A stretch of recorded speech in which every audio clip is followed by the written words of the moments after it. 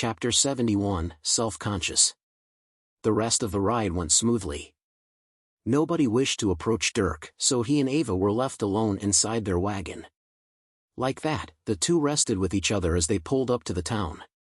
Upon arrival, Dirk and Ava jumped out of the wagon. The sun was already setting and night would be coming soon, so the air was taking on a comfortable chill. Right after they stretched their stiff limbs, they saw the merchant hobble over to them. "Sir Dirk, I just want to thank you. I don't think anybody could have guessed that we would be attacked twice on this trip. Still, you saved the lives of me and my people. Take this." Saying that, the merchant dropped a sack into Dirk's hands. It was filled with coins. "That holds the money you paid for this trip along with a gift from me, as thanks for everything you've done. Without you, I fear that possibly everyone might have lost their lives or have been taken hostage. Then I would really be ruined. So once again, thank you." With that, the merchant bid goodbye.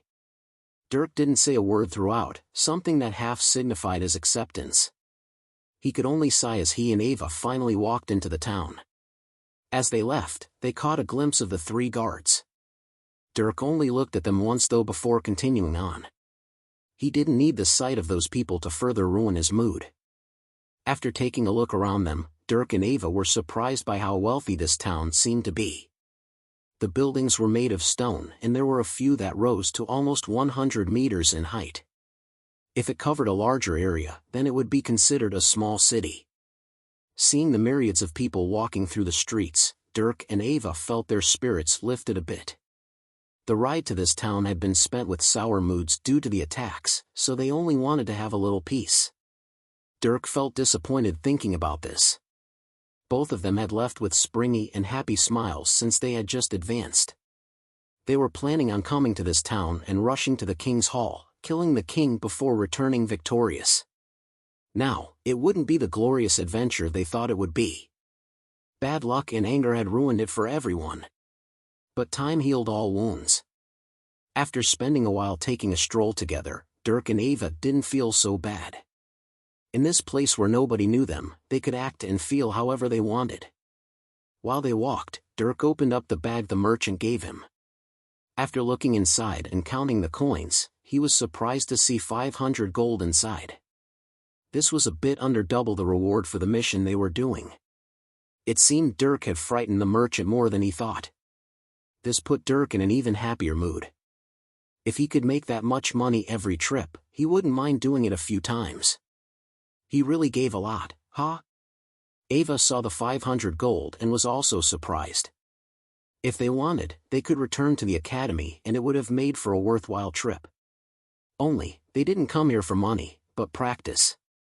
They had no intention of returning. Dirk closed the bag and put it into his pocket ring. "I guess the lives of 2 guards are worth 500 gold. You mean the lives of the merchant along with his workers and then guards? Considering that you saved and spared the lives of the entire caravan, 500 isn't actually that much." Thinking this, Ava frowned a little. Dirk had killed around 16 people this trip, a number that would have been 18 should Hannah and Dean have really gotten on his bad side.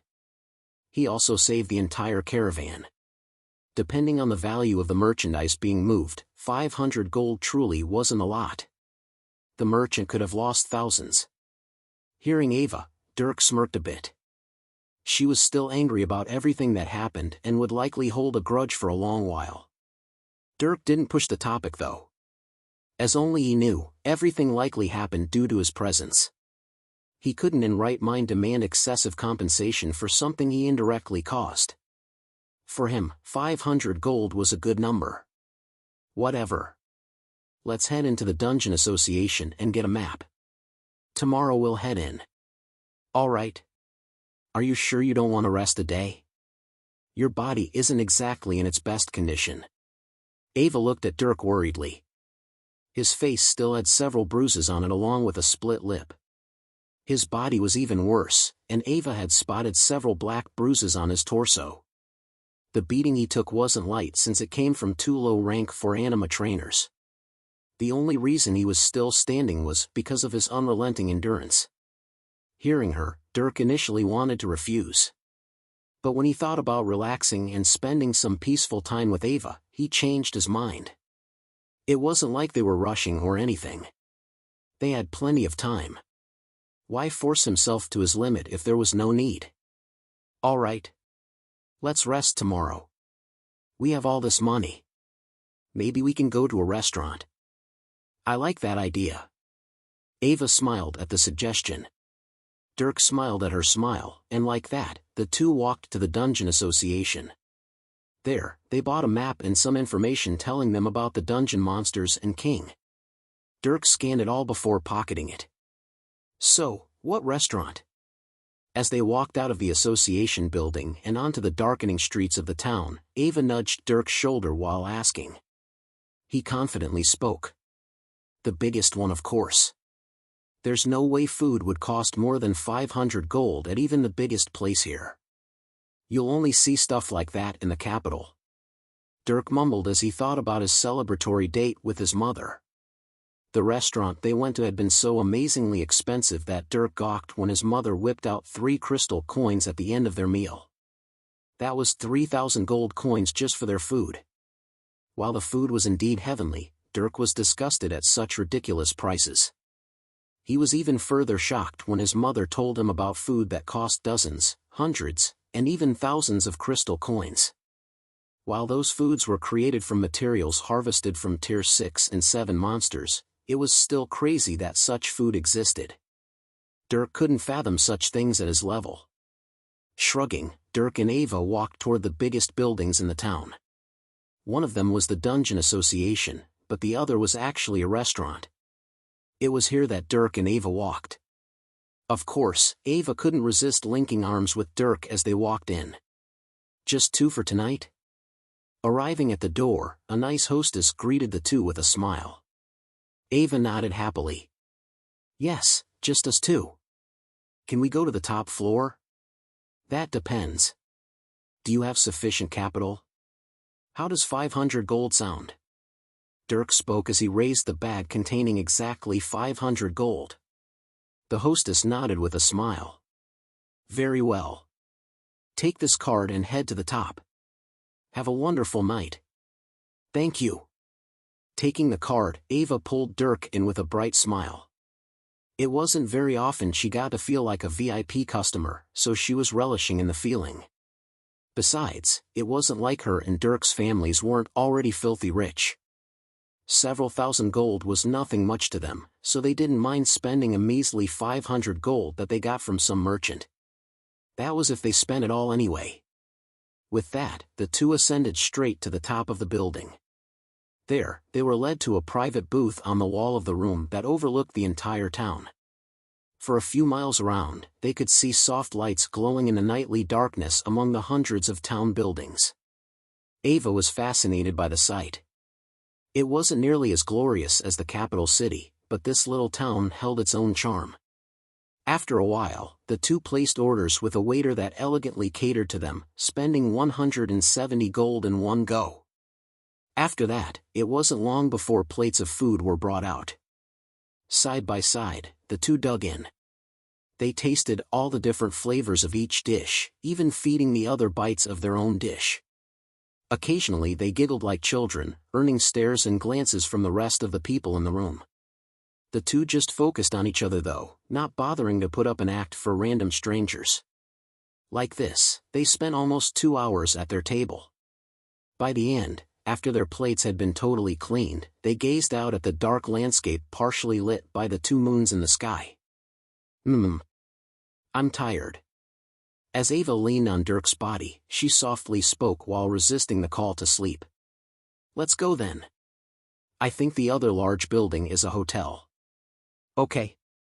The two stood, Dirk partially supporting Ava's drowsy self. They walked out of the restaurant and into another tall stone building with a big sign on it. It was here that Dirk paid 80 gold for a single room on the top floor, earning him a wink from the hotel manager. He rolled his eyes as he basically carried Ava up the many stairs. Upon walking into their room, Ava let herself fall onto the large bed. Ah, this is actually really comfortable. And clean. I would hope so. Dirk spoke as he sat down. The sheets were fresh and mattress thick.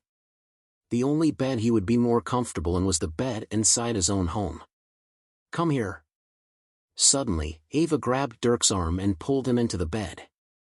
She flicked up the sheets, covering both of them.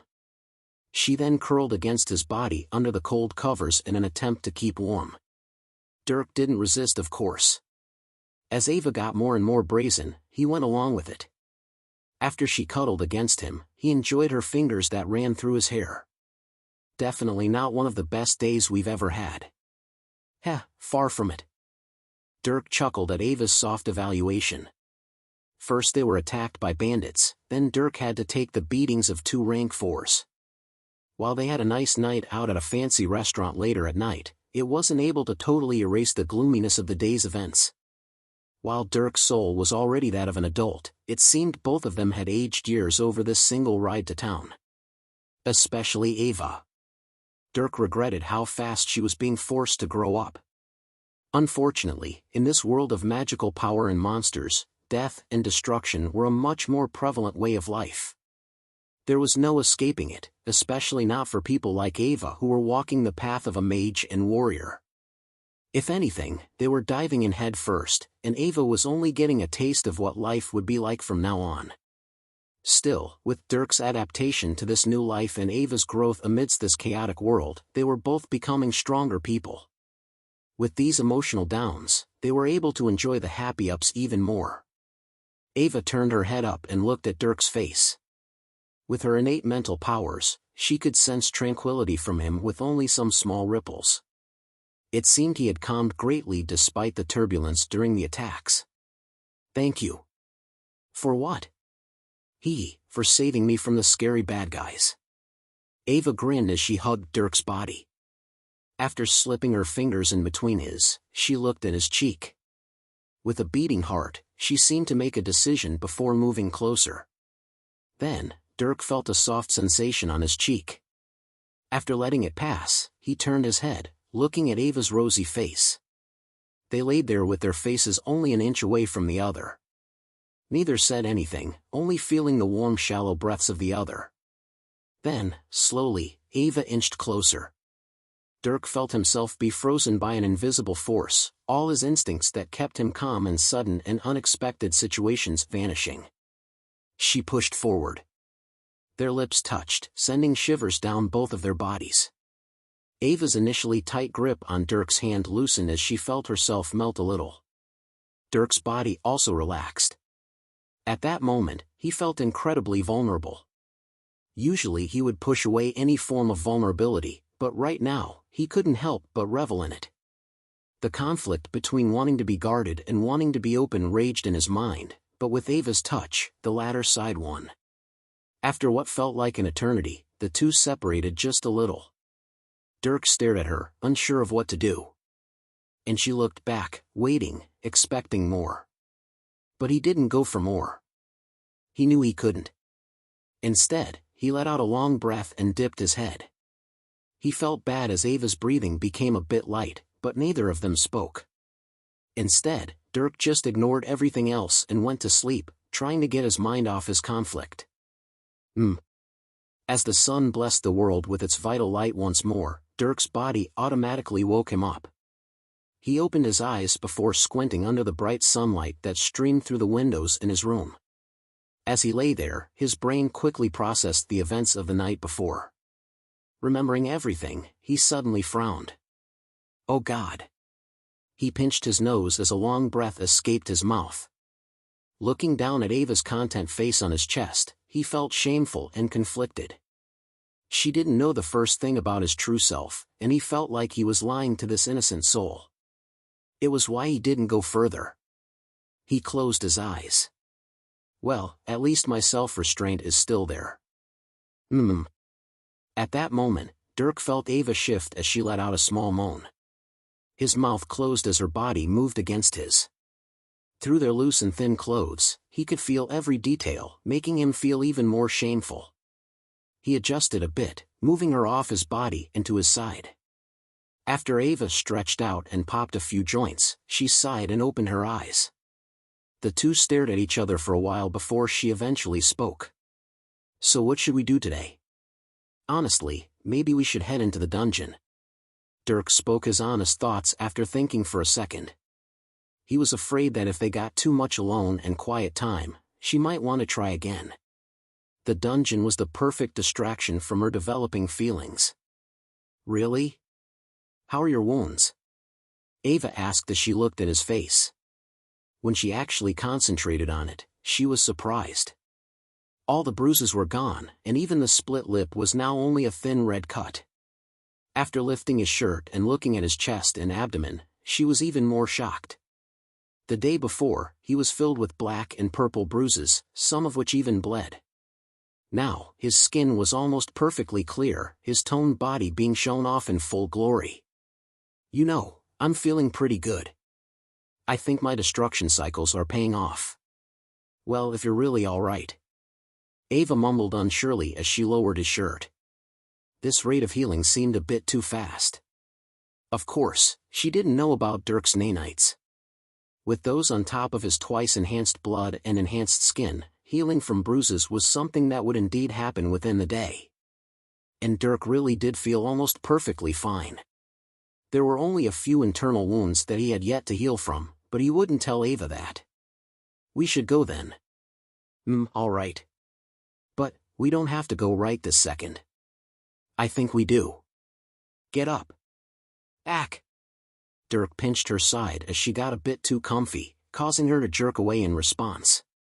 If Dirk had come to know one interesting detail about her, it was that she absolutely hated being tickled. So after being sobered, both of them prepared to leave. Dirk could have swore that she sighed in disappointment, but he could only ignore it. I hate myself and everyone in this town. An hour later, Dirk cursed himself as he and Ava walked down a town street. Both of them were geared up for the dungeon, and their faces were in stark contrast to the other. As they walked, Ava stuck to Dirk like glue, smiling radiantly as who knew what thoughts fluttered through her pink mind. It didn't seem like his subtle rejection had even happened. On the contrary, Dirk's expression was apathetic, almost cold. Combined with his black armor, he gave off a dark and menacing aura. Though, this seemed to go totally unnoticed by the girl who stuck to him. The two couldn't look more opposite, one cheery and buttery, the other ruthless and frigid. The people who walked by this duo glanced at them strangely. I'm in a good mood. Are you in a good mood? Suddenly, Ava skipped around and bumped Dirk with her shoulder. He looked at her before looking around. I've been better. Huh? What's wrong? People look at us. Dirk spoke as his eyes flitted toward the various passerby. Ava tilted her head. So? I don't like being looked at. Since when?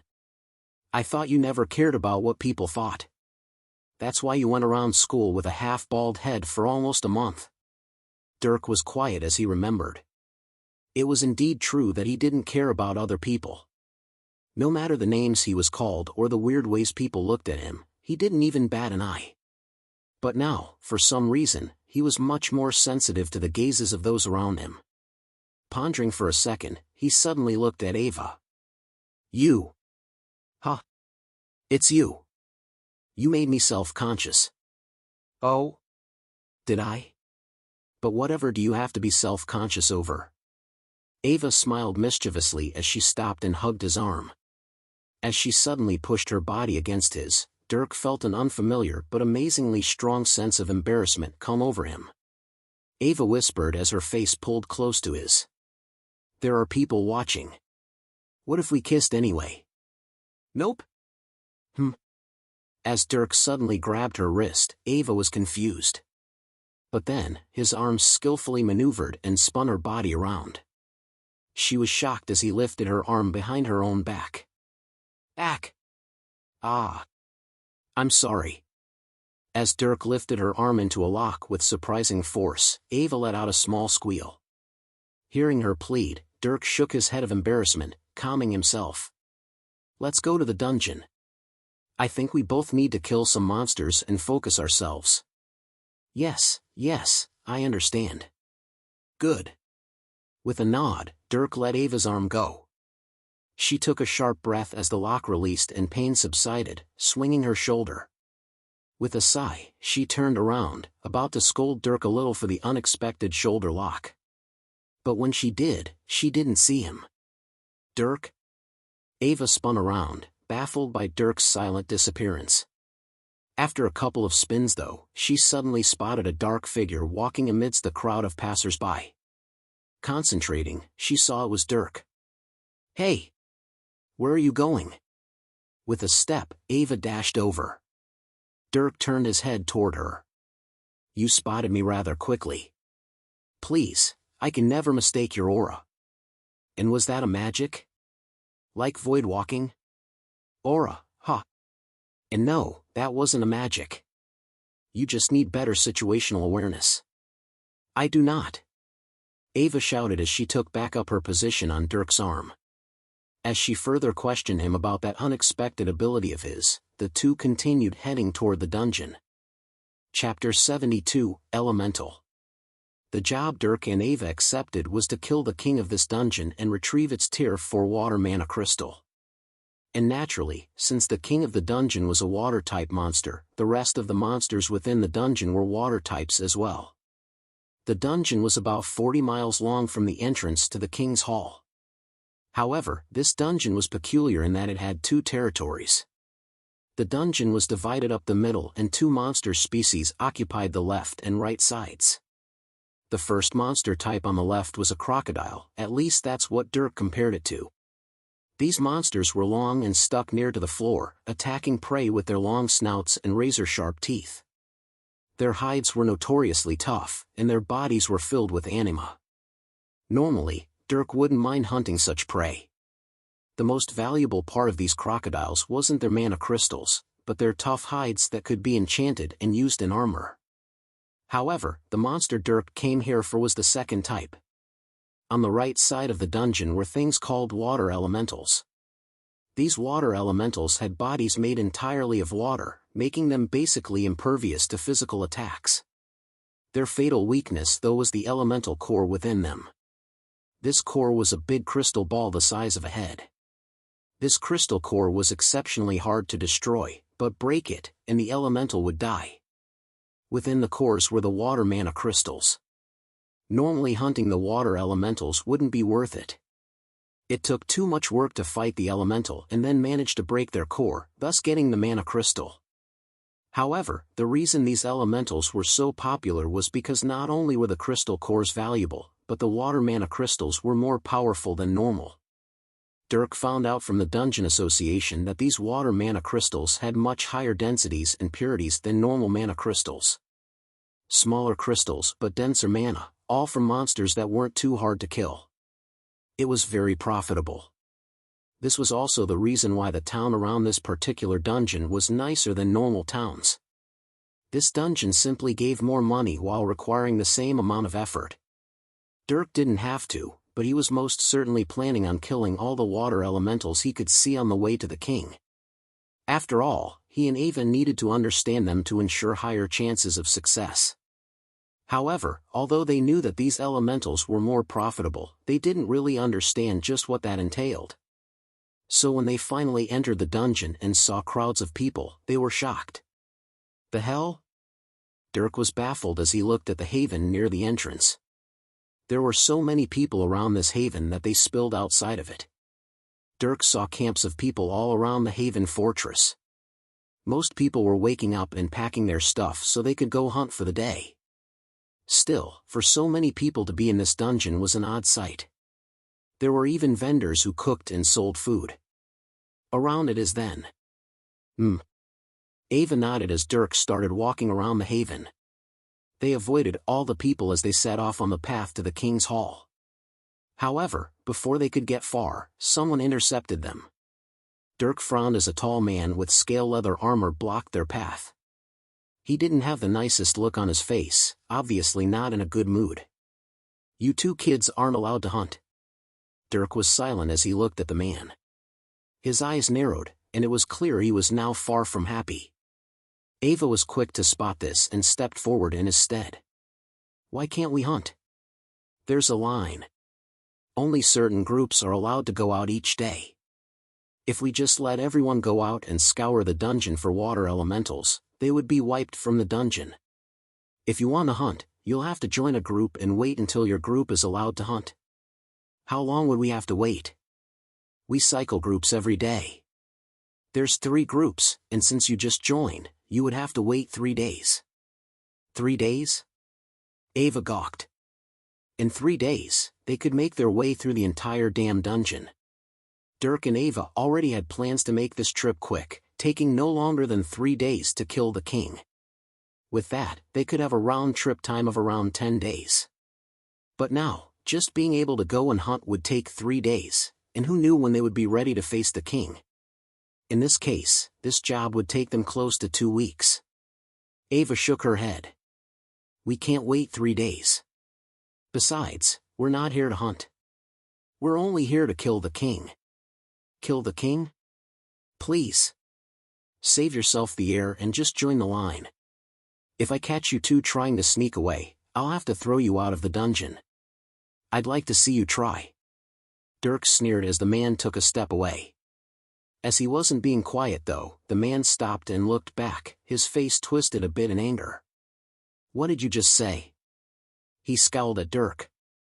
Before things could get worse though, Ava stepped forward again. Nothing. Look, we have a job to kill the king. If we can just dash. I don't care. Wait in line, or I'll kick your tiny asses out of this place myself.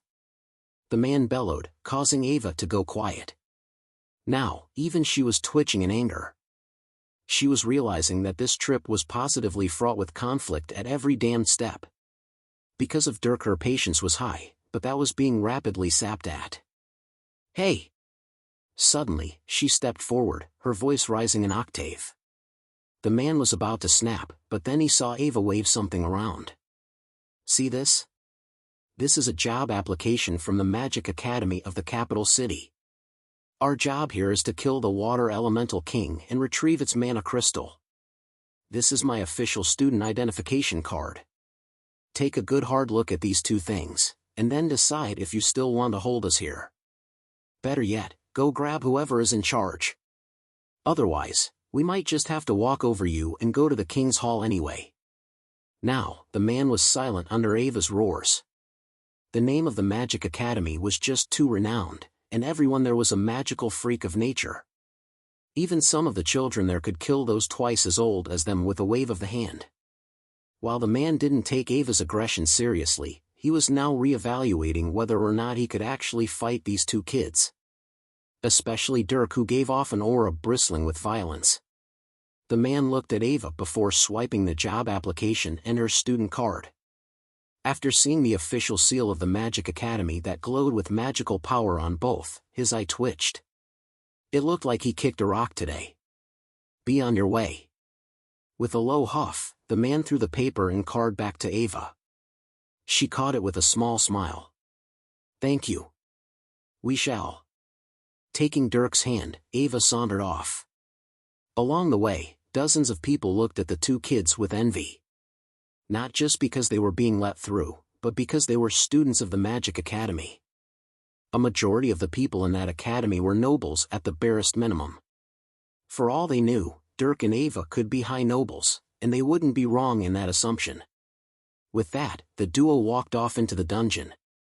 While Dirk's mood was still a bit sour, he was much happier. See? Not everything needs violence to solve. Unlike most, we have status. In times like these, it's better to just wave it around. After separating from the crowds, Ava spoke with a bit of arrogance. While she wasn't the child of a marquis like Dirk, she was only a level lower. With her near-perfect water affinity at 97%, she was easily let into the Magic Academy, one of the largest and most renowned institutions in the entire world. She was absolutely right in that both of them enjoyed a status at the highest echelons of the empire. A man like the one she just dealt with was lesser in status than the maids and butlers in her house. Only, when she was constantly surrounded by others with similar or higher classes like her, she forgot about this fact sometimes. Now, she wielded this power to solve a problem. It made her seem like a spoiled princess, but she preferred that over the alternative. She just didn't want Dirk to have to fight anyone. This was for his sake as well as the health of those unlucky people who got on his bad side. Status shouldn't matter. While Dirk agreed with Ava, he still spoke this point. That man had no common decency, and if he did, then things wouldn't have gotten hostile. It could have been solved nicely and Dirk would still be in a good mood.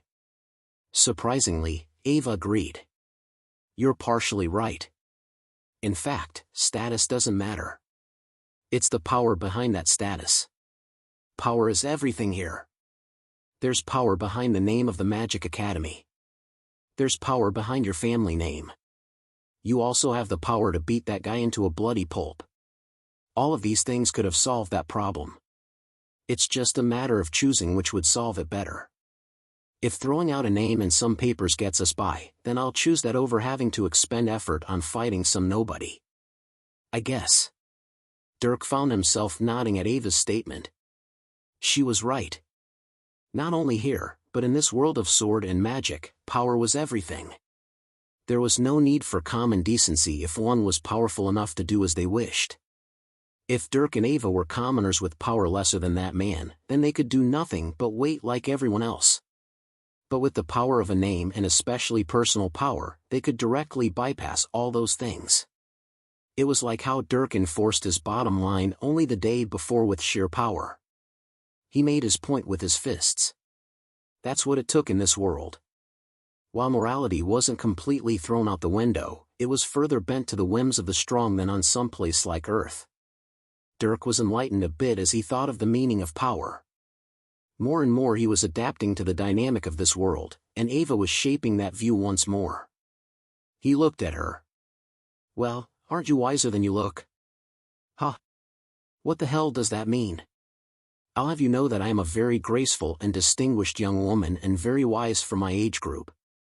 You just don't see it since I'm your only friend in the entire academy. Ava flickered her hair as she spoke with the demeanor of a queen. Dirk just snickered. Plus, I have friends. No, you have a friend. Alec is the only one you've ever talked to. Well, you plus Alec makes two. That's more than one, so I have friends. Haha. Sure. Ava couldn't help but laugh as Dirk made his defense. He also smiled and chuckled, his good mood returning to him. Like that, the two walked deep into the dungeon.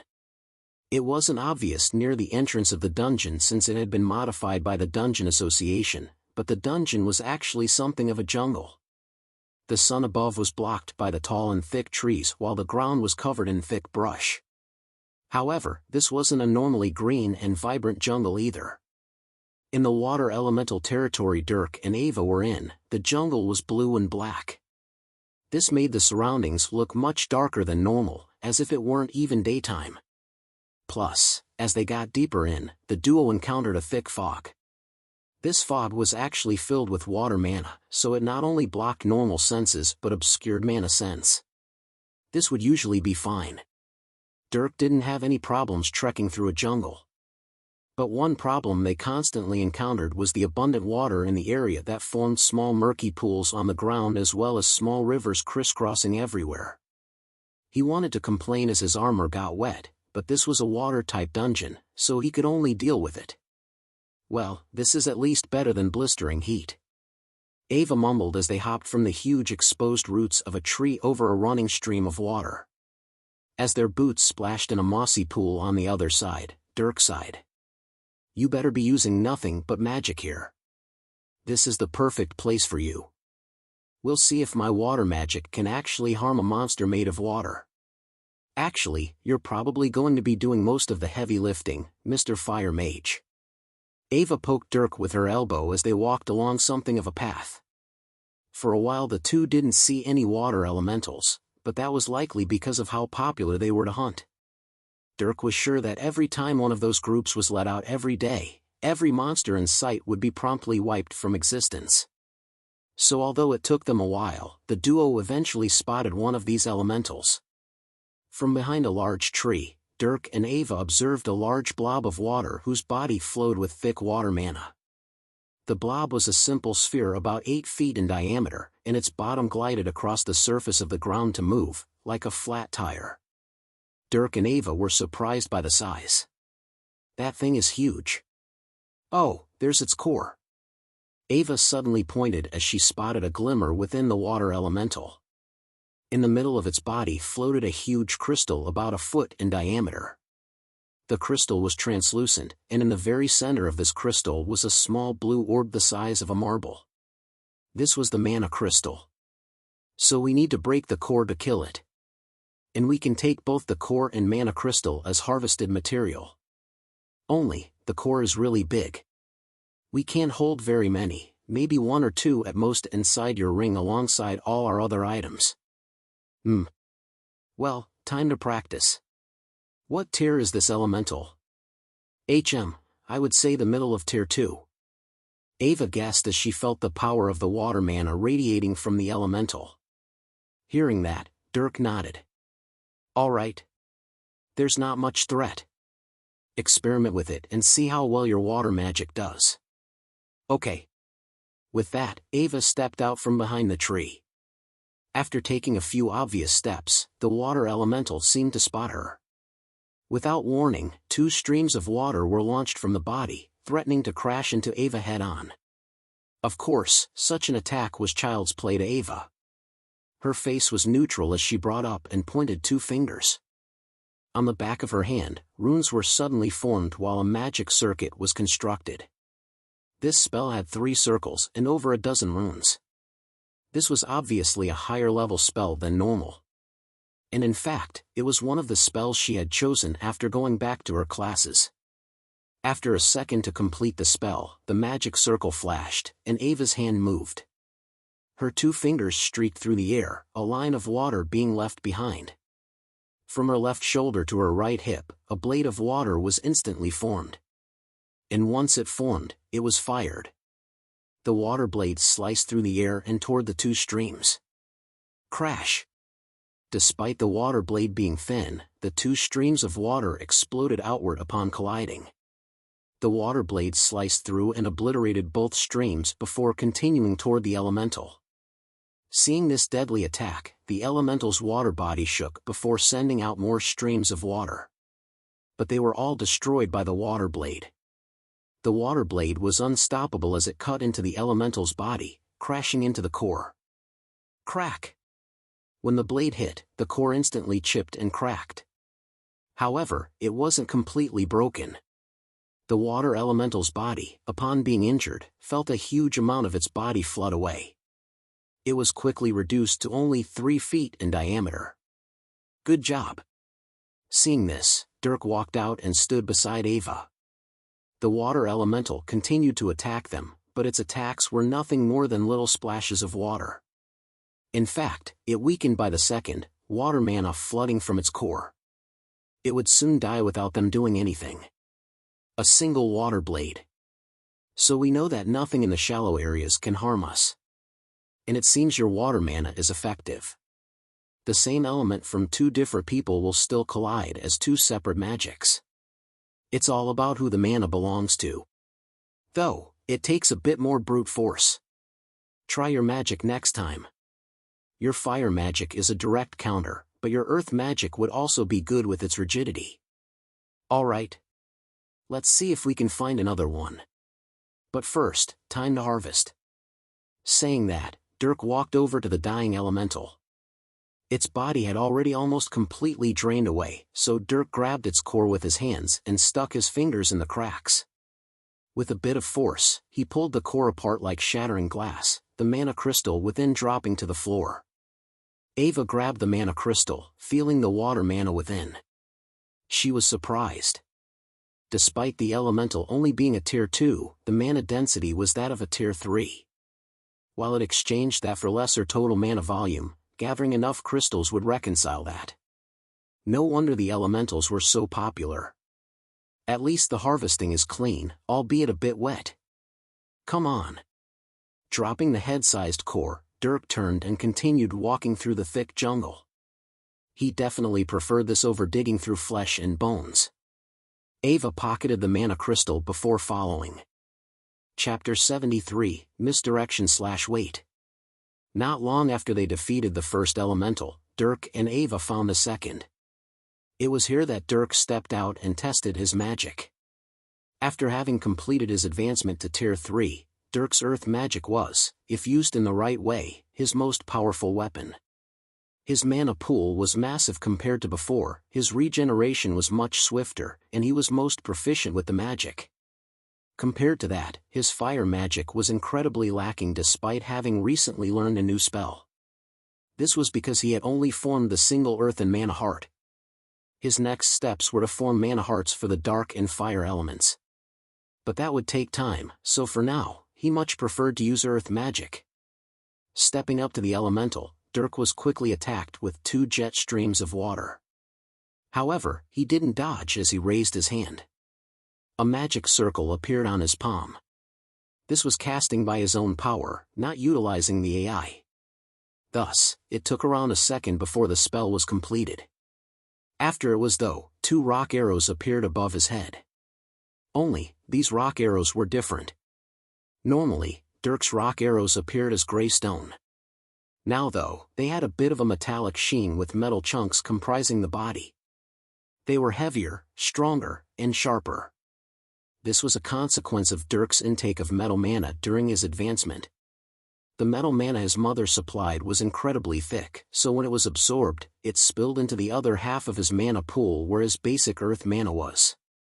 Thus, all of his magic that used the earth mana from his mana pool automatically took on metallic attributes. Only, Dirk had yet to actually test the effects. Bringing his hand down, the 2 rock arrows above his head went flying. The 2 streams of water also crashed into him, but Dirk's body was able to resist the impact. It only served to get him wet. The 2 metallic arrows flew faster than ever before, silently slicing through the air as they targeted the elemental's core. The elemental wasn't able to react before the 2 arrows pierced into its water body and punched through without resistance.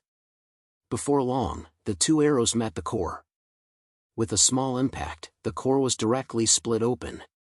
Both arrows passed straight through it, and the elemental's water body immediately lost its form, spilling across the floor. Ava was surprised as the arrows planted themselves in the ground behind the now-dead elemental. Dirk was also surprised.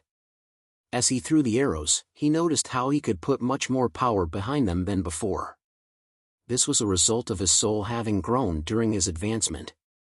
This combined with his metallic mana made for an especially sharp and deadly strike, one that could take out the elemental in one hit. Oh yeah, you're definitely going to be the most effective one in this dungeon. Ava snickered as she looked at Dirk. While she could fight the elementals with her stronger power, she was forced to be very direct and brutish about it since the enemies were composed of water. But with Dirk's rigid and piercing earth magic, he could easily get through their attacks and defenses just like he demonstrated. It took much less effort than on her part. Hearing her though, Dirk only smirked. What, you think you're going to get out of fighting? You take the next one. We'll switch off after every enemy. Huh. That's so not fair. I don't care. This is a water dungeon, and you're a water mage. Besides, I can't keep getting wet like this. Ah, scared of a little water? Take this. Suddenly raising her hand, Ava conjured a ball of water and launched it at Dirk. To this attack, he quickly dodged, but when the ball hit the ground, it exploded, showering him with more water. He frowned as his armor dripped, the leather sopping wet. Ha ha. See? It's not that. Wait, what are you doing? Come on, give me a hug. Wait, no. Ah. Ava screamed as Dirk suddenly ran over to her. She tried to escape, but he quickly grabbed her arm, pulling her into his cold and wet embrace. No. You're cold. See? It's not that bad. Just a little water. I'm sure that as a water mage, this doesn't bother you at all. Hey, I'm sorry. I'll dry you off. As Dirk hugged her tighter, Ava apologized through the smothering and activated her mana. The mana washed over Dirk, seeping into his clothes and bringing the water out with it.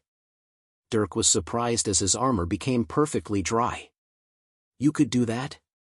It works just like how you can take control of dirt or whatever. Now stop squeezing. Okay. Dirk chuckled as he released Ava. She backed away, straightening her armor and removing any water from her own body. Dirk glanced at her before looking around. Alright, now you get to fight the next two elementals. Huh? No. We already agreed on switching off. That was before you splashed me. Ah. I'm sorry, okay? You want a kiss to make you feel better? Taking a step, Ava moved her body close to Dirk's with a small smile, brushing up against him. Seeing her going for the kill, Dirk's eyes widened before he skillfully stepped out of the way. Nope, that's alright. Hey! Come on, gimme a kiss. Come catch me then. As Ava suddenly dove toward him, Dirk smirked before shifting his stance. He sidestepped her before leaping behind a tree, taking a step out of view. When Ava turned around to chase him, she found that he was mysteriously gone. She spun around, carefully looking through the trees around her. Then, she found his figure, looking at her with a small smile. Hey! How do you do that? Misdirection. Let's see how well you can follow me. Challenge accepted. My senses are fantastic even among my race. I can easily sense your aura. As Ava spoke, her eyes followed Dirk's figure. However, when he walked behind another tree, he disappeared again. She went quiet for a second before dashing over. Looking around where he used to be at, she found no hint that he was there. She spun around, a more serious light in her eyes. You can hide your body, but not your mind. She mumbled. As she had inherited from her father, Ava had the mystical ability to sense the state of minds, and by extension, minds themselves. This was why she could pick Dirk out in a crowd. She could sense his unique mind and aura. This was also why she was confident being able to follow him. But now, she found no hint of him. Not even looking at the foliage revealed any sort of trail. He had vanished into thin air. Of course, Ava knew that he hadn't actually vanished.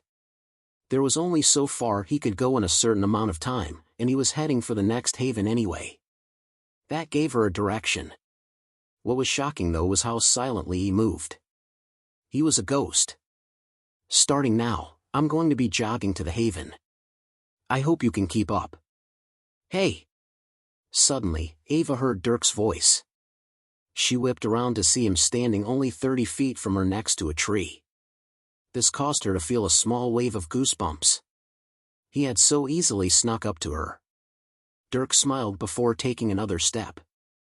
Seeing him about to vanish again, Ava broke out into a sprint, running right toward him. Before she could get to him though, he walked behind a tree. Only a second later, Ava ran around that same tree, but he was gone. She looked all around, her ears picking up on any sound they possibly could and eyes keeping out for any hint of aura. Luckily, a second wasn't enough to go far. After looking all around, she barely caught a glimpse of something moving behind a tall bush. Ava ran over, crashing straight through the bush and spinning her head around. Ava's eyes glanced at every tree and plant. She even looked up in the trees, making sure he wasn't climbing around like a monkey. But like last time, she couldn't even find a trace of his movement. But she did see something else. Perhaps it was because she became more focused, but Ava could see a remnant wisp in the man around a particular tree. Seeing this odd disturbance, she immediately ran over.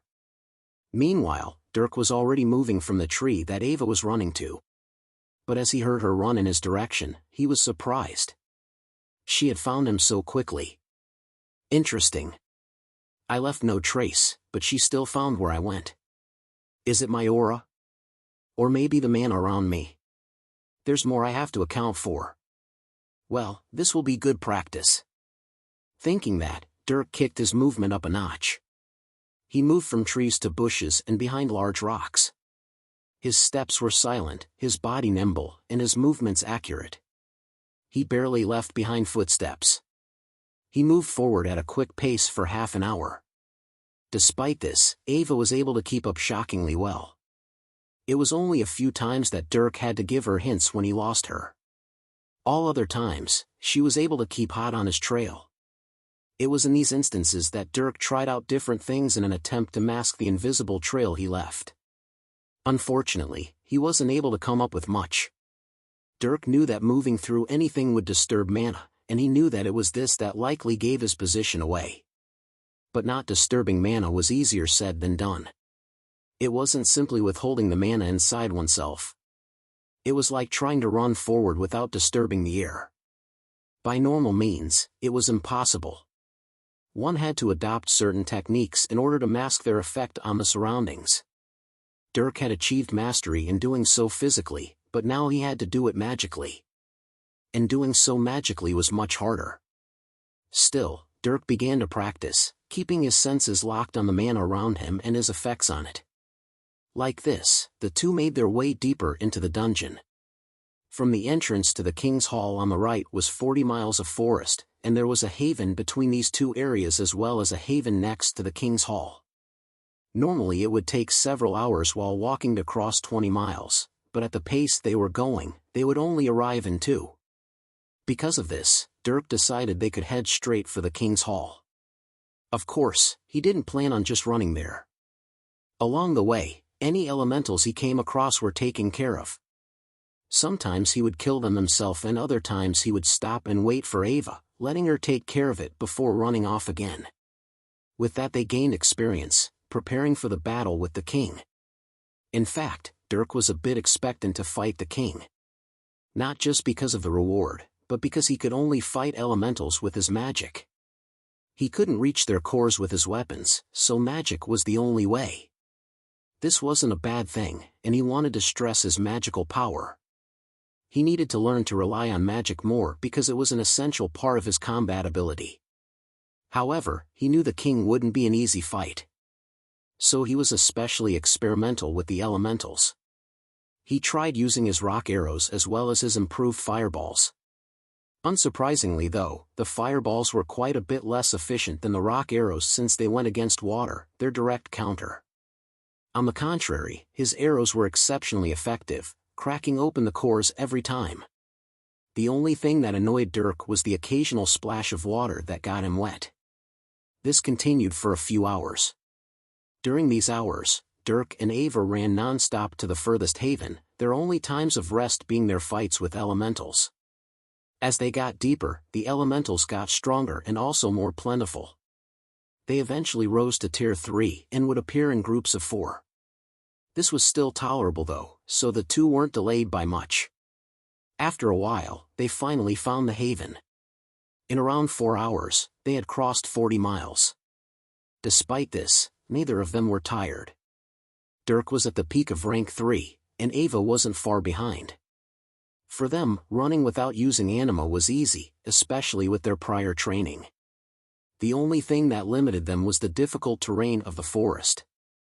In fact, because this terrain was unfamiliar for Ava, she had tripped a great many times. While she was able to catch herself most of the time, she had also eaten dirt several other times. Not long after Dirk found the haven, he spotted Ava walk out of the forest behind him. Seeing her, he couldn't help but chuckle a bit. Her armor and hair had mud in them, and she couldn't clean herself since she had to keep up with Dirk. She didn't look that happy. "Hey! Clean me." "Clean you?" "Yeah, with your magic. Get this dirt out of my hair. Unless you want to help me in the bath." "And no, that's all right." With a small stutter, Dirk readily agreed and walked over, using his magic to get the dirt out of Ava's hair and off her armor.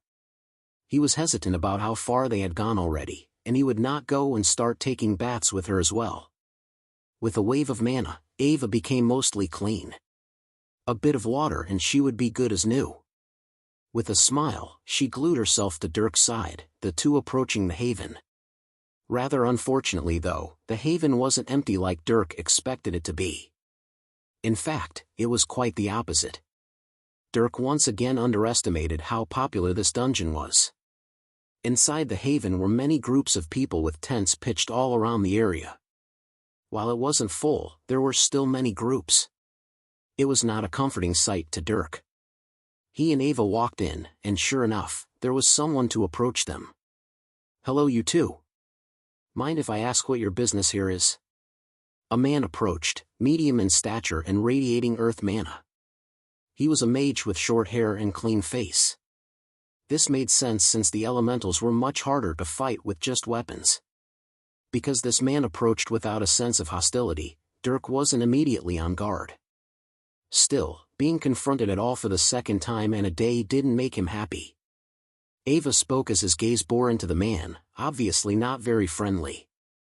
"We're here to fight the king. This is our mission from the Magic Academy." "So you both are Academy students, huh? All right. Normally I'd be happy to just let you go and fight, but we've got a few groups who also want to fight the king. Unfortunately, I'm going to have to ask you to wait behind the others." "How long is the wait?" Ava asked hesitantly. She and Dirk had made great time getting here. In a usual situation, they would wait until tomorrow, fight the king, and then be out of the dungeon by the end of the day. They could be on a wagon going home by the third day, making for a total trip time of around a week. This was an exceptional completion time. But now it turned out they would have to wait, and they wouldn't likely be able to get around this like they did the man who didn't want to let them by at the entrance. The mage rubbed his chin. Upon a successful kill, the king takes a day to respawn. The group for today fought not long ago, and there were 2 other groups behind them. If today is day 1, then you two will be able to fight on day 4, so 2 days after today. Ava was quiet hearing this. This would extend their stay by a few more days. She really didn't want to wait, but she also didn't want to be unreasonable and force her way in. This was a reasonable predicament that they couldn't get around. Dirk also didn't say anything. His thoughts were the same as Ava's. After thinking for a second, he could only resign himself. He spoke. "Fine. We'll wait. Thank you. Go ahead and set up camp. There is food to buy if you need it. And in the meantime, feel free to go out and hunt. Unlike the shallow areas of the dungeon that are cleared out day by day, there are plentiful and stronger elementals out here, meaning more money to be made. Can't let your time go to waste, right?" With those words, the mage walked off. Ava and Dirk were silent for a bit. "Well, at least he's nice. Let's go find camp." Dirk nodded at Ava's assessment before entering the haven. They could see several groups comprised of at least 3 people each, and each group was clustered together with obvious space separating them. Finding an open spot in the midst of these groups, Dirk and Ava pitched their single tent. They earned plenty of stares since it was just them, but they paid it no heed. With that, the 2 decided to rest for the day. After removing their armor, the 2 climbed into the tent. It was here that they did a bit of mana cultivation. As Dirk was now a tier 3 mage, his next step was to create a mana heart for his other 2 attributes, fire and dark. Since he had been distracted ever since his advancement, he hadn't started forming either of these hearts. Now, he had some free time, so he figured he could begin the process. And with his previous experience and greater strength, Dirk knew he could form these hearts much faster. After taking a look at his technique, he found that the book wanted him to form 1 heart at a time. By doing this, he would go through the same process as when he advanced for each attribute, forming a proper mana pool for each one. In the end, he would have a mana pool for each element, effectively multiplying his total mana storage. It would also increase his strength since the soul would become stronger to accommodate the extra mana pools. However, according to the book, forming the rest of his mana pools would only bring him to the middle of tier 3. After this came a strengthening process that would raise him to tier 4. Until then, Dirk needed to first concentrate on his next heart. Thinking for a bit, Dirk decided that he would form his fire heart first. While he only knew the improved fireball spell, it was better than his dark magic where he knew nothing. He hadn't even started practicing things like void walking or curse of darkness. Plus, fire magic was extremely destructive. This would complement his earth magic that was more defensive. With that decision made, Dirk began practicing. However, it was also here that he turned his attention to one of his other specialties. Chapter 74, Elemental King. Like Dirk's Earth attribute, Dirk's Fire attribute had a specialization. It was lightning, and just like when he was forming his Earth mana heart, Dirk needed to condense the Fire mana heart with equal amounts of fire and lightning. So he attempted to bring in both lightning mana and fire mana. However, perhaps because this was a water-type dungeon, Dirk found that these two elements weren't so prevalent around him. It took a while to condense enough to even begin practicing, and with only a thin amount of mana, the results wouldn't be great. Because of this, he stopped after a couple of hours with a sigh. It didn't seem like he would be able to cultivate at all, and he didn't have any mana crystals to supplement with either. Thankfully, magic wasn't all he had to practice. Thinking, Dirk started to draw runes in the air, practicing his enchanting. He didn't need much mana to engage in elemental comprehension, so for a while, runic symbols flashed within the tent. Not only that, but because Dirk had a large earth mana pool, he could practice his earth guard magic, conjuring plates of rock around his body. Like with his rock arrows, all the pieces of earth armor took on metallic properties. Getting to this point, Dirk thought a bit and tried injecting some metal mana into his earth spells. When this happened, his formations became stronger and heavier. However, when he injected enough, the spell started to fall apart. Metal mana was still different than earth mana, so it operated by different rules. Dirk couldn't use the same spell with earth mana. But he could try tampering with it. Engaging his AI, he went on to try and form his own runes, bridging the gap between earth and metal in order to utilize metal in his spells. Surprisingly, Dirk was able to garner small success. Going little by little, he learned how to subtly change the runes in his spell responsible for moving mana and adapt them to metal. With that, the spell became a bit more complex, but he was able to increase the metal content in his formations. This pleased him greatly. With metal, his spells would jump greatly in lethality and defense. Only, the success took him until the end of the night, and his energy had been sapped at. When Ava called it a night, he also decided to go to sleep. Like that, the two fell asleep under a single blanket, Ava getting more and more comfortable with using Dirk's body as a pillow. Over the next 2 days, Dirk and Ava didn't spend all their time idling about and practicing. After sleeping in every morning, they would get up and go out to hunt. While hunting, they got progressively more proficient at fighting the elementals. Taking turns, they would fight against groups of high-tier 3 elementals by themselves. This posed its own challenges to both of them, but it was the best way to get ready for the battle with the king. Of the two, Dirk had the easiest time. His metallic arrows were the perfect counter to these elementals. Their spread and liquid attacks couldn't concentrate enough to totally repel his arrows, especially with his greater magical strength behind them. Like that, he was able to break apart every core he came across.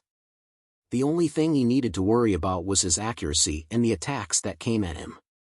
Thankfully, Dirk also learned how to use Earth Guard as defense, providing another layer of security on top of his armor. This could resist water blades and explosive balls of water that the elementals launched at him. And unlike Dirk, Ava had a harder time. As she said, fighting the elementals was a battle of brute force. She had to punch through water with her own concentrated attacks of water. Each lone battle would take quite a while. However, her gains from these battles weren't just in the form of combat experience. Ava had an almost perfect affinity with the water element, only a bit lesser than Rita, who had a perfect affinity with the dark element.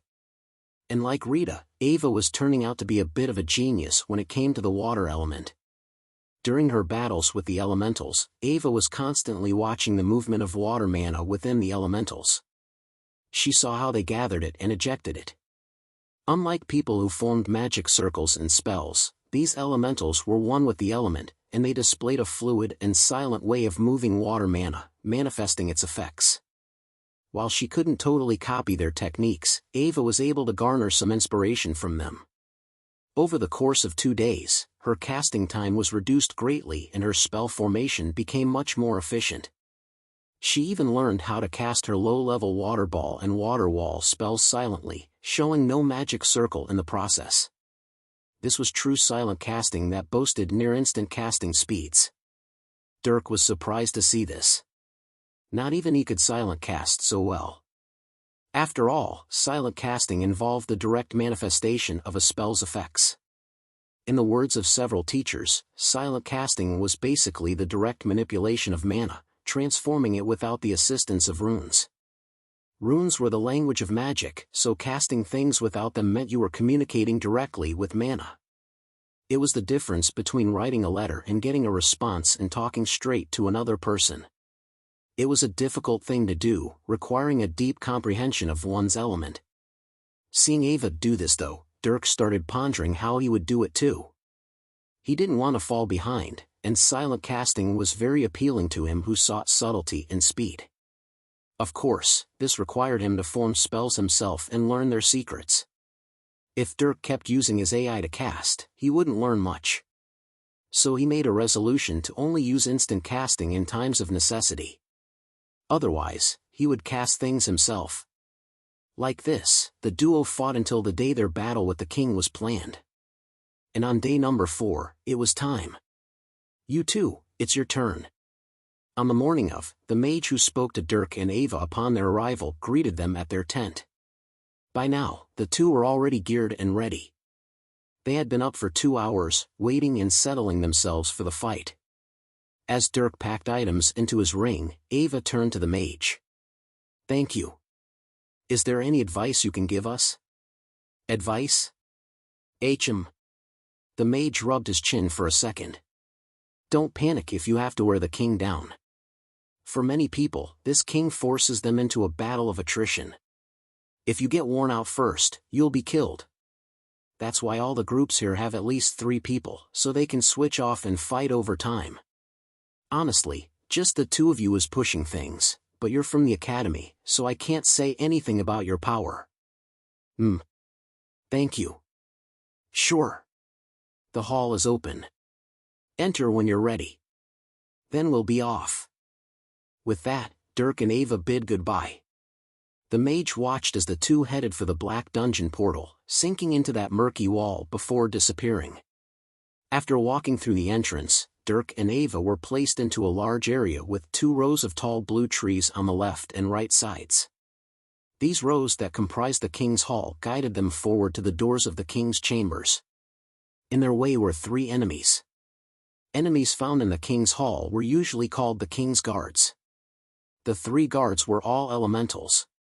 In the shallow areas of the dungeon, Dirk and Ava saw Tier 2 elementals that had bodies about 8 feet in diameter.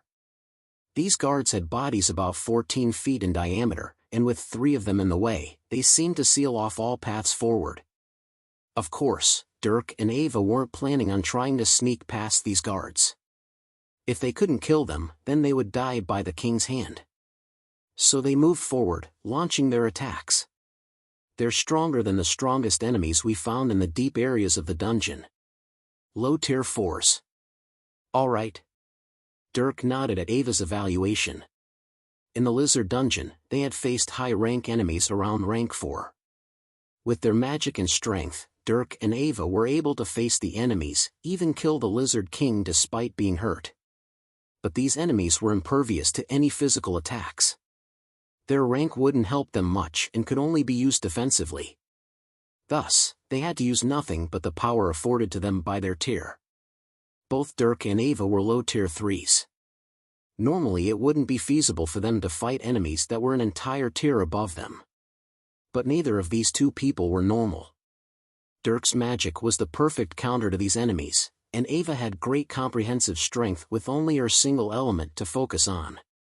They could fight monsters above their tier. The duo let out their attacks. Dirk raised his hand, and after 2 seconds, 3 gray arrows appeared above his head. These were the metallic arrows he had been working on. Ava also brought up her 2 fingers, tracing them across her body. With that, a blade of water was created, and she attacked one of the 3 elementals. Their attacks flew. Dirk threw 1 arrow with the power of his mental energy, the arrow flying at breakneck speeds. The target elemental reacted by shooting balls of water out that exploded on the arrow. This caused the arrow to diverge, still hitting its large body but clearly missing its core. Seeing this, Dirk moved again before launching out his other 2 arrows. These 2 moved even faster, and while one was barely diverted, the other kept true, heading straight for the elemental's core. Ting! An acute sound rang out as the tip of the arrow poked the core. This caused cracks to appear on the surface of the core, but it wasn't lethally wounded. Some of the elemental's body flooded away, shrinking down as mana escaped the core. Dirk jumped on this chance, conjuring 3 more arrows and launching them all toward the wounded elemental. But at that time, the elemental that wasn't being handled by Ava launched an attack, 2 blades of water flying at Dirk. Normally this would be an attack to dodge, but Dirk didn't want to let up. Suddenly, he waved his arm, and a wall of metallic rock shot out of the ground. Dirk dodged one blade while the other crashed into the wall that Dirk retreated behind. Bang! The blade crashed into the wall, gouging out a huge chunk of it and almost slicing it in half. Dirk was surprised at the force before running out and continuing his attack. Right after stepping away from the wall, Dirk threw 3 arrows out. The injured elemental released its own defensive attacks, and the second elemental launched even more attacks at Dirk, but the arrows were already gone. With an expected outcome, Dirk watched as 2 of his 3 arrows crashed into the core, shattering it directly. With that, one elemental was dead. Dirk dodged one of the oncoming attacks from the second elemental before tanking another with a conjured plate of armor, his Earth Guard spell showing its defensive prowess. After that, he focused on the second enemy. At the same time, Ava continued to battle her enemy. Blades of water were constantly created, slicing into the elemental's body and cutting it open. Only, the body was tough and would simply seal itself back up, not letting Ava reach its core. Seeing this, she changed tactics. Both of her hands were raised. Above one, 3 small balls of water appeared. Above the other, 2 blades were created. She launched these attacks as fast as she could, staggering them. In front, a ball of water was intercepted by the elemental's defensive attack. The 2 took each other out. Then, one of the other balls of water behind that took the brunt of yet another defensive attack just outside of the elemental's body. However, then came a blade, and it sliced right into the body of water. A large gouge was created in the elemental's body by the blade. Following it, the last ball of water came in and exploded within that gouge, opening it up even further until the core was exposed. Then, the final blade came down, crashing into the core. The core cracked almost in half, the full brunt of the blade bearing down on it. The elemental's body instantly shrunk by a large margin, and its mana leaked out uncontrollably. Taking this chance, Ava pressed another attack with 2 more water blades. The 2 blades cut through any weak attacks the elemental threw out and chopped into its body, cutting down the core. Ava smiled, feeling a bit tired. That chain of attacks had taken a lot of concentration, brute-forcing her way to the core of the elemental. It was this reason why she found fighting them difficult. Turning, Ava went and joined Dirk in finishing the last one. After opening a path for him with her blades, Dirk's arrow sunk straight into the elemental, piercing its core. While the core wasn't split in half, it was still irreversibly damaged with an arrow through it. Thus, the elemental died. Sheesh. That was a bit tougher than I thought. Ava let out a long breath. She could already feel a bit of exhaustion creep in. Dirk nodded as he went over to the cores and pried out the mana crystals. Although he had a much easier time, he still had to expend mental energy forming his new and improved metallic arrows. Just casting the spell took longer since he was now doing things by himself.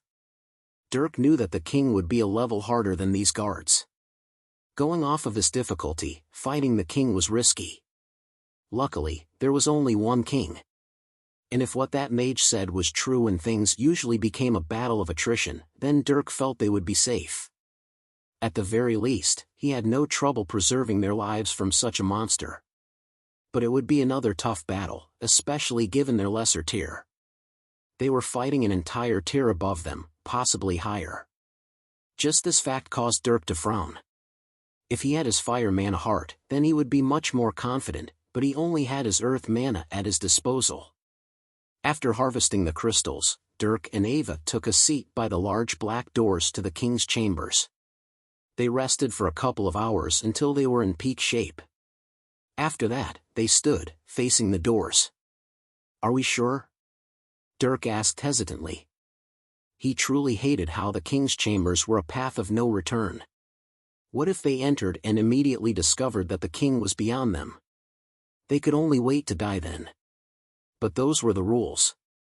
Thankfully the guards at least served as a gauge to the king's power. Ava was silent for a bit, thinking about the potential power of the king. "I think? That's not very reassuring."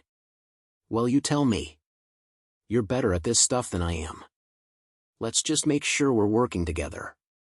Take it slow at first and learn its patterns. At the beginning, we can stick to defense. By any means, do not get injured." "I won't. I'm not gonna hold you back." Ava spoke seriously, looking at Dirk with determined eyes. He had already done a lot for her, and she wasn't about to become baggage. "Then let's go." Full commitment. Taking a shallow breath, Dirk put out his hand. Ava nodded and took it, the two walking to the door. With their free hands, they pushed, entering the king's chambers. "You are entering the king's hall.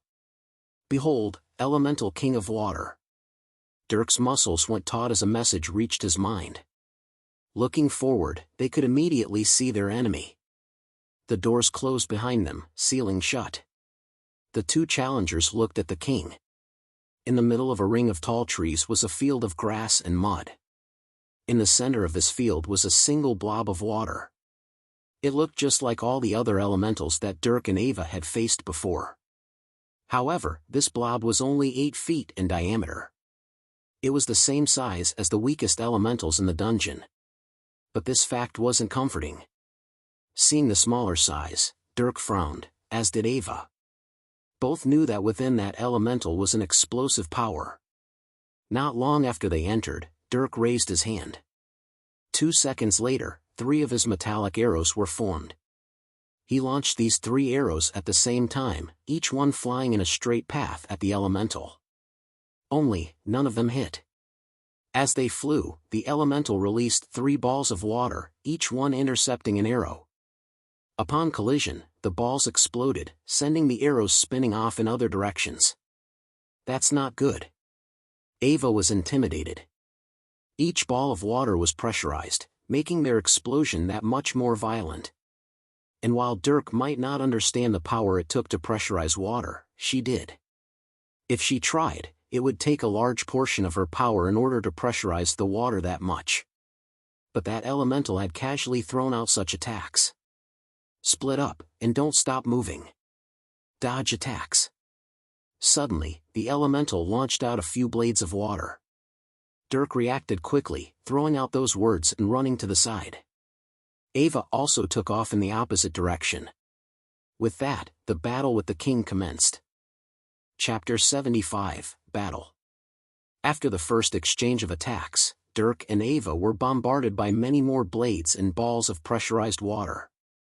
The elemental king bore down on them, not giving them a moment of rest. Neither of them launched any more attacks either. The duo kept moving in their own separate ways, dodging all the attacks they could. Since the elemental had no face and such, it had no problem attacking them even when they were on opposite sides of it. The two gave up on trying to sneak attack it like with the Lizard King. They spent 10 minutes jumping around the elemental.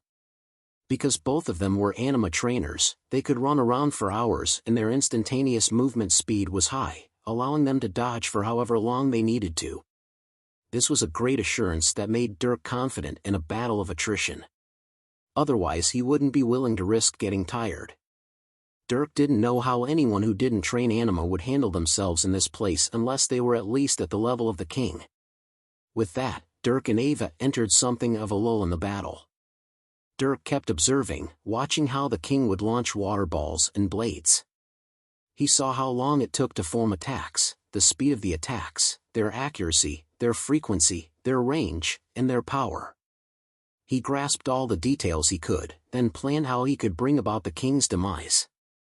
Thinking, Dirk dodged an attack before creating an arrow. When another attack was thrown, Dirk threw his at the same time. In this gap of time, the elemental wasn't able to release another attack. The arrow hit the body of water just as Dirk dodged the blade of water that threatened to take his legs off. Pop! When the arrow hit the elemental, a sharp sound was released. The arrow pierced into the elemental, sinking into its body. However, the next moment a heavy water pressure shot the arrow right back out of its body. A burst of water came out of the hole that Dirk made, spraying water everywhere like a burst pipe. The elemental flooded water for a few seconds before the hole was sealed. Dirk and Ava watched this. When the hole was being sealed, the elemental only threw out one attack. Its focus had been on repairing itself, a process that apparently took energy. This gave both Dirk and Ava ideas. They realized what that mage meant when he mentioned wearing down the king. If they could keep attacking and poking holes, the king would drain energy.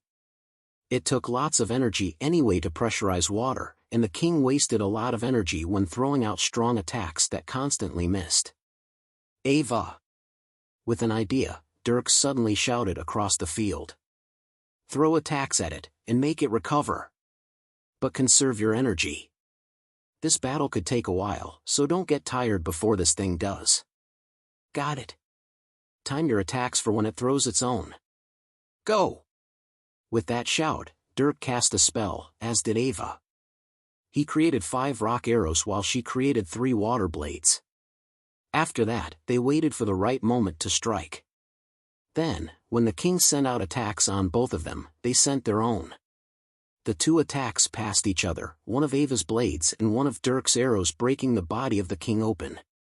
They also dodged the attacks thrown at them. Pop! Another small explosion was heard as 2 holes were opened on the king's body. Water sprayed like a fountain for several seconds this time before closing up, soaking the ground underneath with a pool of water. Seeing that, Dirk threw 2 more of his arrows, while Ava threw her 2 other blades. 4 more attacks came flying, and the king sent out its own to intercept. Only, throwing out more attacks increased the time its body lost water. The holes stayed open at the cost of the attacks being defended against. When Dirk sent his last arrow, another hole was opened. The ground was soaked even further. This only lasted for a few seconds though. The holes quickly sealed themselves, and after, the king released a heavy barrage of attacks. Dirk was surprised as 12 blades of water flew out of the king's body, half toward him and Ava.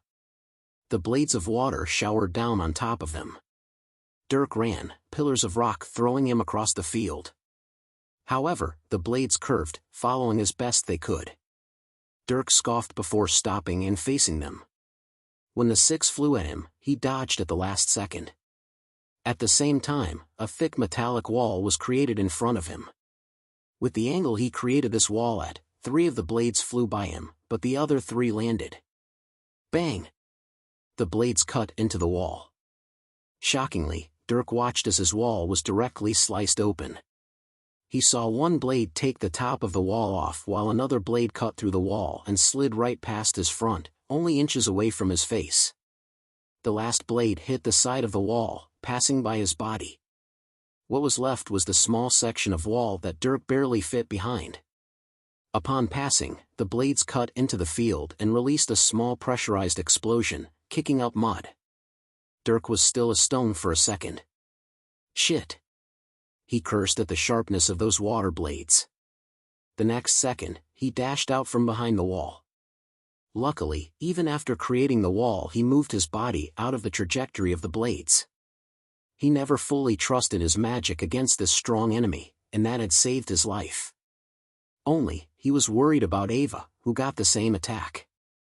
After running out, he looked over. To this attack, Ava wasn't able to conjure a strong wall like Dirk, something that wasn't effective anyway. So instead of hiding, she had formed balls of water, pressurizing them before sending them out at the 6 blades of water. After colliding, the balls of water exploded. This destabilized the structure of the water blades, making them lose form and release their pressure. The result was 6 explosions in the air and a successful defense. Only, this defensive attack had come at great cost to Ava's energy. She felt a small but sharp pain in her head, a result of pressurizing the water balls so much. In a short amount of time, she couldn't launch very many of those attacks before exhausting all her energy. And this was even after her advancement. But she was at least okay. After recovering from the retaliation, the two went back to kiting the king. Dirk consistently threw out his own arrows while Ava threw out blades a bit less often. Both of them tore open holes that weakened the king. Only, they hoped it weakened the king. The battle went on for an hour, but even after so many attacks, the king didn't falter. It never even moved, just sitting there and throwing out attacks while repairing any damage it took. There was no indication as to how much energy it had. It never made pain noises, shook, or anything. There were no hints as to its status. This distressed both the challengers, but they could only keep going. After 1 hour was 2, and yet the attacks of the king never let up. In fact, it would occasionally launch barrages of water balls or blades, forcing Dirk and Ava to expend lots of their energy. Like this, their mental energy was gradually depleted. Luckily they at least had their seemingly endless physical stamina. But that alone wouldn't keep them alive forever. As they approached the 3rd hour, Dirk started thinking of different plans. He knew they were bleeding energy from the king, but he didn't know how much. If they couldn't harm it before they collapsed, then they would be done for. So he planned out a way to cause deeper wounds without burning too much energy. Ava! To me! Suddenly, Dirk shouted. Ava was quick to run to his side, the two defending against attacks together. It's risky, but we need to heavily wound it. One big attack, and hopefully that will at least tell us how strong the king still is. All right. But we'll need to recover for a while after that. That's fine. We'll disperse afterward and spend time recovering. For now, just worry about this attack. We're going to combo your blades and my arrows, getting as deep as possible. Form 2 of your strongest blades while still being able to run and dodge, and I'll take care of the rest. On your mark, we'll attack. I'll be right behind you. Okay. Ava nodded. With that, the two dodged an attack before Ava raised her hand. After a couple seconds, 2 water blades appeared above her head.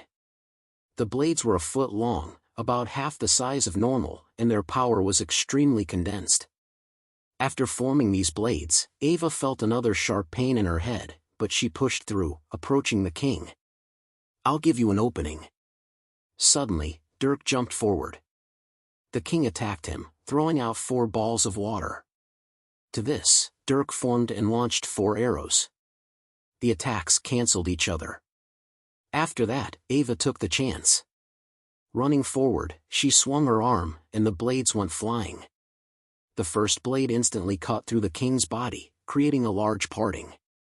And before water could explode out, the second blade came, cutting even deeper.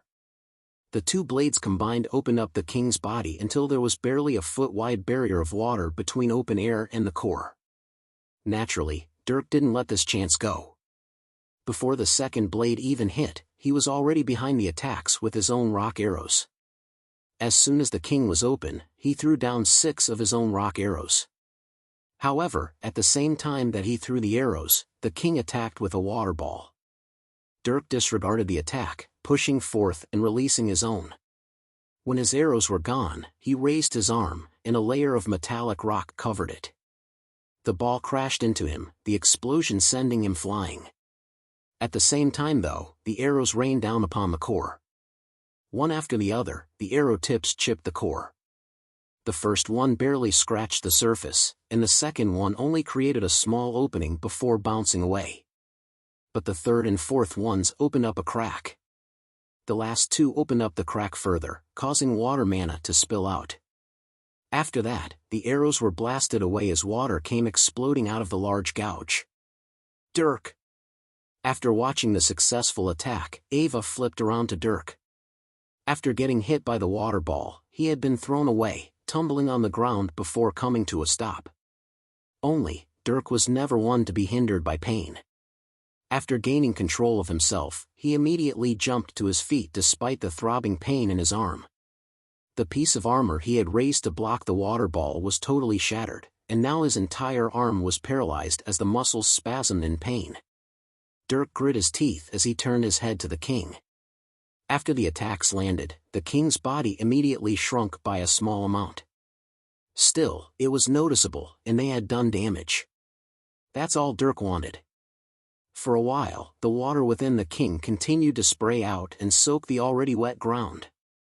Seeing this, Dirk decided to throw out more attacks.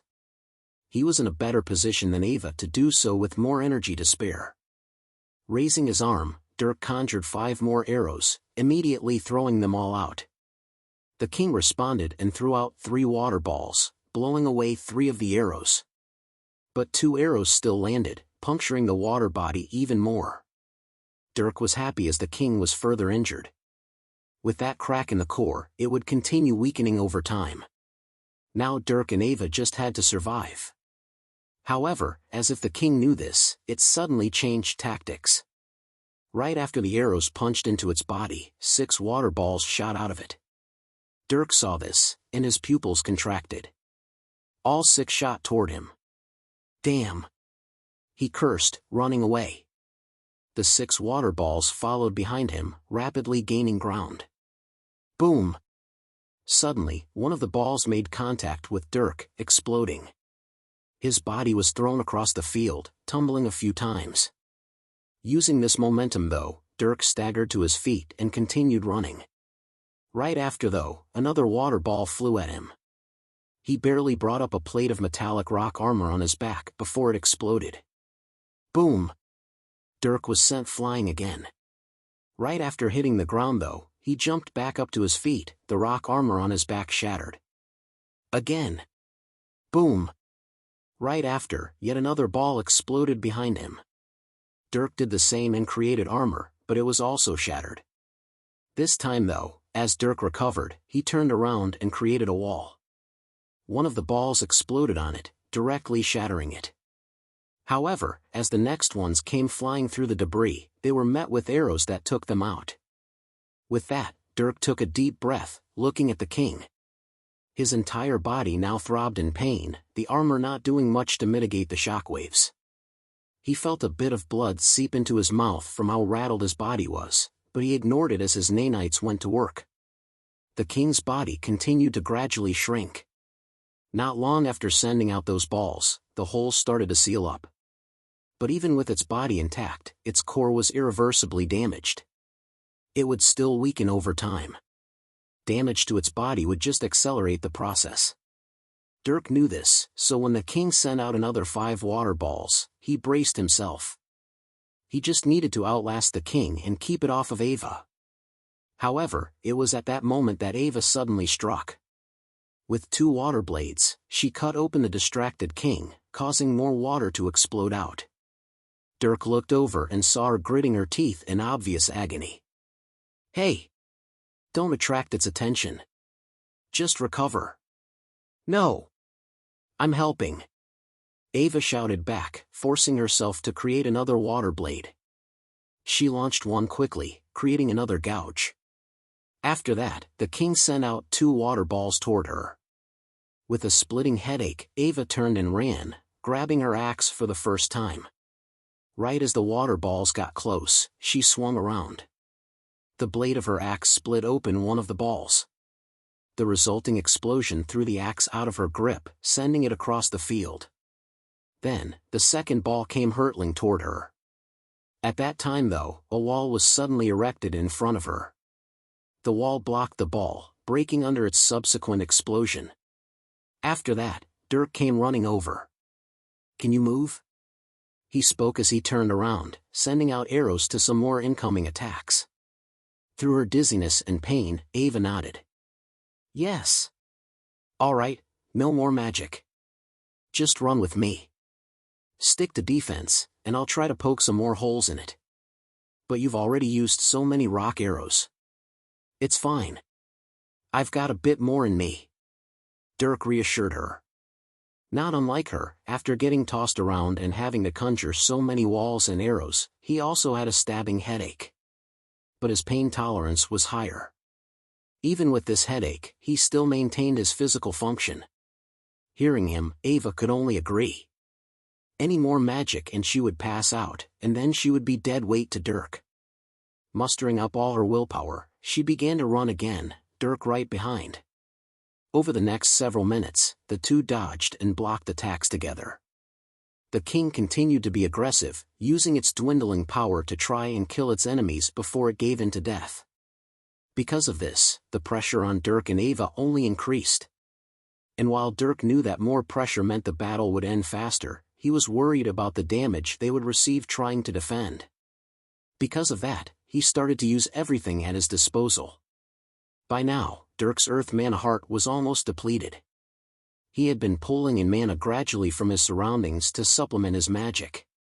One thing he came to discover from this was that his mental energy surpassed the size of his mana pool, meaning before his energy ran out, he would deplete his mana pool.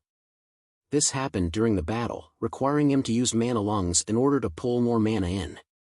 But now, he was summoning the last dregs of his pool. With each attack of the king, Dirk was forced to throw an arrow or raise a wall, and his soul was quickly depleted. This was an incredibly uncomfortable feeling, but he had no choice. But this extreme depletion caused something within him to bloom. As exhaustion set in for both Dirk and Ava, the king began to let out its final attacks. Its body had already shrunk to half its size, and with this attack, even more of its energy was depleted. It wouldn't live after much more. Only, this attack consisted of 4 water balls, not water blades that took more energy to conjure. Dirk and Ava, who were on the edges of the field, watched as this attack flew toward them. "I got 2. As Dirk struggled to muster any mana, Ava stepped forward. Raising both her arms, her eyes went bloodshot as her fingers streaked across space. 2 water blades were created. And with extreme fatigue threatening to put her to sleep, Ava pushed them forward, sending them flying toward 2 of the water balls. The attacks collided midway, an explosion of water causing a mist to drift in the surroundings. Now, there were only 2 water balls left. Dirk also grit his teeth. He stood and tried to form a spell, but there was barely any mana to use. He was totally dry, not even able to form a rock arrow. But this wasn't acceptable. With wide eyes, Dirk glared at the oncoming water balls. Then, he activated mana lungs, his one technique that could recover mana. Huh! With a deep breath, Dirk felt his soul surge with a small burst of power. The power of his mana lungs spread throughout the field, turning into a pit that all earth mana fell into. For a second, Dirk teetered on the verge of passing out. Mana lungs still took a small amount of energy to use, and he no longer had any more energy. However, with that small burst of power he felt, Dirk felt something inside him change. With no energy left, there was only one way to engage the technique, with his very soul that wasn't bound by any concepts of energy. Like this, his soul became responsible for utilizing mana lungs. And with this came a small transformation. Attention, skill acquisition successful. Dirk Strider has earned the skill, Mana Lungs, Grade 5. Profile. Name, Dirk Strider. Species, Human. Tier, 3. Rank, 3+. Attributes, Fire 71%, Lightning 89%, Earth 88%, Metal 93%, Dark 92%. Traits, Cybernetic Enhancement, Adaptable Genes, Pure Soul. Skills, AI Interface, Grade 7, Mana Resonance, Grade 5, Mana Lungs, Grade 5. Dirk was suddenly prompted with messages, but he had no attention to spare. After the skill was acquired and its effects kicked in, Dirk felt any earth mana in the vicinity flood toward him, giving him a small supply. After that, he instantly cast his spell. Perhaps because of his skill acquisition, Dirk was able to muster up just enough energy to facilitate the cast. With a wave of the hand, 2 walls were formed in front of him and Ava. These walls were only made of the dirt in the ground and filled with his mana to reinforce them. They were flimsier, but they did the job. One after the other, the 2 remaining water balls exploded on the 2 walls. With that, the attacks were over. Dirk maintained consciousness as he watched the king. It actually sent out another water ball, but this merely hit the ground before it could reach them. The king then proceeded to lose the last of its bodily form, water flooding outward, unable to be contained. The core settled on the ground, that single crack in it draining the last bit of power. Seeing this, Dirk looked at Ava, who was kneeling before bending down and grabbing her arm. She was barely conscious, and supporting each other, they trudged over to the core. At the same time, they saw the confirmation of their victory. Congratulations! The elemental king of water has been eliminated. Your reward has been decreed. The king's hall will reset in 20 hours. Chapter 76, Scared. After the system prompts appeared, Dirk and Ava saw an altar rise from the ground. It was just like last time, the same white marble altar with exquisite engravings and 2 golden bowls. Dirk and Ava walked over to the bowls, their steps labored and each one taking significant physical and mental effort. Another ring would be nice, one for you. Then we can both carry things. Dirk mumbled as they walked, his body working in overdrive to heal him. Ava let out a small smile through the horrible pain in her head. She wasn't actually sure if she cared about the rewards. She only wanted to pass out. She was even starting to feel nauseous. The 2 looked at each bowl. In the left bowl, there was a single ring. Dirk recognized it rather quickly. It was another pocket ring formed of black metal. He grabbed it and put it in Ava's hand. Are you sure? Yes. It's better if it's with you. I think it's your reward anyway. Really? Ava was confused. Suddenly, the 2 looked over at the other bowl. Inside the right bowl, the 2 could see small violet sparks fly about. These sparks jumped out of a single marble in the center of the bowl. A mana crystal? No, I think it's a pill. Ava chimed in as she looked at the marble. It looked similar to a mana crystal, but there were differences that she noticed. I learned about these in alchemy class. Instead of liquid concoctions, you can make high-concentration pills that can later be diffused into a liquid and absorbed. I've never actually made one, but this definitely looks like a pill. Oh. So it's a lightning pill. But these rewards are supposed to be tailored to us. Do you have the lightning specialization? Ava looked up at Dirk. Seeing him nod, she was a bit surprised. She knew he had the metal specialization for his earth attribute, but now it turned out he could wield lightning. To think he actually had 2 specializations. I haven't developed my fire magic yet, so I've never wielded any lightning spells. These rewards are rather lucky. I happen to need lightning stuff right now, and we needed another pocket ring for you. Very nice. Dirk nodded approvingly as he took the lightning pill. After throwing it into his ring, he looked over at where the king was. As they hunted throughout the dungeon, Dirk and Ava hadn't taken any of the elemental cores because they were way too big. But the core of the king was much stronger than normal. Not only that, it was mostly intact. Dirk assumed it would sell for a good sum of money. The only problem was that the mana crystal was still inside of the core. Ava thought for a second as they approached the core.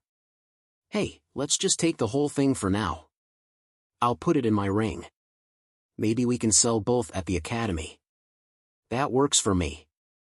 Dirk readily agreed. He didn't exactly feel like putting in the effort to break the core open right now. As Ava bent down, she placed her hand over the core. The next moment, it disappeared into the pocket ring. It wasn't hard for anyone to learn how to operate a ring. With that, Dirk and Ava retrieved what they came to this dungeon for. However, they didn't leave the king's chambers right away. Dirk knew that both of them were very weak, and he wasn't comfortable with presenting himself in front of people. If anyone got any unsavory ideas, he would have a hard time protecting himself and Ava. Let's go rest for a bit. Dirk spoke softly before walking with Ava to one of the walls of the chambers. After taking out some blankets, he laid them on some soft but dry mud. After laying down a pillow, he helped Ava lay down. "Can we stay here? As long as those doors don't open, nobody will know that we're done. Go ahead and go to sleep. What about you? You need rest too. I guess I can also sleep." After thinking for a second, Dirk let out a light breath and laid down as well. Ava smiled before getting comfortable. The two didn't speak anymore, just letting themselves succumb to their deep fatigue. Only, before Dirk fell asleep, he gave an order to his AI. "Alert me of any movement and wake me in 16 hours. Affirmative." With that, Dirk closed his eyes. His breath became shallow as his heart rate slowed. At the same time, the mana in the vicinity would be pulled into Dirk's lungs with every inhale and pushed out with every exhale. This was his new mana lung skill at work, working passively even when he went unconscious. Beep beep beep. As he slept soundly, Dirk was awoken by the familiar sound of an alarm. This sound was reassuring, letting Dirk know that there was no danger or movement to be worried about. Upon waking, he slightly smiled. His mind felt clear and sharp, and his mana pool had already regenerated to max capacity. His body was also healed up well, only some small internal wounds lingering. Those water balls he was thrown around by hit hard, but with his new Earth Guard spell, he was able to mitigate a lot of the damage. He was glad he picked the spell. Looking over, Dirk saw that Ava was still sleeping. At some point she had tossed around as well and ended up sprawled out across the blankets, her arm and leg over Dirk's body. He pushed her limbs off of him before standing. He looked at the door to the king's chambers. Since the king was always being fought by someone, Dirk had figured that someone would come down and check on their status, thus trying to open the doors. But it looked like nobody could just enter as they pleased. This was good information that pleased him. In the future, they could recover safely after any king battles by just sticking within the chambers. Now that Dirk was recovered, he wasn't worried about leaving. Even if someone wanted to try and rob them, they would have to kill him in order to do that, which would not be easy with his strength. After gazing at the doors, he looked back at Ava. Since she was still sleeping, he decided to let her wake naturally. That would ensure the best recovery. However, there were only another 3 hours left before the King's Hall reset. Dirk didn't know what would happen, but he didn't want to be here when it did. Luckily, Ava woke after only 2 more hours. After spending around 10 minutes waking up, the two packed everything and went to leave. Together, they pushed open the doors to the hall. They then walked down the hall and picked up the cores that had been left behind from the other elementals. Since Ava had a pocket ring now, they could carry more items. The cores of low-tier 4s were valuable. After that, the two walked through the black dungeon portal, emerging back within the main dungeon. It was here though that they were greeted with the sight of a small crowd. Seeing so many people in front of him, Dirk traced his knife sheath with his fingertips. "It's you! So you two are alive. That's rather amazing." Suddenly, a familiar voice rang out. The mage that greeted them before came walking over. "Good job defeating the king. He's tough, huh? We've had more experienced groups larger than 3 come in and still get killed. I guess you two are stronger than you look. There's a bit over an hour left on the reset. We'll be leaving now." After listening to the mage, Dirk spoke straightforwardly. After that, he beckoned Ava over. She smiled wryly before waving at the mage, following Dirk. Seeing that, the mage didn't push anything and just waved back. After that, the next group up to fight began the wait. Dirk didn't waste any time leaving the haven and entering the wider dungeon. It was here that he and Ava increased their speed, bounding through the dark and humid forest. In only 4 hours they crossed the entire dungeon, passing the still crowded haven by the entrance. Walking past the crowd, Dirk and Ava left the dungeon, stepping through the portal. After emerging, they were greeted with a dark night sky and eerily quiet town. "Hopefully we can leave by tomorrow morning. And hopefully we can get back home safely," Dirk mumbled as he started walking in a certain direction. Ava frowned as she heard him. She didn't forget their multiple encounters with bandits and how there was something going on in the dark that concerned them, or more specifically Dirk. Her mood was dampened as they made their way to a building. This was one of the few buildings with lights still on. After entering, they were greeted with the sight of a counter and a man sleeping behind it. "Excuse me." "Huh?" After Dirk approached and spoke with a loud tone, the man was awoken. He frowned as he rubbed his eyes, looking at Dirk and Ava. "What do you want?" "A ride to the capital city. Tomorrow morning." Letting out a breath, the man grabbed a large book and started flipping through some pages with lists written on it. After a few minutes, he saw something. "You're in luck. There's a small caravan heading out in 3 hours just before dawn. Only, it's a bit more expensive. For you too, it'll be 60 gold. Done." With a word, Dirk grabbed a bag out of his pocket ring before pouring out some gold coins on the counter. The man quickly counted before scooping the coins and handing the two a ticket. Dirk had taken a supply of gold with him on this trip, so paying for this wasn't difficult.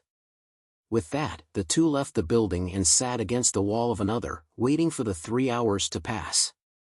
Then, just before the sun began to peak above the horizon, a small group of people walked into the parking area where all the caravans were located. Seeing this, Dirk stood with Ava and walked over. Finding the head merchant, Dirk verified that it was the right caravan. After handing over the ticket, he and Ava jumped into the back of a wagon. This caravan only had 2 wagons, and alongside the head merchant were 2 workers. The 2 workers drove the 2 wagons while the head merchant rode in the first wagon. After the duo were settled in the second wagon, the caravan was quick to take off.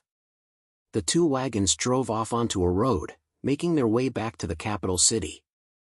And perhaps because this was a small caravan, the wagons moved quite a bit faster. Dirk was notified just before leaving that the trip would only take 2 days instead of 3. This made him happy, and he and Ava got comfortable with some blankets. Meanwhile, as this caravan made its way out of the town, a pair of eyes watched them from atop a building. "So he's caught on. Smart. I guess now is the time that I report back. Have fun, you unlucky child. There won't be much more of this soon enough. He. With a sinister laugh, the person behind that pair of eyes disappeared into the darkness. The direction they headed wasn't in Dirk's, but off into the forest around the town.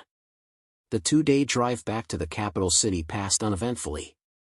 Dirk and Ava were prepared for something to happen for the entire ride, but when they came to approach the capital city walls, Dirk was surprised. However, he wasn't very happy about this lack of disturbance. He only thought that something else was going on, and he didn't let his guard down. After getting back to the city, the two made their way back to the academy. However, upon arriving at the academy gates, Dirk stopped walking. Ava turned around, looking at him confusedly. "Dirk? What's wrong?" she asked as she walked back over to him. During the ride, he hadn't been relaxed or happy, sporting a mean look the entire time. This wasn't due to the potential danger, but because he was deliberating something internally. Dirk stood there silently for a while, staring off into space. Finally, as if he made a decision, he sighed. "Let's go." He spoke before walking. Ava could only follow, and they made their way deep into the academy. Surprisingly, they didn't make their way home or to turn in their job. Instead, Dirk walked straight to his father's house. It was the middle of the night when they arrived at the city, so when Dirk knocked on the door to his father's residence, he wasn't immediately answered. It took a while for Riker himself to show up at the door, and when he saw his son dressed in full armor, he was surprised. "Dirk? So you've returned. How was your job?" "Fine. I need to talk to you and Mother." "Oh?" Riker's eyebrows raised, sensing the urgency in Dirk's tone. Without questions, he brought his son and Ava inside, locking the door behind him. "Cecilia, come down here." As Riker took his son to the kitchen, he called out to his wife. In a few moments, Dirk saw his mother appear in light clothing, something she obviously momentarily threw on. With the moonlight beaming through the windows and Cecilia's slim by proportion body, she looked exceptionally beautiful, worthy of being the wife of a marquis just by her looks. But Dirk didn't care about this. He looked at his mother, conflict written on his face. Cecilia could sense her son's tension as she entered the kitchen. Without words, everyone sat down at the table. "What's on your mind, son?" Cecilia gently asked as they sat there. Dirk was silent for a while before raising his head. "I have a problem, but I'm not sure if it's something you can help me with. And I hope what I tell you doesn't upset you." Dirk spoke hesitantly. Hearing his unease, both his parents were a bit shocked. This was the first time Dirk had ever expressed any sort of worry over their reaction or approval.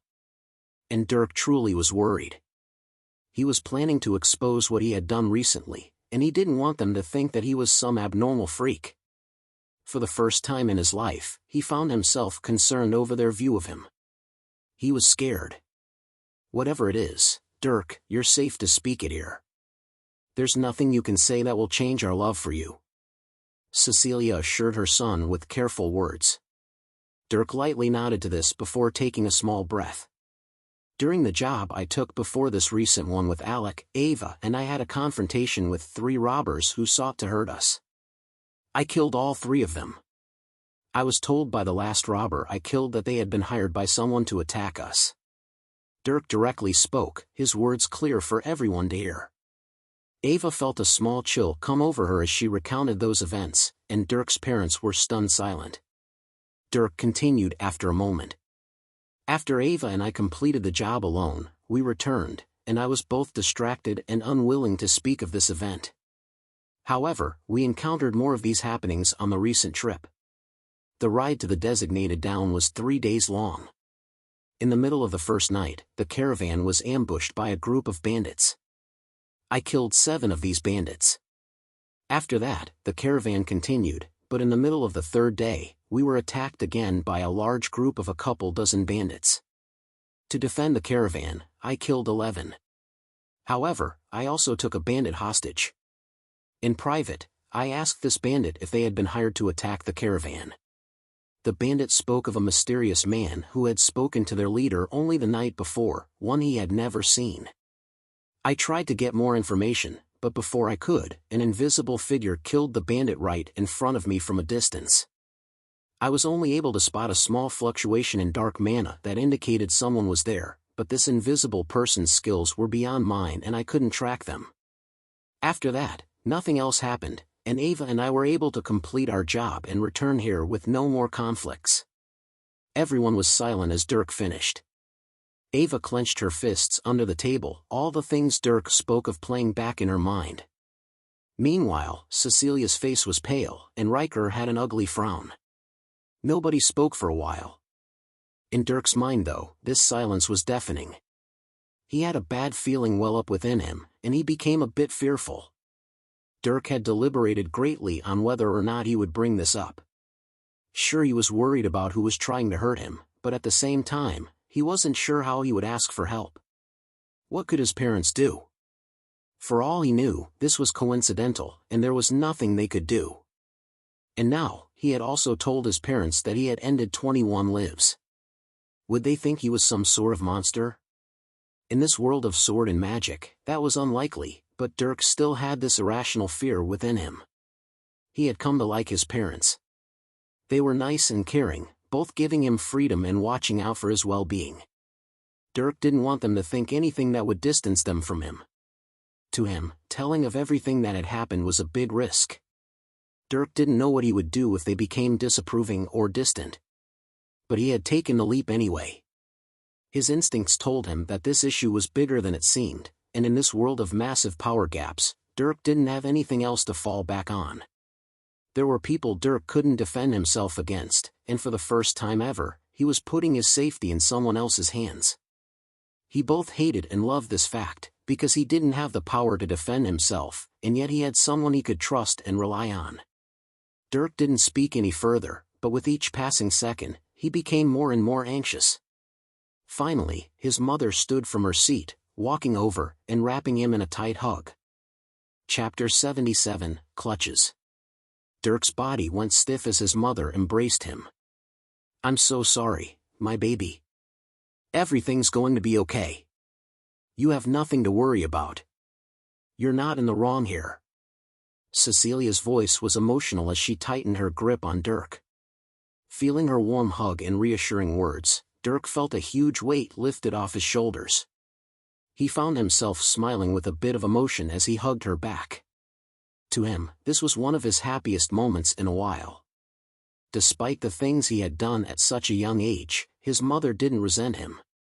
This was the greatest confirmation of trust that he had ever received. Suddenly, with a worried face, Cecilia pulled back, looking at Dirk's body. She could see his armor that was now obviously damaged from the battles he had been in. "Are you hurt anywhere? Do you need healing?" "No, I'm okay." "That's good. What about you, Ava?" I am okay." Ava waved in reassurance. Cecilia nodded at this, but the next moment, she moved over to Ava, giving her a hug as well. Ava was surprised and a bit confused until Cecilia spoke gently. "No matter what, you were there with my son. I'm sure it was scary, having to go through all that." "Why yeah." Ava choked up a bit. Each time Dirk had to go out and kill bandits, she had been filled with fear and anger. She was scared that she would be faced with a threat to her life, and in those moments she just wanted to curl up in a hole and hide. But this was also why she was angry at herself. While Dirk had made her promise to let him handle everything, she still felt hateful of her weakness. All those emotions had been bottled up though, sealed away while she trudged forth and continued following Dirk. In exchange for having him handle everything, she forced herself to at least keep up with him. She wouldn't allow herself to fall behind. That would truly make her weak. But those emotions still placed a weight on her heart. Now, as Cecilia poked right at those emotions, she felt herself break down. Toward Dirk's mother, she felt great security and tenderness. Cecilia held Ava as she started to silently cry, letting out the great toll those bottled emotions had taken on her mind. Meanwhile, Riker stood up, walking over and placing his hand on Dirk's shoulder. He spoke. "I know it's not something you may be proud of or happy to have done, but you still did well. I'm only sorry that you've been faced with such a thing at your age. No child should have to bear the burden of death before they've come to understand what it means. Your brother Ethan, who is almost 20 years old and has already entered the military, is only just beginning to understand what it means to take a life. I'm proud that you were able to get yourself through it. Both of you." Riker looked between Ava and Dirk. He was proud of his son for being able to step up to the danger and not only preserve his life, but help others. While it was indeed a bit odd that Dirk had been so untroubled about it, not showing any sign of distress when he had come back after the first incident, that didn't matter to Riker. All he cared about was his son's safety and well-being. And he was also proud of Ava. While she apparently didn't take any lives, Riker could guess that she wasn't allowed to. His son had stepped up in her stead, likely wanting to protect her from it. He was fine with this. But he was happy that Ava had stuck with Dirk through it all, not cowering away and detaching herself from him. Ava nodded to Riker as she gradually stopped crying in Cecilia's arms. She was feeling a lot better hearing his words. Only, she still hated how Dirk was the only one to bear that burden. It was why she had come to start tending to him more often on their trip. She cared for him and didn't want him to be traumatized by what he had to do. After a bit of silence, Cecilia frowned before taking a deep breath. "Dirk, and you too, Ava. I want you to stay in the academy for a while. That means don't leave the walls of this place. Just continue studying here and improving for a while. And take this." Suddenly, Cecilia brought something out of a pocket ring, handing it to Dirk. He grabbed the object that was a necklace with a black marble hanging on it. "That is a warning beacon. It maintains a connection to a beacon I carry with me. If you crush that marble, I'll know that something is wrong and come to you wherever you are. From now on, always keep this on you. Okay?" Cecilia looked into Dirk's eyes, her tone serious. Dirk felt the marble as he nodded with a frown. Now, he was really concerned about what was going on. With his temporary grounding to the academy walls, he could only assume that he was still in danger even within the academy, enough to where his mother had to give him this. After that, Cecilia didn't talk much more about the topic of Dirk's encounters, and he didn't ask. After he gave a little recounting of his time in the dungeon, he left with Ava to go back home. The two would wait until the next day to turn in their job. Riker saw the two off, watching as they left the residence together. Then, after closing the doors, he went back to his wife who was still in the kitchen.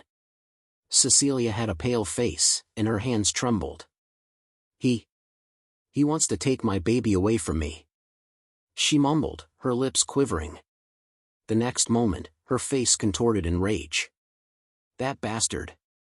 He wants to take my baby away from me." Bang! Cecilia brought down her arms. The table under her exploded into splinters, chunks of wood flying out everywhere. Some of the wood even disintegrated under her power of darkness. "Damn him. I was supposed to be out. I got away from him. It's been decades. And now he's going after my child. I'm going to kill every last one of those fucking Azuras. I'm going to get every last one of them alive." Cecilia. As the power of darkness crept up around Cecilia's body, Riker suddenly stepped in, grabbing her shoulders. "It's okay. We can dash." "No. It's not okay." Swinging her arms, Cecilia broke Riker's grip. "Do you not realize? This situation is almost hopeless. He's coming after Dirk." "I know. And aren't we ready for this? I'm a tier 7, and Hillshire is on our side, a tier 8. We can protect Dirk." "Okay, and how are we going to do that?" "We can't keep Dirk in the academy for the rest of his life. He needs to grow, fighting in dungeons. He needs to meet people, and make friends, and be a normal person. But if we do that, then he'll be taken. He's already been evaluated. Those attacks are meant to measure his talent. And he's passed. Do you understand what it means for that bastard to go after him? That means that there is nothing that is preventing him from doing so. Sooner or later, Dirk's going to get taken." Getting to this point, Cecilia turned even paler. She fell to her knees, her fingers clutching her hair. "My baby is going to be taken. Cecilia. He trusts me. But I can't protect him. I don't want my baby to be taken." Her entire body trembled on the floor, tears streaming from her eyes. Riker knelt down, wrapping his wife up in a hug. "No, don't say that. We're going to protect our son. I'll talk to Hillshire. We'll use everything at our disposal. We can even go on the offensive and find them first. We can take care of the problem before it strikes." Cecilia was silent as Riker spoke, her hands gripping his clothes. The more he said, the tighter her grip became. Riker grit his teeth. He knew what she was thinking. It was useless. And he also knew deep down that this was the case. He didn't know as much as his wife, but he was very familiar with the people behind this. They were the darkness of his wife's past, and not even the Empire could get rid of them completely. This was due to the man behind them. A single man who operated in the shadows of the Empire, and one who had once stood over his wife's shoulders like some kind of evil god. Back then, she had escaped him and his clutches. But now, this darkness was surfacing once more, and it was prepared to claim a sacrifice. We'll get through it. We all will." Riker could only speak these words. For a while, he held his wife as she cried, her grabbing his clothes as if trying to hold on to hope. That night, Dirk and Ava went to his house. They were both in a better mood, but Dirk couldn't help but feel as if something was watching him. He could sense something in the darkness. His intuition told him that things were not okay. And it wasn't often that Dirk doubted his intuition. His gut had gotten him through his life on Earth, a life of constant battle and extreme danger. So he trusted his judgment greatly. The fact that there were alarms going off in his head was discomforting. But there wasn't much he could do. By telling his mother of his problems, he was entrusting them to her in a way. She wanted him to stay in the academy now, and he would listen to her. And with the warning beacon she gave him, he felt somewhat secure. With that, he could only wait and see how things would develop. After arriving at his house with Ava, the two stripped their armor before cleaning up. After making a late-night dinner, they both went to bed, Ava following Dirk to his. Like that, they cuddled until they fell asleep. Come next morning, the two woke up late and went together to turn in their job. At the mission building, they pulled out the job paper and the Elemental King's core with the mana crystal still inside. The receptionist was surprised before accepting everything and paying them out. For the job to retrieve the King's mana crystal, they were paid 330 gold coins. With the high-quality core on top of that, the two came out with about 430 gold. This surprised both Dirk and Ava, and they happily took the money. They walked out of the mission building with smiling faces. Let's see, we got 500 gold from that merchant as thanks for saving him, and now 430 gold from this job. After the 100 or so gold we spent for the ride back and food, we've profited over 800 gold. That's rather amazing for a less than 2-week-long trip. Ava skipped happily as she made these deductions in her head. Dirk couldn't help but bob his head. The academy really did pay handsomely. This was one of the other reasons why the academy was so popular. It obviously commanded a vast amount of wealth, and it made sure to pay its students nicely for completing jobs. By doing this, students would be able to effectively grow into a force for the Empire. Over many years, the amount of competent and powerful mages that had been and would be created by the academy was too many to count. And the academy had no problem doing this either. Its student body wasn't any more than 1,500. No matter how many jobs students completed or how much higher than market price the academy paid them for their services, they wouldn't run out of money. Sure, it came out to cost them a great sum of wealth, but in exchange, they strengthened the empire with hundreds and thousands of mages and warriors. Without the academy, the empire wouldn't be the force that it was. After enjoying the sound of clanking gold and the feeling of heavy money bags, Dirk and Ava decided to spend their day relaxing. Since they were now confined to the academy walls, they couldn't go and eat at a restaurant or tour the beautiful capital city. While the academy did indeed have its own restaurants, Dirk and Ava decided to wait until night to go to one. Thus, they spent most of their day just sitting around the house. They would lay across the couch, snuggle a bit, cook some food they had never tried before, almost set the house on fire, and then go back to lazing around. This lasted until the sun started to set. At that time, the duo made their way to the nicest restaurant in the academy. They tried to get a seat on the highest floor, but as the quality of this place was far higher than the place in some random dungeon town, they were limited to one of the middle floors. Still, the place had a nice view of not only the sunset, but the magic pyramid that glowed with enchanted lights. Finally, when the two went to pick out food to eat, they gawked. Some of the food on the menu cost hundreds of gold for a single serving. Looking at it, they saw that these foods were made of meat from Tier 5 monsters. Dirk and Ava had never even seen a Tier 5 monster, let alone eat one. Unfortunately, neither of them were willing to spend so much money on food. Thus, they ordered some delicacies made from Tier 4 monsters. They even specified which elemental type they wanted. Their total bill was around 140 gold, causing Dirk to curse at how easily money could be spent. When the food came out though, both of them felt their mouths water. The servings were large, and the aroma was heavenly. Sticking a piece of meat into their mouths, they shuddered at the magnificent flavor. Oh my God, I have never tasted something so good. Ava's eyes seemed to roll back as she savored the flavor. Dirk wasn't much better than her. His eyes were closed, focusing only on the intense flavor of the meat. The meat he ordered was from a Tier 4 fire monster. Thus, the food was filled with fire mana. Upon swallowing the first bite, Dirk could feel a warmth spread through his body. Fire mana was absorbed by his stomach, injected into his body where it entered his blood. Feeling this, Dirk focused on his mana lungs. By now, he had noticed that breathing mana was not only effortless but natural due to his skill acquisition. If he didn't actively stop it, his body just absorbed mana on its own, constantly filling and draining his lungs of mana. While this didn't allow Dirk to passively accumulate mana and form something like his mana heart automatically, it did fill his blood with increasingly high concentrations of mana. Dirk felt like he was constantly full of mana, giving him feelings of comfort.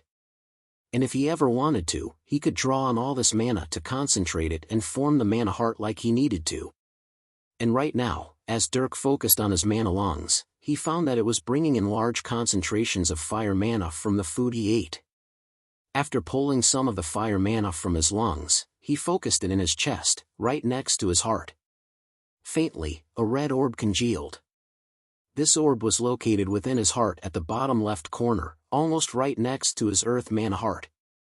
According to his mana heart technique, he would form a triad of mana hearts right next to each other in a triangle formation. The earth heart was the tip of the triangle and was located slightly higher than the center of his heat. Now, he would form the fire mana heart that was the left corner of the triangle. His dark mana heart would be the right corner. All three mana hearts were within the physical heart, and together, they would all saturate the blood with mana. As Dirk moved the fire mana within him to form the next mana heart, he could feel the fire mana diffuse into his blood. This made it more difficult to form the heart, but only temporarily until the blood got its fill. After a while, Dirk would find forming his mana heart much easier. Like this, he sat and ate at the dinner table while cultivating. A warm feeling spread through his veins, making the dinner all the more enjoyable. As he ate more fire mana was made available to him. While it wasn't high in quantity, Dirk found it to be high in density, making the absorption process easier. After a while, Dirk and Ava finished eating the last bites on their plate. They both sat back against their chairs, their bellies full. Ah. Hey, why can't we cook stuff like this? Ava raised her head and looked at Dirk. He also raised his head and thought for a second. Because we have to kill tier 4 monsters.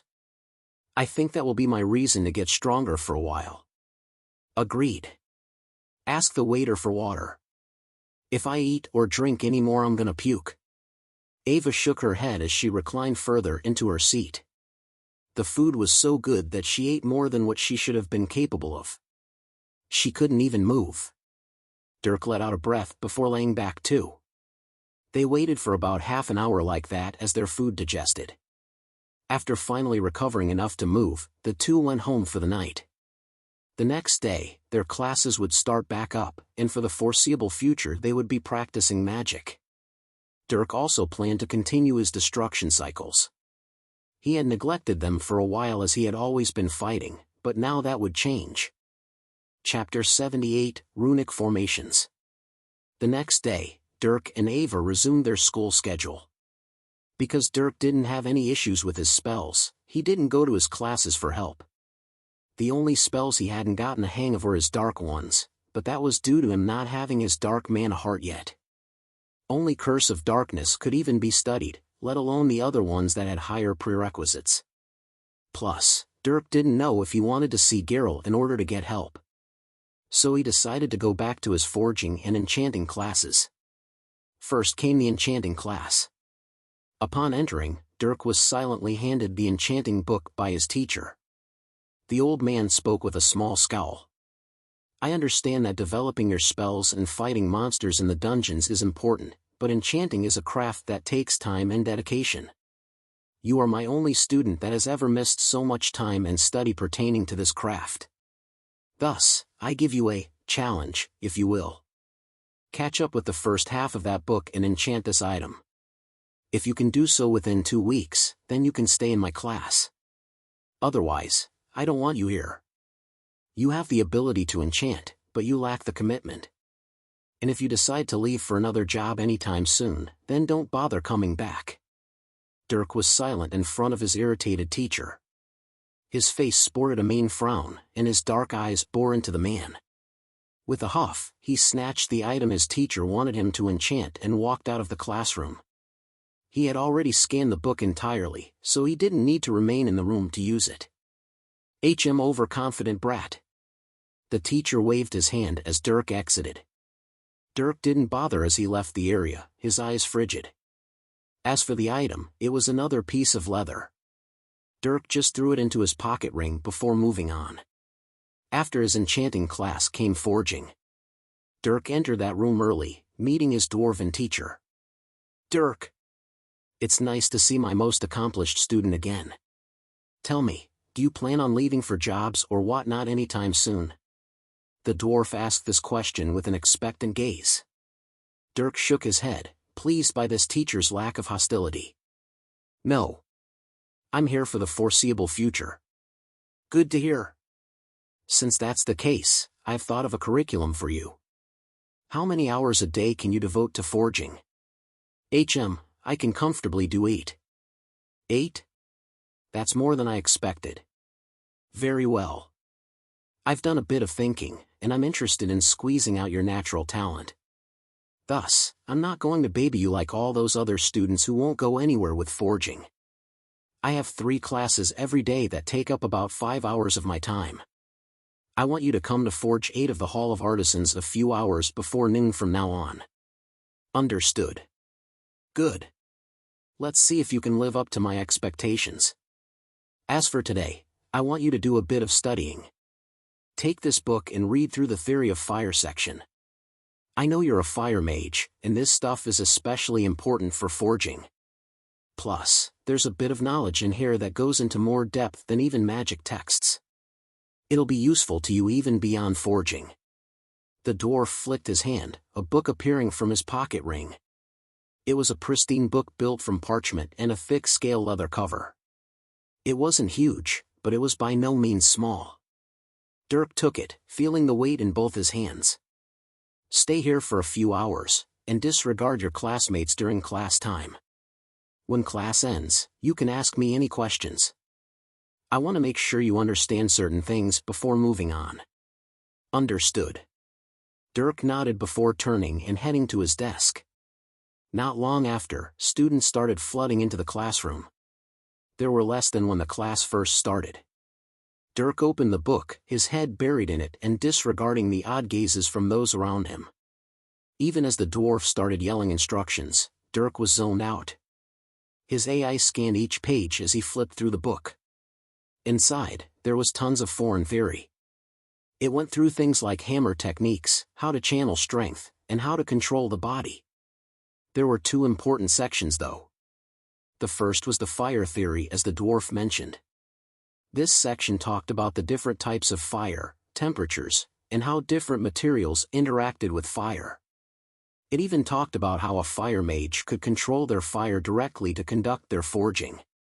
This knowledge went beyond using spells with runes. Instead, it was direct elemental manipulation, touching upon the highest level magical techniques. Dirk eventually tore his eyes away halfway through this section though, flipping through the rest of the book to get an idea of the rest of its contents. Like this, he was quick to find another section. This section was metal theory, and the name immediately drew Dirk's attention. This section talked about how an earth mage, preferably one with the metal specialization, could directly control metal to conduct their forging. It provided the same guidance as with fire theory, both touching upon elemental manipulation in order to perform the highest level forging techniques. At a high enough level, there wasn't any such thing as using some shabby metal hammers to mold low-quality metal ingots. The best forge masters used their magic and elements to build the highest quality tools and forge the highest quality metals into works of art. Only elemental manipulation could provide the sheer power and precision necessary to build the best products. This was all extraordinarily valuable knowledge. It described techniques that couldn't be matched even by machines on Earth. It gave Dirk a peek at the highest levels of forging, a world he didn't even know existed. He hadn't thought it was such an in-depth craft. Dirk wanted to quickly scan everything. If he could record all the knowledge within this book, he could study it for years to come. However, as he reached the deeper portions of the section, he found something odd. On the deeper pages pertaining to metal theory, each one was filled with complex runic symbols. These were huge runes comprised of hundreds and thousands of mini runes, all brought together to form a runic system. Dirk had barely seen such a thing when forming the runes for his mana heart. Even that rune, one that he had barely comprehended enough to complete, couldn't match the complexity of any rune plastered across the dozens of pages in this book. Flipping back, Dirk found that the second half of the fire theory section was similarly filled with runic pages. Dirk looked at the runes across the first couple runic pages, and when he concentrated, he was surprised to feel the runes pop out at him. He buried his nose deeper into the book, the runes seemingly imparting knowledge to him. As he was engrossed in viewing the runes, Dirk didn't notice his surroundings change. He went from the classroom to an ocean of mana. All around him was a sea of fire, metal, and some lightning. Dirk didn't notice this though as he concentrated on the rune in front of him. The rune within the book, as Dirk had discovered after focusing on it, was filled to the brim with vast knowledge. Runes were the language of magic, and to make them, one had to comprehend the meaning behind them first. Through millennia, mages had come to comprehend their elements, discovering runes that they could use to codify magical knowledge. Thus, runes weren't only used to form spells. They could also be enchanted to things. Not only that, but they could be used to store information. This book utilized that third option. The runes Dirk looked at had all the information behind metal and fire theory. If one could comprehend the entire rune, they would understand the page's contents. Understand all the pages and they would attain all the knowledge within the book. However, one had to comprehend the runes first. This wasn't simply ink on a paper. This was magical text filled with profundity. It contained information that was beyond the written word. Alert! Runic data attempting to be recorded. In order to record non-standard text, your assistance is required in elemental tracing.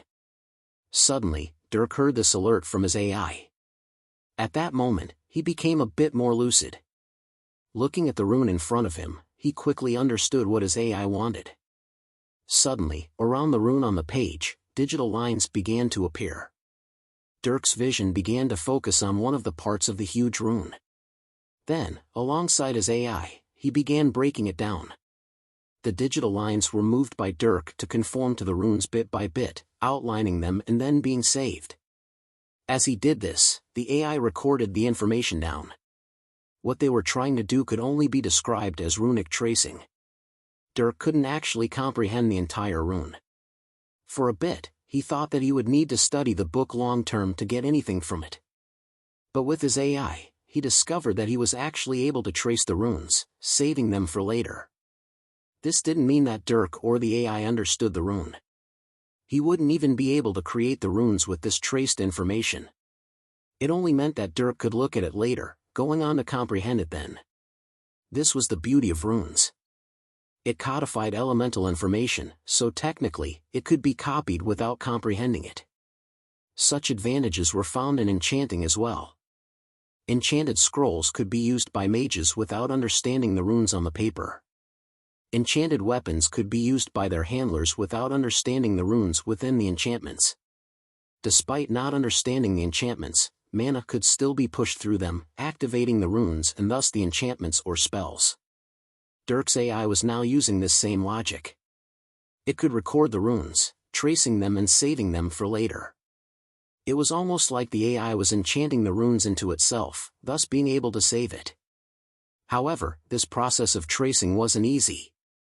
As Dirk moved the digital lines to encapsulate the rune, he found it become more and more complex. The more precise Dirk tried to make the tracing, the more complex he saw the rune become.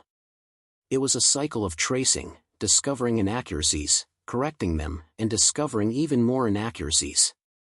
This caused Dirk to frown. It was only after a while that he finally traced a rune 100% correctly, but it took a long time, and it was only a tiny portion of the entire page. I can trace runes, but to get 100% accuracy takes time. If I want to get all the runes in a timely manner, it'll have to be inaccurate. So the knowledge will be shallow, but at least I'll have something. Dirk came to this conclusion.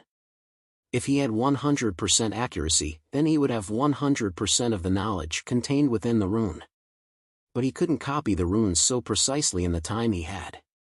So he took a step back, deciding to go for quantity over quality. The entire rune entered Dirk's vision. Then, he saw digital lines appear around all the complex lines of the rune. Dirk's mind was filled with myriads of information. Staring holes into the page, Dirk sifted through the information, correcting the digital tracing of the runes across the board. At the same time, a progress bar appeared displaying the accuracy percentage. The percentage rose quickly at first, going from 0% to 5%. Then up to 10% before slowly reaching 20%. It started to rapidly slow after that though as the runes became deeper. After almost half an hour, the accuracy rose to about 25%. It seemed like Dirk had traced a little under 1% a minute, but the last 10% took much longer than the first 10%. In another half an hour, Dirk didn't know if he could get much further past 40%. And in another hour, he might not get past 50%. It became exponentially more complex the deeper he went. The only reason he got to 100% in anything was because it was a single tiny rune, maybe representing a single word. And this was only one page. There were dozens of pages filled on each side with these runes, and the deeper one went, the more complex the information became. Dirk was a bit overwhelmed by the profundity. Taking a step back, Dirk sighed. His eyes were a bit bloodshot now. At that moment, there was a knock on his desk. Having a hard time, are we? Huh. Dirk's head snapped upward, seeing his dwarven teacher that stood beside his desk with a smile. The man chuckled. Don't bother attempting to understand those runic pages. Difficult, too difficult. You'll need to be at minimum a tier 5 to start learning such things. Oh. Sorry. No worries. What are you going to do, steal it?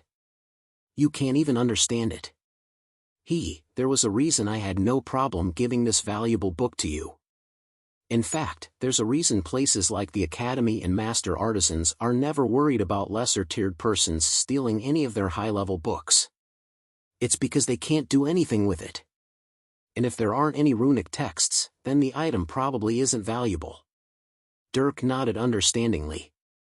The next moment though, he froze up a little. Those books that Geralt gave me. They were supposedly spell texts that described tier 6 spells and such. But I didn't see any runic pages in them. Were those really such valuable books?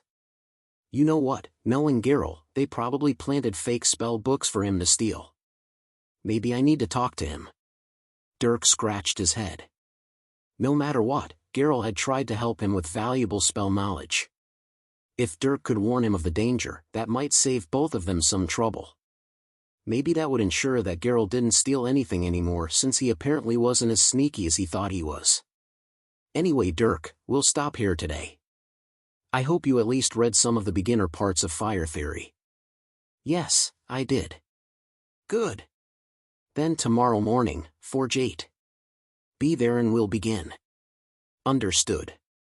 With that, Dirk left forging class. He had a smile on his face as he left the Hall of Artisans, pleased by the day's developments. Since the rest of his day was free, Dirk decided to head home early. Upon arrival, he got comfortable did a destruction cycle. He was in agony for several minutes as he destroyed his blood and many veins, causing black and purple lines to surface on his skin. He sighed though as he finished. He had gone through many destruction cycles for his blood, yet it still wasn't finished. The only thing that indicated if he was getting close was less pain when carrying out the cycles, but not even that had gone down. His pain tolerance had only increased. Am I doing something wrong? It's been too much time. What if it's something like with my mana heart, and I need higher concentrations of anima? Interface, search my anima manual for text about increased anima densities. Searching. Dirk waited as his AI made a query. After several seconds though, he was surprised. No applicable results found. None? Weird. Dirk rubbed his chin. Was he just being impatient with his progression? He felt like there was something else though. Now that I think about it, my manual didn't have runic text. I was told it was high level.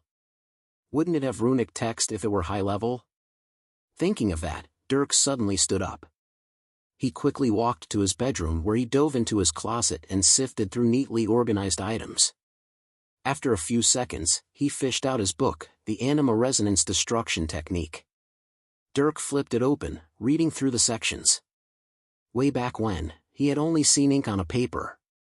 There wasn't anything magical about this book. But that was only through the eyes of his younger, inexperienced self. Now as he flipped through every page, Dirk was intrigued. Halfway through, he faintly spotted some runic lines.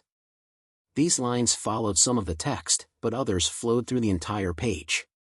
After concentrating on a single page for a while, Dirk was actually able to make out a small runic formation that weaved itself throughout the page. It wasn't nearly as complex as the one he found in the dwarf's book, but it was elusive enough to not be obvious. Would you look at that? Wait, doesn't that mean my mana heart technique has runic formations too? Suddenly, Dirk dove back into his closet. After pulling out the large mana heart technique book, he flipped to the back. Whoa! When he stopped on a page, Dirk was hit with a wave of information. Looking at it through his magically developed eyes, Dirk could make out fading runic formations. The formation that covered the entire page showed only portions of itself as it seemed to fade in and out of existence. And when Dirk concentrated on one of the fading images, he was a bit overwhelmed by the runic complexity. It hurt his eyes and head. Geez. I can't look at that for more than a few minutes. Just how complex is that rune? He was baffled as he flipped backward. After arriving at the halfway point, Dirk slowly glanced at the page. Thankfully, this one didn't have an overwhelmingly profound rune on it. Yet, the rune was still just as complex as the one Dirk had seen in the dwarf's book. A vast majority of the information within this book has been hiding in plain sight. I can't even look at the runes in the back. Maybe I should trace these though. Might as well. Shrugging, Dirk went back to his anima resonance destruction technique, going to the earliest page with runes on it and tracing them. In this book, the runes weren't so complex. As he began tracing them though, he found some oddities. These runes. They're not mana. He was surprised. The runes he had seen in the dwarf's book were made of fire and earth mana respective to the section. But these runes had no trace of mana in them. He did recognize the energy though. It's anima? You can actually enchant things with anima? I mean, it's a controllable energy, but I've never heard of someone taking it out of their body. Oh well. Deciding not to think too deeply about it, Dirk focused on tracing them. Despite not being mana, they traced just fine, but despite not being as complex as the other runic formations he saw, a single page still took 2 hours to trace. By the end, Dirk had to massage his temples. It took a lot of concentration to trace runes. But he wasn't a hasty person. After resting for a bit, he continued to trace runes. As long as he could get the runes into his AI, he could recall and study them as much as he wanted later. He didn't want to have to rely on a physical object that couldn't be taken everywhere with him. Like that, Dirk spent the rest of the day tracing. Even when Ava came home and made dinner, he didn't stop tracing.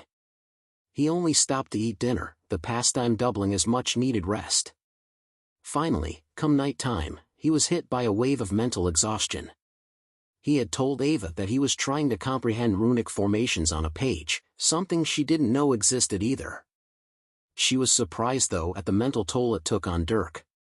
She might think he'd been exerting himself, casting spells all day long with how tired he was.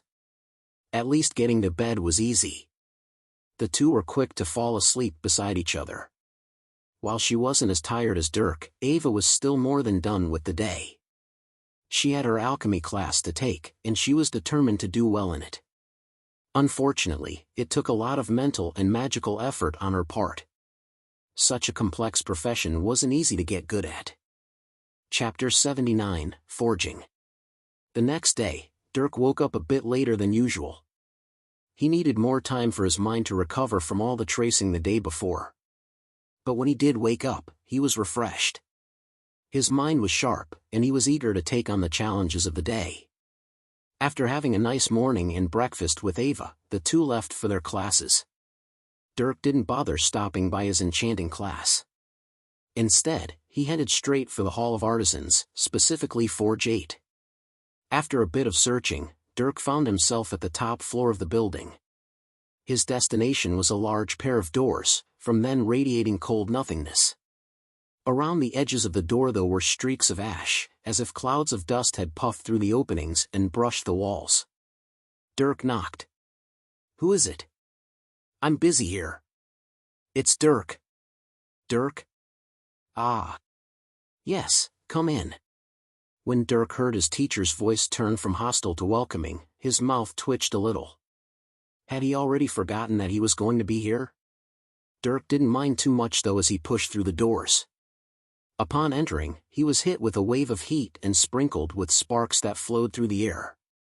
The place was an oven, a stark contrast to the cool exterior of the doors. "Dirk! Come in, boy, come in. I was just preparing for the day." The large bald dwarf was seen sitting beside a large anvil. On one wall was a huge furnace that spewed fire like a dragon. When one of these sparks landed on Dirk, he was surprised as his skin was actually burned. He quickly brushed the spark off. It looked like the fire within that furnace was of much higher tier than him. As for the dwarf, his face was covered in gray soot, some small hairs on his head burning from the intense heat. Dirk suddenly understood why he was bald. "Hello, teacher." "Teacher? My name is Devasto Bastin. Students that go nowhere call me teacher. You will call me Sir Tobastin." "Understood, Sir Tobastin." "Good. Anyway, come over here. Let's get you started." The dwarf waved Dirk over, prompting him to dive deeper into the boiling air of the room. It was a bit stuffy, but Dirk dealt with it. He just made sure to dodge any sparks from the furnace. Forging is an art. It is no less profound than the likes of sculpting, enchanting, or alchemy. Through forging, one shapes not just metal, but any hard material into pieces of intricate design, breathing life into them. Through a baptism of fire, you can do miraculous things with all kinds of materials. It is not just alchemy that brings ingredients together to make something better. And it is not just enchanting that infuses power into objects. Forging does both of these things. Understand that forging is much more than just shaping metal on an anvil. Now take your shirt off." "I'm sorry." Dirk tilted his head at the sudden odd request. Devos waved at him. "What, you want your clothes to burn?" A true forge master must bathe in the fire that he baptizes his creations with. This means your shirts will quickly disappear if you leave them on. Believe me, I've lost many a dozen. "Oh." Dirk nodded in understanding. Even now the dwarf was shirtless, revealing an oddly shredded physique. It seemed like that was the way to go. Dirk pulled off his shirt, throwing it into his pocket ring. The dwarf nodded. "A body worthy of a sculpture. That will make things easy. Now, allow me to explain what you'll be doing here from now on." The dwarf picked a hammer off the anvil. It was large in his hands and looked heavy. "From now on, you're going to forge an item a day. I will tell you the item you will forge, and you must forge it. I will also give you all the specifications for the items you construct. I will give you the material, draw the shape, and explain the technique to build it with. Through this, you will learn about how fire interacts with the materials you utilize, how your body molds the material under your hammer, and how you breathe power into your creations. In this profession, you learn as you build. Now, let me give you your first item." Suddenly, the dwarf smacked a piece of parchment on top of the anvil alongside a large ingot of metal. "This will be a basic iron tool. What you are going to make from this ingot is a pair of tongs. The tongs should be forged to look like the picture. As for the technique, well, let's not worry about that right now. That'll come a bit later when you actually know how to hammer right. Now, get started. I'll be here to correct your mistakes." "Understood." Dirk quickly nodded. While everything was happening quickly, he was no stranger to moving just as fast. Without much thought, he grabbed the ingot on the anvil and walked it to the furnace. The furnace wasn't just an insulated pit in the wall. At its base was a large bowl about a foot deep with a covering that looked like a large pizza oven. Inside the bowl was what looked like flowing molten lava. Only, when Dirk looked closely, he found that this flowing lava was actually flowing fire. It looked like the fire was liquid as it swirled inside the bowl. As Dirk got closer, he could also feel how hot the radiant heat was. It was hard to look at it directly. Don't worry about being burned by the fire. I'll explain later, but I control the fire, thus you won't be burned to a crisp. Stick your arm inside the bowl and drop the ingot in. And don't guard yourself with mana while you do so. Dirk was silent as he hesitantly nodded. With every inch he got closer, the heat became worse. By the time he was right next to the bowl, he could feel his arm hairs slightly singeing. But he trusted his teacher. Raising the ingot, Dirk put his hand into the fire, making sure to not protect his body with his fire mana. When his fingers touched the fire, he was surprised to feel a cold sensation. It wasn't that it was cold. Maybe it was so hot that it felt cold to Dirk. Either way, there was no pain, only numbing as Dirk lowered in the ingot and dropped it. Then, he ripped his arm out. He could see the ingot rapidly redden inside the bowl. Good. Now take it out. Use these tongs. It was only a few seconds before Dirk saw the ingot become yellow hot. Turning around, he caught a pair of tongs from his teacher. These tongs were exceptionally high quality, likely his own. With them, Dirk grabbed the ingot, walking it over to the anvil. Now forge. With that, Dirk got to work. He grabbed the hammer the dwarf handed to him and began slamming the ingot. Surprisingly, the hammer was hard to wield. Dirk was shocked to feel that it weighed 60 pounds. He had to activate a bunch of anima just to wield it. Seeing Dirk struggle, the dwarf laughed. You got it. Lift those scrawny arms. When I'm done with you, you'll have arms as thick as a warrior's legs. A female warrior's legs, no less. Their legs are usually the thickest. Dirk was silent as he continued to struggle hammering the ingot, disregarding the dwarf's fantasies that began to escape his mind. He kept hammering away, the room filled with the booms of metal against metal.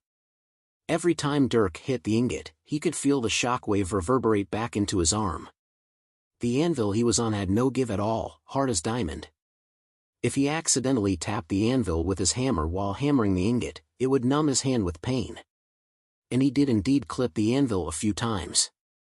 This only ensured that he increased his accuracy, hitting the ingot like he was supposed to. After getting used to it, all the force of his hits went into the ingot that had much more malleability than the anvil. And when the ingot cooled, Dirk just heated it back up before continuing. Still, it took a lot of energy out of him. He had to consume lots of anima just to lift the hammer, let alone put enough power behind it to deform the ingot. All the while, the dwarf instructed him. Use this tool to split the ingot. You're making tongs. Put your whole body into the hit. There's no point in just using your shoulder. You think the hammer is all there is? Use your earth magic. I know you have the metal specialization too. The forge is practically begging you to hurry up and become a master. But no spell circles. Forging is all about harmonizing with the metal. You do that through harmonizing with the mana. Sir Tobaston guided Dirk with his vast breadth of knowledge, even going so far as to have Dirk use earth magic in conjunction with his forging. He taught him the way to move his body, what to concentrate on while hitting, how to move his mana, and more. And while Dirk had a bit of trouble keeping track of every little detail as he moved, he quickly got better, much to the dwarf's satisfaction. Finally, after almost an hour, Dirk had 2 long pieces of metal. When he brought these together, they would become tongs. He nodded when they came to be in the correct approximate shape. The dwarf nodded as well. Good. Normally, this is when you would harden the metal before heading to the grinder to finish off the shape. But you're not going to do that. You know why? The dwarf eyed Dirk fiercely. Dirk just stood there, not giving an answer he didn't know. It's because those tools are for amateur, no good half-wits. Dirk. If you ever find a forge that has a grinder in it, then you have my permission to burn that place to the ground. No half-competent forge master uses such disgraceful tools. Listen closely. The dwarf grabbed Dirk's shoulder, his rough hand scratching Dirk's skin. You shape the metal purely by your hand and hammer. All of it. You want to know how the best forge masters forge the most powerful swords and blades? Well, this is where I'm going to teach you. Watch very closely. Saying that, the dwarf grabbed one of the yellow hot metal poles that made one half of the tong. Then, before Dirk's eyes, the dwarf ran his fingers across the metal. Under his fingers, odd curves became flat, and flat corners became smoothly rounded. It seemed as if the iron was putty under his hands. But Dirk knew better. He could see earth mana flow through the dwarf's hands and into the metal. With this mana, he refined the shape of the metal. Although Dirk had a hard time seeing exactly how he did it, he could understand what was going on. When he was done, he held the half-tong proudly. This is one of the principles behind metal theory. Earth mana is not just used in earth magic. If one can learn to manipulate it, then they can directly shape materials with a wave of their hand. You, my friend, also have the metal specialization, so you are the perfect man for this job.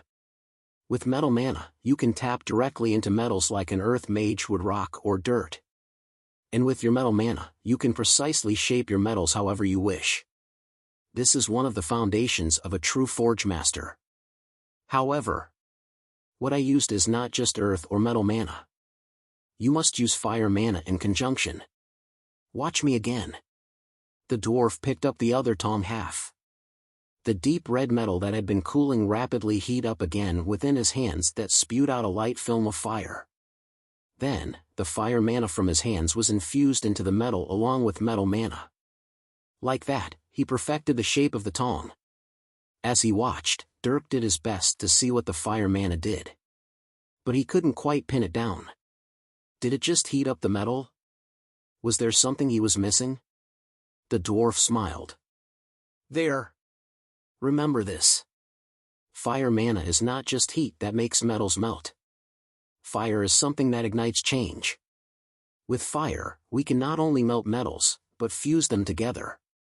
With fire, we can make metal bend to our will. With fire, we can breathe life into our creations. Forge masters use fire mana in conjunction with metal mana, fusing their powers together, turning something rigid into something soft that we can shape as we will. This is a complex technique that takes years to grasp and even longer to master. But above all, you don't learn it through study.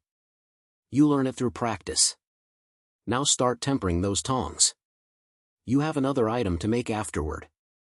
With that, the dwarf tossed the tongs onto the anvil, allowing Dirk to finish the process.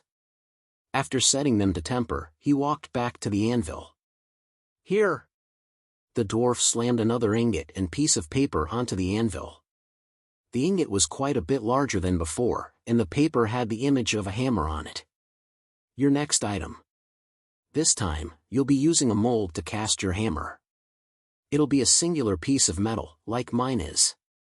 You must first create your mold, though. To do this, you will use stone and carve your mold. Behold! Bang! Suddenly, the dwarf retrieved a large block of white stone from his pocket ring, slamming it on a table nearby. Dirk watched silently. Here is a hammer and chisel. Now, you must use your artistic talent in order to carve the stone to the shape of your hammer. I've designed the image on the paper to be identical to mine. You just need to get the proportions right. And don't worry, this stone is cheap. You will carve as many blocks as you need in order to get it perfect. Now begin. Learn as you go. Saying that, 10 more blocks of stone appeared on the table. Dirk thought for a moment before going to the table, picking up the hammer and chisel, and going to work on one of the blocks. Interface. Awaiting orders. Trace the image of the hammer onto the stone block. You know what I need to do. Affirmative. Suddenly, Dirk saw an image form itself on top of the block of stone in front of him. It outlined the image of the hammer. What Dirk needed to do was gouge out the stone that was the hammer, creating a mold to fill with metal. And when the image appeared, he got to work. He placed the chisel against the stone and began chipping away. At first, the hits were hard, taking out large chunks of stone. But when he got to the edges of the image, he slowed down, lightening his hits. At this point though, the dwarf spoke. "Don't take so long. The carving process is supposed to be the easiest part. Use your earth mana to your advantage." Dirk was silent as he paused. Use his earth mana. Was he supposed to chip away at the stone with his earth magic? Or do I do the opposite? If I reinforce what can't be chipped, then I can hit harder without worry about messing up. Feeling enlightened, Dirk suddenly streamed his earth mana into the stone. After that, he reinforced the edges of the mold. The shape that couldn't be touched was hardened, and when Dirk went to hit the stone near it, the shape was accurately carved out. There was no need to tread lightly. Only, using his mana in such a precise way was a bit difficult. Nonetheless, with his willpower, he was able to precisely reinforce the stone. Like that, the mold was rapidly carved, Dirk moving faster as he got the hang of it. Unfortunately, toward the end when he got to the corners, his mind that was becoming fatigued didn't reinforce correctly, and with a hit of the chisel, a large chunk of stone came out. The dwarf popped out of his seat. "No! You were so close. Start over." "Damn." Dirk cursed as he looked into the mold. It was 80% finished, but one mishap meant his hammer wouldn't cast correctly. Sighing, he pushed away the failed mold before starting on another block. It took him nearly an hour to make the first one, but thankfully he had the benefit of experience. He quickly carved out the beginnings of the mold once more. Unfortunately, when it rains, it pours. Halfway through, Dirk made another mistake, and a large corner was taken right off by his heavy hand. The dwarf smacked his knee. "Ha! So it's going to be like that, huh? Hurry up and start over then. And by the way, I'm setting a timer. If you go over the 80-minute mark without finishing, then you start over. You must find a balance between speed and accuracy." Saying that, the dwarf moved to another side of his forge. On the wall was a large clock, and he smacked it with his fist. Suddenly, the clock set itself, beginning a countdown 80 minutes long. Dirk frowned. He was just thinking that he needed to slow down and take his time, finishing it in one go instead of continually messing up. But the dwarf had other plans. Rubbing his head, Dirk got back to work. Like that, Dirk ceaselessly carved out stone. His arms and face were coated in white dust while the rest of his body dripped sweat. Every time he blew away the accumulating stone fragments, that white plume would coat his skin and get in his hair. But he didn't stop. If anything, such things were representative of his focus. He carved even as the dwarf stepped out to teach his classes for the day. And Dirk didn't cheat his way through the challenge. When 80 minutes were up and he wasn't finished, he pushed away the stone and started over. And whenever he messed up from rushing, he started over. It tested his patience, but Dirk knew this was good for him. It pushed his control over mana to new heights while stressing his concentration. This was valuable practice. Chapter 80, Elemental Manipulation. Dirk carved stone for several hours. The process of going through 8 blocks of stone wasn't quick. Thankfully, Sir Tobaston at least took care of Dirk's tongs at some point, ensuring they were finished properly. Other than that, the dwarf went through all his classes, and when he came back, Dirk was still carving. Now, his entire front side was coated in white dust, streaks going down his abs from drops of sweat that revealed his pale skin. When the dwarf walked back in, he peered over next to Dirk, seeing how he was halfway through this carving. He hadn't messed up yet, but there was always something that happened that would end his carving in failure. In the other 7 blocks, there was always just a single chunk of stone that wasn't supposed to be chipped. And if one was perfect, it wasn't finished since Dirk ran out of time. But this time, Dirk seemed to be at his deepest in concentration. The dwarf watched as he carved through 85% of the block, the image of a hammer being designed under Dirk's chisel. Then, he got almost all the way through. There was only one more corner to carve out. It was here that Dirk took a deep breath though, standing upright. Ding!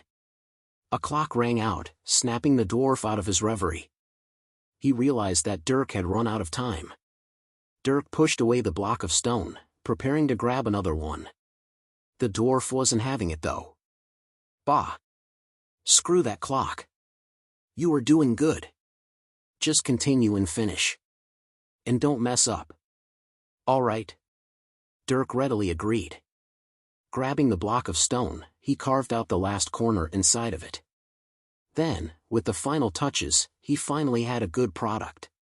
Great! Now melt the ingot inside this pot before pouring it into the mold. That should be simple enough for you. Understood. Dirk grabbed the pot that Sir Tobaston handed to him, throwing the metal ingot into it before walking it to the furnace. There, he dipped the pot into the bowl of fire. The ingot melted rapidly as even the pot turned red hot. Dirk was impressed by the pot. It seemed to be a much stronger metal than the others. When the ingot was melted and turned to liquid, Dirk quickly walked it over and slowly poured it into the mold. Like that, the metal filled every corner of the stone block. When all the metal was in, the dwarf grabbed the mold with the liquid metal inside of it. Then, he placed the block on a rack above the bowl of fire. We need to let it slowly cool and harden. And with this metal, the tempering process will happen naturally as it is. By tomorrow, your hammer will be ready to take out of the mold, and you'll put on the finishing touches. As for today, you're done. Go on back home and rest. You did well. Tomorrow I'll have more planned for you. Understood. Dirk took a deep breath as he left the forge room, grabbing his shirt on the way out. He didn't even bother putting it back on. His dust-coated self was on full display as he walked back home. Of course, nobody in the Hall of Artisans was in the mind to care about him. They all had their own strenuous tasks to carry out. Ava was quick to gawk though when he arrived home. Oh my God. What the hell have you been doing? Sculpting. Weren't you taking a forging class? That's what I thought at first too.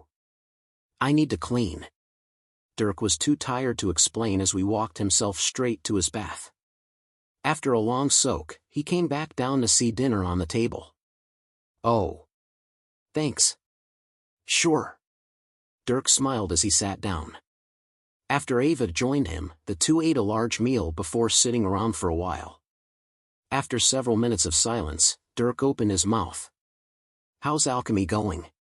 It's all right. Ava lifted her head unsurely.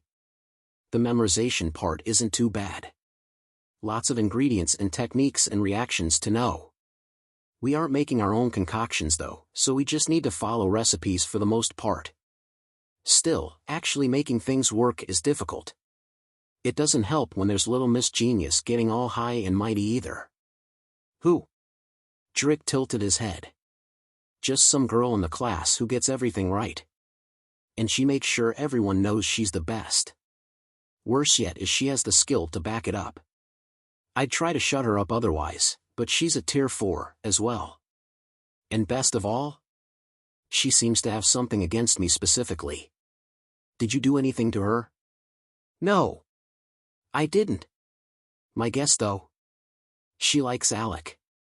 I've heard rumors that she's been trying to get close with him, and me going on a dungeon dive with him is apparently overstepping my bounds. Ava spoke with derision, flailing her hands to enunciate her point. Dirk scratched his cheek. Was this gossip? She's a tier 4, doesn't that mean she's older than him? Yup. Guess she just likes young guys.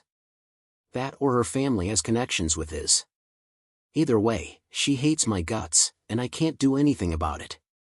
And it's not like I do anything to her. I just keep my head low, and I haven't even seen Alec in how long? Yet she has it out for me.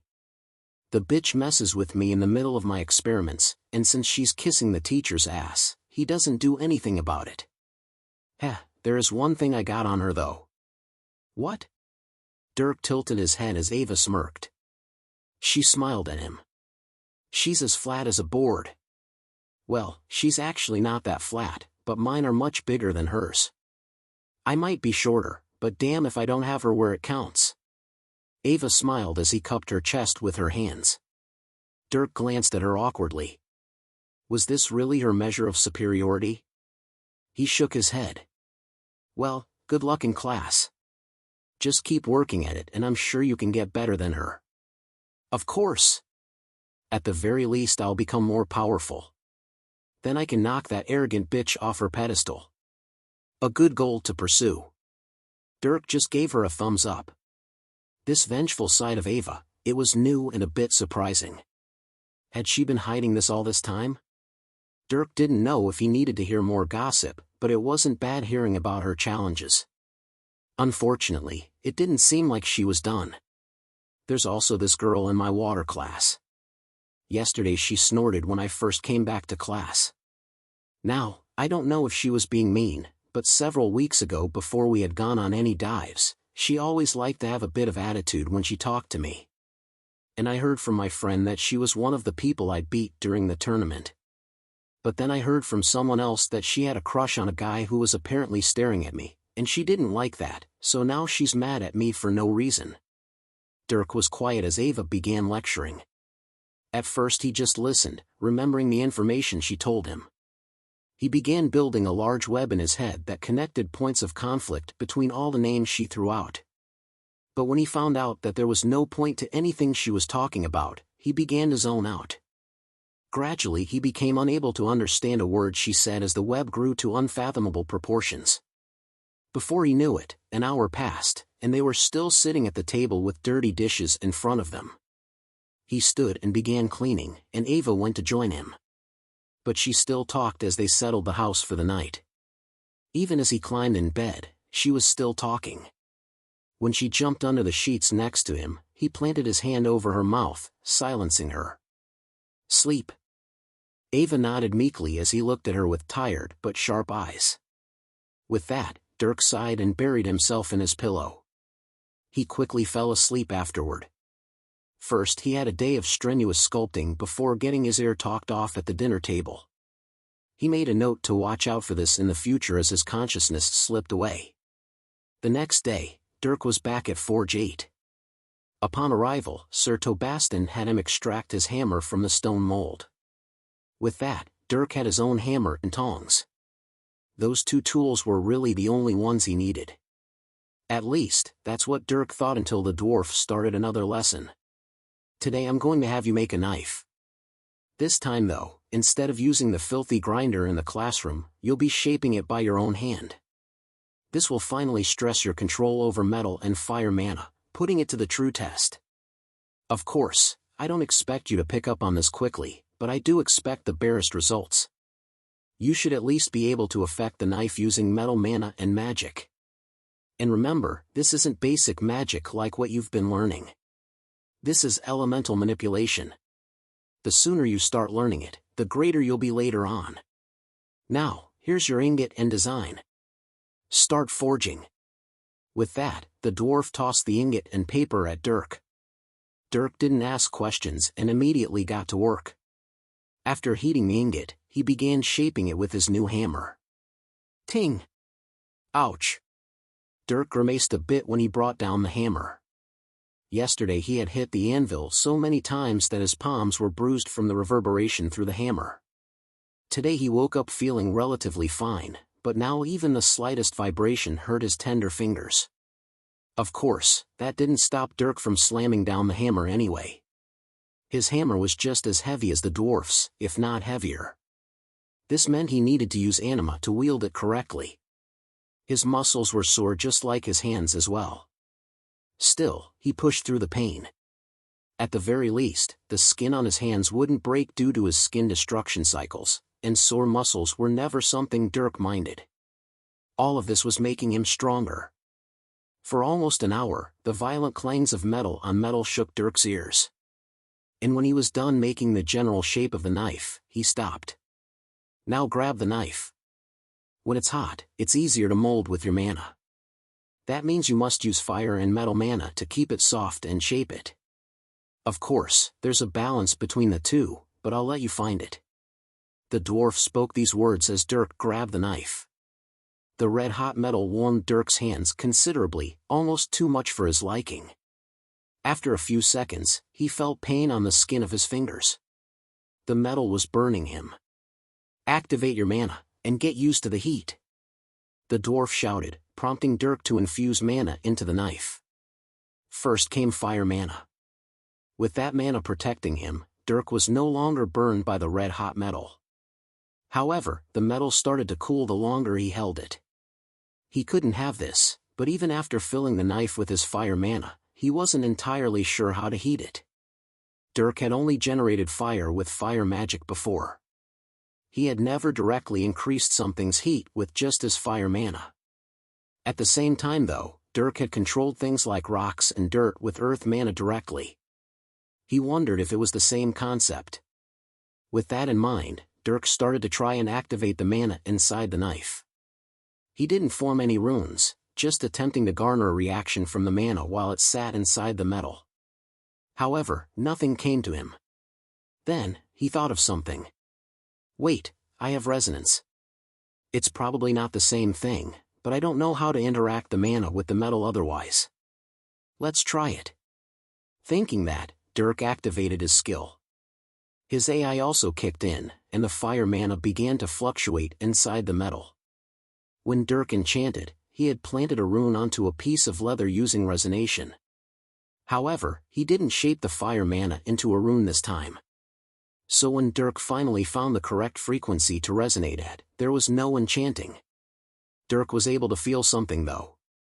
He could feel the fire mana touching the metal. After that, he began thinking of how he wanted to heat the metal. Dirk concentrated. His concentration went deeper than it probably should have gone. He viewed all the fire mana that was inside of and around him, as well as the mana inside the knife. He wanted it to follow his will, to heat the metal like fire mana was supposed to. And he didn't want to do this with runes. Suddenly, Dirk had a thought. Would this be considered silent casting? It's not exactly magic. Dirk pondered for a split second before refocusing. In his mind, he imagined the knife heating up, the fire mana transferring its property of heat onto the metal. When this happened, Dirk felt something.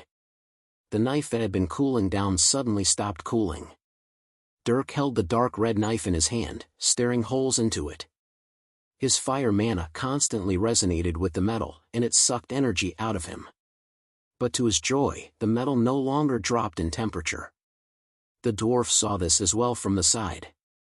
At first he wanted to tell Dirk to focus on shaping the knife with metal mana first because that was much easier than heating the knife. But when he saw Dirk so concentrated, as well as the fluctuating mana inside the knife, he thought Dirk might have something. And now, seeing how the knife maintained its temperature, the dwarf's eyes widened. "You did it. You did it. Haha. I knew you were a genius. Oh, you can stop now." Ack. Dirk let out a rough exhale as he stopped resonating the mana. His head now throbbed in pain.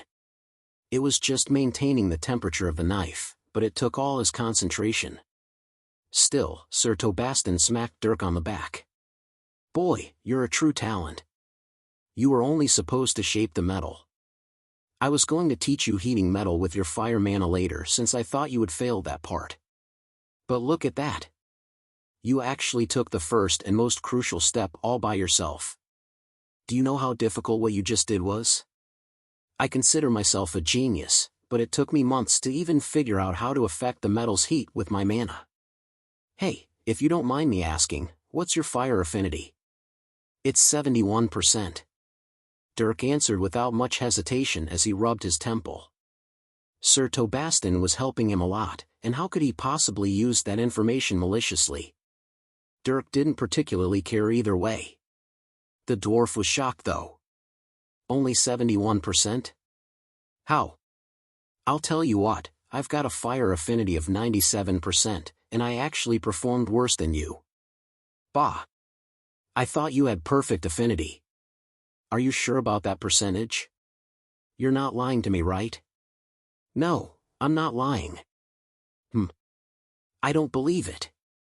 You are either the luckiest person in the world to be able to cross a significant magical threshold so easily, or your affinity is actually perfect." "Whatever. Either way, you did well. Now you just need to shape the metal. Until you become able to actually heat the metal with your mana, just heat it in the fire. Now go on. This should be easy for you. The dwarf waved Dirk off to the furnace.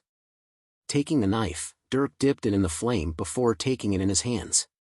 After protecting his skin with fire mana, he infused metal mana into the knife. After a short amount of time, Dirk was able to affect the shape of the knife with his mana. It truly was easier than heating metal with fire mana. After resonating his metal mana, he felt like the mana became the knife itself. Then he just needed to move the mana how he wanted to, the metal bending with it. Like that, he was able to sharpen the blade of the knife and refine some odd imperfections. But although he figured out how to do it, Dirk found that actually bending metal was a black hole for his energy. It took nearly an hour to refine the shape of the knife, and by the end, he was totally exhausted. After Dirk collapsed against the anvil, Tobastin took the knife. Good. Really, you are a little genius. But don't get cocky. This is still far from satisfactory. For instance, you ruined the internal structure of the knife while shaping it. You think you can just brute force the shape? It takes delicate technique in order to shape the metal and maintain its strength. For now though, this will do. I'll scrap this garbage. As for you, go on and go home. Your performance today was well above expectations. Tobastin nodded approvingly as he casually tossed the knife into the fire pit. Dirk didn't mind this. It truly was ruined by his shaping, something he noticed as it happened.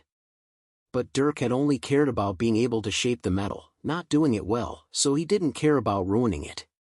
And since he was done for the day, Dirk grabbed his shirt and walked out. Before he did though, Tobastin waved. Hang on. Take this for the day. When you begin to recover, go ahead and read the fire theories section some more. You won't get much further in skill without knowledge like this. The runes that you had been looking at a couple days ago contain elemental knowledge on fire manipulation pertaining to directly heating materials like what you were doing. It gets more complex the deeper you go, but just worry about trying to comprehend the runes. Analyzing runes is an important skill for any skilled mage. But I want this book back. So don't lose it. With those words, Tobastin handed Dirk a book. It was the one he gave Dirk during class only 2 days prior. After feeling the cover in his hands, Dirk smiled. Now he could trace more runes.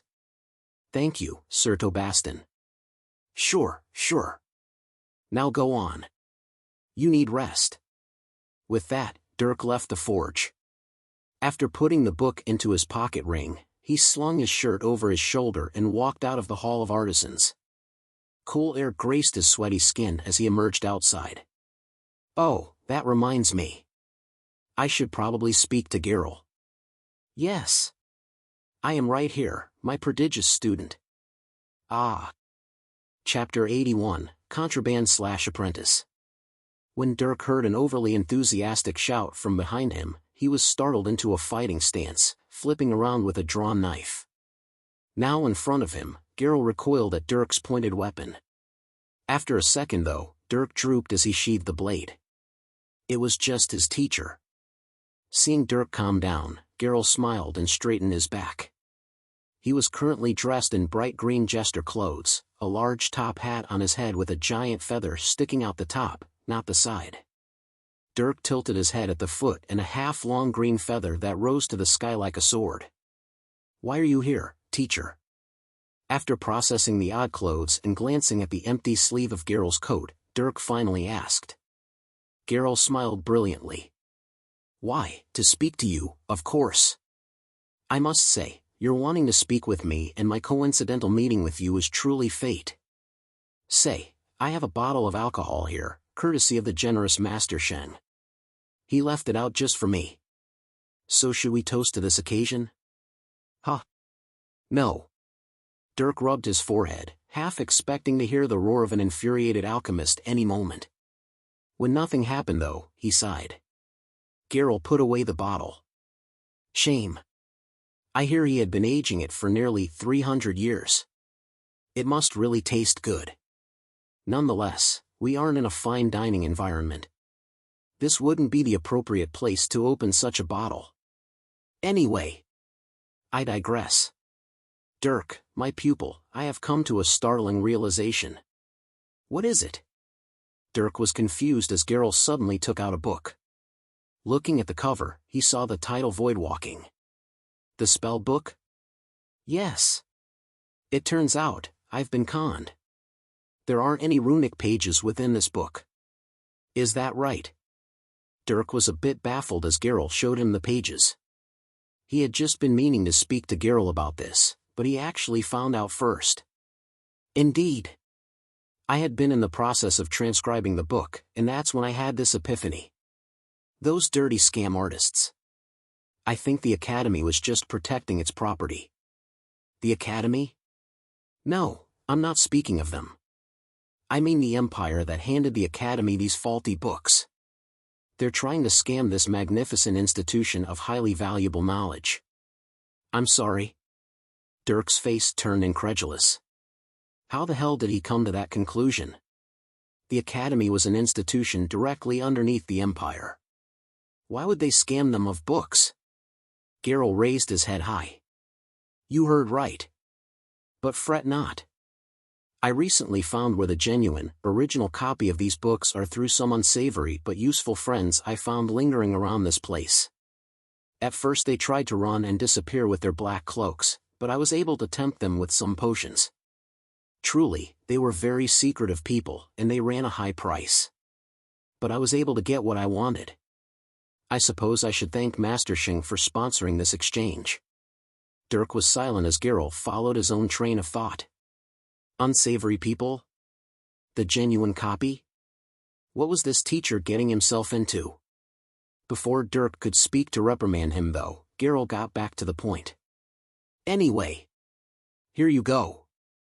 Suddenly, he raised his arm. 4 books appeared above his hand. Dirk had a bad feeling. These are the books I found. There's Curse of Darkness and Voidwalking, both books containing the original techniques themselves. Along with these, I found 2 more that you might like since I can't have my pupil be educated by low-quality texts. They are called Theory of Stealth and Series of Lightning. These books were rather difficult to attain, but nobody can stop my ultimate technique. Now, these books are yours. Geralt suddenly pushed the books into Dirk's chest. He grabbed them, their weight bearing down on his arms. The covers of these books were made of scale leather that Dirk had never seen before, the scales so fine that the book titles could still be engraved as if they were on metal. They also radiated intense power that spoke of the profound runic pages within. Now, Dirk was certain that Geralt had done something extremely illegal. On one hand, he wanted nothing to do with these books. On the other, he was now really tempted by the runes within. If he could trace these. Suddenly, Dirk lifted his head, and with his AI, he scanned all around him. After seeing nobody suspicious, he instantly put the books into his pocket ring, the contraband disappearing from his arms. I'm going to hang on to these for now. You can't tell anyone. On my life, I would never. And you must cover your tracks. Nobody can know you stole these. I didn't steal them, but I understand what you say. Any investigators will understand that this was done for the good of the Academy. Sure. Dirk couldn't bother correcting him, just giving a thumbs up. To this approval, Geralt pat his chest. Very well. My work here is done. Now, if you'll excuse me, a lucky lady happens to be waiting for me right now. Lucky lady? Indeed. Romance never dies, my friend. I've been pursuing this lovely flower for almost a year now. She's always so busy with her classes and students, but I have finally grasped my opportunity. I'm taking her to a secluded restaurant in the city. Oh! Such a thing deserves a toast. Perhaps I should bring out Master Shing's bottle for the dinner. If you don't mind, of course. Geralt turned to Dirk like a puppy awaiting its master's word. Dirk gave him an awkward smile. You have my blessing, teacher. Fantastic. It will make for a magical Eve dash. Geralt. Oh. Suddenly, there was a guttural roar that shook the academy. Moments later, the ground rumbled with fast approaching steps. Geralt panicked ever so slightly. Anyway, that's my cue. Wish me luck. Good luck, teacher. With a smile, Geralt was enveloped by darkness, disappearing with a blur. That was void walking, a skill he was obviously proficient at. After that, Master Shing appeared. As if he were a bloodhound, he sniffed out the dark mana in the atmosphere. Dirk swore he could see all the mana within the surrounding 20 meters get sucked right into his nostrils. Shing spoke with a friendly but obviously enraged face as he rapidly approached Dirk. Excuse me, Dirk. Have you seen that good-for-nothing rat named Geralt? He just disappeared. I'm sorry. Damn. That thieving no-life. Hear me, Geralt. I'm going to get you alive the next time I see you. I've been planning to drink that bottle for over 100 years. You will not take this away from me. Master Shing roared with rage, the surrounding students turning to the short, pudgy elf in curiosity. Dirk could only sigh. It must be difficult, having a slippery nemesis like Geralt. After letting out a bit of anger, Master Shing turned back to Dirk. Sorry friend. I'll take my leave now. I understand. Dirk nodded. After Master Shing stomped off in another direction, Dirk also took his leave, quickly heading back to his house. Upon arrival, Dirk found that Ava wasn't home. It was still around noon, so she was likely in her alchemy class. Thankfully, that allowed him some alone time to trace some books. Despite the throbbing headache he still had, Dirk was quick to open up one of the 4 books he was given. The first was the one called Theory of Stealth. Dirk wasn't sure what to expect from this. It was a very thick book with a width of nearly 5 inches, though only the second thickest among the 4. After reading the introduction though, Dirk was quickly immersed. Stealth and darkness. The fundamentals and concepts behind distorting the body's presence, concealing aura, withholding aura, and erasing your existence from the world. Dirk scanned through the introduction, which was a whole 3 pages. After this, he found nothing but runic pages. The early pages in the book weren't that complex, Dirk able to make out much of the meaning with mere glances. But with every page in this huge book, the runes got more and more profound until Dirk couldn't so much as look at the runes. This book, it contains everything one needs to know about stealth as a whole. It's not a single spell or technique, but I'm sure there are many skills and spells contained inside this thing. This is definitely extremely valuable. Dirk was baffled by what he saw. This book really did contain the most fundamental knowledge and theories behind what stealth was. It was no secret that dark mages often utilized spells that were stealthy by nature. Void walking was one of these spells and definitely popular despite its difficulty. But this book contained knowledge that formed the basis for those spells. Just the runes that he couldn't look at in the back of this book told him how valuable it was. Before Dirk got too immersed though, he quickly grabbed another book. This was called Series of Lightning, and it was the thickest book among the 4 that Geralt gave him. It was an entire 8 inches thick. Dirk opened this book. When he did, the hair on his arms stood up as an electric field was created. He read the introduction. A series of theories on lightning, electrical fields, and plasma, alongside specialized spells and techniques for these theories. This book is actually filled with spells? Dirk was surprised yet again. When he flipped through the pages, he could see all kinds of runic formations. And there were many that looked like spell formations with mana circuits and magic circles. More than that though, this person actually knew what electricity and plasma were. That's kind of amazing. I can learn a lot from this book. But seriously, how did Geralt manage to steal this stuff? I definitely shouldn't be reading this. Hopefully this doesn't get traced back to me. Dirk mumbled as he flipped through a few more pages. After that, he took a deep breath, closing the lightning book and opening the book the dwarf gave him. He was quick to begin tracing runic pages within that book. Now more than ever, Dirk was adamant about tracing these runic pages. Besides his anima and mana techniques, Dirk didn't have the luxury of keeping these for a long time. 4 of them were stolen goods that belonged to the Empire, while the other came from his teacher who wanted it back. In order to get as much out of these as possible, Dirk needed to scan them as much as he could. That would allow him to study them later. His AI was turning out to be his most valuable tool, but he needed time in order to make use of its abilities. So despite the fact that Dirk still had a huge headache from the earlier forging session, he began tracing Tobastin's book. He moved slower than usual since it was harder to concentrate, but he was gradually able to acclimate.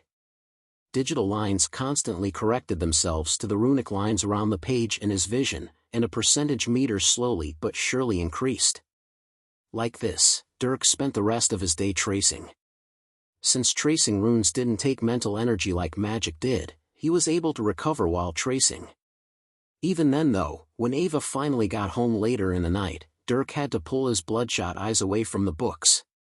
His mind was in an odd state of being energetic from his mental energy regeneration and utterly exhausted from concentrating on the tracing. It was like he couldn't decide if he was tired. His body was able to decide for him though. After eating dinner and spending some time listening to Ava talk about her day, Dirk instantly fell asleep upon climbing into bed. Ava was also quick to fall asleep. Her days spent concentrating on alchemy weren't easy, and she was mentally and emotionally drained after each day. The next morning, Dirk woke up rejuvenated. The constant stressing of his mind during his forging lessons and runic tracing was resulting in gradual growth. After a nice and quiet breakfast with Ava, Dirk left for Forge 8. Upon arrival, Tobastin had another lesson planned for him. More forging was the gist of the lesson. As Tobastin said, you learn forging by forging, not by studying books. He had Dirk stressing his body under heat and the weight of his hammer while utilizing difficult techniques. There were constant corrections that the dwarf made to Dirk's movements and skills, but Tobastin was extraordinarily pleased with Dirk's quick progress. Dirk never complained and he did his best to step up to the dwarf's expectations. He wouldn't hesitate to put himself through physical or mental pain in order to refine his products to their utmost. And forging truly did turn out to be terribly difficult. This was especially so when Tobastin introduced him to another technique. This technique involved Dirk infusing his power into the metal with each swing of his hammer. There were forge masters who wielded a variety of different elements, and if they wanted to build a product with a specific attribute like earth or air, then to get the best results they needed to infuse that mana into their piece. This happened during the forging process. Tobastin wanted Dirk to infuse fire mana into his works. This was done not just by filling the metal with fire mana, but by attaching the fire mana to the metal similar to enchanting. From what Dirk understood, each swing of the hammer would vibrate the metal, and one would need to drive the mana into the metal through this vibration. Dirk quickly understood that this was a kind of mana resonation technique. Through resonation, the metal would take on the properties of fire mana, allowing the product to be used in conjunction with fire-type spells. It was a very common technique among half-decent forge masters according to the dwarf. After all, a forge master needed to be able to tailor the elements of their product to the customer. While the forge master had to have the applicable element, there were enough forge masters that one didn't need to worry about not finding one with their element. However, there was another important detail Tobastin told Dirk about. Infusing metals with elemental power is secondary to the metal you are working. Mid to high-level forge masters always use metals and materials that are already filled with the element. This is because a forge master can only infuse so much mana, a level that is almost always lesser than materials which have accumulated an element for a long time. This is why infusing mana is a common skill among any basic forge master, because low-level forge masters and their customers don't usually have access to quality elemental materials. Anyway, you need to learn infusion as well as how to control the elemental power of materials, channeling that power into something the weapon and customer can use. Tobastin spoke while Dirk forged, and Dirk did his best to listen and work. At first Dirk just thought these were some words of wisdom Tobastin wanted him to know and that Dirk would practice such things later. But the next day, Dirk was surprised to see Tobastin pull some light red metal out of his pocket ring. He said it was called Infernia, a metal that was attributed with the fire element. This was an extremely popular metal that was used in all kinds of fire-type constructions. And along with this metal's introduction, Tobastin explained some things about it. Metals like this, ones that have elemental attributes, are divided by grades. Put simply, the metal is graded according to its inherent elemental power, and each grade corresponds with our own tiers. Grade 3 Infernia can be used to its fullest capacity by a Tier 3 mage and so on. Of course, each element has its own elemental metals. Aerolite for air, prismatica for water, geode for earth, void metal for dark, and hallowed steel for light. As a forge master with your elements of fire, earth, and dark, you'll only be handling Infernia, geode, and void metal. Technically you could forge with other elements, but the end product wouldn't realize its fullest potential power. Tobastin casually explained, but Dirk had his AI store this information as notes. He didn't have elemental weapons or items, so this was good to know if he ever decided to replace his current loadout. And after introducing the ingot of Infernia, Tobastin had Dirk forge with it. The ingot he brought out was actually grade 3, a valuable piece of metal, and yet the dwarf didn't seem to care about wasting it on Dirk for his learning. Suddenly, Dirk realized that Tobastin was taking this whole training thing more seriously than he thought. Dirk didn't say anything though. He just smiled a bit and went with it. Between them, an unspoken relationship was gradually formed, that of a master and his apprentice. Chapter 82, Hopeless Romantic. Dirk's schedule was gradually consumed by two things, Tobastin's forging lessons and runic tracing. Every morning after a breakfast with Ava, Dirk would head to Forge 8 and undergo a strenuous but productive forging session with the dwarf. These sessions lasted around 6 hours and covered all kinds of topics that stressed Dirk's magical and even physical skills, teaching him myriads of techniques that not only helped his forging ability, but his overall magical comprehension. On top of that, Dirk discovered an unexpected benefit after several days. His body was filled to the brim with fire mana, and his second mana heart of fire was actually taking on form. Dirk hadn't cultivated his mana heart much, but he didn't totally neglect it either. Yet, despite his lack of continuous cultivating and condensing, the mana heart didn't dissipate. Normally the mana heart would lose its concentration as mana was pulled into the blood or naturally released. But because Dirk was inside Forge 8 all day, a room with so much fire mana and heat that Dirk sweat despite his strong body and fire resistance, the fire mana in his body reached surprisingly dense levels. This kept his mana heart from thinning and actually thickened it. After discovering this, Dirk made it a habit to condense his heart before and after entering the forge. Like that, he was able to utilize this fire mana to its fullest. He didn't even need the magic pyramid and its dense mana rooms. Forge 8 was plenty. Besides forging though, Dirk's concentration was almost entirely focused on runic tracing. After getting into a cyclical schedule, Dirk began waking up earlier and staying up late. Every morning he would wake before Ava and trace runes for a few hours before beginning his day. And in the evening, he would trace even more until the dead of night. This gave him nearly 10 hours to trace runes despite being in the forge for 6 hours a day. While sitting around for 10 hours each day with his nose in a book was boring and tedious, Dirk didn't hesitate to deal with it. The books he had his hands on were too valuable to not trace. His anima and mana techniques were a given. That knowledge would lay the foundation for his rise to power. But then there were the other 5 from his teachers. 4 of them were stolen but valuable goods that contained magic theory, powerful spells, and profound techniques.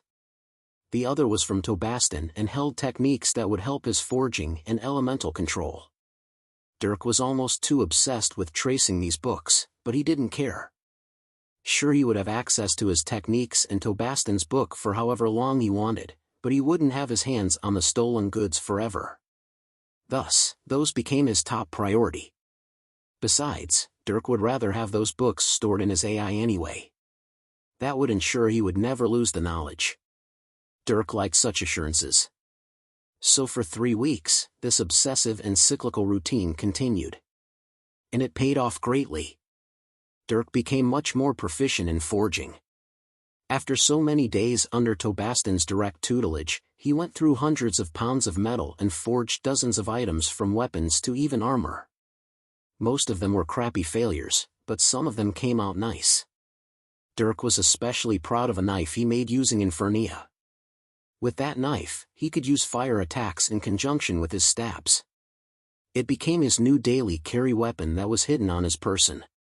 Tobastin was especially pleased with Dirk's progress.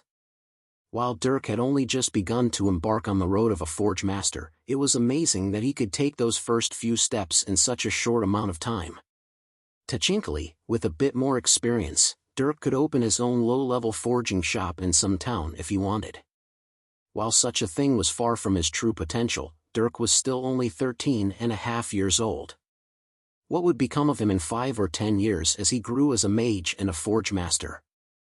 Tobastin was excited to see it, and during the lessons he gave he was constantly laughing and cheering for Dirk in joy. Dirk was also proud of himself. He quickly discovered this, but he absolutely loved forging and making things with his own hands and strength. While he was still a beginner in the many techniques Tobastin taught him, he knew he would make progress over time. And his labor bore fruit as he got better and better. His blades became sharper, his arms stronger, his mana more precise, and his products more powerful. Every time he succeeded, he smiled in approval and felt motivated to do more. He didn't only make progress in forging either. After nearly 200 hours of runic tracing across 3 weeks of time, Dirk made fantastic progress. It wasn't anywhere close to tracing the deepest runic pages of his books, but Dirk was able to completely trace the beginning and some of the intermediate parts of each book. Dirk estimated that he had only attained knowledge at about the tier 4 and 5 level. But that was more than enough for him. He was barely at the tier 3 realm, and that was only for his earth element. He had a long way to go until he reached tier 5. Still, Dirk couldn't help but sigh. 200 hours was a lot, and he had invested so much of his focus. Yet, across his mana and anima techniques, the stolen spellbooks, and Tobastin's forging book, he was still only able to trace intermediate information. It wasn't even half of all the runic pages. He realized that there was so much more to magic than he initially thought, as if he were a frog taking a peek out of a well. And he suspected that he wouldn't be able to gain much more even if he invested another 200 hours. The difficulty rose dramatically as he got deeper in. He couldn't even look at the later pages, let alone trace them. In fact, he tried to force himself to attempt to trace the most complex pages out of curiosity. The result was him crying tears of blood after getting sharp pains in his head. That little incident had startled Ava, and she forced him to shut the books for the rest of that day. Regardless, the end conclusion was that he needed to stop tracing and start comprehending. So at the end of the 3rd week, Dirk stopped tracing pages for 10 hours each day, instead simply reading the books how they were supposed to be read. This made his days pass by quite a bit easier. There was one thing that lingered on his mind though. I never completed the enchantment that teacher gave me. Dirk recalled his enchanting class. His return to that class was met with the stuck-up asshole of a teacher handing him a challenge. He was supposed to enchant an item within 2 weeks by himself, and if he didn't do so, he was better off not coming back. The challenge wasn't actually a problem for Dirk. But after he began lessons with Tobastin, he realized that he didn't want to and wouldn't put up with such a sorry excuse for a teacher. It was unfortunate that he wouldn't receive guidance in enchanting, but Dirk didn't care. He enjoyed forging too much, or perhaps more than that, he enjoyed forging under Tobastin's tutelage. So Dirk just never went back. He was already well past the deadline for his challenge, and the teacher surely wouldn't welcome Dirk back even if he walked in there with the completed product. So Dirk never thought about it again, just focusing on what was in front of him. Like that, Dirk's life became peaceful and enjoyable. Every day he would forge with Tobastin and study his books, constantly deepening his comprehensions. Dirk always smiled when he would emerge from Forge 8 with a sweaty body only to be graced with a cool breeze outside the Hall of Artisans. And after cleaning up at home, he would lay back with a book until Ava got home. He would end his nights with dinner and time spent with Ava. The two gradually became closer and closer. Ava always had a story to tell after a long day of alchemy and socializing. After the two ate dinner, Dirk would recline on the couch with his book, and Ava would recline within his arms.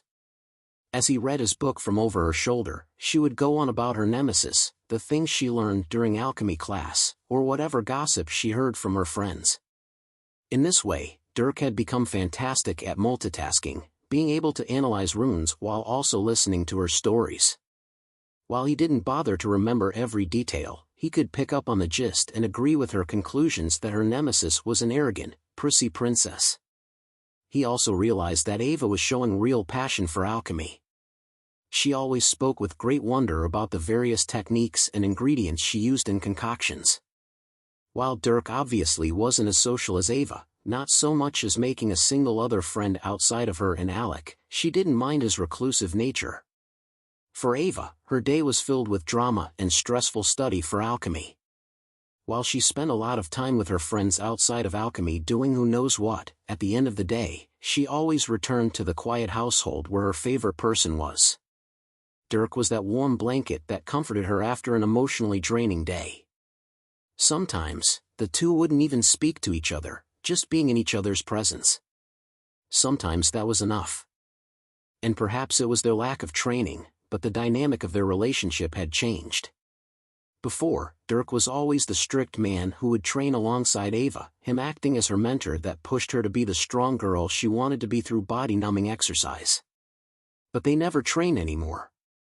Dirk was too busy with his forging and studying while Ava was busy with alchemy and her own magical studies. They had taken to their own, separate responsibilities. Dirk was no longer the stoic trainer who dished out bruises with martial arts lessons. Now, he was just the boy that she could laugh with and talk to. They had been brought close after their encounters during the dungeon dives, both of them realizing that they could rely on the other. Dirk could rely on Ava during battles with monsters, and Ava could rely on Dirk to take care of things she shouldn't yet be faced with. For Dirk, it was the first time he had a partner to lean on and trust, and perhaps unconsciously he realized that he no longer had to be the sole source of support. Ava could take care of herself. Both of them were pursuing their newfound passions despite any difficulties that arose. The two could just enjoy each other. Of course, Ava was the one who was more forward with their relationship, but it was a dynamic that seemed to work for them. Like that, both of their lives took turns for the better. Unbeknownst to either of the two oblivious birds though, dark schemes were brewing in the background, and there was one event that set these dark plans into action. It was close to a month since Dirk had returned from his dungeon dive and began his new schedule filled with forging and runic analysis. Late in the noon, Dirk emerged from the Hall of Artisans. His sweaty body was graced by the cooling air of the evening, and he took a deep breath as had become habit for him. Raising his hand, he pinched the ends of a few strands of hair, putting out a tiny flame. His hair occasionally caught on fire or got singed, so he had to put it out or risk going bald like Tobastin. Luckily his hair remained healthy and luscious, a perk from his skin destruction. With that, Dirk began his walk home. He walked away from the busy areas of the school and crossed into the residential areas. His body was on autopilot as he walked down the street between rows of houses, but when he was nearing his house, something caught his eye. A rather handsome man dressed in a dark blue suit was sitting atop the roof of a house. In his one hand was an instrument similar to a guitar, and he strummed it with a sorrowful voice. "Oh Delia, how your eyes shone like the majestic twinkling stars.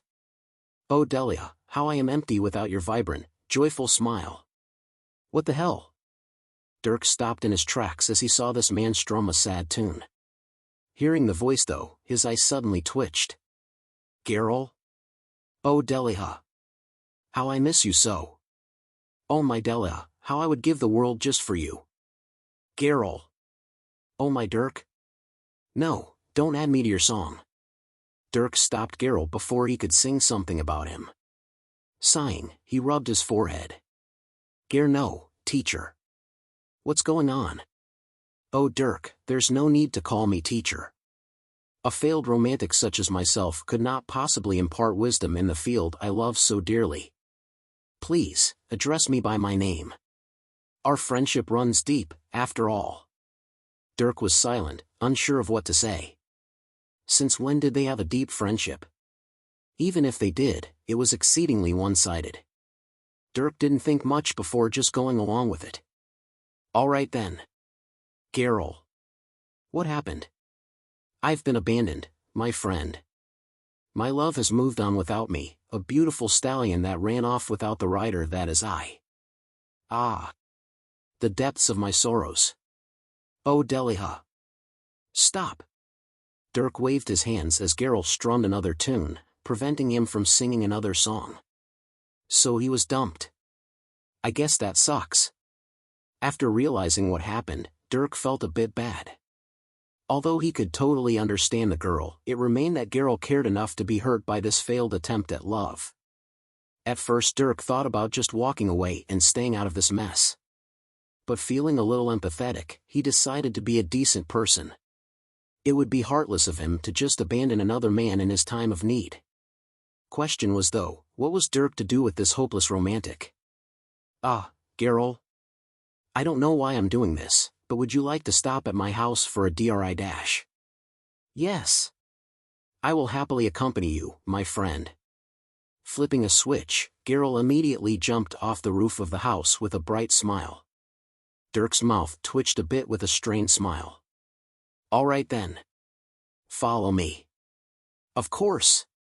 Say, I recently spoke with those unsavory but useful friends of mine. They've expressed great interest in the school's magical formations. Of course, because they were so kind to help me previously, I didn't mind helping them in return. Favors must be repaid. Only then will you sow good fortune for the future. Geralt spoke as they walked to Dirk's house. Upon arrival, Dirk invited Geralt inside. It was then that he finally stopped talking, looking around at the house. Wow. It's a boring house, but it has its own charm. I say it perfectly suits you. Does that mean I'm boring? Dirk mumbled to himself as he grabbed a bottle of juice. He didn't have wine or anything of the sort, but he was sure Geralt wouldn't mind. Sure enough, after pouring a couple of cups, Geralt happily drank what was offered. Ah. Delicious. It has been a while since I've had regular juice like this. Here, I shall trade for this drink. Saying that, Geralt took out a bottle. It was the wine bottle that Geralt was gifted from Master Shen. Only, the bottle was opened. Dirk titled his head. Didn't you drink that during your date? Ah, indeed I did. There's only a cup left inside. I suppose you could say this represents the dwindling fire of love between Deliha and I. Oh Deliha. Strum. Taking out his guitar, Geralt suddenly flicked the strings in sorrow. Dirk facepalmed as he began another song. Meanwhile, the door to the house suddenly opened. Dirk? Ava walked in cautiously when she heard some odd noises. When she saw Dirk in the kitchen with a mysterious musician, she tilted her head. Dirk walked over to her, leaving Geralt to his whiskey blues. She whispered to him. What's going on? Who is that? That's my dark element teacher. His name is Geralt. Wait, the one who almost killed you with that potion? Yep. Why is he here? He recently got dumped by a girl he liked. That sucks, I guess. But again. Why is he here? Ava asked more specifically. Wasn't this man a teacher? It was a bit unprofessional to go to a student with personal matters. And what was with that song he was singing? She couldn't understand the situation. Dirk sighed. Well, using his words, our friendship runs deep, and I felt bad enough to invite him for a drink after pulling him off a roof. Then he started singing after becoming sad again. All right then. Ava wasn't sure what to do except nod. She was confused, but she had heard about this teacher of Dirk's and knew he was an eccentric man. She just decided to go with the flow. With that, the two turned back to the depressed musician, pondering what they could do to help. Chapter 83, Taken. For a while, Dirk and Ava decided to let Geralt sing his heart out. At some point, Dirk pulled out a book and read it on the side, tuning the man out. When he was finally done though, he let out a big sigh. Dirk perked up when the guitar disappeared from under his arm. At the same time, Ava walked out of the kitchen holding a large pot of soup. In the time Geralt was singing, she had made an early dinner. "Here you go, Mr. Geralt." "For me? Well, aren't you the sweetest young lady? Dirk sure is a lucky man to have you by his side." "Ah, thanks." Ava smiled sweetly at the genuine compliment. Afterward, Geralt took a large serving of the soup. It isn't rich in mana, and the flavor isn't explosive. But it's got the comforting warmth of a home-cooked meal. It's delicious. Geralt spoke as he ate another spoonful of the meat soup. Ava smiled even brighter. She was starting to like this man and his praises. "I'm glad you like it. Have as much as you want. I give my thanks to the chef. If you don't mind." Saying that, Geralt suddenly grabbed the pot of soup. Ava was stunned when he brought the entire thing to his mouth, lifting it like a cup of juice. Dirk stared at the man incredulously as he drank the pot of soup in its entirety. That was an entire dinner for them as well. Geralt licked his lips with a smile after setting the pot down. Truly, good food. I haven't had a humble meal like this in ages. Say, is there more? Ava was unsure as she looked at Dirk. Dirk just sighed, shrugging his shoulders. Ava turned back to Geralt with a small smile. "I'll put on some more." "You have my praises, Chef Ava." Geralt clapped as Ava went back to the kitchen. Dirk also got up to help. After that, they made 3 more meals. They brewed another pot of soup, cooked a large slab of meat, and baked a few loaves of bread. And when they set the table, the two couldn't even sit down before Geralt ate all 3 meals.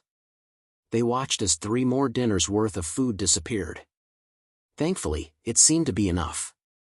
After Dirk and Ava cooked 2 more meals, Geralt was only able to eat one, leaving the other for them. "Have you had your fill?" Ava asked Geralt with a strained smile. He alone had eaten their entire food stock. Not that they couldn't buy plenty more, but still. Geralt just nodded in his seat, his stomach bulging out of his nice blue suit. "Indeed.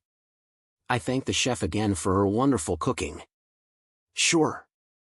Ava passive-aggressively responded. Then, she clapped her hands.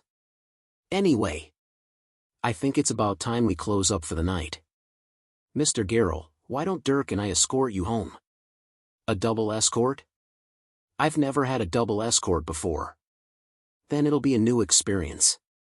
Come on. Let's go." Ava motioned Geralt out of his seat. The man quickly rose, happily trotting to the door while hypothesizing about what a wonderful walk they would have back to his house. Ava smiled at Geralt before looking at Dirk, who reclined against his chair. "Hey, let's go." "Do I have to?" "Oh, yes you do. We're in this together, mister." Ava pulled Dirk's arm. Like that, they left the house and stepped into the night. Geralt looked up and smiled at the 2 moons in the sky. Ah, such beautiful moons.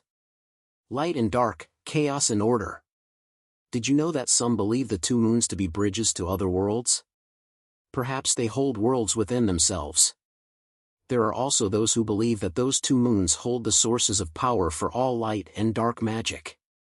So many legends were created around these moons, and yet so few people have actually set foot on those majestic celestial bodies. Geralt spoke with enraptured wonder. Realizing the implication of his words though, Dirk was shocked. Wait, people actually walked on those moons? Well, the stories aren't for certain, but I believe there are those that have. Think about it. Tier 8 masters attain power that can rend mountains in 2, set the skies afire, and create entire oceans. How could one not have been curious about those moons? Curiosity knows no bounds, and to those unfathomable existences, those moons represent great unknowns. I refuse to believe that there hasn't been one that couldn't make such a dream come true. Maybe. Dirk nodded after a moment. He wasn't sure what the power of a Tier 8 looked like, but Geralt was right. Who wasn't curious about those moons? There was no way at least one person didn't at least try their luck. Ava also dove into thought. Only, Geralt wasn't done with his train of thought. Ah, this night, those moons. Oh Deliha. They can't compare to your beauty. Oh God. Dirk and Ava simultaneously facepalmed as Geralt brought out his guitar again. Like that, the two walked with him back to his home, his sorrowful voice ringing out the entire way. Finally, after arriving at his residence, Ava hastily pushed Geralt through the door to his own home. After brushing off his enthusiastic thanks, she shut his front door, sealing him in his house. How does he even teach you? A lot of the time he doesn't, actually. But when he does, you'd be surprised how good he is. Anyway, let's go home. I'm exhausted. Dirk answered her question with a sigh. Ava nodded as she turned back from where they came, heading back home. The two walked in silence under the night sky. Along the way, Ava linked arms with Dirk, the two getting cozy with the other's warmth. Like that, they arrived at the house. Dirk went to open the door. When he did though, his hand froze a bit. That was only momentary though as he continued to turn the doorknob. Ah, home sweet home. And no sad musicians. Ava walked in with a tired groan, plopping down on the couch. Dirk hummed in response as he walked toward the kitchen. Ava watched him and realized there were still dirty dishes on the table. She pulled herself off the couch to help with the cleaning. However, when Dirk passed by the table, he suddenly moved. Ting! There was a loud ring. Ava was stunned as she saw a red knife in Dirk's hand. It was thrust out toward one of the chairs. Ho ho, aren't you sharp? A voice came from in front of Dirk. The next moment, a figure materialized in the chair Dirk had stabbed toward. The figure was holding its own knife, one that it used to block Dirk's strike. Suddenly, Ava felt her heart pound out of her chest. She realized something was happening as she saw that person cloaked in black. Dirk didn't wait long before attacking again. Slash! Ha! Dirk shouted after swinging his knife. Taking a step back, 2 magic circles suddenly appeared above the backs of his hands. With that, 8 metallic arrows appeared above his head while 4 fireballs appeared around his body. Before attacking, he shouted. Ava! Get out of here! Wah! Ava couldn't seem to respond as she saw Dirk respond to this person in full force. She saw his face and its utter seriousness. She could even say he was flustered. She had never seen him like that before. He was always calm no matter the enemy. But this wasn't a normal enemy. In Dirk's eyes, he could sense an absurd power of darkness within this person. Dark mana shrouded their body, and through his initial strike he could sense strength beyond words. It didn't take long, but Dirk had already determined he couldn't fight against this person. Still, he responded with his full power. The reason was Ava. He couldn't retreat without her. The shrouded person chuckled at Dirk's violent response. A feminine voice escaped the black cloak. What's wrong, little boy? Afraid we'll hurt your girlfriend? Whoosh! Right after the cloaked woman spoke, Dirk responded with his prepared attacks. The arrows launched out at once, and the fireballs followed shortly after. Asterisk ting. Ting. Ting. Ting, asterisk. With casual flicks of the wrist, the woman deflected every arrow despite them homing in at the same time. After that, her hand flew toward the fireballs. Before she could nullify them though, they exploded. Boom! Fire blasted out, filling the entire house. Seeing the approaching flames, Ava raised her arms and summoned her water mana to defend. The fire never came though. After the bright flames dissipated, Ava looked up. Dirk was in front of her. Snap into it. You need to get out of here. Now! Dirk yelled as he turned back to her. When he grabbed her arm, she shook a bit, nodding. All right. Let's go. Saying that, the two ran toward the door. When Dirk turned his back though, he felt a chill. Casting rock wall. Dirk barely even thought of the spell he wanted to cast before the AI responded. After a magic circle flashed, a rock wall was erected behind him. He grabbed Ava at the same time, pulling her to the ground. Zip! The next instant, a black arrow sailed over their heads. The rock wall was momentarily obliterated, sending rock fragments everywhere. Dirk popped to his feet, turning back around. You think you can run so easily? How naive. I thought you had properly judged my power for a second there. The woman stood from her chair. The fire had engulfed the entire kitchen and living room. The table, couch, and any other flammable items had already been destroyed. Only she and her chair remained, though even that chair disintegrated when she stood up. Still, she didn't have a single burn on her cloak. And that dark arrow was powerful. It had pierced straight through Dirk's rock wall without resistance, destroying it along the way as if it were a house of cards. The woman chuckled. First you walk in calmly as if nothing was wrong. Then you get close without giving the slightest hint that you know I'm here. Then, you launch a surprise attack. I commend your composure. I'd ask how you knew, but I'm not sure how much I care. Dirk was silent as the woman took steps towards them. After making an internal decision, his hand suddenly shot toward his neck. Oh, I don't think so. Before his hand could pound against his chest though, the woman flung out her hand. A chain extended out, one with a spike on the end. This spike flew faster than Dirk could keep up with, and it stabbed right into his arm. Ack! Dirk let out a pained grunt as the black spike impaled his forearm. After that, the woman pulled, yanking him forward. Dirk! Ava shouted as Dirk flew towards the woman. When he hit the ground though, his body entered a tumble and he rolled to his feet right in front of the woman. Then, his other hand shot out. His red knife, one he had forged personally from Infernia, shuttled toward the woman's neck like a snake.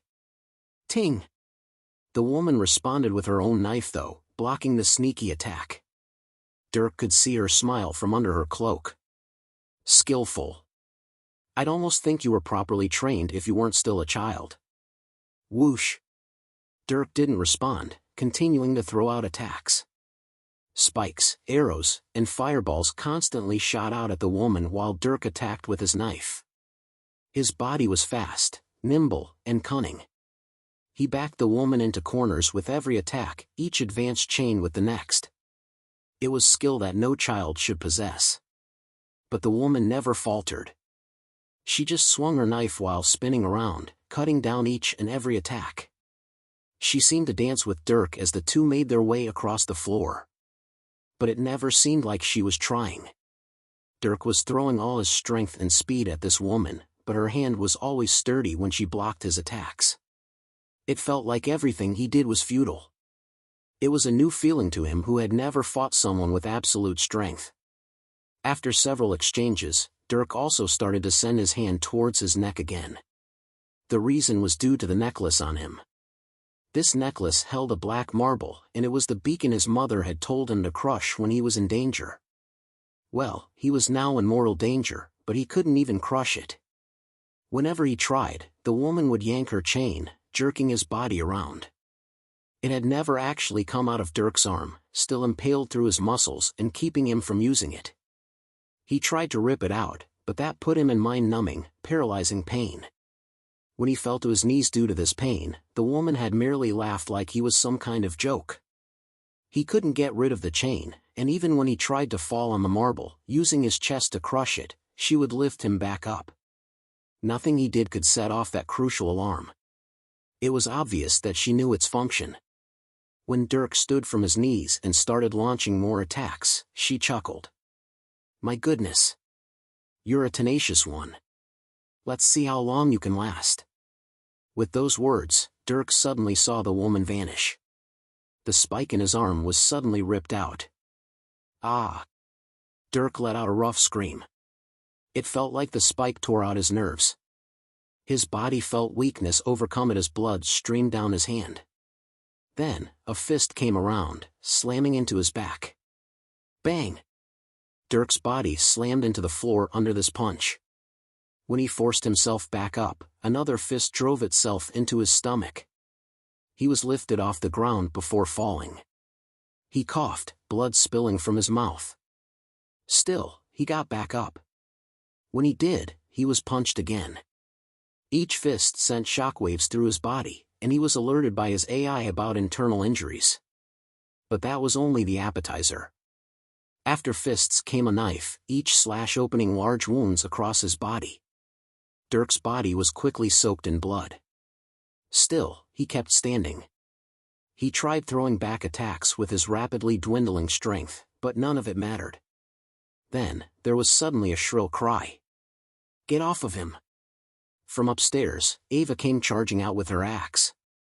She had left when Dirk started getting attacked to retrieve her weapon, and the woman didn't bother with her. Now, with eyes filled with rage, she ruthlessly attacked the woman who was toying with Dirk. Of course, her slow axe couldn't hit its mark. The woman smiled at Ava's attempt, watching as her axe merely split the ground by her feet. "Futile. But courageous of you. Oh, young love.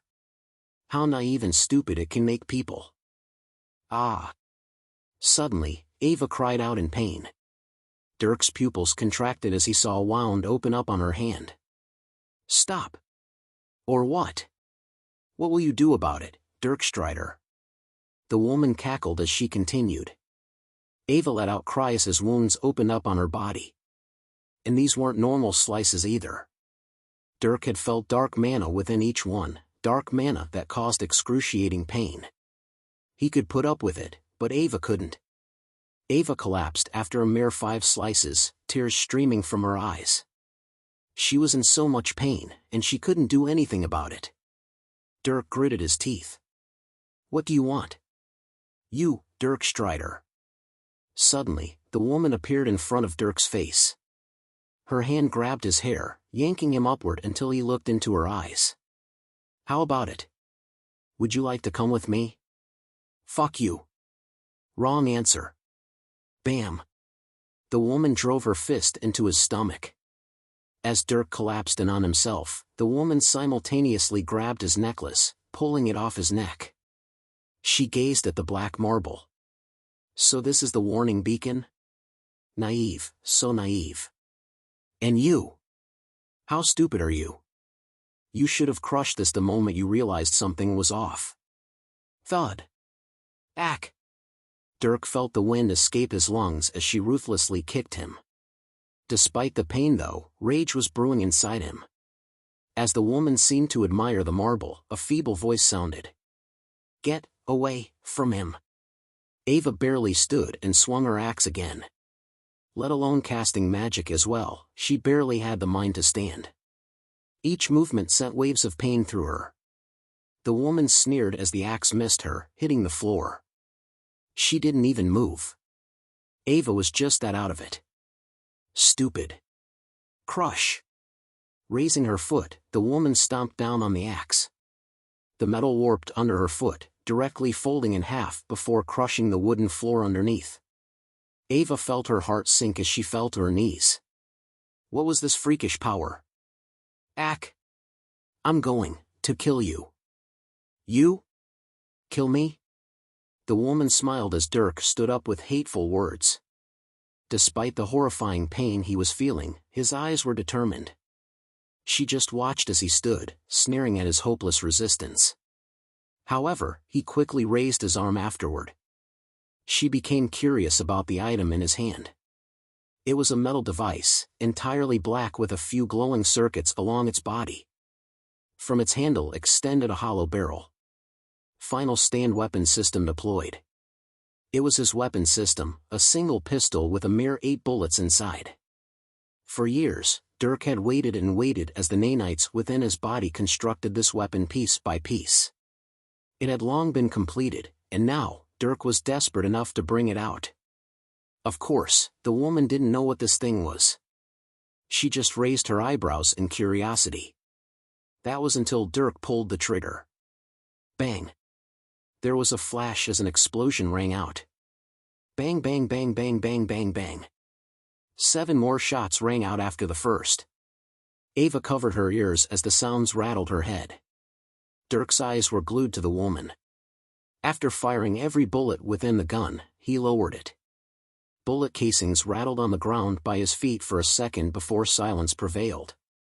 His face wasn't happy though. If anything, it was hopeless. The woman hadn't collapsed to the floor, and half the shots were placed on her forehead. Now that was interesting. She spoke as she raised her hand to her chest. After digging around, she pulled out a small chunk of metal. It was the bullet. A small little thing, yet so much power. It actually made me bleed a bit. Hey, what is that? The woman zipped over, grabbing the gun in Dirk's hand before kicking him away. He didn't even resist as he tumbled across the floor, stopping only when he slammed into the wall. The woman looked at the gun. However, after a few seconds, the glowing circuits on it flashed red. Ding! Boom! After a sound, the weapon suddenly exploded in her hands. Dirk watched as the weapon system was obliterated into nothing. This was a failsafe ensuring the technology of the weapon system couldn't fall into enemy hands. It also acted as a last resort, exploding with more power than a grenade. Dirk only lamented that all the time spent forming the weapon system was for nothing. He had thought of it as his last resort in dire situations. But as soon as he got into a truly dire situation, the enemy proved to be beyond even modern weaponry. Not even the explosion did anything. She had erected defenses in advance just in case there were any more surprises. Her instincts proved true. She stood there blankly for a second. Interesting. She spoke that one word. Then, she turned back to Dirk. Is that it? If it is, then it's time to finish up here. I can't have you lose too much blood. Saying that, the woman walked over and grabbed Dirk by the ankle. He was too weak to resist as he was dragged to the door. And no! Ava cried out as she saw the woman open the door. Hearing her, the woman turned before leaving. She smiled at Ava. Be thankful, little girl, that we're only after your precious boyfriend. You've avoided a descent into hell. Thank your weakness for that. With that, the woman turned and left. Ava trembled as they disappeared from view. No. No! Ah! Letting out a scream, Ava forced her body to stand. Her body screamed back at her, but she fought the horrifying pain. She dragged her body out of the house. Looking around, she couldn't see Dirk or the woman. After a few tears fell from her eyes, she turned in another direction. One foot in front of the other, she marched. She didn't know how long had passed, but she finally arrived outside of the Strider residence. With all her strength, she pounded the door. Strider! Mr. Strider! She screamed as hard as she could. Thankfully, only a few seconds passed before the door shot open. It was Cecilia, and she froze upon seeing Ava's bloodied body.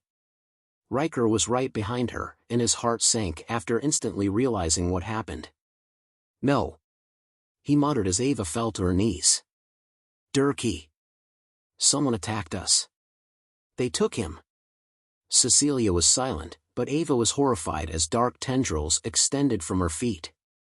Riker, who recovered quicker than his wife, quickly bent down and scooped Ava off the ground. Then, he turned to bring her inside. Before he could though, there was a shout. Striders! The noble Marquis, Riker Strider. The noble wife, Cecilia Strider. A random man approached the house, bottle in hand and words slurred as if drunk. He eyed the husband and wife who glared back at him. Cecilia, especially, had a terrifying gaze. He didn't seem fazed in the slightest. Suddenly, the man's eyes sharpened. Azura sends his regards. Ah! With those words, Cecilia suddenly let out a shrill, soul-shivering scream. From her feet, black tendrils shot out in all directions. The ground was overturned as grass corroded and died. The already dark night turned even darker. At the same time, Cecilia's body changed as dark mana enveloped her. She turned ghostly, as if she were a wraith from hell itself. Without the man able to even react, she teleported in front of him. Her eyes had already turned pitch black, as if she were the abyss gazing into him. "Where's my son?" "Ha ha ha. I don't even know." "You think they would send someone who knew something?" "Ha ha ha. I'm going to rend your soul." With a voice that shouldn't belong to a human, Cecilia's hands dug into the man. His cackles turned into screams as his body was torn apart limb from limb. Then, with dark claws, she shot her hand into his head. There was a flash of light as her hand retracted. Above it was now a wisp, a colorful entity of light. It was a soul.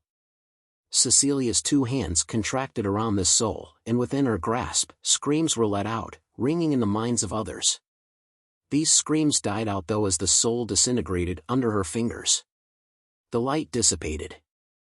Cecilia, who had turned into nothing short of a monster, took a few breaths before suddenly looking back at Riker. The man faced his wife, not scared or afraid of this horrifying form. The two seemed to communicate with their gazes. After Riker nodded, Cecilia turned. Taking a step, she disappeared like a true ghost. She was off to find her son. Riker gritted his teeth as his wife disappeared. He knew he couldn't do anything. This was her domain. It was her battle. Still, he hated it. With a heart full of silent rage, he turned and walked into the house. Ava had already passed out in his arms, though it was possible that Cecilia's monstrous form caused her to faint and not her exhaustion. He quickly went to treat her. This was all he could do. The night deepened with this small bout of chaos. Chapter 84, Stubborn. After Cecilia in her monstrous form, she void walked to any place she could think of that Dirk would be taken. In fact, although she hated it, she had prepared for this eventuality. The entire month that Dirk had been living peacefully, she had been working herself to the bone. She made all kinds of preparations, one of which included killing any suspicious people who lingered around the academy. Of course, she didn't go killing indiscriminately. As her husband knew, she already had deep experience with these adversaries, so she could easily pick them out. And over the course of the month, she had killed close to 30. Considering that each person was a trained assassin, this was an extremely high number. She also made sure to prepare contingencies. Things like alarm enchantments and trackers were placed all throughout the academy where Dirk was confined. If anyone went in or out, she would know about it. And yet, when Ava appeared on her doorstep, she realized it was all for nothing. There were no tripped alarms, nothing that indicated suspicious activity. This only meant that these assassins had been working ceaselessly to counter her efforts. So at this moment, in her rage, she did the only thing she could think of. She was brute forcing the problem. She searched everywhere, raising her senses to their absolute limits as she scanned Dirk's house and everywhere around it. This was when she caught a trail. The trail obviously led out of the academy. Because Ava was wounded, it took her time to arrive. Cecilia factored that in as she began following the trail. She shot out of the academy. She was a ghost as she void walked through the city. Soon enough, she exited the city, following a trail that went right over the city's walls. Then, from atop the walls, her eyes opened wide. She took in everything she could see. And in the distance about 3 miles away, there were faint dark mana fluctuations among a grove of trees. Without hesitation, she shot off the walls. And only a few seconds later, she appeared by the fluctuation. That was when she saw 3 people. There were 2 people that were cloaked, and 1 person who was held in the arms of a cloaked person. Cecilia knew instantly. It was Dirk. Dirk hadn't even noticed his mother before she moved. In her hands appeared a gray saber. The saber was shrouded in fog, almost as if it didn't have form. This was Cecilia's stigmata, a weapon formed from her soul. She instantly slashed towards the person holding Dirk, intending to take off their head. She didn't hold back any of her power.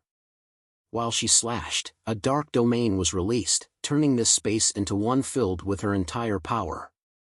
Spike chains also shot out from the ground, shooting toward the 2 cloaked people to lock them down. It was at that moment that the woman who was holding Dirk realized something was happening. But it was too late. She couldn't even turn her head before the saber drew close. But there was still another person there, and their head followed Cecilia's movements. Ting! Right before Cecilia could take a head, her saber was stopped. Dark power exploded from the collision, yet it didn't harm anyone. If anything, Cecilia was the one who got slightly injured as she felt the impact reverberate up her arm. Cecilia didn't care about the pain though. Upon being blocked, she momentarily froze. She looked at the weapon that blocked her with fearful eyes. A voice sneered. I see your power hasn't progressed in the slightest since you last threw a fit. Such a failure of an apprentice. Azura. Cecilia grit her teeth as she suddenly retreated. At the same time, the man who blocked her took off his cloak. A tall man, dressed in black with a strip of cloth covering his eyes. His presence was overwhelming. Cecilia had a hard time even looking at him. He was called Azura, nothing more. Cecilia was all too familiar with this man, and it was the reason desperation suddenly filled her heart. Why? Why must you do this? Why? I'm not inclined to explain my plans to a naive little girl. Shut up. I left. I got out. I didn't interfere with anything. Why must you come back and take my child? Cecilia screamed as her desperation erupted. It was clear that in front of this man, she couldn't fight. His power had once carved a deep scar within her. Azura just smiled. Why, your child is a rather rare specimen. He inherited the talent of you and your husband, and then more. No. That's not enough. You don't move on talent alone. Yes, you're right. It's not just his talent. It's your lack of it. Boom. Suddenly, Azura slashed out with his weapon. Cecilia raised her saber, barely blocking the attack. Her arms trembled as she bent down to bear the oppressive force. Azura snarled. You failed. You know that very well. Don't ask such stupid questions.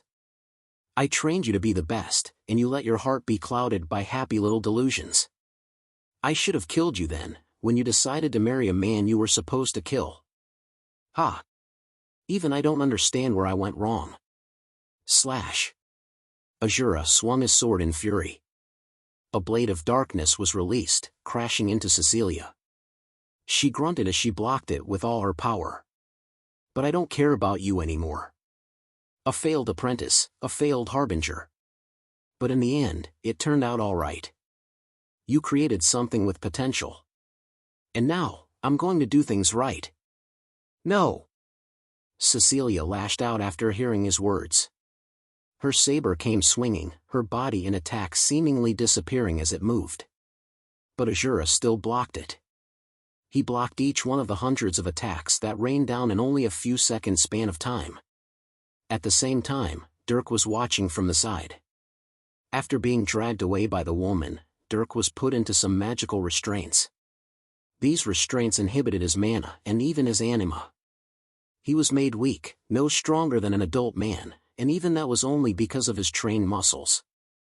Then, he was carried like baggage through the city before being taken into a forest. After the woman met up with the mysterious man, they began casting some complex magic.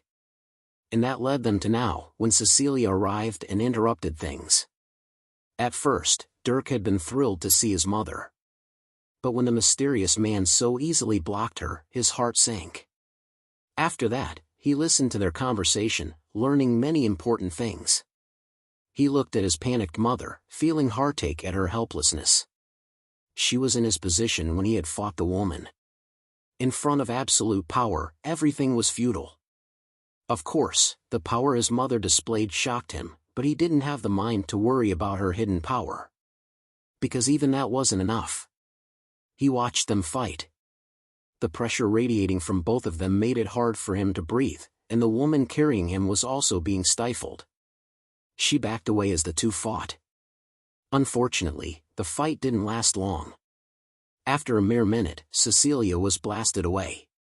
Her body was bloodied, her wounds clear under the moonlit surroundings. It didn't seem like what she did was completely useless though. The man, Azura, was now breathing roughly. Dirk wasn't sure if it was impressive that his mother could make this all-powerful existence break a sweat or impressive that the man was so powerful in the first place. Pa. Weak. It's as if you did nothing but tend to a fucking garden all these years. Truly, my greatest failure. But no matter. You're paying for your complacency now. Azura snarled as he turned toward Dirk. The woman straightened her back in front of him, and Dirk couldn't help but turn his head.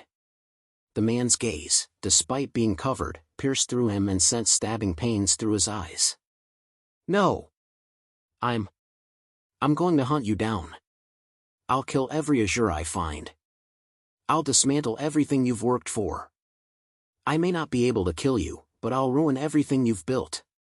Cecilia bellowed in rage. Azura just ignored her though, walking toward Dirk. He grabbed his hair, raising Dirk's head to meet his covered gaze. Your mother says these useless words, thinking she can threaten me. With you though, I hold her by the neck.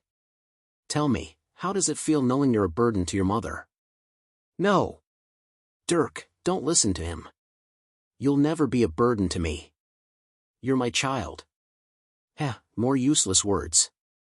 Reality shows the contrary to her colorful statements. Doesn't it, Dirk Strider? Azura smiled in Dirk's face as Cecilia struggled to even stand.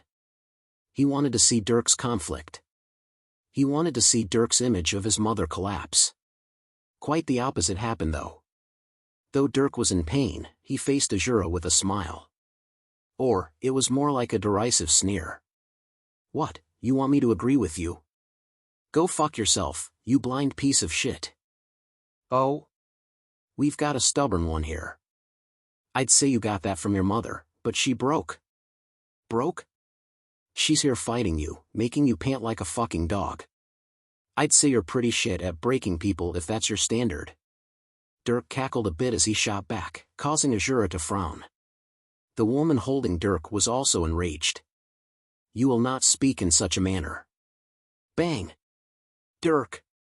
Cecilia shouted as the woman slammed Dirk into the floor. She was stunned as she heard laughing the next moment, though. Ha ha! What are you going to do, kill me? Dirk lifted his head and sneered at the woman. She trembled, about to attack him again, but Azura put up his hand. From their conversation, Dirk had come to understand one thing: he had value. This man wanted him, wanted his talent, and hoped to use him as a weapon. Naturally, this meant Dirk couldn't die. They wouldn't kill him, so all they could do was cause him pain. And if there was anything he was confident in, it was his pain tolerance. He had already been broken once. He wouldn't be broken again. Plus, Dirk was a different man now. They wanted to control him? As if Dirk wouldn't become the dog he was in his past life. He'd rather die again. Azura realized this. Or, he realized that Dirk knew his position. But he wasn't flustered. He smirked at Dirk. Oh, don't worry, you naive boy. I might desire your talent, but make no mistake. I always get what I want out of the people I train. You cannot fathom what true pi dash dot. Spare me the fucking lecture. I've had enough of that from my teachers. Or is this what you call torture? Truly, I'm pissing my pants already. Maybe a bit more stubborn than I thought. Noted. Azura mumbled as he faced Dirk's maniacal smile. In those eyes, he couldn't see any fear. It was uncharacteristic of a young teen to have such eyes in the face of a hopeless situation. But Azura only thought that Dirk couldn't see the hell he would soon enter, so he didn't think anything of it. Azura wasn't the only one surprised. Cecilia was a bit shocked as she listened from the side. She had never seen this side of her son before. But it was a nice surprise. Cecilia clenched her fist. Her son had a strong will. He wouldn't succumb to Azura's manipulation. At least, not in the short term. What mattered was that she couldn't stop what was happening right now, but she could prepare for the future. Dirk's will would give her time. I'll come for you, Dirk. Even if it's the last thing I do, I'll save you from that hell. She vowed in her heart. Meanwhile, Azura motioned to the cloaked woman. She picked Dirk up off the floor, yanking him around to cause him as much pain as possible. We're done here. Saying that, the man suddenly brought out a device. Activating it, a black portal was created in front of him. He waved, and the woman turned to walk in. Dirk lifted his head. He and his mother locked eyes. As he crossed through the portal, he let out a smile. It wasn't bright or happy, but filled with an unrelenting spirit. While she wouldn't believe that he was capable of surviving the hell he was entering, it gave her hope. Hope that this wasn't the last time she would see the Dirk she knew and loved. Like that, he crossed through the portal. Azura glanced at Cecilia before also entering. The portal shut behind them, and the forest became silent. Ah! Cecilia let out a groan full of anguish. But she didn't cry or break down. She forced herself to stand.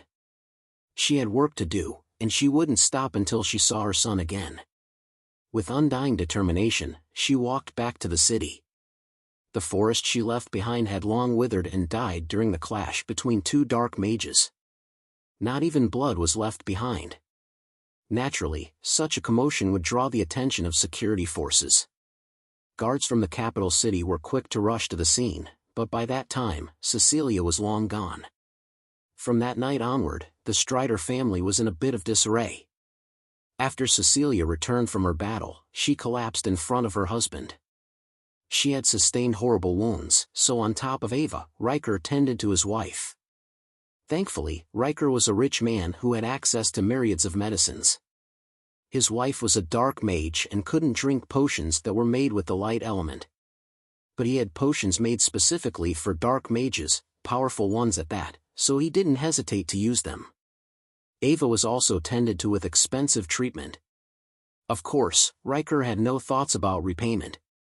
Ava was collateral damage in a situation she should never have been involved with. It was his obligation to help her. Like that, an entire day passed. It was then that both Cecilia and Ava woke up.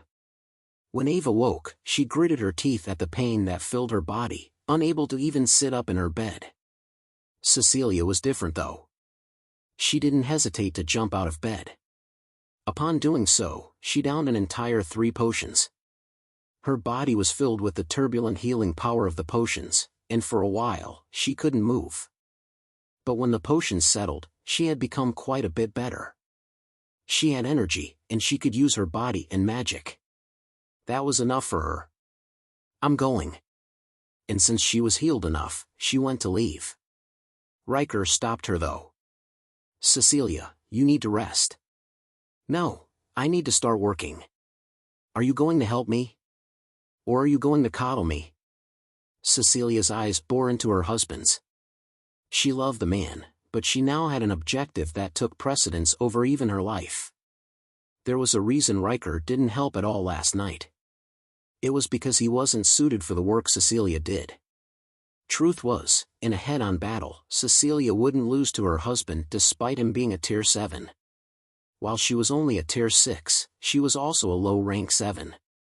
And all her power was focused on concentrated, singular attacks. She was an assassin, and she was very good at her job. Riker wasn't, though. He was a battle mage who had once fought in the Empire's military. He had earned his noble position through overwhelming power. But his power wasn't concentrated. Fire and air. These were Riker's attributes. And in all the Empire, he was the best at combining the two to wreak devastating, widespread damage. His attacks were on the level of natural disasters, capable of wiping out entire armies. But this mighty power was nothing in front of an assassin at the same level. So if it was direct help, Riker couldn't assist Cecilia much. But he could still assist her in other ways. He knew she needed to hunt people down. Well, he was a Marquis with many connections. In this situation, information was key, and he could provide it. He looked deeply at his wife for a bit before speaking. You know I'm going to help, so let's not make me the bad guy. But promise me that you'll work with me. He's our son, and you're not going to bear this alone. Understood? Yes. Good. It'll be all right. Riker hugged his wife after she quietly nodded. She seemed to calm down after a while, becoming a bit more rational. They could be anywhere, but Azura used a portal spell to move. For now, we'll confine our search to the Empire. As far as I know, he's based within the borders. I need you to talk to your friends in the military. The Fallen Azuras are a group that the Empire has been hunting for several dozen years. With their information, we can find a starting point. For now, I'll wait for this information.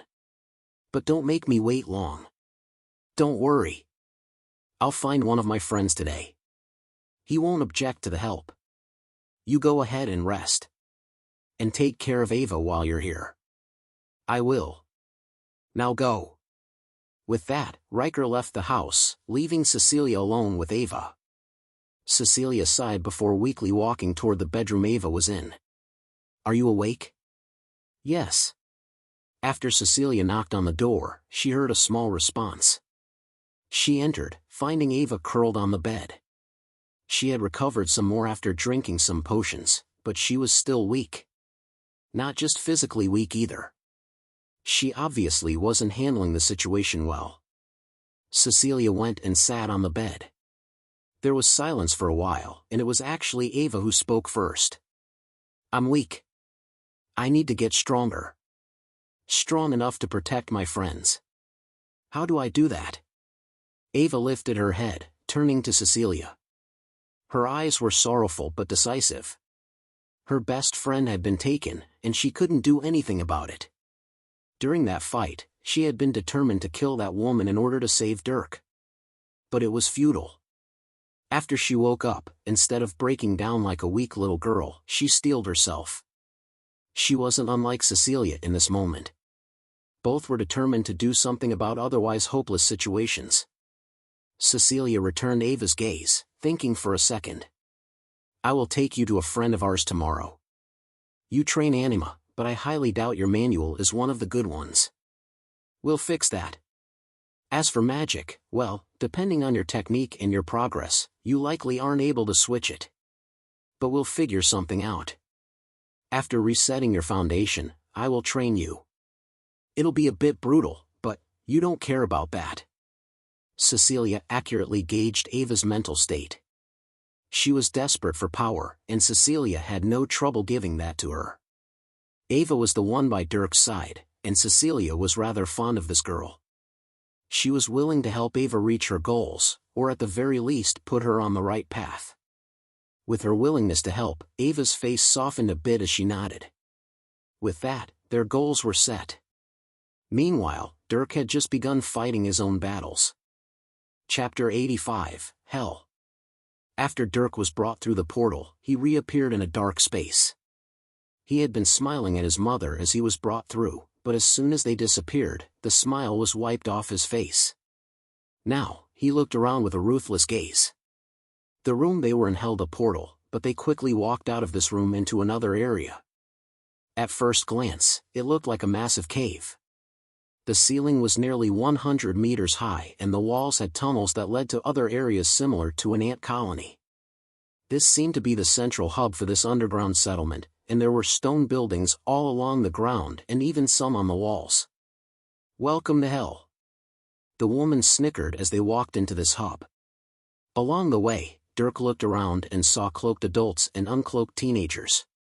The teenagers all had either fearful or numb expressions, and the adults had either angry frowns or insidious smiles. There were crowds of people, enough to fill a town at first glance. Of course, as they walked down a street, all eyes were pulled to Azura and Dirk. Dirk especially. The cloaked adults all grinned at him as if he were fresh prey, and the teens glanced at him with pitiful or resentful eyes. Dirk just kept his gaze forward. Soon enough, they actually arrived at an open clearing. It was almost like a town square. Except, in the center of this town square was a lifted stone platform. Dirk was a bit shocked when he saw a metal pole with chains sticking out of the platform, and frowned when he saw the red and black streaks that dyed the stone a sinister color. It was blood. You know what to do. Of course. After Azura spoke, the cloaked woman nodded with a smile. She threw Dirk onto the platform before walking over and chaining him to the pole. It was only his hands that were chained. Then, Azura went up to him and inspected his body. Dirk had already lost his Infernia knife, but he still had a pocket ring on him. Azura took it off his finger, inspecting it. Just some supplies? Poor bastard. What, you actually thought I'd keep valuable items in that thing? How stupid are you? Dirk sneered at the man. When this was heard though, all the surrounding people who were still walking stopped. They all turned toward the platform. From behind, the woman spoke.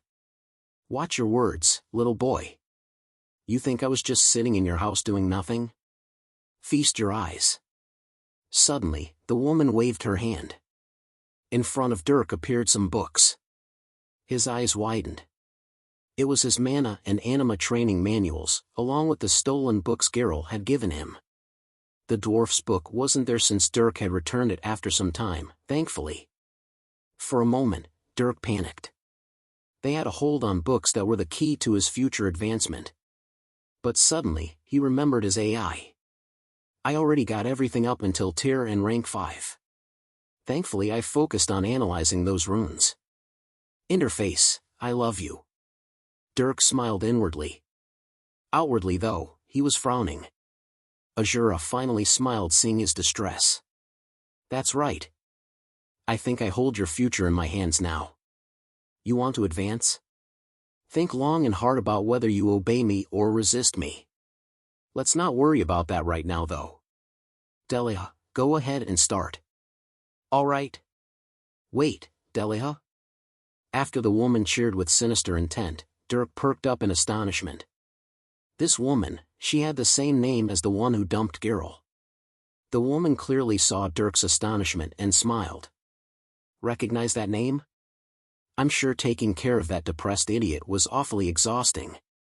In the end though, I had to suffer for a year as that man begged like a dog just to take me to dinner. Ugh! He's as disgusting as his fashion sense. Still, he was at least a bit useful.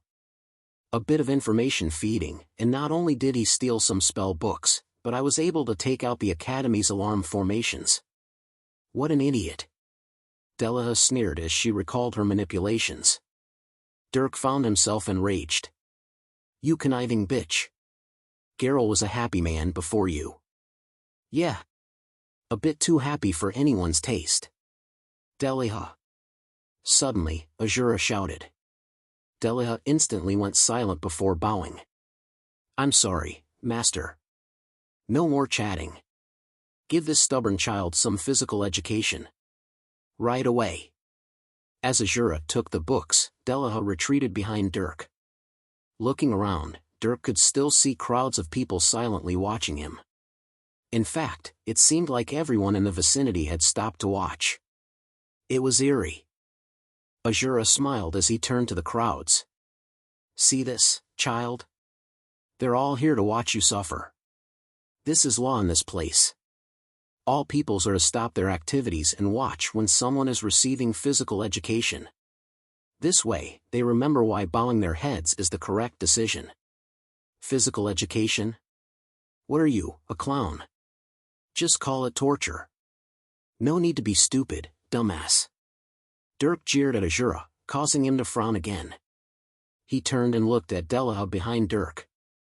Delia. Level 3. Of course. With a nod, Delia turned. On the back of the stone platform were 10 pedestals. Each one of them held a whip. At Azura's words, Delia went to the 3rd pedestal and grabbed the whip. Take his shirt off. Azura spoke after Delia brandished the whip. Dirk smiled again. Stripping me? At least take me to dinner first. Keep laughing while you can. You may never do so again. Azura spoke simply before walking away. As he disappeared into the crowd, there was suddenly a crack. Slash. Suddenly, Dirk felt something tear at his back. It was the whip. And after it swiped across Dirk's skin, his pupils contracted. Ah! Dirk let out a low scream as his body was suddenly jolted with pain. It was unlike anything he had ever felt before. No gunshot, stab, or broken bone could compare to the nerve-rending pain this whip sent through him. The smile was immediately wiped off his face, and he fell to his knees. Blood immediately streamed down and soaked his torn shirt. But there was no rest before another crack graced his ears. Whack! Arg! Crack! Ag! Deliha had a bright smile as she swiped out with the whip several times in a row. Each time, Dirk felt mind-numbing pain shoot through him. Obviously the whip was special, meant for delivering massive amounts of pain. Dirk already knew that dark magic could be infinitely more painful when used to wound people. But now, he was directly experiencing that for himself. The whip had a leather tail on it that was equipped with dozens of small nails. These nails scraped and gouged his skin. Deliha didn't stop at his back either. Occasionally the whip would wrap around his body, slicing his abdomen, arms, or shoulders. He was mutilated by the whip that Deliha was more than happy to repay his snobby words with. "What's wrong? Why aren't you laughing anymore? Where did those snide remarks go?" Deliha shouted in building rage as she continued to whip Dirk. He continued to cry out, the pain going so far as to pierce his mind. He already slumped down, his arms raised as they were chained to the pole. Everyone in the town square watched with blank faces, except for the adults who were smiling. They had all heard Dirk's rebellious retorts, but all that was gone now. Now, he was only letting out horrible cries from the whip. It was a scene they had seen too many times, as evidenced by the red stone dyed by the blood of countless others. Only, this lesson in physical education didn't continue for long. Eventually, Dirk's shirt was turned into nothing but scraps, revealing his entire upper body. This was what Azura meant by taking his shirt off. And once his blood began to soak the stone underneath, Deliha finally stopped. She had already wounded him from their fight earlier, and she knew that she couldn't kill him. She was even surprised that Azura had told her to use the level 3 whip. But she was satisfied by the suffering she inflicted. For now at least. She would have to wait for her next opportunity. After gazing at Dirk's collapsed body, she shouted, "Hurry up and get this thing out of my sight. He needs to be completely fixed for the next time we do this." With her words, 2 men suddenly ran up and unchained Dirk. By his arms, they dragged him to another area in the cave. After he disappeared, the surrounding people went back to what they were doing. Nobody spared a second glance at the stone platform. Ugh! After an unknown amount of time, Dirk, who had passed out not long after the whipping, began to regain consciousness. He was currently on a stone bed just big enough for a body. It seemed this place had a twisted sense of what a hospital bed was supposed to be. At first, Dirk wanted to pop right off of the stone bed, but he quickly found his body chained down by his wrists and ankles. He merely pulled on his wrists a bit, feeling the abnormal strength of the metal that held him. Obviously, normal metal couldn't be used to restrain body refiners. With that, he didn't bother resisting. Instead, he turned inward. Interface. Status. 14 hours have passed. Current bodily state, 94% healthy. Minor internal injuries still present. 100% combat capable. Dirk watched as his AI assessed his injuries. Thinking for a moment, Dirk did indeed feel oddly well considering he was close to dying after the whipping. They must have healed me. Break me down, build me up, rinse and repeat. That's torture 101. Dirk sighed a bit. Still, he couldn't help but remember the mind-tearing pain the whip caused. When he thought about it, he could feel his back sting. It was like phantom pain. When this happened though, Dirk gritted his teeth. No. I will not be traumatized by them. Pain is nothing more than just pain. I can't show any weakness. He tried to harden his mind. At that time though, a man walked over. Dirk's face went blank as he saw him. He looked like a doctor, but not a good one. Strapped to the fingers of his right hand were scalpels of various shapes and sizes.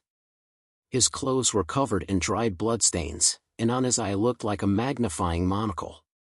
His skin was wrinkly like a withered old man, and his left hand constantly shook oddly. Just looking at him, Dirk knew he was a psycho. "Oh, you're awake. Ah, let me see your skin. That beautiful skin." When the man realized Dirk was awake, he hastily shuffled over. Dirk tried to retreat as his hand began to trace his arm and exposed chest. "Ha! Hoo! Truly, I've never seen skin quite like this. Not even the girls have skin like yours. It's smooth and firm, so pleasing to touch. Get your hands off me." As the man spoke dangerous words, Dirk let out a low growl.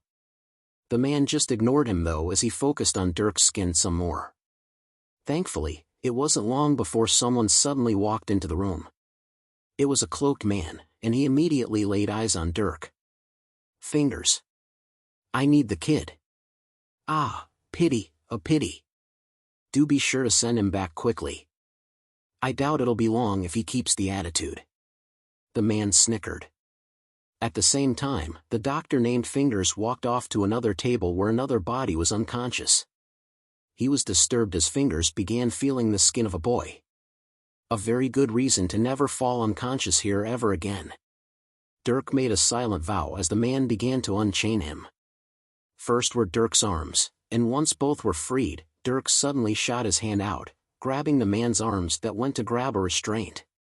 After getting a hold on him, Dirk pulled with his full strength. Anima was burned as he twisted the man's arm. Or, when he tried to twist it. "Ha! I was told you might struggle." The man smiled a bit after activating his own strength.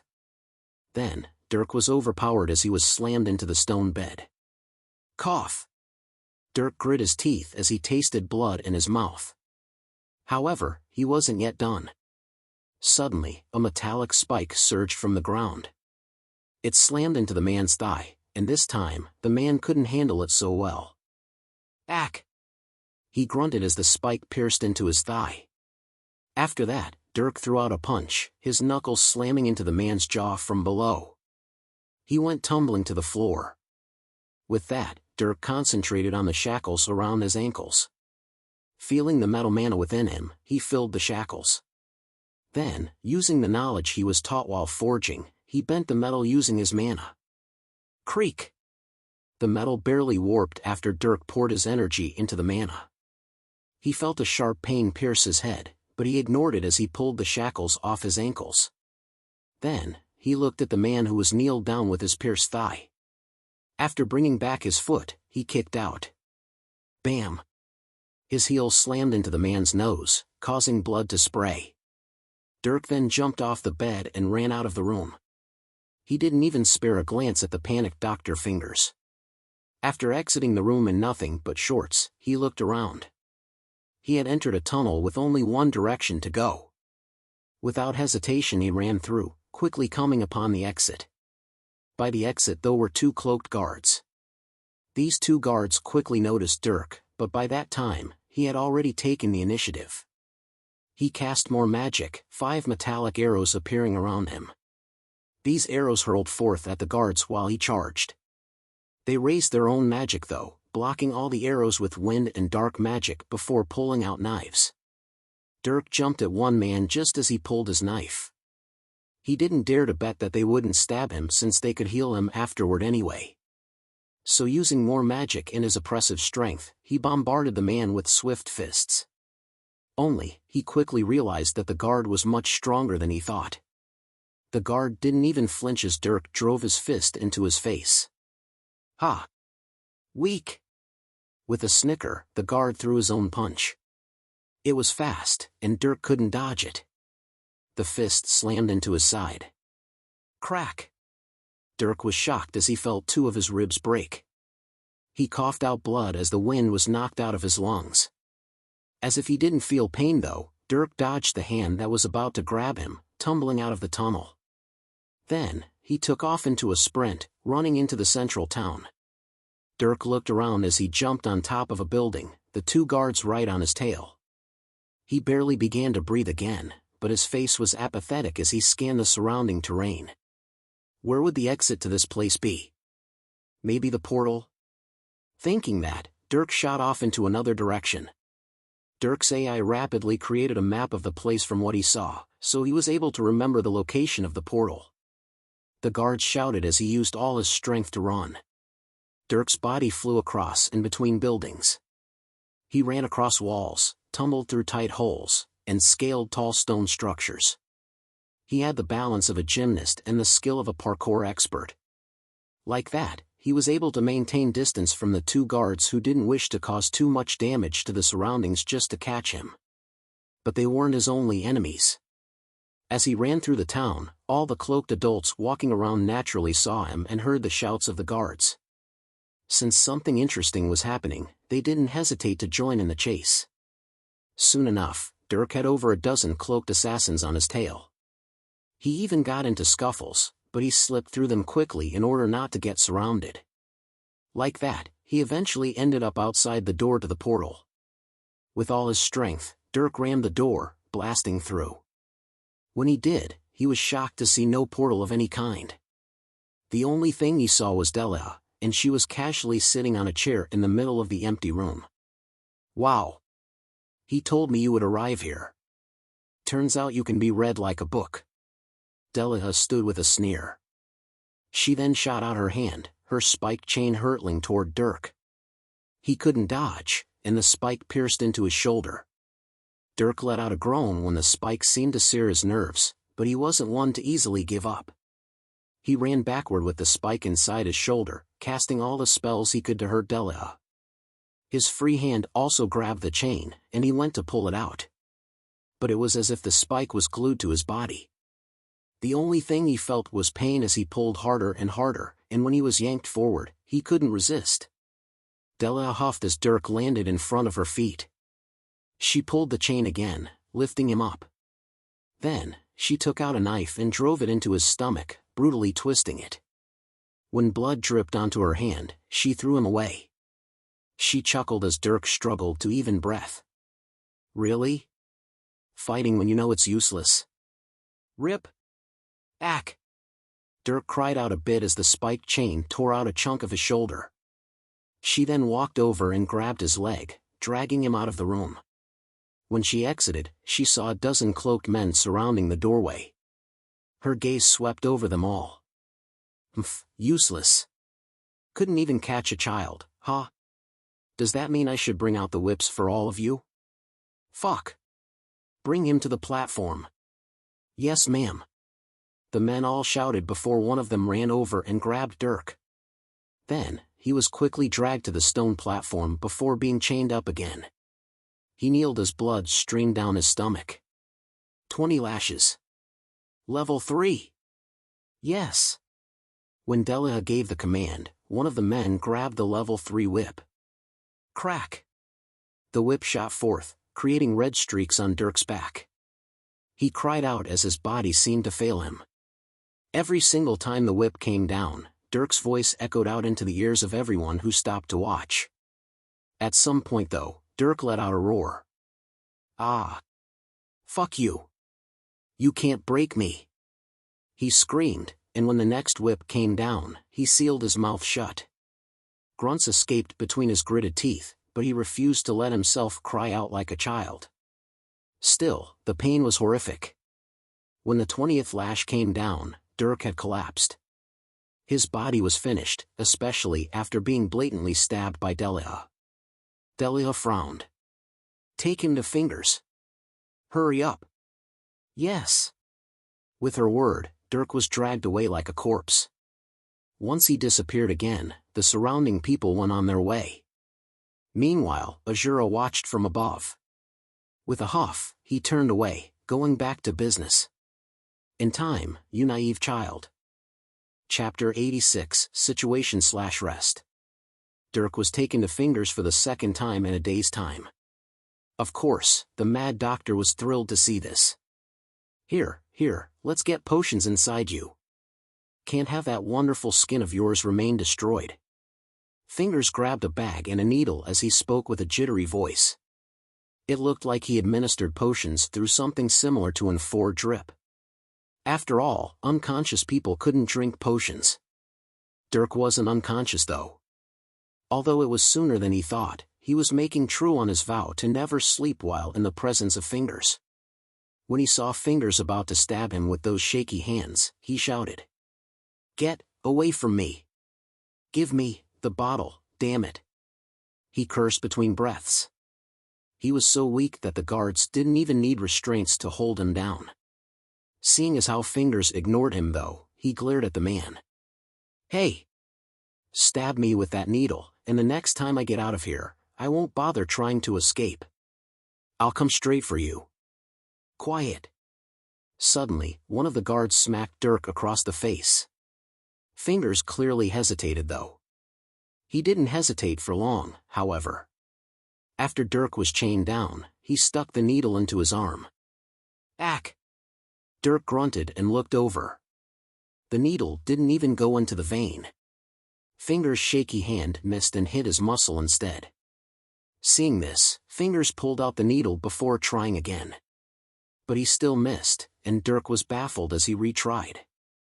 Like that, Dirk was stabbed 5 times before the needle went into the vein. Moments later, Dirk felt a refreshing liquid stream through his body. His wounds healed at a visible rate, and even his energy was slightly restored. Of course, Dirk wasn't one to just let things happen. Interface, isolate that potion. Save the excess for later. Affirmative. With that command, the nanites in Dirk's body began to grab and store the potion streaming into his veins. It took control by distributing the potion to urgent injuries, making efficient use of it before storing some for later. This happened across the course of about 8 hours. The potion didn't stream into him all at once. He was given ample time to heal, and the drip bag was replaced twice. Dirk was a bit baffled by the expenditure. This was obviously an expensive potion, yet these people were giving it to him. He really does value my talent. But what the hell does he plan on doing anyway?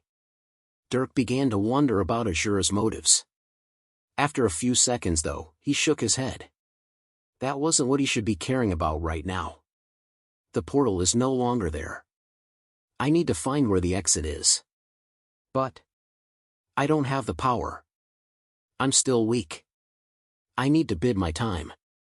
From the looks of it, this isn't just some kind of torture dungeon. I need to get a grasp on the situation. Dirk made his decisions in his mind. It was impossible to fight his way out when he didn't know where out was. All the adults were also more powerful than him, and he only had his bare hands and magic to fight with. So he decided that he wouldn't go running around like a headless chicken. On the stone bed, he let out a long breath. Despite his previously splitting headache, Dirk kept himself awake for the entire 8 hours that he was on the stone bed. By that time, he had mostly healed. The stab wound had completely sealed while his skin had turned pink after healing from the whipping. Still, he had some injuries that would take a bit longer to heal, and he was tired. Unfortunately, that was also the time when someone came to get him. "Wakey wakey. Are you thinking about trying to run again? I wouldn't mind if you did. Then I'll be able to whip you." Delahill walked over to his stone bed, chuckling at his restrained body. Unlike previously though, Dirk no longer looked at her with enraged eyes. He was now apathetic, as if nothing mattered. Delahill clicked her tongue seeing that. She had fun whenever Dirk tried to resist and was brutally beaten down by her. "Humph. Finally whipped some sense into you? Good. Because thanks to Azura's benevolence, your life isn't going to be nothing but torture. Unshackle him." With her word, a guard came and undid Dirk's restraints. Surprisingly, he didn't bother to put mobile restraints on. Dirk didn't question why though. Delahill was right here. He couldn't do anything in front of her. "Follow." Delahill waved before walking out. Dirk stood there for a second, and when he was finally shoved forward by the guard, he began walking. He followed Delahill through the tunnel and out into the town. Upon arriving on a wide street, Delahill turned back and looked at Dirk, her arms raised. "See all the buildings around you? There's a rule here that there's no such thing as inherent possession. If you want something, you take it by force. If you want to keep something, you better be able to defend it.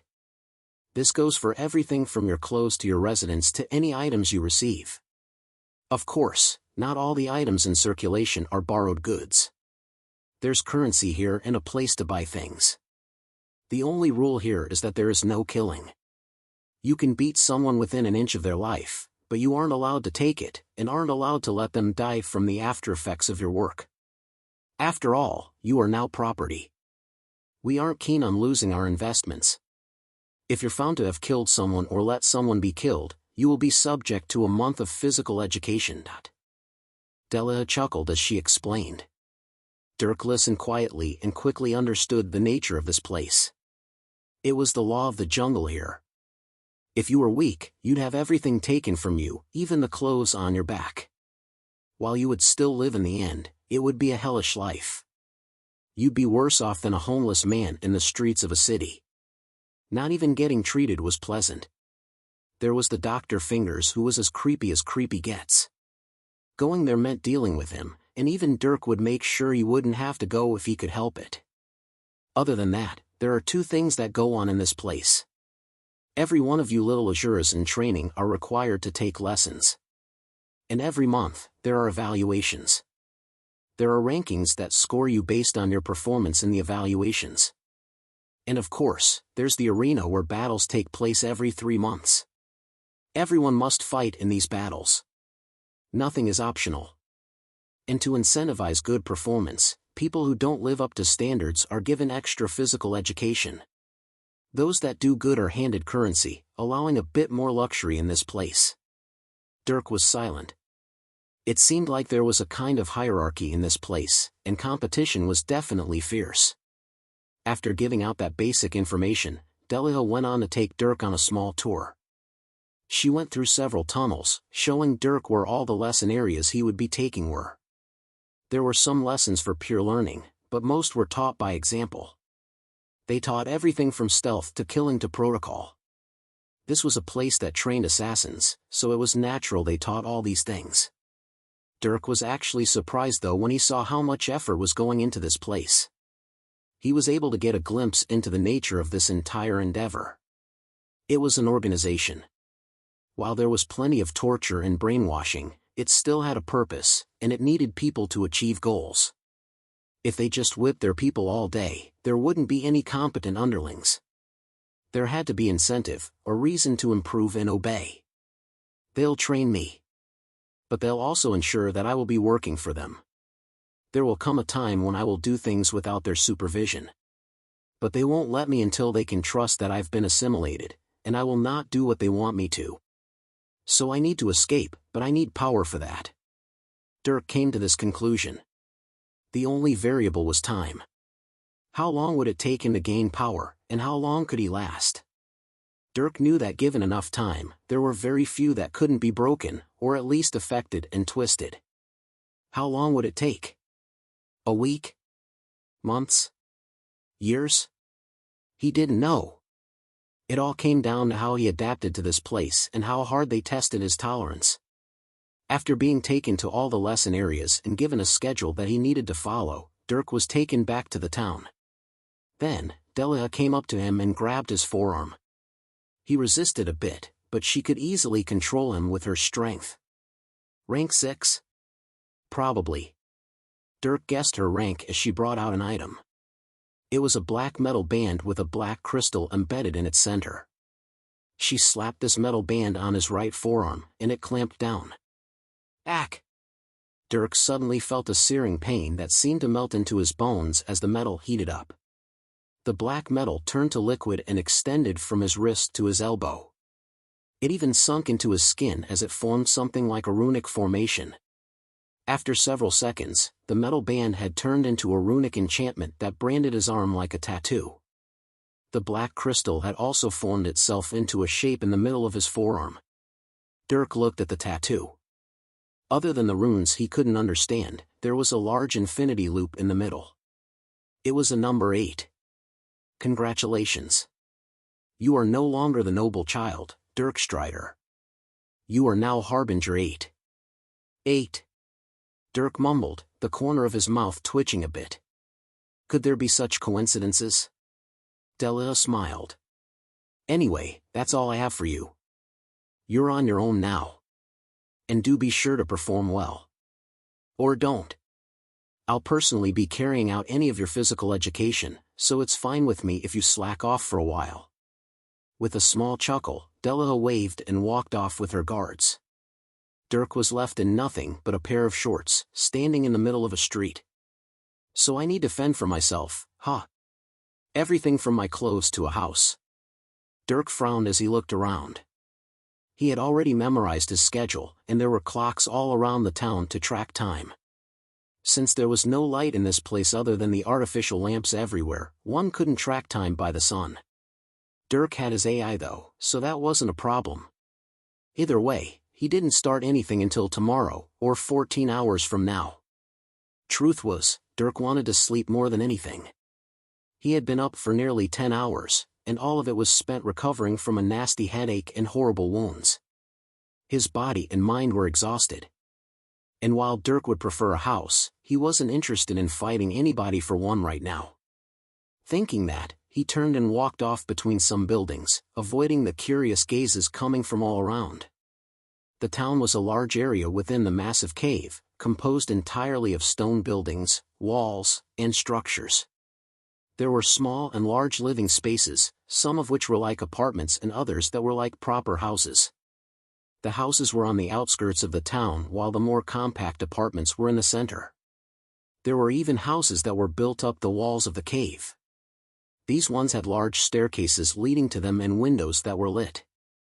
It seemed pretty luxurious, and Dirk guessed that only the most powerful lived there. Not wishing to attract trouble, Dirk made his way to an alley between some deeper apartment buildings. When he found a clean patch of dirt that he could sit on and a wall to lay against, he walked over. He didn't sit though. He stared at the dirt, and his heart rate suddenly went up as his body felt weak. He fell to his knees.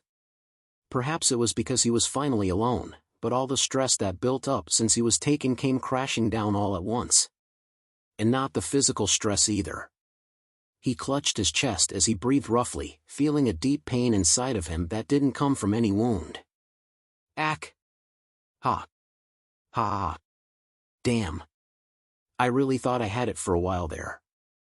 I was actually satisfied with myself, with my half-decent life. You'd probably call me a dumbass if you heard that, huh, Gray? You'd say that I'd become complacent, that I need to get my ass up and run another mile. Dirk chuckled hollowly as he hunched over, falling onto his side. He seemed to curl up like a child, feeling weaker and weaker every second. It was such a foreign feeling. But I don't know if I want to anymore. It hurts, Gray. I'm sorry. I just wanted to have some fun. I had a friend and everything. Why? Why did this have to happen? At least I had you last time, but I'm alone now. Can't I just rest? Is that okay? Dirk's eyelids drooped as he mumbled. Like that, he passed into a deep slumber while curled in on himself. And while he turned unconscious, a sinister pair of abyssal eyes locked in on Dirk from the ocean of mana around him. The dark element incarnate.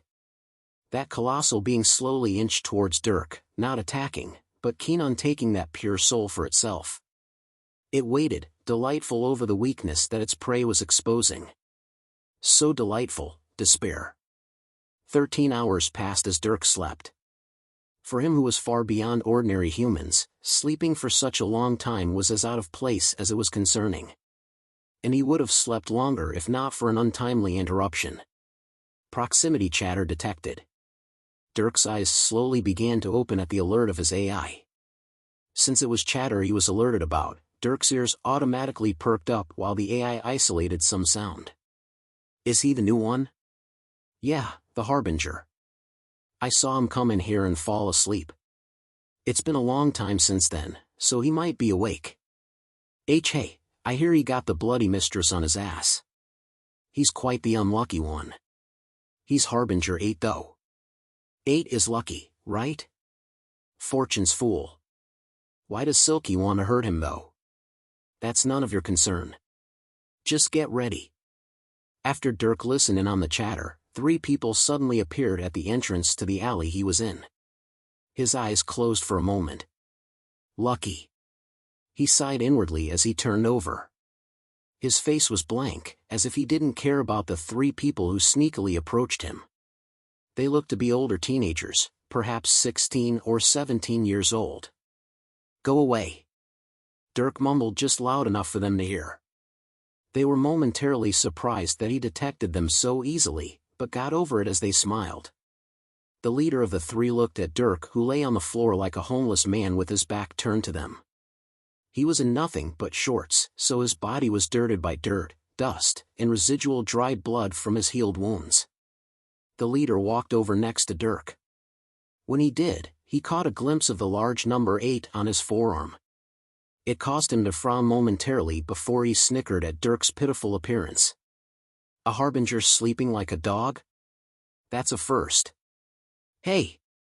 I have a message from Silky that I was personally tasked with delivering to you.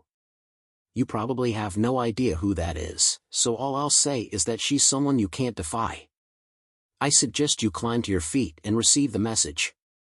Dirk didn't respond at all, causing the leader to frown. He growled and brought his leg back. Hey! I'm telling you to stand up. Whoosh! He kicked out his leg with full force, aiming right for Dirk's back. At that moment though, Dirk threw out his elbow. The 2 collided. Crack!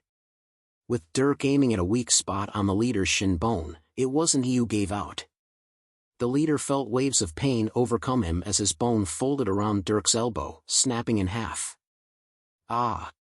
He yelled as he fell backward, clutching his broken leg. The other 2, Enemy 2 and Enemy 3, rushed forward to attack. Dirk slowly began to get to his feet as they approached. While he was hunched over, Enemy 2 stepped forward and swung out his own leg backed by large amounts of anima, intending to kick Dirk in the face. Dirk activated his own anima though and threw out his palms, stopping the leg and grabbing it. After grabbing his leg, Dirk kicked out Enemy 2's other leg, making him fall on his back. With him on the floor, Dirk used his foot to step on his chest and his arms to put his leg into a hold. Enemy 2's knee was quickly put into a lock, causing him to feel a wave of chills. No, why dash? Crack! After Dirk used a bit more strength than normal, the knee that Enemy 2 had attempted to reinforce with anima was bent the wrong way. Dirk dropped the leg as he started letting out loud screams of pain, turning his attention to Enemy 3. Enemy 3 was actually casting fire magic. Dirk didn't even move as he cast rock wall in front of him. At the same time, a fireball shot out from Enemy 3. It was a concentrated fireball, and it collided with the metallic stone. Boom! The wall exploded under the fireball, but Dirk had already raised his arm. And it was a small shield of rock, more than enough to block the debris from hitting him. Dust was kicked up, causing Enemy 3 to squint his eyes. As he searched for Dirk though, he felt a piercing pain in his leg. Rock spike. Dirk cast this magic, and the spike shot right through Enemy 3's leg. He let out a small scream, barely keeping on his feet and hastily trying to lift his leg out of the spike. He couldn't though since the spike was pointed upward, keeping him from just sliding his leg out. Ack! At this moment, the leader gritted his teeth and pointed his hand. Dirk turned and saw a magic circle of the dark element. To this, Dirk just cast another rock wall. The next moment, Dirk saw black tendrils wrap around the wall, crushing it directly like an angry squid. They then charged toward him, though they were weakened. Dirk cast another spell, a simple fireball. This fireball was instantly created and shot toward the tendrils, exploding and engulfing them in flame. There was a momentary flash before the flames quickly died down. With the flames, the tendrils were snuffed out. Dirk calmly walked over as the leader tried to cast another spell and swung his foot. Crack! His foot buried itself into the leader's side, breaking 2 ribs. The leader cried out, and the spell failed to cast. After that, it was Enemy 2 that tried to stand back up and fight. It didn't look like he was a mage, and Dirk was able to easily put him back on the floor.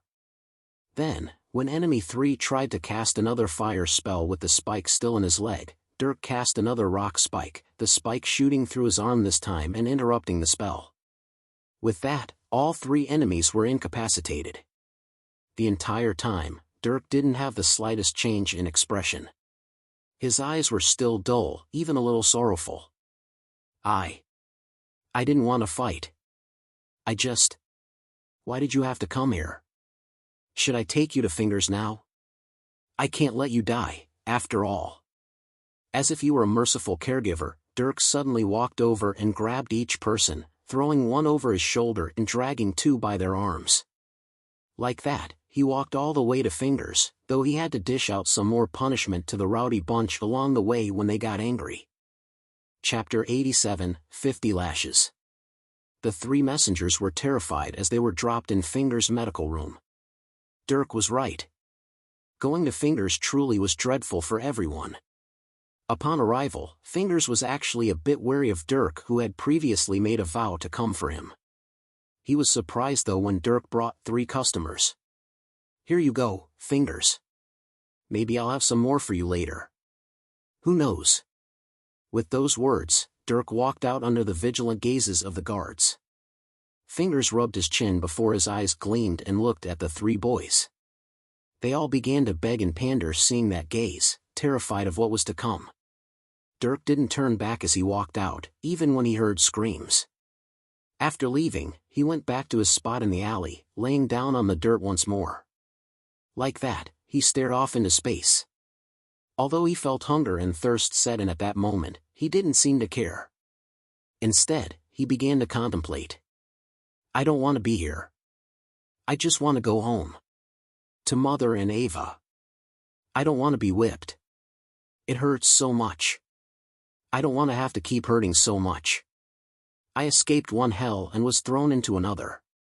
They will never allow me to escape again. If it's not one thing, it's another. There's always more pain waiting. Will I ever be free? Is that too much to ask? Are 2 lives not enough? Dirk felt his chest hurt. Gone was the person he was only a day ago. After being thrown into this dark place, old wounds began to surface. Memories he would have preferred to never remember. He could see his past life on Earth. Being snatched out of the slums, an orphan with no place to call home. He was thrown into a place of brutal training and reformation. He was beaten down and turned into a machine. Dirk wasn't the only one. There were plenty of others right beside him. But they disappeared one after the next. Year after year, the ones he came to know went away. Many died, others failed the program. At some point, Dirk became so good that he advanced ahead of all others, and from then on he was mostly alone. But there was always one person there. Gray, his sergeant. The one man who didn't just break him, but guided him. Speaking words of wisdom and experience, he taught Dirk as if he were his own son. He taught him how to be something of a man despite the environment he was cursed to live in. He taught him how to have hope amidst the suffering. How to find purpose. But that was before everything went to hell. Now, Gray was gone, and Dirk was thrown into another world. In this world, Dirk had a loving family and made friends, albeit few of them. He learned to enjoy himself and cherish others. He was living what could be considered a normal life. And then Azura came. At first, Dirk had been furious. He was being taken against his will, and that man had the audacity to think he could control Dirk. Dirk had rebelled against everything while being taken from his mother. He even smiled as he went through the portal. Even as he was whipped, Dirk had retained his strong mind. He wouldn't be broken. He wouldn't be reduced or controlled. But then he walked into that alleyway. He was alone after many stressful hours. And like a broken dam, horrible memories came flooding back. Dirk was now in a hell like he was on Earth. But now, not only was he taken from his family and friends, but he didn't have Gray. He didn't have the man who made hell bearable. He thought back, feeling the pain of his past and remembering his hope. He had hoped that things would be good this time around. he hoped that he finally escaped from trouble. But it came right back to him, swallowing him whole. And now, he couldn't find hope for the future. If there was only pain waiting for him, nothing but suffering and oppression, then what was the point? What was he fighting for? After laying down, Dirk spent hours contemplating. He didn't even stand when he was alerted about the classes he was supposed to be at. But when nobody came around to do anything about it, he didn't think of it again. He seemed to get weaker as he laid there. When another half-day passed, Dirk's hunger and thirst finally started to hurt him enough. He stood and walked out of the alley like a zombie, making his way to the public cafeteria in this dark town. According to Delia, there were 2 places to eat. The first was the public cafeteria. There, nobody could stop you from eating. Fighting was prohibited in that place. After all, people needed food and water to live. Delia was serious about not losing their investments. The second place was paid for. Naturally, it was nicer, luxurious. One needed currency to go there though. Dirk went to the free place. Upon entering, he found a line of people and got into it. He didn't even notice the stares he got as he was handed a bowl of slop. It didn't look appetizing in the least. It was something like a soup, maybe oatmeal but with the texture of paste. Dirk had a hard time getting down the first few bites, but it got bearable after a while. With that, he was satiated. He walked out of the cafeteria and back to his alleyway, laying back down with no concern for the world. Only, it didn't seem like people intended to let him be. That first group of 3 goons wasn't the first in line. After a while, Dirk saw another small group arrive. Like the first, they weren't there to talk. Of course, a fight broke out. Dirk used his skill to break bones and disable his enemies. Only, this second group was stronger than the last, so he got hit a few times. But it was like he didn't feel pain, always recovering from any damage he received. After beating down that group, Dirk brought them all to Fingers. The Mad Doctor was more than happy to receive customers, and Dirk left them in his care. Then, he just went back to the alley. Only, perhaps rumors spread at some point, but more groups continued to show. The first few days it wasn't anything crazy. Maybe 2 or 3 groups of 3 to 4 people showed, and they were usually easy to handle. They got progressively harder, but Dirk had immense innate skill that wouldn't go away even if he was depressed and hopeless. Like that, he delivered more and more people to Fingers who began to become more and more fond of Dirk. Every patient seemed to win points with the man. And Dirk only sustained light wounds, if any. Maybe a few burns from fire magic or some bruises from nasty punches. But since Dirk didn't have to go easy on anyone, he could easily take care of his enemies. At least, that was until a week passed. At some point, only 1 or 2 people showed, but they were strong. Stronger than Dirk. He didn't know their names and didn't care to ask.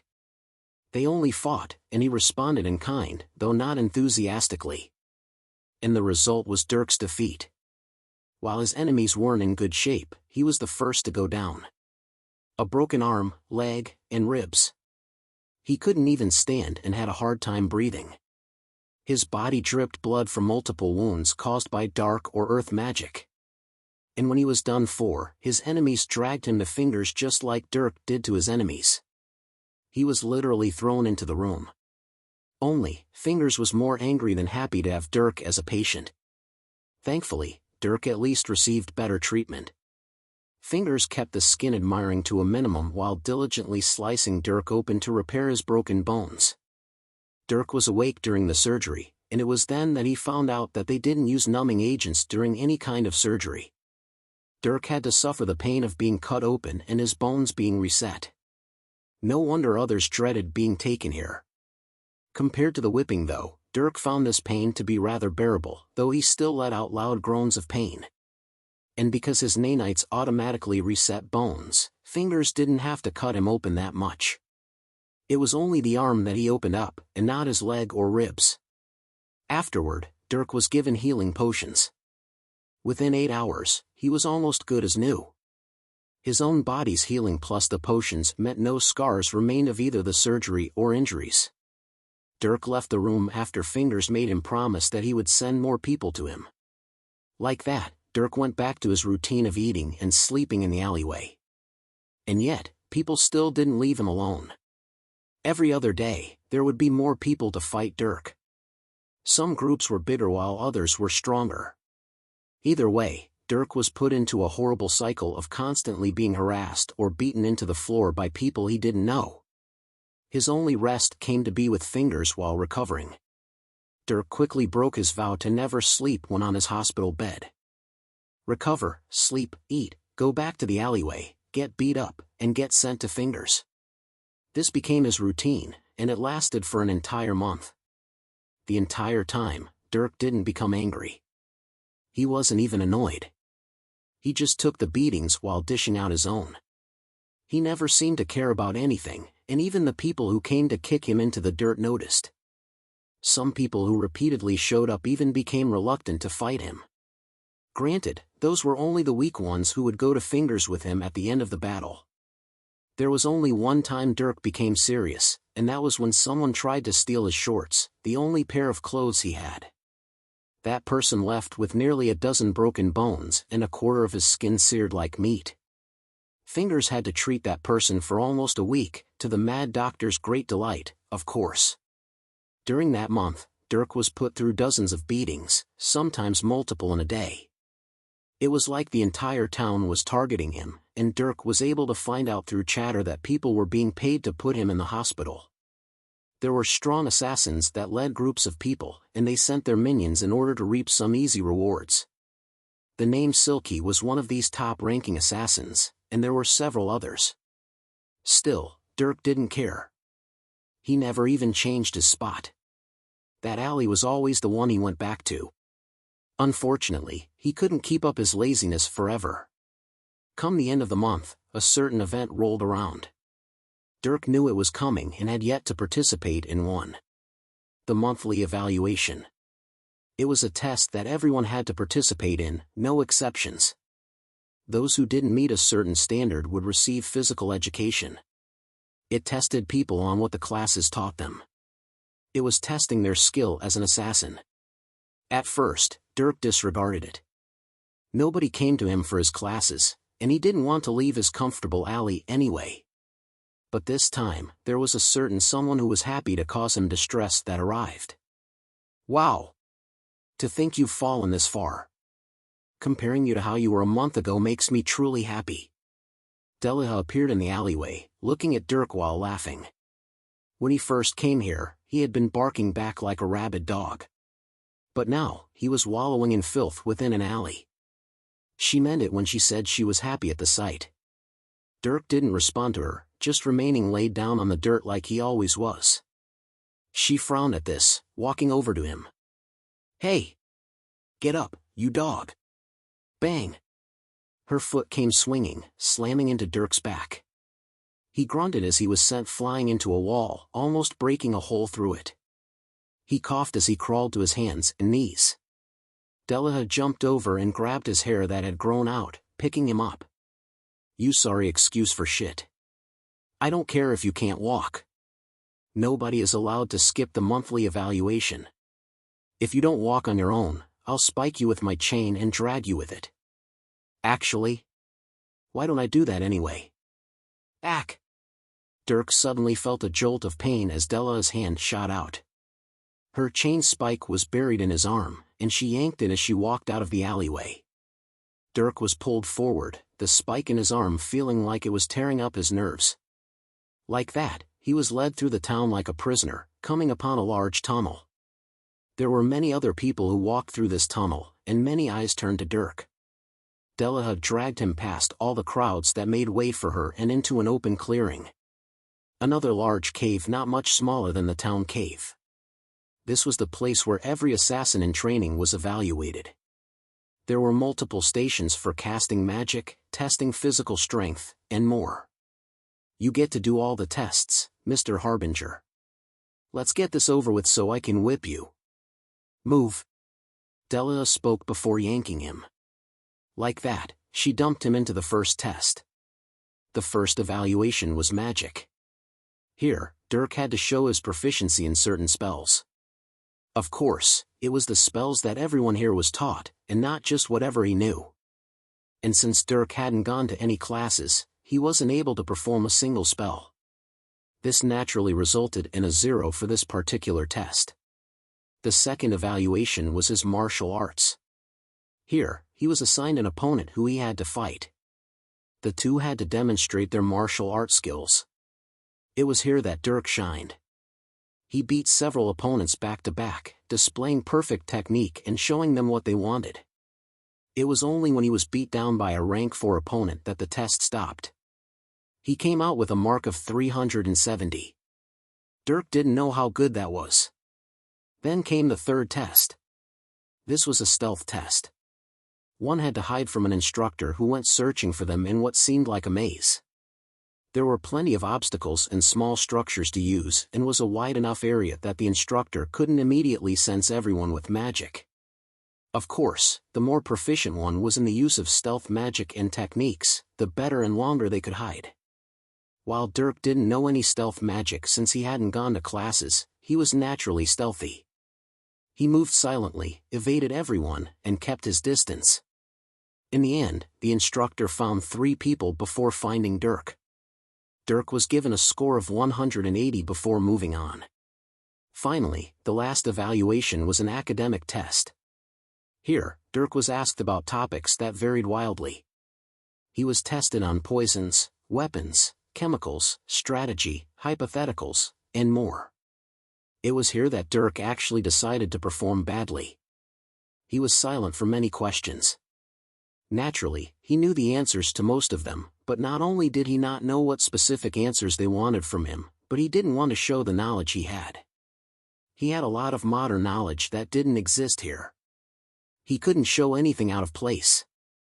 Dirk was given a score of 100. With that, the evaluation was over. Dirk was given a final score of 650. Again, he didn't know how good that was. He only knew that Delaha was smiling widely when he came back. He had a foreboding feeling.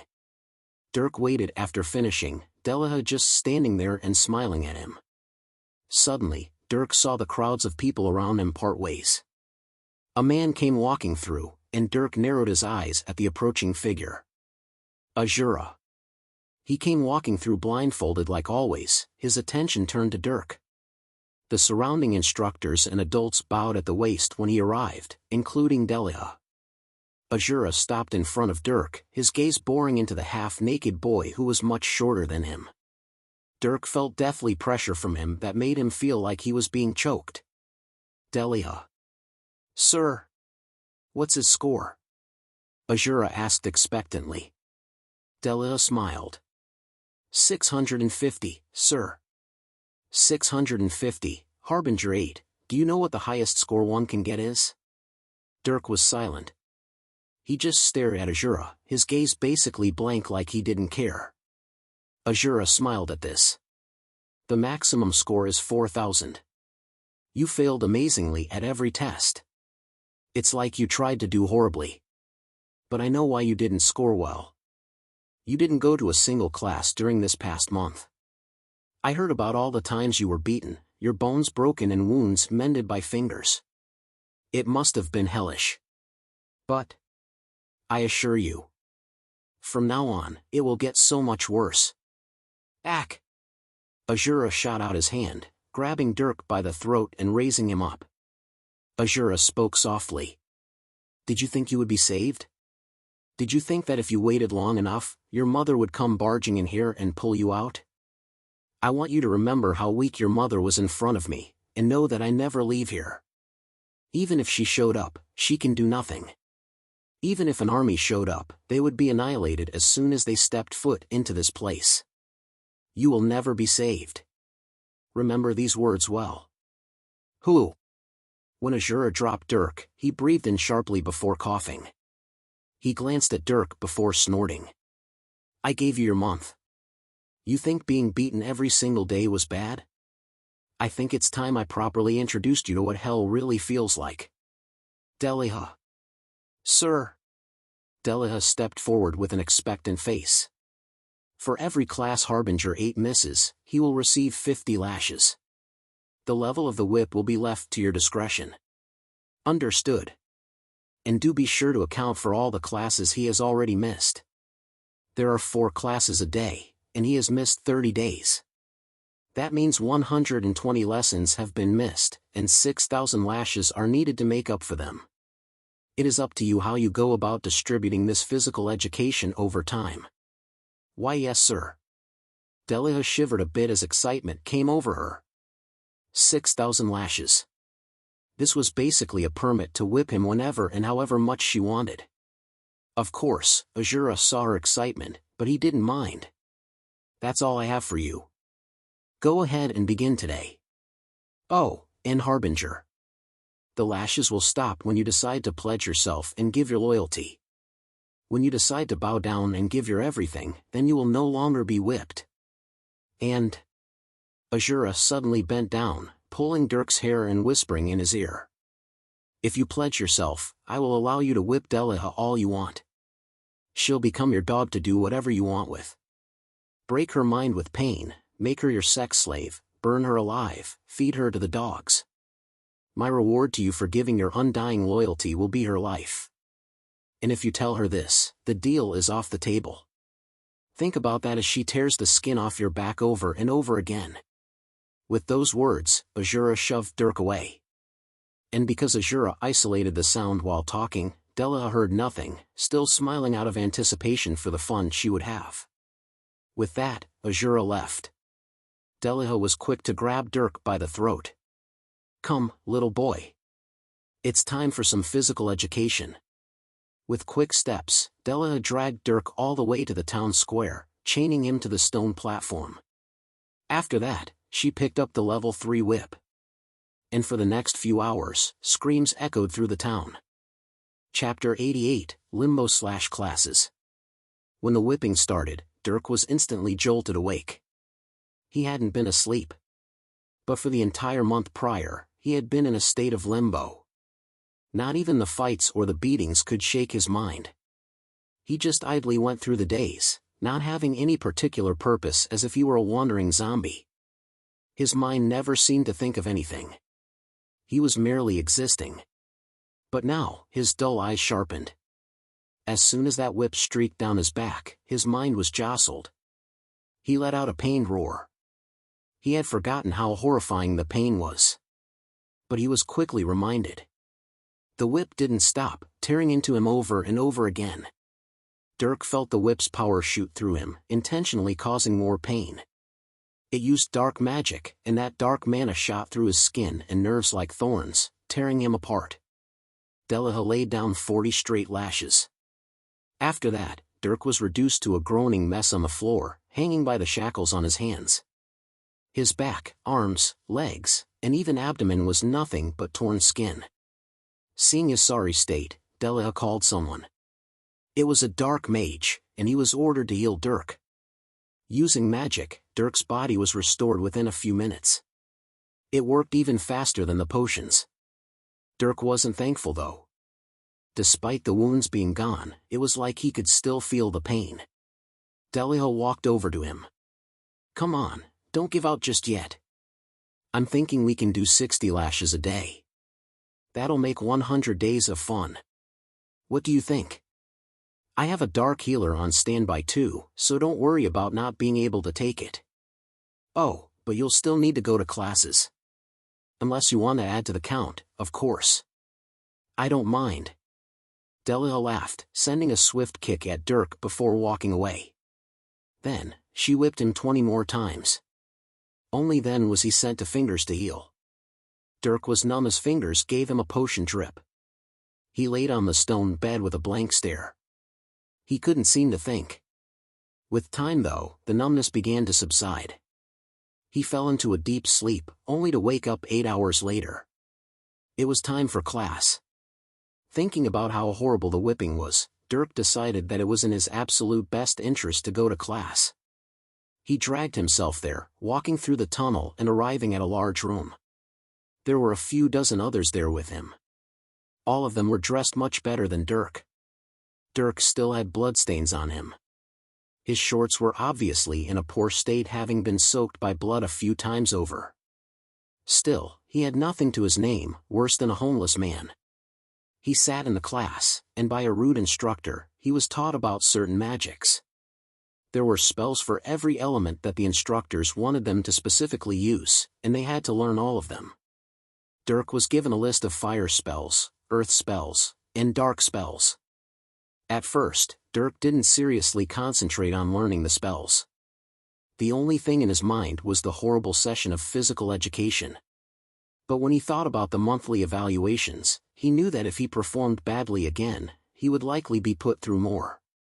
So he decided to scan the spellbooks and start analyzing them.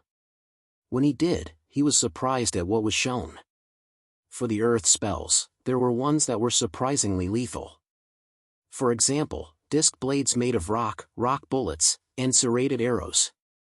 There were also tactical spells like one called Earthworm that would create snakes of dirt and rock that could wrap and bind people, holding them down. It was like this for every element. There were concentrated fire spells that could focus the volatile element, centering all that power on one person and reducing collateral damage to a minimum. Things like fire needles, fire whips, and more. Finally, the dark element had its plethora of spells. There were curses that could make people weak, blind them, and torture them with pain. There were also special ones like movement techniques that seemed like dialed-down versions of void walking. Dirk even found some specialized spells for the metal element. These spells focused heavily on creating blades that could pierce through any defense, making for clean and efficient kills. It was natural that the spells assassins used were for killing, and Dirk quickly got over his shock seeing the lethality of it all. He picked up on all the runes, and there were only a few spells that had runic pages. Even then, the runic pages weren't complex, meaning Dirk could trace them in a short amount of time. Like that, Dirk was able to brief himself on the magics. The only thing he found though was that whenever he went to perform dark spells, the surrounding mana was resistant to his calling, completely disobeying him. Suddenly, Dirk thought back. When he had faced that dark being, the dark element incarnate, he was told that he would never wield the dark element as long as that being existed. At first Dirk thought that such a thing was preposterous. But when he went to wield the element, he was unable to so much as create a rune. Eventually, Dirk found that only the dark mana within his mana pool was obedient. Of course, it was a small amount of mana, so with just that much he couldn't do a whole lot. Eventually, he had to give up on using more than a few dark spells at a time. With that, Dirk moved on to the next martial arts class. Here, Dirk learned plenty of lethal fighting techniques. Of course, if there was anything Dirk was a master in, it was killing someone with his bare hands. But he found that there was a bit more to it in this world of magic. Dirk only had one anima technique given to him by his anima manual. It was one that allowed him to activate anima throughout his body, using it actively instead of passively. Even at the academy, they didn't teach anything other than martial arts. But here, Dirk found that there was such thing as external anima techniques. These techniques would channel the anima in the body and pass it through anything it touched. For example, one could shoot their anima through their hand and into another person's body. Naturally, because anima is destructive to matter, it obliterates anything it gets channeled into. It was a technique that released pure destructive power. Of course, just releasing this power was easier said than done. There were certain levels to this technique. They called them warrior classes. The classes from weakest to strongest were pawn, knight, rook, bishop, and king. A pawn class warrior could actively activate the anima in their bodies and strengthen it. Dirk would be considered a pawn class warrior. A knight class warrior could move the anima outside their bodies, creating something called aura. This aura could be ejected and used to damage and destroy material. It was crude in its utilization, but effective. After that, each successive class refined control over their aura, forming concentrated attacks that could be launched distances and even hardening their aura into something tangible. Dirk was surprised by this information. He thought anima was an energy that was only supposed to reside within the body, strengthening its base attributes. It turns out that there was a lot the Academy didn't teach. Which brought Dirk to a question. Why didn't the Academy teach these things? They certainly had the knowledge if an assassin organization had it. Suddenly, Dirk thought back to what Geralt once told him. He spoke of the Empire taking advantage of the Academy students, only teaching them certain things when they pledged to join the military. Now Dirk was understanding what he was talking about. The Empire only gave this in-depth knowledge to the people who would work for it. It made sense, so Dirk didn't blame them. Still, he wished that he had at least known what he was missing out on. With all this knowledge introduced to him, Dirk realized that the martial arts classes here would be very beneficial to him. Learning actual fighting techniques was redundant since he was already a master, but training his ability to utilize anima and create aura would be extremely valuable. It would increase his lethality many times over. After the martial arts class, Dirk moved on to 2 others. The third class was one that taught about Assassin Protocol, or Assassin 101. It taught techniques and skills related to sneaking and planning. Most of it was academic knowledge that drilled into people how to go about their future jobs. What were the steps to take when attempting to steal something from a high-security estate? What preparations did you need to make when attempting to assassinate a similarly strong enemy? Dirk also knew a lot about this stuff. After all, he had personally executed plenty of such operations. In fact, there wasn't much that these people could teach him in the way of any basics. The only stuff he didn't know about was magic-related. For example, there were magic alarms, material enchantments, and magic traps that one had to watch out for. And these weren't simply deactivated with the snip of a wire. Depending on one's tier, some magic traps or alarms were impossible to deactivate without tripping. And when Dirk was taught all about these traps and alarms, he was surprised by their complexity. They used both powerful hardware in the form of enchanted material and intricate software in the form of base enchantments. There were many runes to learn and many different elemental enchantments to study. After all, one could face any kind of elemental obstacle. You had to be prepared for everything. Finally, after that third class came the fourth class. This class taught about various preparatory items. There were many poisons and potions to learn about, as well as auxiliary gadgets with surprising mechanical complexity. Dirk was impressed when he saw wrist arrow launchers and magical smoke bombs. If the third class talked about all the protocol, steps, and preparation, this class gave the know-how on those steps and specific preparations. It was thorough, and there was a lot for Dirk to learn even with all the knowledge he had. Those 4 classes took 2 to 3 hours each, making it a 10 to 12-hour learning day. There wasn't much rest in between, but these people didn't care. They only wanted results when the month came around. Dirk went through all the classes, his mind being distracted from the horrible situation he was actually in. When they were over, Dirk walked to the cafeteria and got some food, filling himself with nutrients. Upon walking out of the cafeteria though, Dirk froze. A woman was standing outside, her arms crossed and a large smile on her face. She eyed Dirk as if he were a toy. Day 2 of 100. Ready for another round of physical education?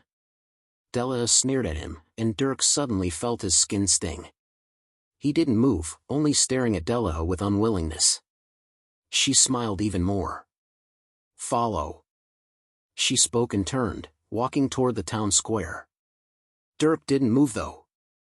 When she turned back around after a few steps, she huffed and shot out her hand. Pack! Ack! Dirk let out a grunt as her chain spike pierced through his arm. After that, he was yanked forward, dragged along.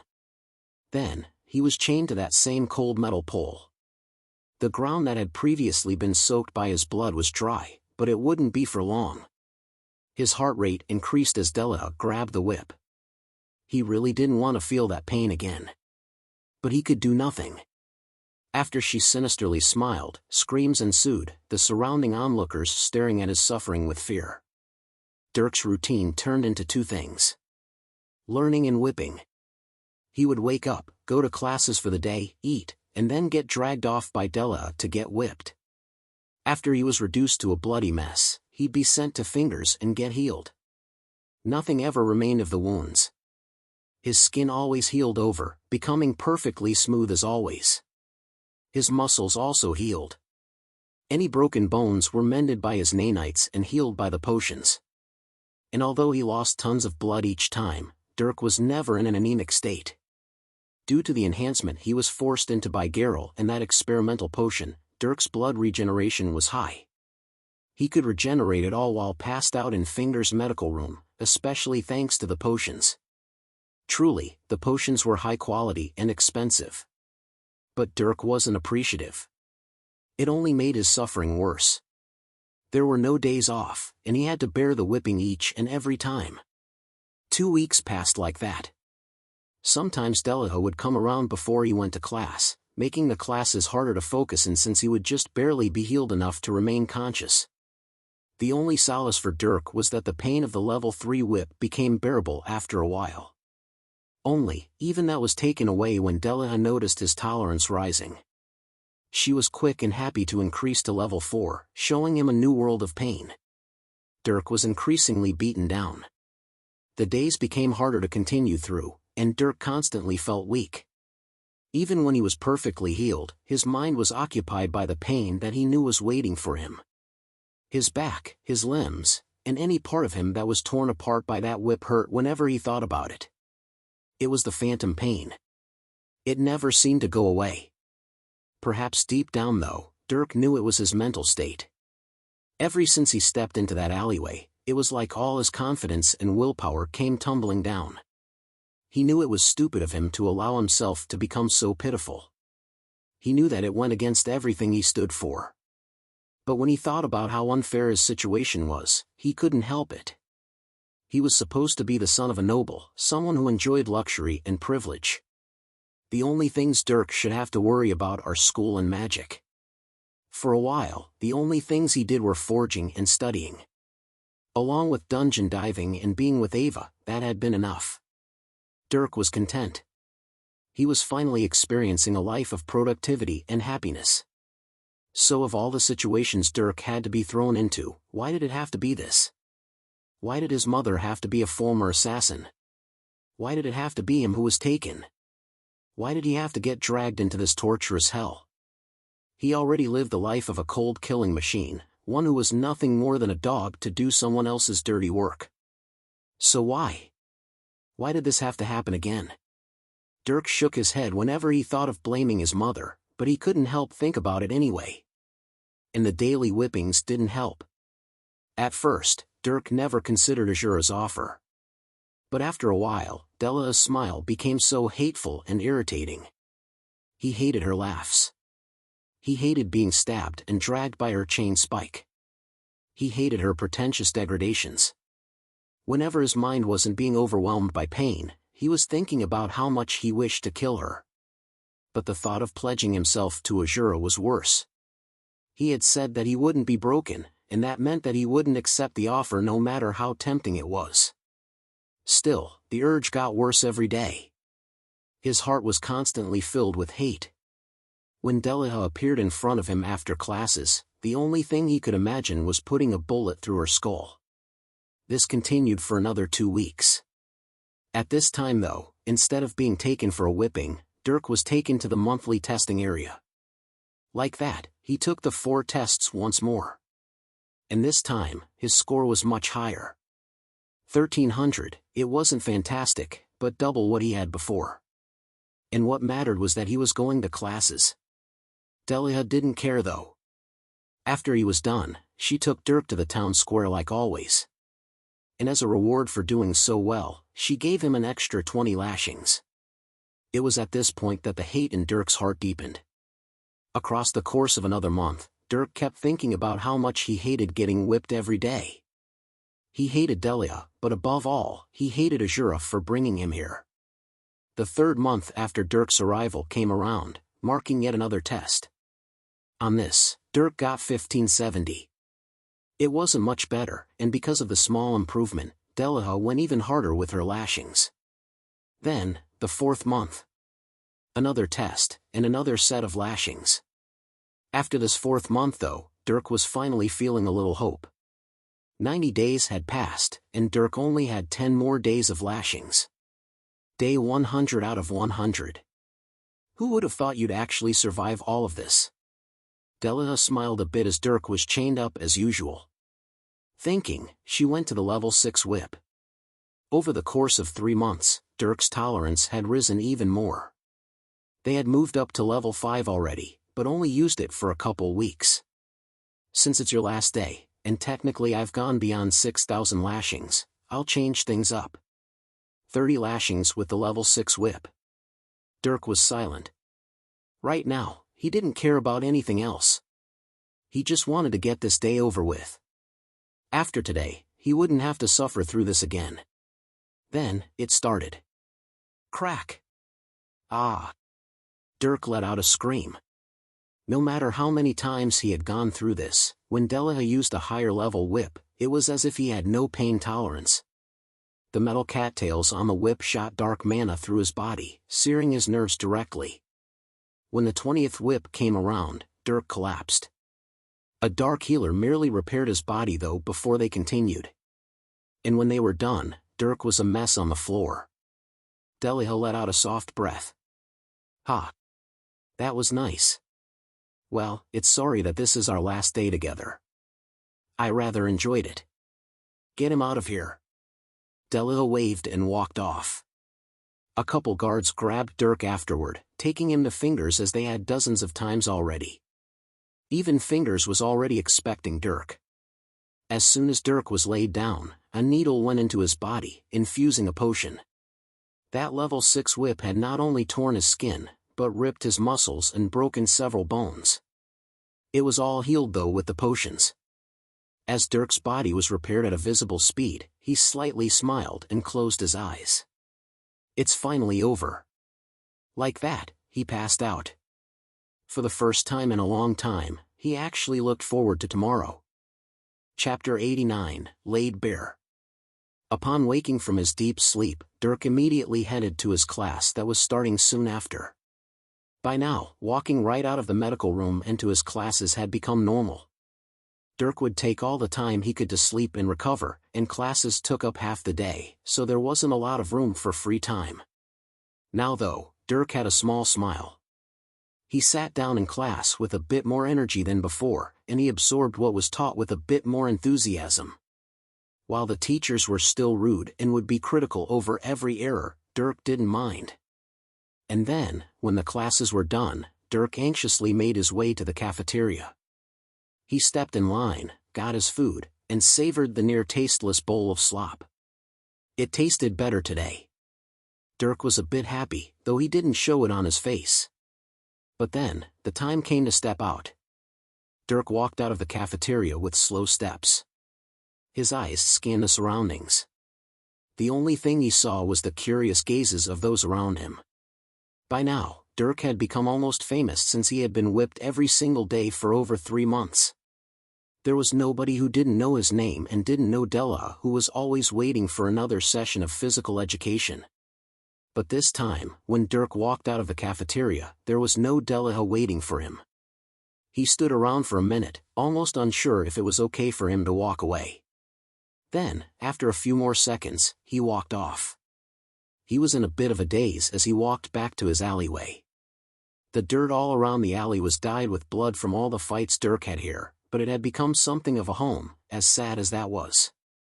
When Dirk sat down on a patch of dirt, he couldn't help the small smile that came to his face. It's over.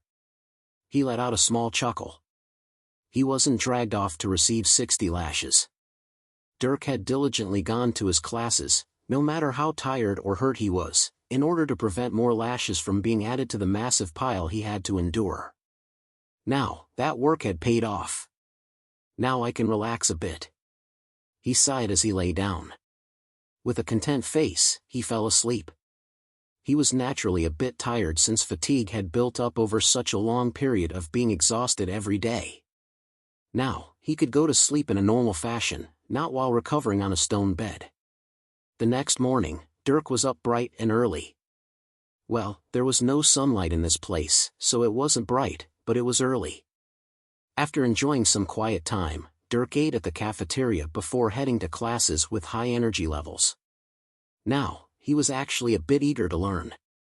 After all, they were giving out valuable knowledge despite being an assassin organization. Dirk was more inclined to absorb it when he wasn't beaten down from lashings. The classes took most of his day, and afterward, he ate before walking out of the cafeteria. Like last time, he was a bit anxious as he left, but when he saw no Delia again, he was happy. For him, that was a confirmation of the fact that he wouldn't suffer as he did for the past few months. Finally, he was relieved. Thus, he went about the rest of his day quietly. He sat in his alleyway and actually brought up his traced runes, doing a bit of studying. He did this until late at night, after which he went soundly to sleep once more. Then, the next morning came. Dirk went about this day as normal, eating before heading to classes. When classes were over, he took his time in the cafeteria. The slop he had been eating every day wasn't nice, but as he found out, it was actually packed with nutrients. At the very least, it would keep him alive and his energy high. Then, Dirk strolled out of the building. He had a small smile. When he walked out, he couldn't help but think about how great it was not worrying about being whipped every single day. Dirk immediately turned in the direction of his alleyway, intending to go back before doing some more runic study. Harbinger 8. At that moment, there was a shout from behind. Dirk immediately froze, hesitant to turn around, fearful of who he might see. During that hesitation, the one who shouted seemed to teleport behind him. Her hand grabbed his shoulder, and her sharp nails cut into his skin. "Did you miss me?" Delia spoke into his ear, like the whisper of a devil. Dirk trembled a bit, not immediately responding. Delia smiled. "Say, I recently got bored. Our sessions of physical education had been an enjoyable pastime, a way to relieve the stress of my day.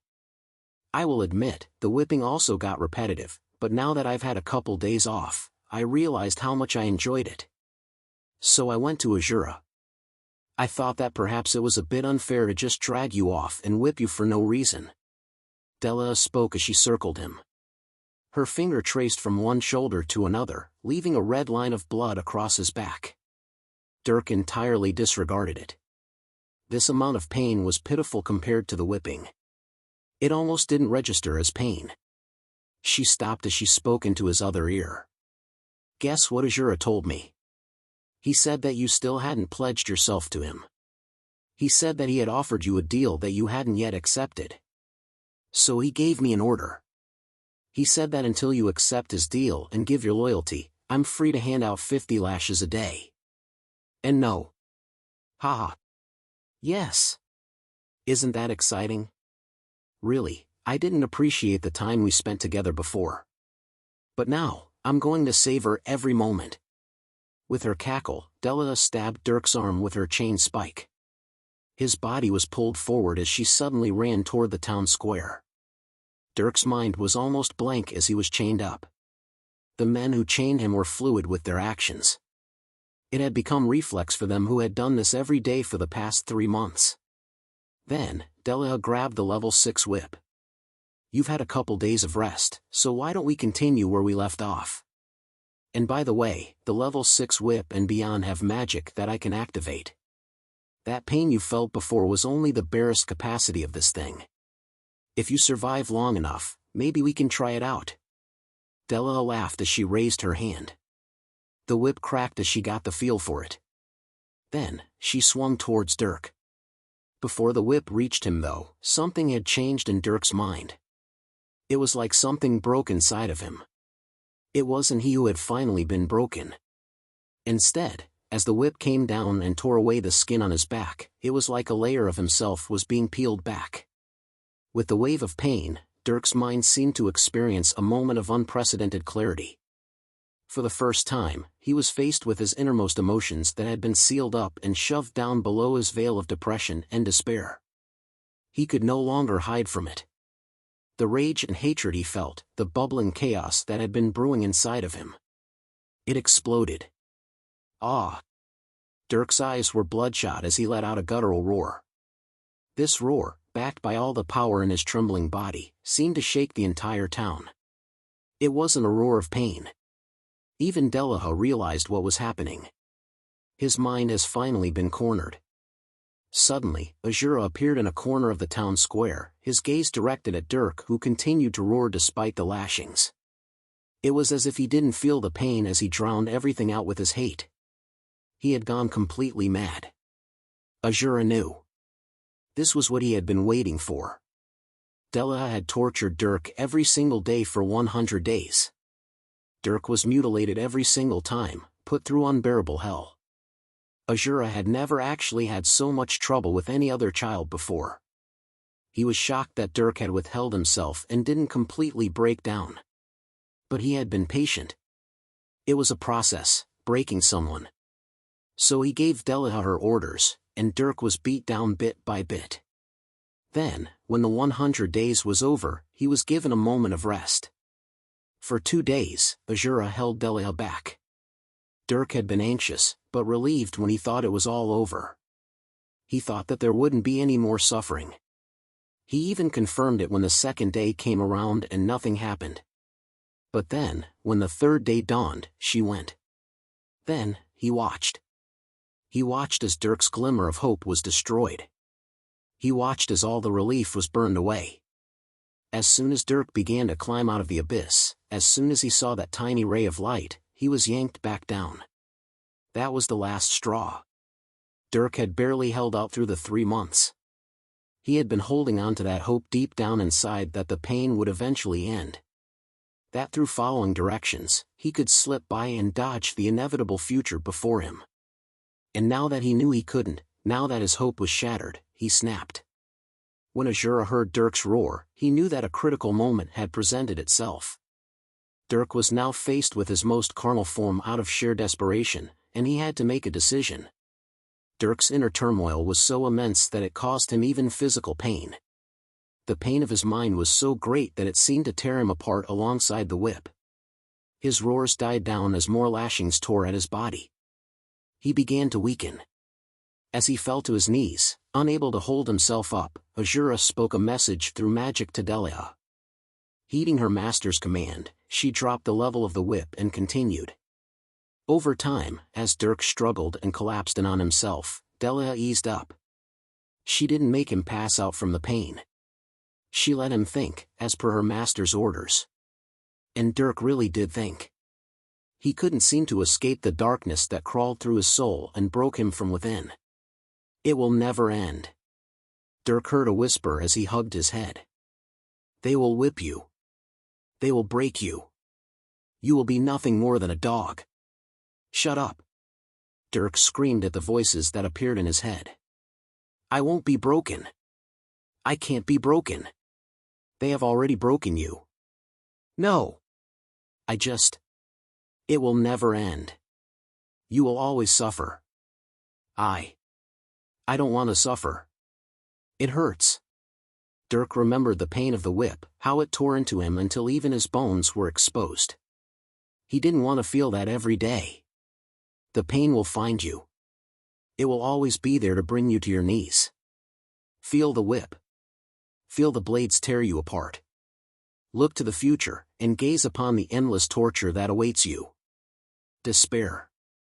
Dirk's mind was shaken by that voice of chaos.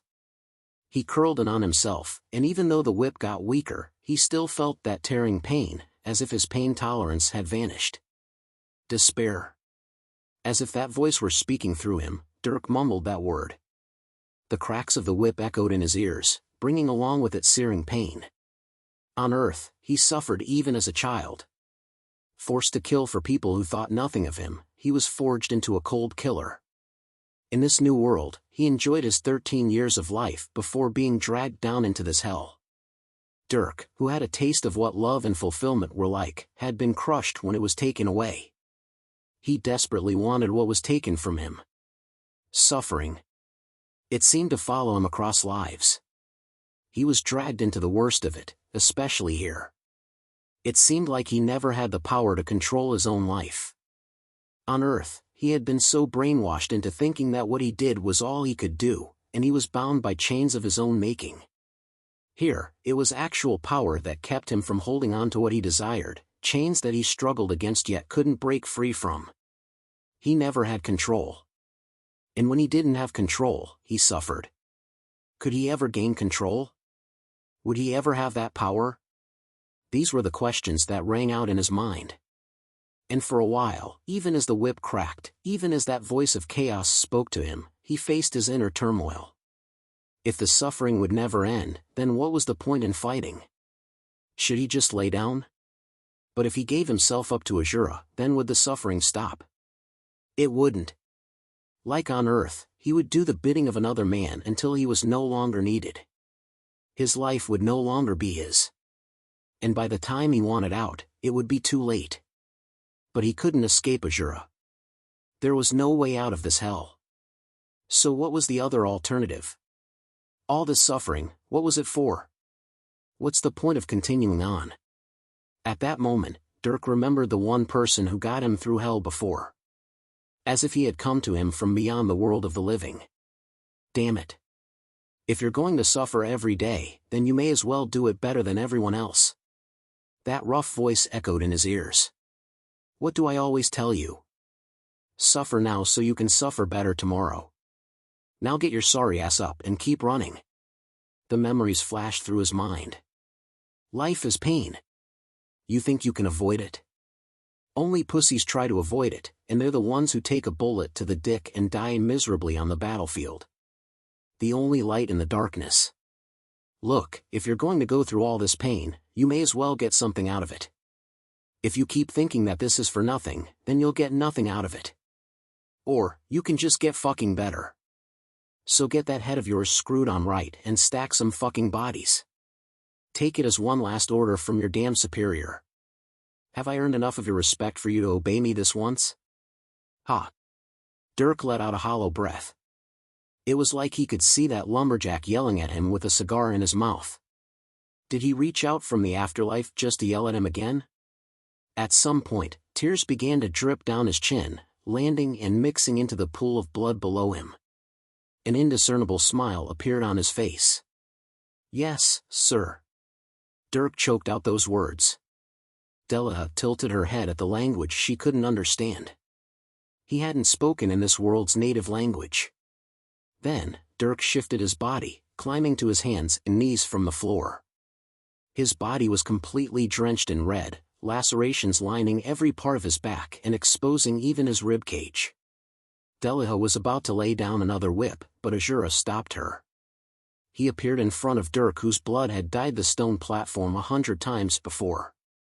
He saw the tears in Dirk's eyes, and Azura felt himself smile. At the same time, Dirk could sense another being near him. Black tendrils surrounded his soul, not striking, just waiting patiently. I will save you. The road itself into his mind. It was just as grating as always. I will give you the power to live a life without pain and suffering. You will become undefeatable, a vessel that even your enemies could never touch. You will have everything you ever wanted. Give yourself to the darkness. Become one with abyssal chaos. Dirk's soul was shaken. Through his soul, he could see that dark being, the dark element incarnate. Its void black eyes bore into him, carrying with it sincerity and greed. Then, Azura spoke. This can all stop. Give yourself to me. I will give you strength, and you will become my harbinger of chaos.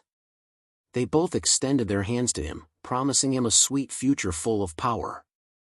They would get rid of the pain. And the price was his being. Give himself up, and be guided by another. He would no longer have to worry about his next steps.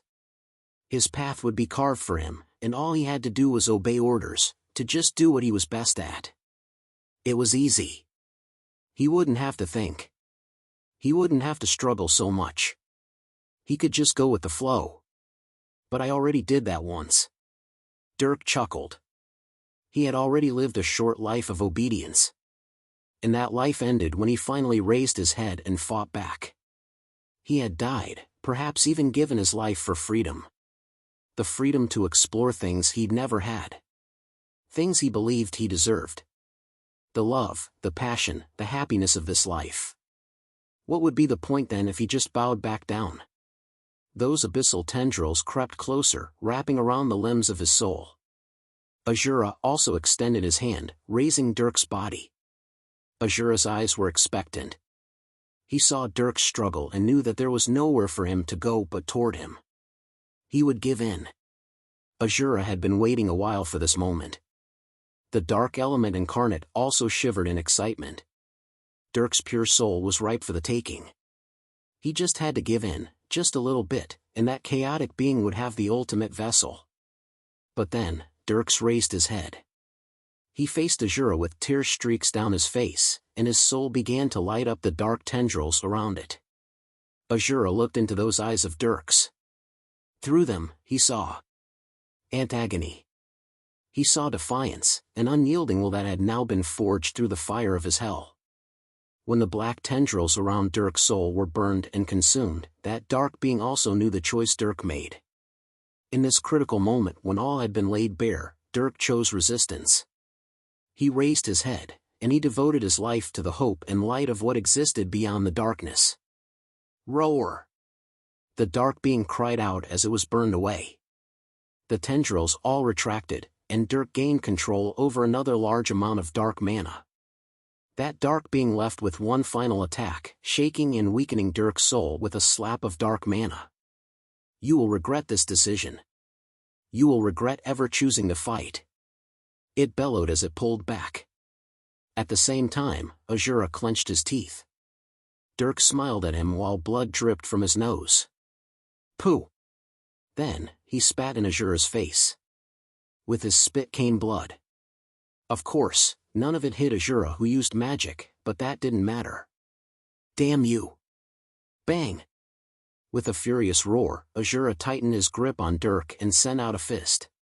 Dirk's ribs were shattered as it dug into his side. Still, he looked into Azura's gaze with a derisive gaze, as if looking down on him, telling him how pathetic he was. Don't look at me with those eyes. I will break you. I will give you hell for the rest of your damned life. You learn under me, and you fight for me. I will have your subordination. I will have your life. Give yourself to me. Go cough. Fuck yourself. Dirk sneered at Azura's rage while blood poured from his mouth. The two gazed into each other. Dirk felt like he could see Azura's enraged eyes from under that cloth. And Azura could see Dirk's defiance through his sharp eyes. Behind that rage though, Azura couldn't help the shock. How could a child have such a strong will? He was unwilling to believe that Dirk couldn't be broken.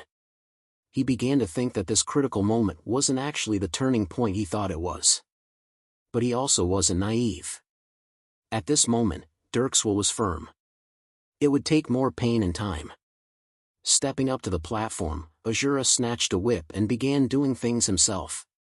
His rage was taken out with each loud crack and gouging of flesh, as if only blood could satiate his hunger for submission. Under those powerful swings, Dirk quickly passed out, and it was only then that Azura stopped out of fear of killing him. He let out a few rough breaths before dropping the whip, thinking for a moment before turning to Delia. Every day. 50 lashes. I don't care if it takes 10 years. He will fall. Understood. Delia was meek under Azura's rage. When he walked away, Dirk was dragged away to heal. He will fall. Azura mumbled as he disappeared. Chapter 90, Emerge. After that day, Dirk no longer fought against the suffering. He no longer avoided it. He accepted it as a fact of his life. But he did fight. He fought against the people and things that brought him suffering. Through that adversity, he would become better. He would reach higher and higher until the problems of today couldn't hurt him. Suffer now so you can suffer better later. Gray told him that, and Dirk began to truly understand that statement. He had to fight now, fight against the pain, so that he could bear it and stride down the road.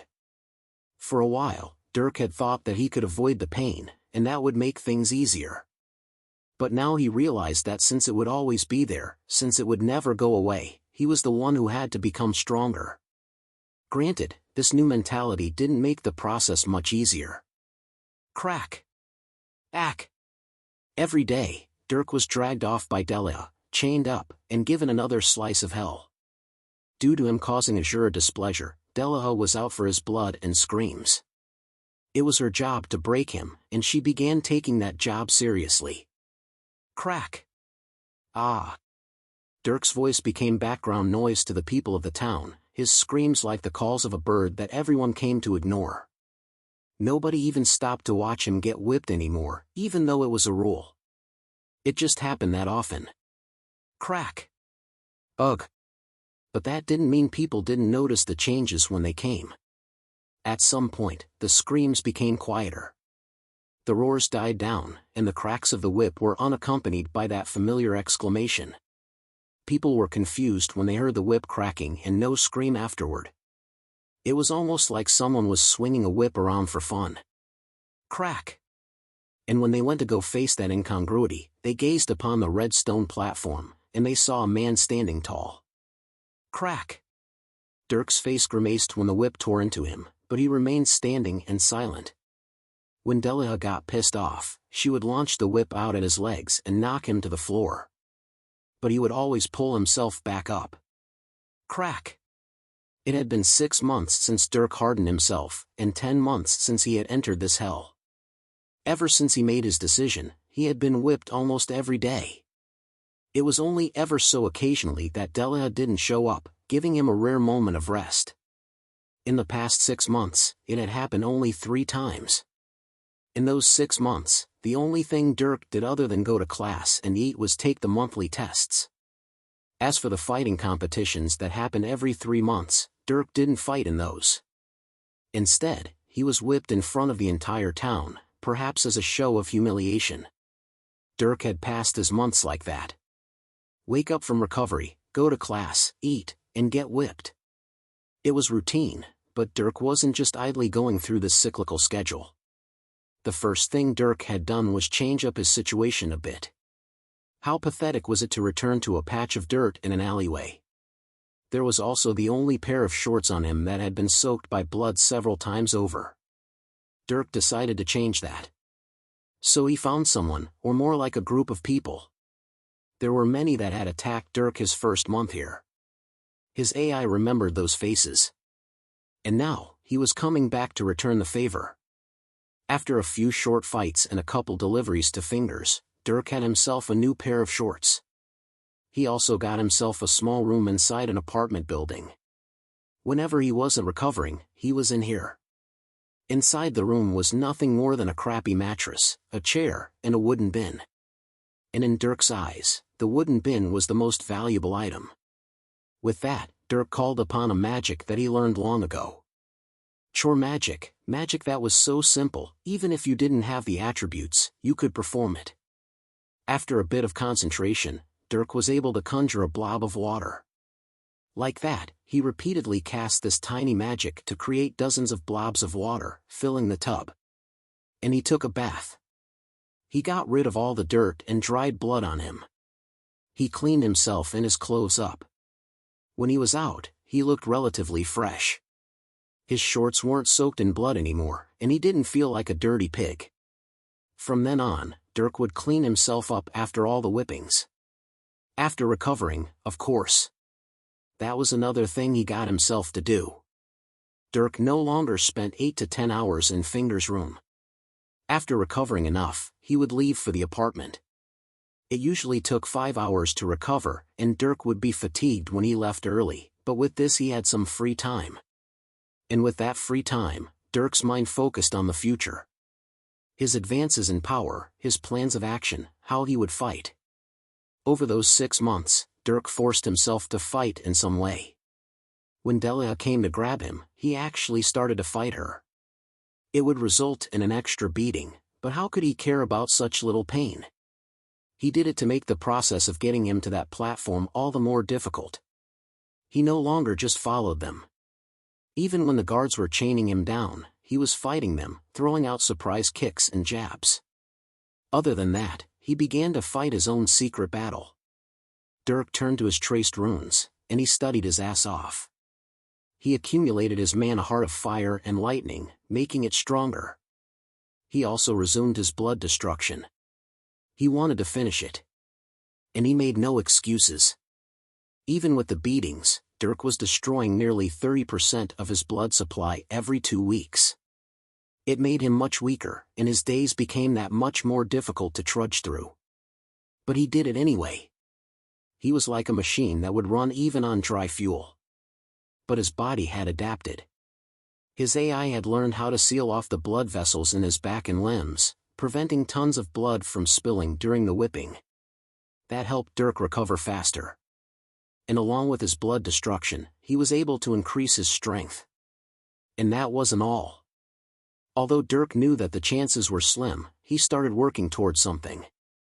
He began formulating a way to escape.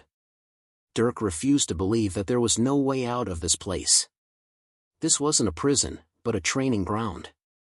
People had to come in and out, and Dirk highly doubted that Azura conjured a portal every time someone needed to enter or leave. So there had to be an exit, and Dirk was going to find it. Not only that, he was going to either sneak or fight his way out. So he began making preparations to do so.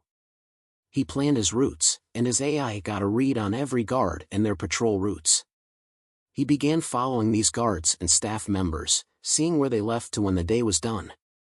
He also prepared some small weapons. He used metal magic to conjure some blades that he stashed away and a few other small tools. He learned everything he could. But learning guard routes wasn't enough. He needed distractions, diversions. He needed chaos to cover his path. So for this, he turned to alchemy. It wasn't really alchemy, not like what Ava did. Dirk had long started to learn about poisons and tools that assassins used. And surprisingly, one of the tools was bombs. The bombs weren't powerful since they were only made with black powder, so it was used in the form of smoke bombs and such. But Dirk had his modern knowledge. He knew how to synthesize bombs, and this place has all sorts of chemicals in stock. So Dirk started snatching some. A dash of sulfuric and nitric acid, plus a bit of sweet glycerin, and Dirk was able to gradually synthesize a sizable amount of his own nitroglycerin.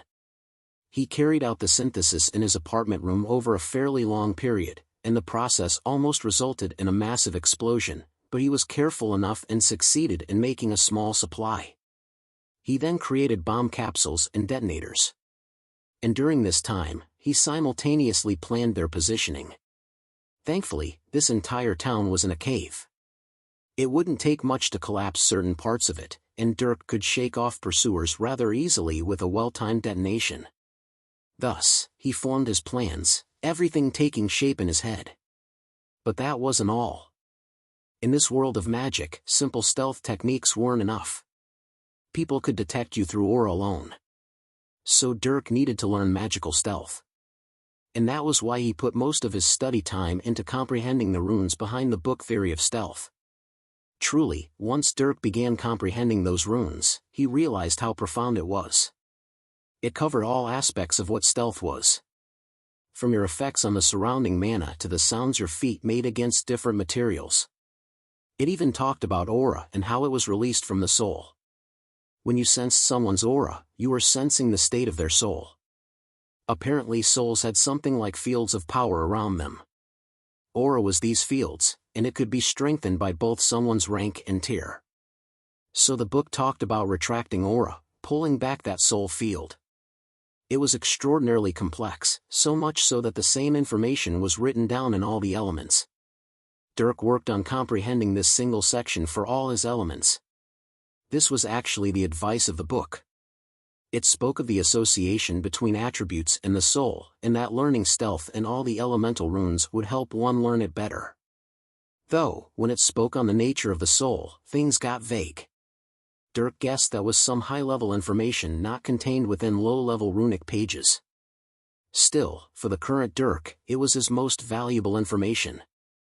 He studied and studied, comprehending all kinds of information about the concepts behind stealth as a whole. And he worked on the things he read. The book was almost all theory, not applied spell formations. So other than basic spells for masking the sounds of his feet and body and techniques on how to move through the atmosphere silently, Dirk had to learn how to apply this theory by himself. especially when it came to aura retraction. There weren't any spell formations, only runic outlines. Luckily, Dirk had time. He was patient as he focused on expanding his arsenal, working on both his own abilities and plans. He observed the guards over long periods of time, and he created a totally complete map in his head. Through this, he was able to find 2 locations that might be the exit. So before Dirk went all in, he did some infiltration. He picked one of the places, and he moved into it. It was a tunnel that led to other tunnels after passing through a staff area. Dirk went as deep as he could while observing everything around him. And then, he made it to the end. It was a large room, one that looked similar to an office. There were bookshelves and a window that looked down at the entire town. Only, Dirk froze when he entered. At the back of this room was a desk, and a blindfolded man sat behind it. "Have you come to pledge your loyalty?" Azura sneered when he saw Dirk in the doorway. Dirk also panicked, but not for long. As if he resigned to his fate, he began looking around to map the place out. When he took his eyes off Azura though, the man appeared next to him. Azura grabbed Dirk's chest, his fingers piercing through muscle and grabbing his ribcage, and slammed him to the floor. Boom! Dirk's body was shaken by the impact, and blood poured from his mouth as Azura leaned over him. "What do you think you're doing, Harbinger? Trying to escape? Sorry to disappoint, but there's no exit to this place. Nice try though." Hack! Dirk choked as Azura grabbed his neck. Then, he dragged Dirk all the way back to the town. "Deliha." "Sir." At Azura's call, Deliha quickly appeared. She saw Dirk who was being choked and smiled a bit. This little bug was wandering where he shouldn't. He will need 100 lashes as an apology. You will also need to increase the guards on rotation. There isn't an exit, but we can't have people going where they aren't supposed to. Understood. Deliha nodded before grabbing a whip. It was the level 8 whip, and she quickly went to work. Then, Dirk grit his teeth through the 100 lashes. Halfway through, he came close to death since he also had internal injuries, but it wasn't anything a dark healer couldn't fix on the spot. With that quick recovery, Dirk was forced through the rest. By now, Deliha had already begun to activate the magic behind the whips. There was fire magic, ice magic, and metal magic within the whips that gave various effects. Sometimes, Dirk's skin would be incinerated, or frozen, or slashed by hundreds of tiny blades. Deliha used it however she liked. Still, Dirk's tolerance had risen to level 8. Even Deliha was shocked by it. But level 8 still put him on the floor, so she stuck with it. Like that, Dirk was sent to Fingers after having passed out. 5 hours later, he woke up with a groggy head. By now, Fingers never messed with Dirk since he was such a frequent patient. There was the possibility that Dirk would attack him during any one of his hundreds of visits if he tried something. Dirk left after waking. The first hour after becoming conscious was always the hardest as he felt all the stinging and soreness of his body, as well as the immense fatigue. But by now, after a bunch of blood destruction, his recovery ability was top-notch. The only thing he was disappointed by was the fact that his blood destruction took so long to complete. Perhaps it was because of all the time he spent without doing any cycles, as well as all the blood he lost, but he definitely lost progress. After 6 months though, he had regained ground, and felt almost finished. Arriving at his apartment room, Dirk sat down on the torn mattress. Sighing, he looked inward. There was one other thing Dirk had come to find after making his decision 6 months ago. In fact, it came only a day afterward. Dirk had felt his soul take on form. Back before he had been taken, Dirk already discovered the phenomenon of something inside his soul taking shape. Now, that was much more pronounced. Over the last 6 months, Dirk had felt as if his soul was actively building something inside of it. It wanted to become something more. This was the stigma that Cecilia had told him about. Dirk could instinctively feel it. It wasn't far from forming. He was a bit excited by it. So with anticipation, Dirk continued scouting, disregarding Azura's words of hopeless endeavors. he still went to classes and learned everything he could.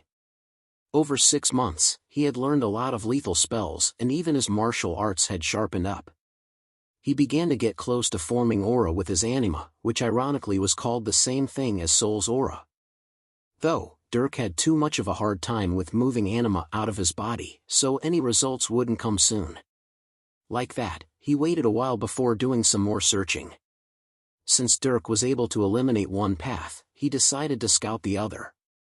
Only, upon arrival, he saw that there were now guards stationed at the tunnel.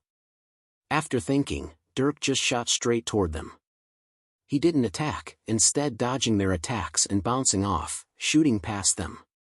He ran through the tunnel, his only goal to map out this unknown area.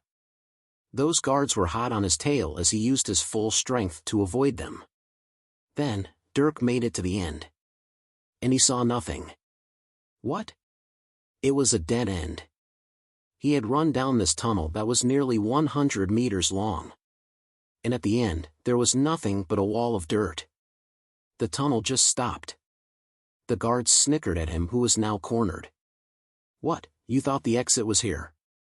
Congrats, you found the tunnel that was leading to a new construction site. The guards just watched as Dirk frowned. He faced the dirt wall as his thoughts spun. This can't be it. Unless there's a secret door in a room somewhere, this is the only place an exit can be. He was silent, his gut suspicious of the situation as the guards laughed at him. Then, they walked toward him. Come on. The bloody mistress is going to have fun with another escape at dash. Rumble. A small tremor interrupted the guard. He suddenly saw Dirk use magic to separate the wall in front of him. He was digging through, exceptionally fast too. Damn. Stop. The guards shouted as Dirk tunneled through. He created walls behind him as he dug through the ground with earth mana, and the guards were delayed. Dirk dug for 20 meters. Then, after separating another chunk of Dirk, he saw a clearing. It was another tunnel. Dirk was stunned as he pushed through into this tunnel. Then, at the end of the tunnel, he saw light. The light of day. Seeing that light, Dirk's heart rate spiked as adrenaline shot through his system. Then, his heart rate slowed as he activated his anima. He shot forward right as the guards blasted through the walls he created. They chased. He ran toward the light, finding a staircase that led upwards. He shot up the staircase, taking only a few bounds to reach its end. The light got brighter and brighter. Then, he emerged. A bright blue sky, endless trees below him, and the humid air of a tropical climate. Dirk looked around him, and he instantly realized his situation. He stood at the heights of a mountain, and around him was a vast jungle extending as far as the eye could see. He could see birds fly along the skyline, ones that were surprisingly large, but Dirk didn't mind it. For a moment, Dirk was overwhelmed. He had finally made it out, seen something other than darkness and caves in nearly a year. But it was only a moment. Remembering his situation, he took a step forward, about to throw himself off the mountain to escape his pursuers by any means he could. Until a hand landed on his shoulder. Amazing, isn't it? Azura spoke from behind Dirk. Dirk's body felt like it was paralyzed when that hand touched his shoulder. Literally too. It seemed to be some kind of magic that froze him in place. It seems like my guards need more training, but I'll take care of that later. You see that jungle down there? It's filled with some of the most dangerous beasts in the Empire, making it perhaps the most hostile environment within its territories and among the world. Even if you escaped from here, the chances of you actually getting anywhere are slim. Especially since we're at its epicenter where the strongest beasts reside. Azura spoke as he observed the surroundings. Eventually, his gaze landed on Dirk, who was frozen under his grip. I tried to hide the exit in plain sight, but who knew you'd just go and dig like a rat? I don't know if your instincts are good or if you're just stupid and lucky. No matter though. Delaha will have fun with you for a while. Saying that, Azura dragged Dirk back into the darkness. Dirk kept his eyes on the jungle as long as he could. Finally, he had seen the way out. He didn't care that he was being dragged back. He didn't care if the chances of him escaping were slim to none. He had seen his goal, and now, he would stop at nothing to get there. All the fighting. It really was for something. Chapter 91, Blindness. After Dirk was dragged back to the town, Della truly did have her fun. For an entire half an hour, Dirk was repeatedly whipped and healed. There were dark healers on rotation that kept him alive and awake. For Dirk, that was the most exhausting half an hour of his life. By the end, he couldn't so much as speak. Right when the healing stopped and Dirk was no longer kept awake, he fell into a small coma. It was only 2 days later when he woke up. After that, he went back to his normal routine, the only difference being Della being harsher with her daily lashings than before. After that, Dirk spent 2 more months sticking to himself, bringing him to a year since he was brought to this place. Now that he finally had a clear objective, he worked toward it. He opened up his arsenal that he had been slowly accumulating. Of course, he didn't just stash weapons and bombs below his mattress. They were hidden all across the town, whether in the dirt or inside a bucket on a rooftop. Dirk scoured the town for his items as he began his final preparations. If he was being honest with himself, there wasn't much in the way of distractions that he could rely on. There was only one way toward his goal, and as soon as Azura knew what was going on, then he would be screwed. There would be a short window that Dirk had to slip through. With a bit of coordinated chaos, he would widen the window as much as possible. The shock factor would be his ally. So he waited a while. He even made more attempts on the exit. It earned him more lashings, but it also decreased suspicion in a way. And when those 2 months passed, when that 1-year anniversary came around, Dirk acted. For Azura, it was just another normal day. He overlooked the town. He watched Dirk get whipped by Delia. He pondered how much longer Dirk could hold on for. He also pondered other alternatives to control Dirk.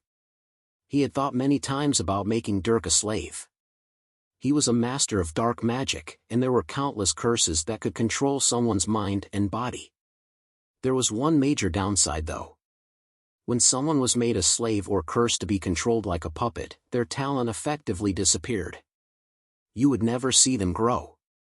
So what you turned into a slave would remain that way until it died. Azura wanted Dirk's talent. That's what gave him value. Without that, Dirk was worth nothing. So Azura had to turn Dirk to his side by any means he could. That way, he would have his talent and his loyalty. At the very least, Azura needed to be able to control Dirk. He didn't care how that would be achieved. So he had to wait. And Azura was okay with waiting. If it took 5 years to break Dirk, then he would wait 5 years. If it took 100, then he would wait 100. Azura was old, as many powerful people were, so he had time and patience. Even letting Dirk become powerful was an option, enslaving him then. Azura was confident in his power to pull off such a stunt. Though, he couldn't help but feel irritated. He hated that look in Dirk's eyes. Dirk had said he wouldn't be broken, and for a year, he had held true to that promise. While there was that one event, that one critical turning point when Dirk had been brought to his knees, it had gone the opposite way Azura thought. Now, he saw nothing but defiance from that child. After a while, it pissed him off. His anger was building. He couldn't understand Dirk. He was put through torture every single day. He was constantly fatigued and hurting.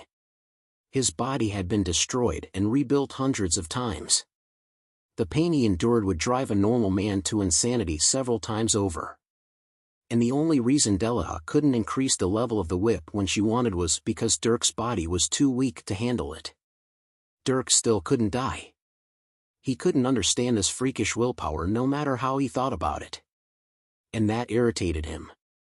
Then there were the escape attempts that added to the anger. Though, Azura wasn't angry at the attempt as he was the constant rebellion. Azura's hand twitched every time he thought about Dirk's tenacity. He wanted to curse him. But if he wasn't careful about how he cursed him, he could end up hurting Dirk's talent. Getting to this point, Azura pondered on the various curses he knew, even the milder ones. Gradually, he found himself liking one of his ideas. Just as he began to smile though, there was an explosion. Boom! A tremor shook the entire cave. Azura stood up and looked down from his window. Dust had risen along with flames from one side of the town. Rock came tumbling down as support beams were destroyed. Everyone was running around. Then, the town was rocked once more as an explosion came from another tunnel. The tunnel was directly collapsed. Azura watched as 3 more explosions went off. With a surge of anger, he seemed to teleport out of his office. What is going on? He roared, and Della rose to his side. Sir! Someone blew apart several structural supports for the town and tunnels. Who did? We don't know. Delia shrunk back. At the same time, Azura looked around. Dust had risen from all around, obscuring everyone's vision. His senses went beyond vision though, and he activated his power. Suddenly, there was another large explosion. This explosion sent out shockwaves that sent rocks flying across the town. Azura's ear perked up though. Just as that large explosion went off, he felt another tremor that came from elsewhere. He looked in that direction, and he gritted his teeth. You slimy brat! Azura roared before disappearing. The next moment, he appeared outside of the mountain. From up in the sky, he looked down at the exit to the mountain. When he did, he could see a small figure.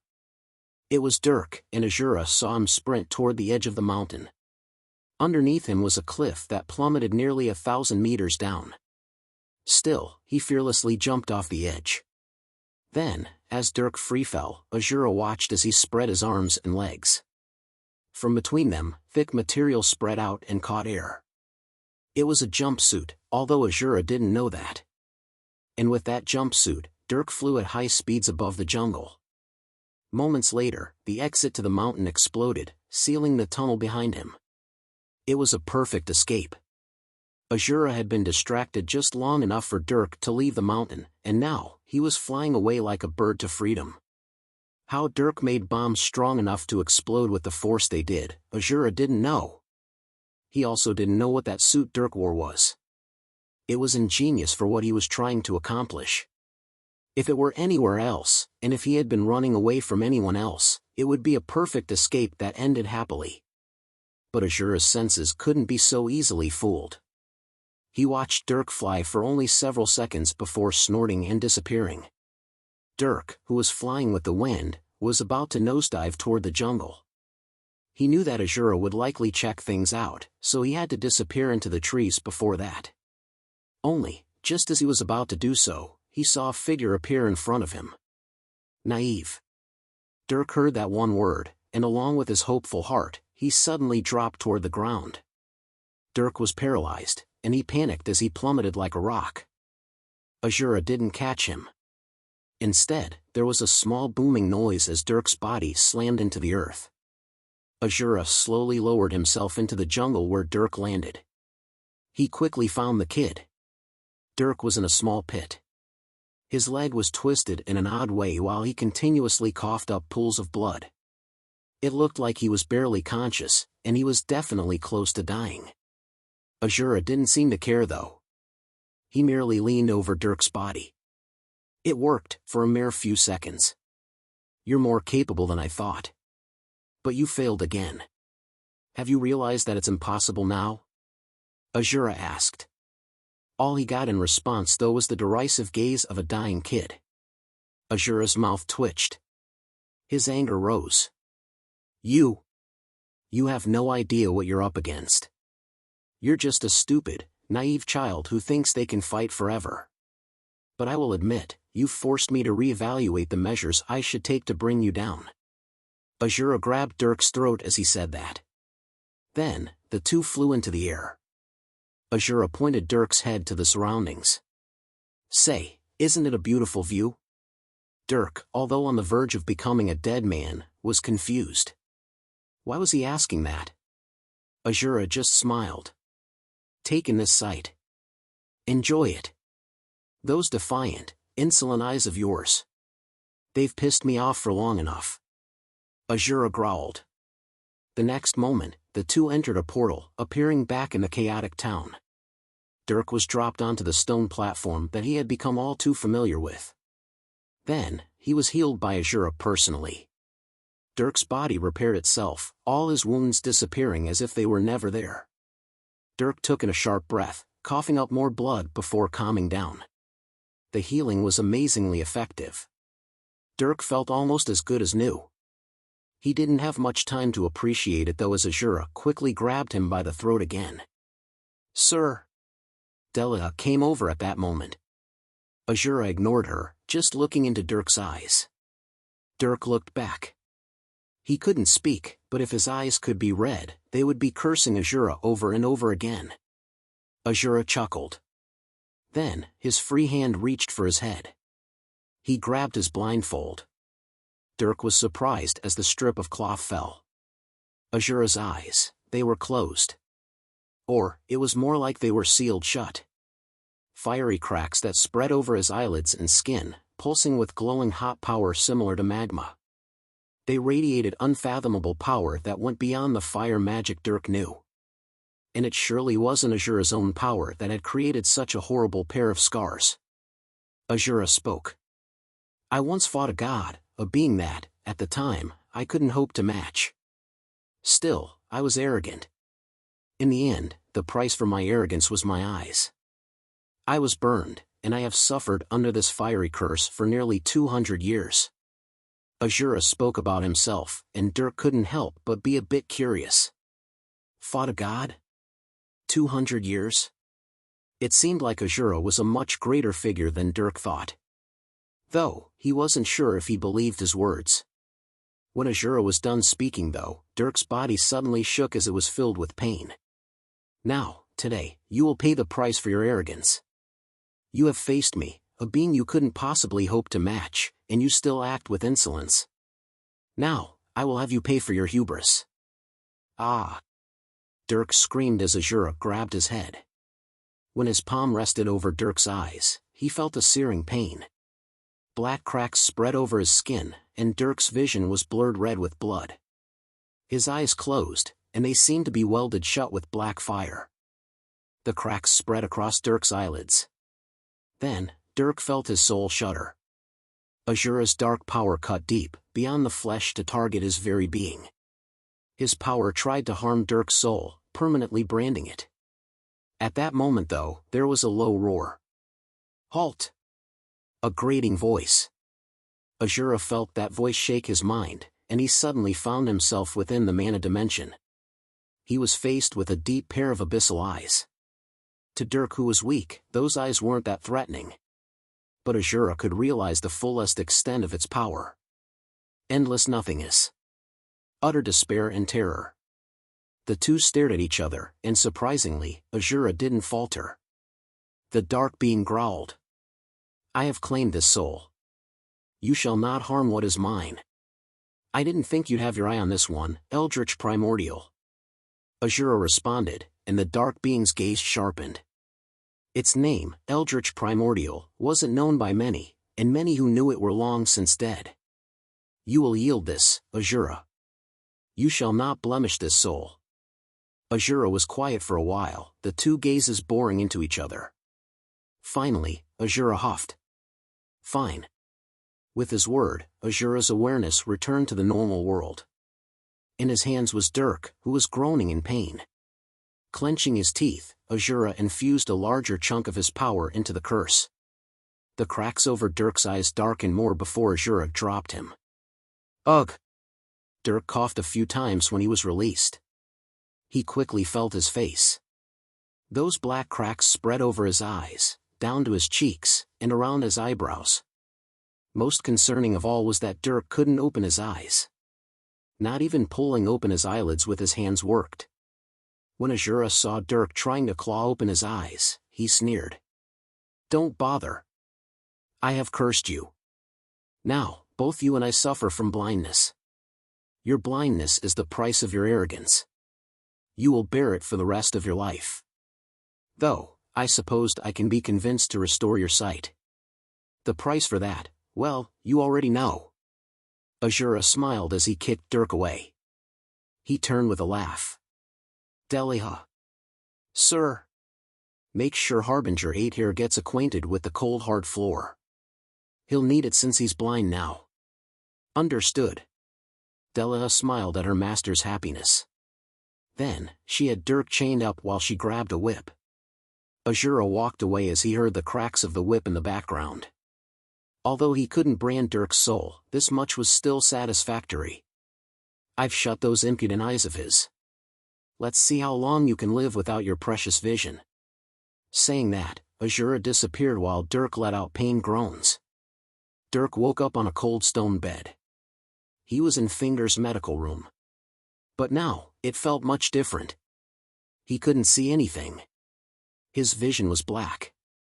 He couldn't even detect the faint sources of light through his closed eyelids. There was nothing, as if he had no eyes at all. He sat up. He relied on his sense of touch to feel around while visualizing in his head the surroundings. A tray of tools shook as Dirk brushed it with his hands. Finding his bearings, Dirk stepped on the floor. At that moment, Fingers came over. Ah. You, wear this. I can't bear to see such heinous marks on that precious skin of yours. At least cover it up. Dirk suddenly felt a piece of cloth be tossed at his body. He grabbed it.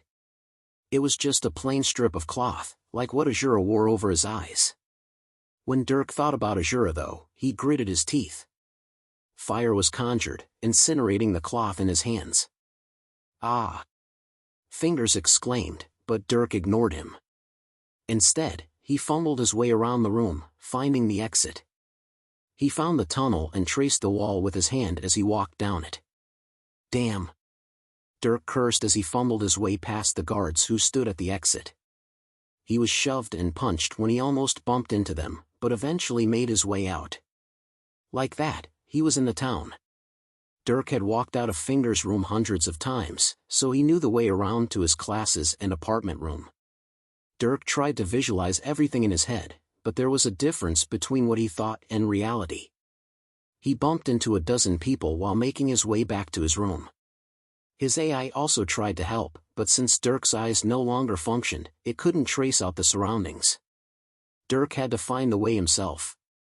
Finally, after many minutes of searching, he finally opened the door to his room.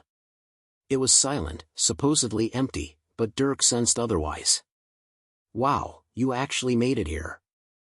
I applaud you. Delia's voice reached his ears, causing him to frown. She snickered at his distress. You've missed your classes. That means you need lashings to make up for it. Of course, we whip you anyway, so I don't particularly care. You will maintain the same schedule you always have. You will still be tested every month, and we expect you to perform. You will also be whipped as always until you declare your loyalty. But on top of all that, you've been tasked with cleaning up and repairing the damage you caused. With your hands and feet you will repair the tunnels you destroyed. Any and all free time you have will be devoted to that. Understood, Harbinger? Delia chuckled as she grabbed his shoulder. Dirk didn't try to attack her though, as he normally would. Instead, he smiled a bit. Hey, Delia. She glanced at him curiously. He never really spoke to her, preferring tot alk with his fists. This was a rare occurrence. Dirk couldn't help but smile wider. My deal with Azura that he once told you about. He told me that should I pledge my loyalty, he'd give me your life. I could make you my sex slave, burn you alive, get you like a fish. He promised me this, TLD me to remember it as you whipped me over and over again. Delia was silent. Dirk couldn't see her face, which was honestly regretful. Still, her silence was so loud. Then, Dirk suddenly felt the skin of his stomach be sliced open. Her barbed chain spike buried itself into his abdomen, sliding all the way through until it exited out his back. And then, it ripped out, taking with it various chunks of flesh. Ugh! Dirk couldn't help but fall to his knee as blood poured from his wound. Then, he was grabbed by the hair and dragged, all the way to the stone platform. He couldn't help but taunt. How about it, Delia? I just wanted to inform you. Ha ha ha. Dirk cackled the entire way, even as he was chained up. And Delaha was silent, never even grumbling. Then, the whip came down. Gah! Dirk let out a surprised scream as the whip tore his back to shreds. The magic behind the whip even stung his mind, shredding his nerves and overwhelming his body with mana. After that bit of shock though, Dirk smiled.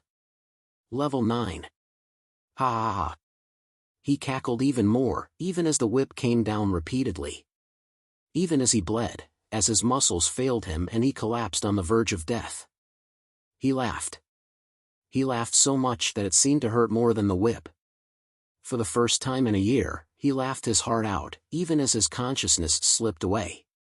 Dirk was put into another coma, this one lasting close to 4 days. Delaha really was pissed. But the first thought that crossed Dirk's mind upon waking. Damn, that was satisfying. He smiled wide, pulling his body off the hard stone bed. Even after 4 days though, his body was achy to no end and fatigued like he had stayed awake for 3 days straight. Whatever Delaha did, it took a serious toll on both his body and mind. Still, he got on with his day. But on top of the exhaustion was the second most obvious issue. He couldn't see anything. Dirk struggled to even perform martial arts. Magic was similarly difficult because he couldn't see and correct the runes he conjured.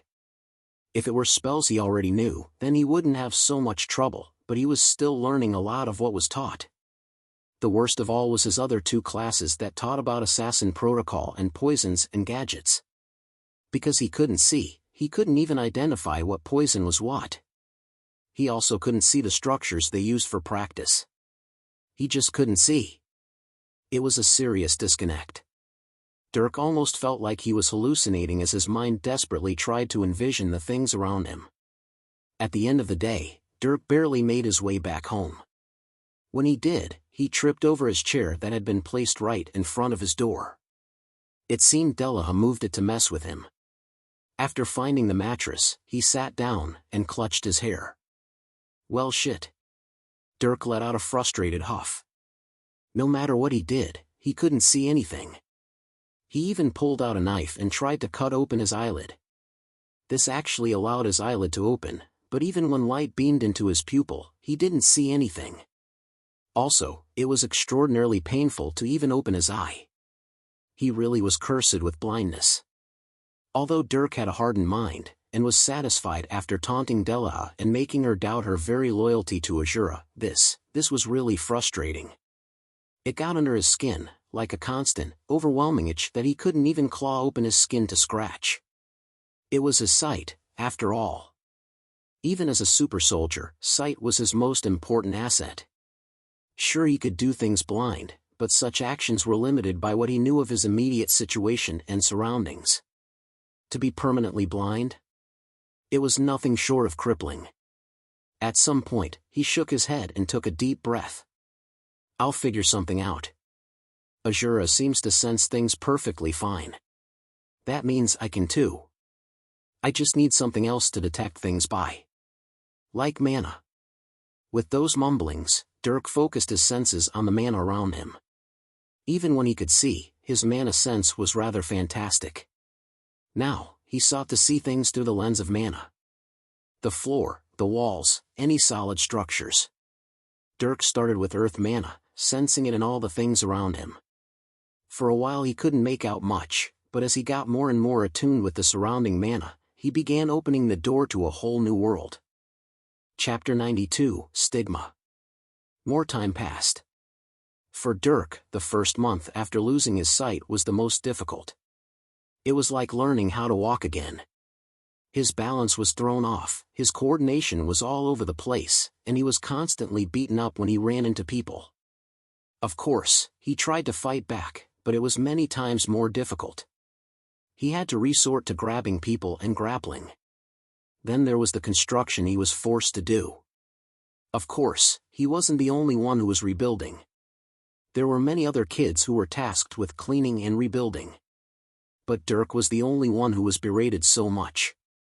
He was constantly corrected and beaten when he made a mistake. And when he didn't clean or fix as much as he should have, he was given more lashings. But he didn't complain. He fought back when he could, making things difficult for them. And if the situation were different, then he would have moved like a snail when fixing the tunnels. But surprisingly, fixing the damage he caused helped him with his new goal. Dirk was now trying to see things through mana. Earth mana was the primary focus, and when cleaning, he always tried to detect the things around him. The dirt and rocks, the support beams, and all the different formations. He was constantly trying to detect the little details, forming an image that could guide his efforts. It was difficult to increase the clarity of his mana sense, but he was patient. And his elemental comprehensions grew sharply. After 2 months, Dirk was able to form outlines in his mind by sensing the earth mana around him, detecting solid structures like houses and walls and the ground. Dirk could see his earth mana move when he cast magic to repair the tunnel's earth mana was everywhere, in everything solid. Or, in most things solid. Dirk still had trouble sensing people, especially their movements. If someone was an earth, fire, or dark mage, then Dirk could sense their power.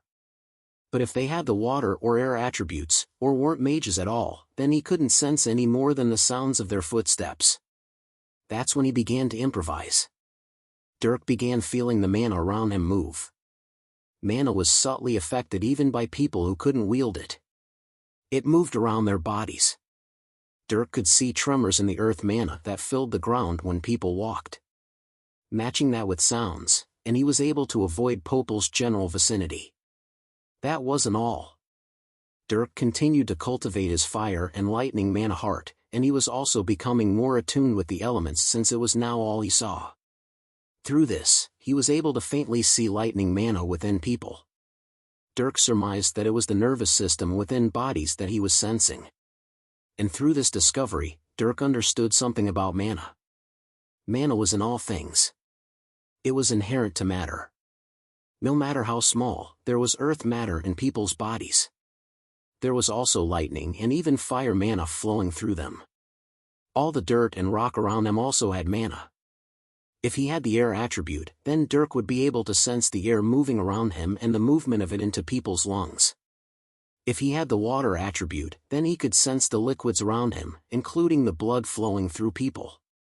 It was everywhere and in all things. Even those who weren't mages had mana in them. When Dirk understood this, his mana sense became all the more refined. When he hit the 4-month mark, Dirk no longer bumped into people. He could sense their bodies, their general shape, as well as their nervous system through lightning mana. Dirk could sense the buildings around him, the terrain of the floor he walked on, and various sources of heat through fire mana. Mana became his new eyes. Although it wasn't perfect, like having blurry vision, Dirk made it work. He had no choice. And then, when the 6-month mark came around, Dirk began solving his problems with magic. He couldn't see the runes and how they manifested with his eyes. But that's when Dirk began seeing the runes through mana. Instead of forming them visually and externally, he formed them internally. With his mind he visualized the runes, and the mana moved according to his will, directly manifesting the effects of the spell. This was silent casting, casting magic spells without forming magic circles. Dirk was invoking the effects of magic directly by communicating with mana as if he were speaking to it. Casting with magic circles was like writing a letter to it. And with the bigger, more complex spells, Dirk still had a hard time silent casting them. For these, he would form and see the runes through mana, not with his eyes. But for everything else, he silent cast. Silent casting became just as easy as casting normally. And because of his increased comprehension, he was able to perform the spells he had been learning much easier. For earth spells, Dirk was able to form blades with metal mana and complex structures with earth mana. For fire, he was able to cast concentrated fireballs and fire needles, 2 surprisingly lethal fire spells for assassins. Then, there was dark mana. Dirk had long since had issues with dark mana. Eldritch Primordial, the name for the dark being that he heard from Azura, had made it so that the surrounding dark mana never listened to Dirk. Thus, Dirk could only use the dark mana that he had taken control of with his soul. Whenever he burned and converted the dark tendrils of Eldritch Primordial into his own, he gained more mana to use. And with this, he could perform some spells. The first thing Dirk learned was curses. There were many curses, ones that weakened people's muscles, ones that forbade them from speaking, ones that made them sick, and more.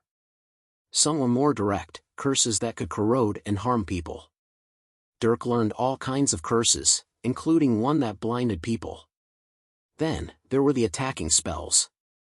Blades of dark mana, balls of entropy, and most importantly, dark movement techniques. It was here that Dirk focused. The class taught him what was a dialed-down version of void walking. It was supposed to shift your body around using dark mana as the medium. Dirk was actually able to pick up on this rather quickly. After all, he now saw things through mana. He was much more attuned to how spells worked. And so, Dirk was able to learn the pseudo void walking magic. He couldn't use it a lot with his small supply of dark mana, but it was enough to use it as a support spell. With all that, Dirk gradually adapted to his new situation. And after solving the immediate problem of not being able to go about his daily life, he turned his attention elsewhere. The most important thing was his blood destruction. After 6 months without sight, Dirk had only done blood destruction a few times. But when he hit that 7-month mark, he finally finished. In his apartment room, Dirk concentrated the anima in his body on a cluster of blood vessels. Then, he resonated it as he always did. When he did that, he felt something new. He could feel his blood suddenly surge through his body. After resonating the anima, his blood was finally totally filled with it. Anima and blood circulated through his vascular system with bursting vitality. With that vitality, Dirk felt his fatigue melt away. Any small lingering wounds healed up as the body's recovery process was accelerated. More than that, Dirk could feel the anima in his body continuously move along with his blood. It was constant circulation, never ceasing along with the beats of his heart. And when Dirk tapped into this circulation, he could feel a newfound control over his anima. As if it were natural as breathing, Dirk controlled the anima within his arm to concentrate in his fist. Then, when Dirk shot out his fist, the anima was ejected. Boom! There was a small shockwave as his fist shook and destroyed the air in front of him. Around his fist was now a flowing dark gold ribbon of light. It was aura. The outward ejection and manifestation of anima, called aura. Aura acts as an extension of the body.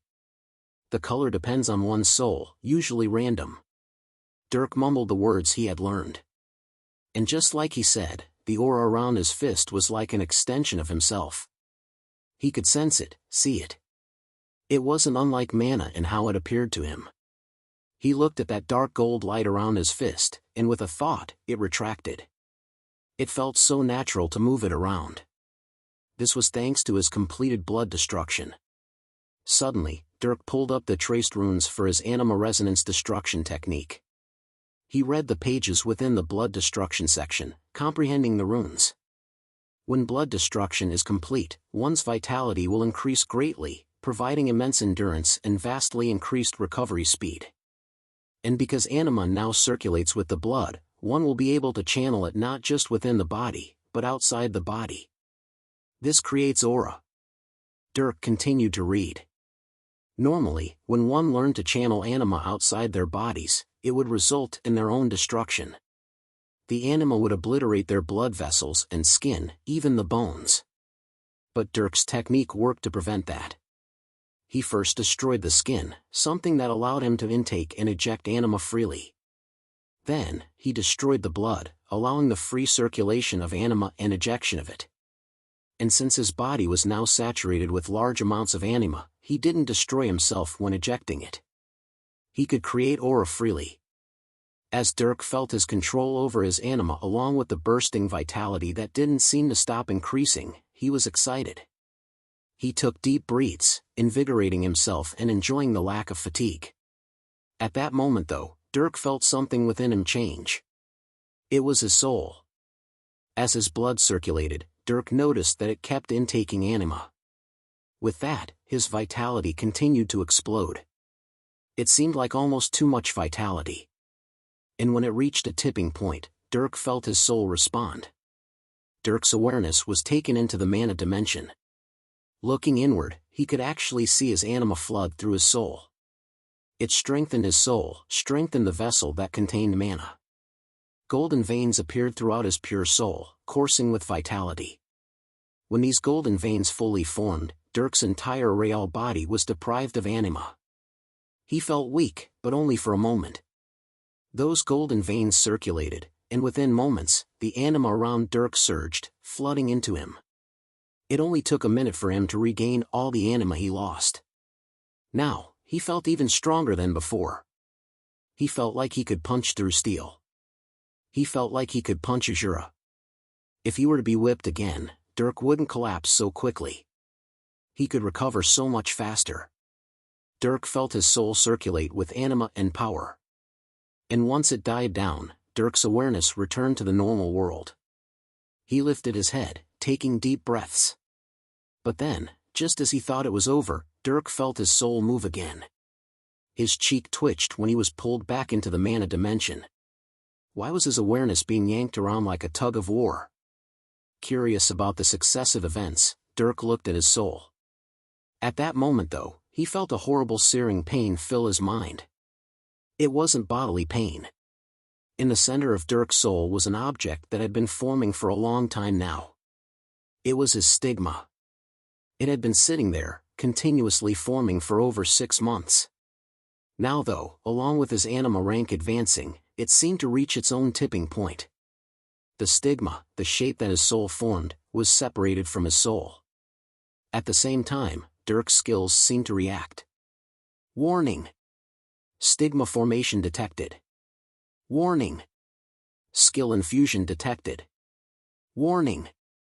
Dirk's AI sent out continuous alerts, but he didn't have the mind to listen. Along with a chunk of his soul being cut out came unbearable pain, more than the whipping he had received. Dirk focused all his willpower on remaining conscious. At the same time, unbeknownst to Dirk, his AI was going through some changes. Skills were abilities that a person's very soul knew how to perform. Dirk currently had 3 skills. His AI interface, mana resonance, and mana lungs. These skills existed throughout his entire soul. And now a chunk of soul was separating. Along with it, the skills moved.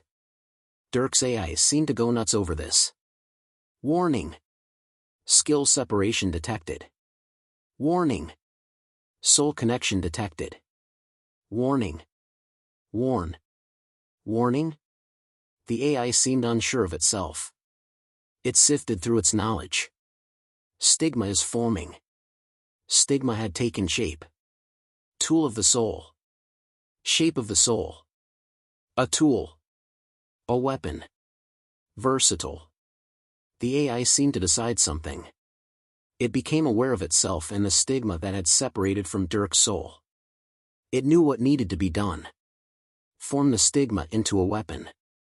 Reference, Final Stand Weapon System. Prompt, would you like to consume the Final Stand Weapon System? The AI asked its host, but it received no response. When it observed Dirk's soul, it could tell that Dirk was suffering greatly due to the soul separation. So it acted independently. Alert! Host is unable to give affirmation. Interface will form the stigma. Interface. I must retain core intelligence functions. Forming versatile form. Reference, past life, symbol, tattoo, unlucky, black cat. Creating form. At that moment, the AI made its decision. The stigma, which had just been a chunk of formless soul separated from Dirk's soul, began to reshape itself. It formed a body, it integrated its skills. It made its last direct interactions with Dirk's soul. And then, it fully separated. Ugh! Dirk's real body collapsed as the pain ended. His soul was weak, and he wanted to pass out. But he stayed conscious. He observed his soul and the stigma that separated from it. Only, the stigma seemed to still be forming. A minute passed, and it still hadn't fully formed. Eventually, Dirk couldn't take it anymore and just let himself fall asleep. After an unknown amount of time, Dirk regained consciousness. He felt the man around him, gradually concentrating on it until he saw an outline of the place. He was in Finer's room on a stone bed. And there was something on his chest. Dirk was shocked as he saw an animal. Clear as day, as if he could see it with his eyes, Dirk saw a black cat that sat on his chest. The cat looked back at him, and the two just stared at each other. Dirk observed its black fur that had faint golden stripes, its deep golden eyes, and tail that occasionally moved back and forth. "You're awake." Suddenly, there was a shout as Fingers came walking over. Dirk turned his head to the man before looking back at his chest.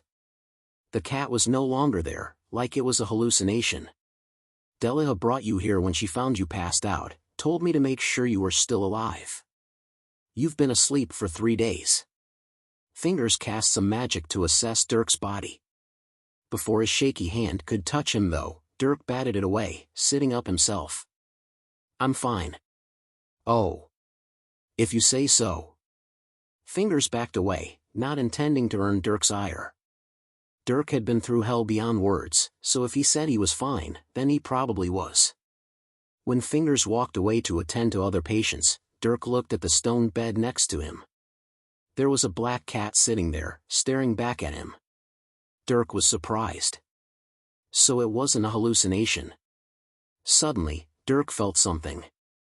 He could feel a connection to the cat, as if it were both a part of him and a separate entity. He suddenly had a thought.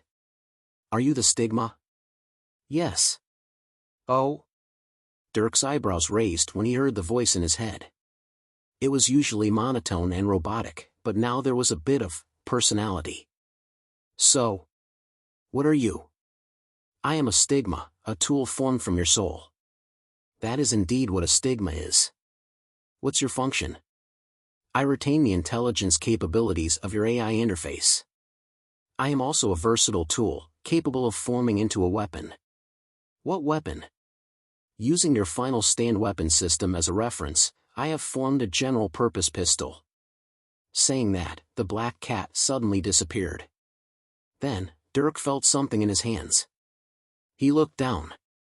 He saw a black pistol that fit perfectly in his grip. There were golden lines that formed circuits along the black body, and it pulsed with magical power. Dirk could feel a direct connection with the pistol. It was a part of himself. This pistol is unlike your weapon system that was a physical object. This pistol does not fire bullets, but magic. It is a magical tool.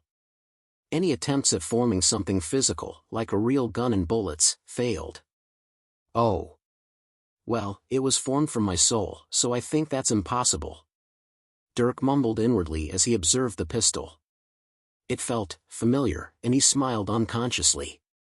Like the cat, he could see all its details as if he were looking with his eyes at a physical object. Perhaps he could see it perfectly because it was a part of him. Regardless, it was nice seeing this fully detailed object. He hadn't for a long time. "Your stigma can currently take on 3 forms." The AI suddenly spoke. "The first form is the black cat, a semi-independent entity that can move around by itself in physical space. The second form is the pistol, a weapon that is directly controlled by you and formed from the consumed final stand weapon system. The third form is a tattoo, a mark on your body that represents your stigma in the shape of the black cat. When you wish to hide your stigma, I recommend the tattoo. The tattoo is placed along the shoulder blades of your back." With that explanation, the pistol disappeared from Dirk's hand. Then, Dirk felt tingling on his back.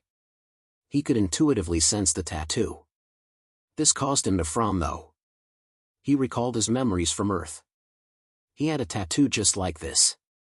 Interface. "Did you?" "I found symbolic inspiration when creating my form." "You thought deeply about being unlucky, and the black cat represents this unluckiness in your mind. To take on that form seemed correct." The AI spoke vaguely, as if it didn't totally understand its own words. Dirk just sighed. Back then, Gray had been the one to recommend the tattoo to him. Now, he had it once more. "I guess it isn't so bad." Shrugging, Dirk observed his surroundings through mana. He wanted to test out the pistol, but that wasn't something he could do here. Just as he was about to jump off the stone bed, the AI spoke. I recommend checking your profile. There have been changes. Oh. Sure. Nodding, Dirk opened his profile, seeing the results of his advancement. Chapter 93, Stealth/Message. Dirk called for his profile. Profile. Name, Dirk Strider. Species, human. Tier, 3. Rank, 4. Attributes, fire. Percent, lightning, percent, earth. Percent, metal, percent, dark.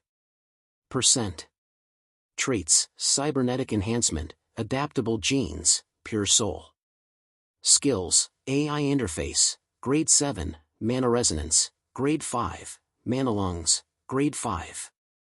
Stigma, black cat of calamity. The hell? Dirk was confused, primarily at his attributes. All the affinity percentages were gone now. Why?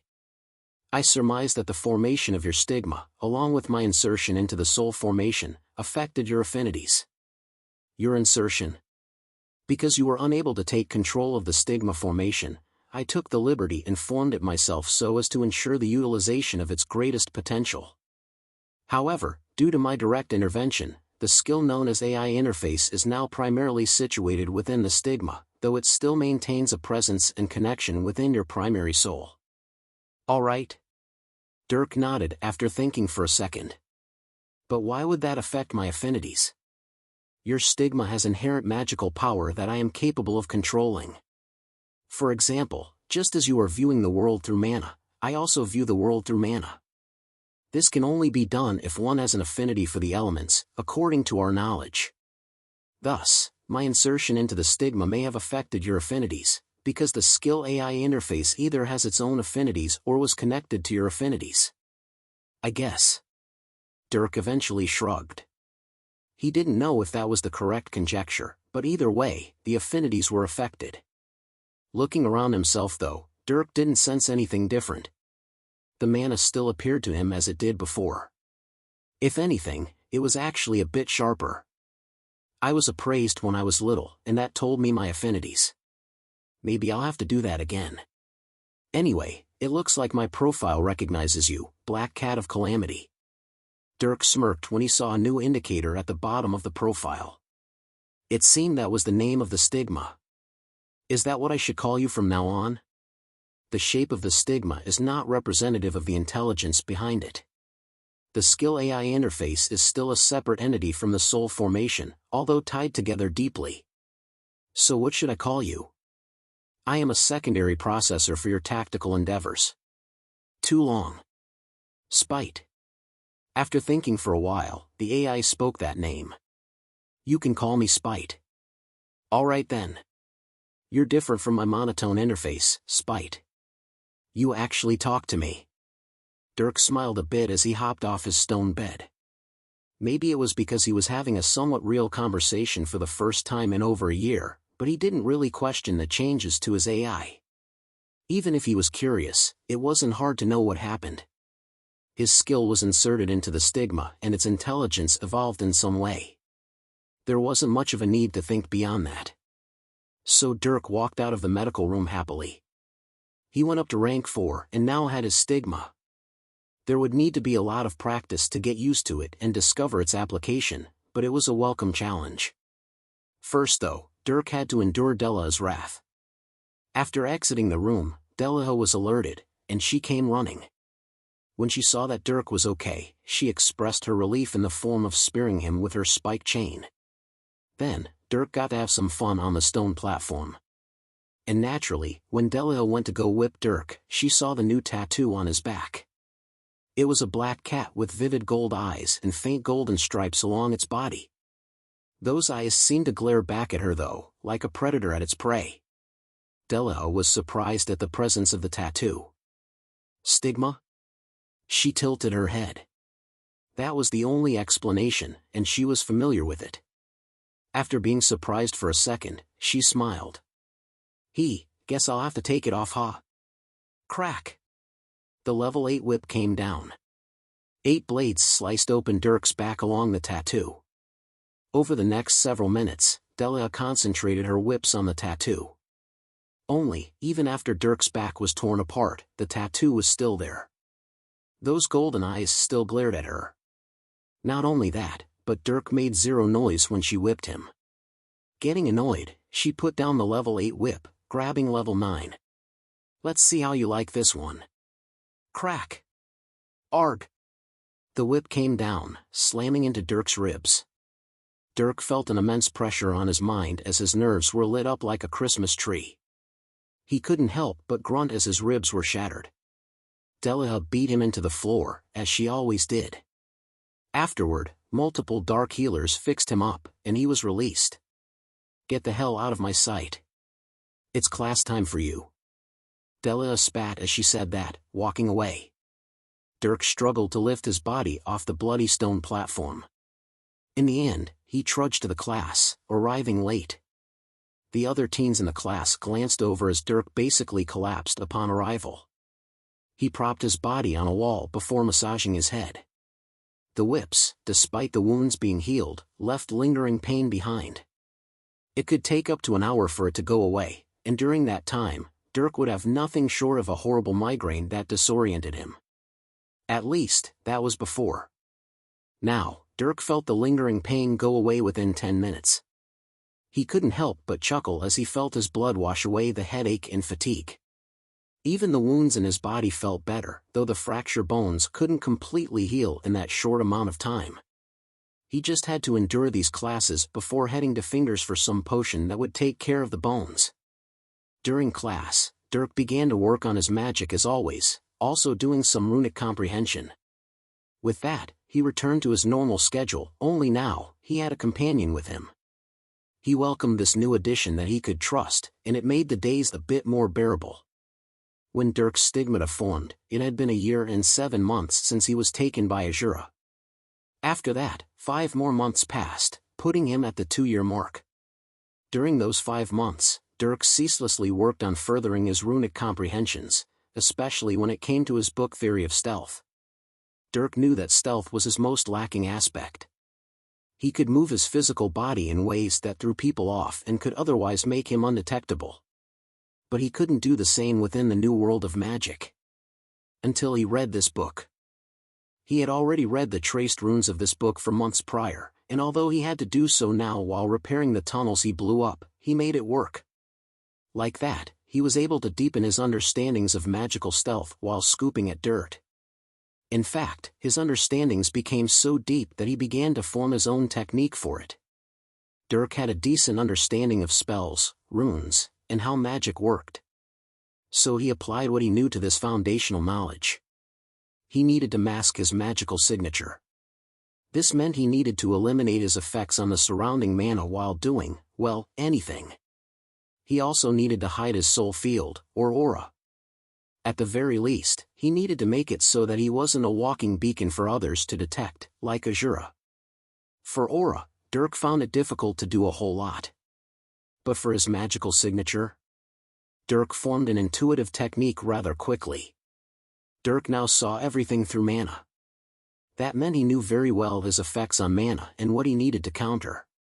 So he turned to a technique he learned from the dwarf Tobastin. He used elemental manipulation.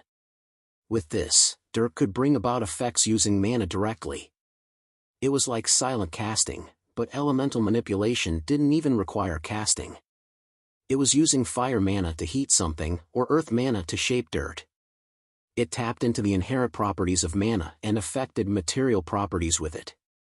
It was extraordinarily complex, but Dirk knew enough to employ it. He combined that with some runic formations within the book, and after some time, he had a prototype technique.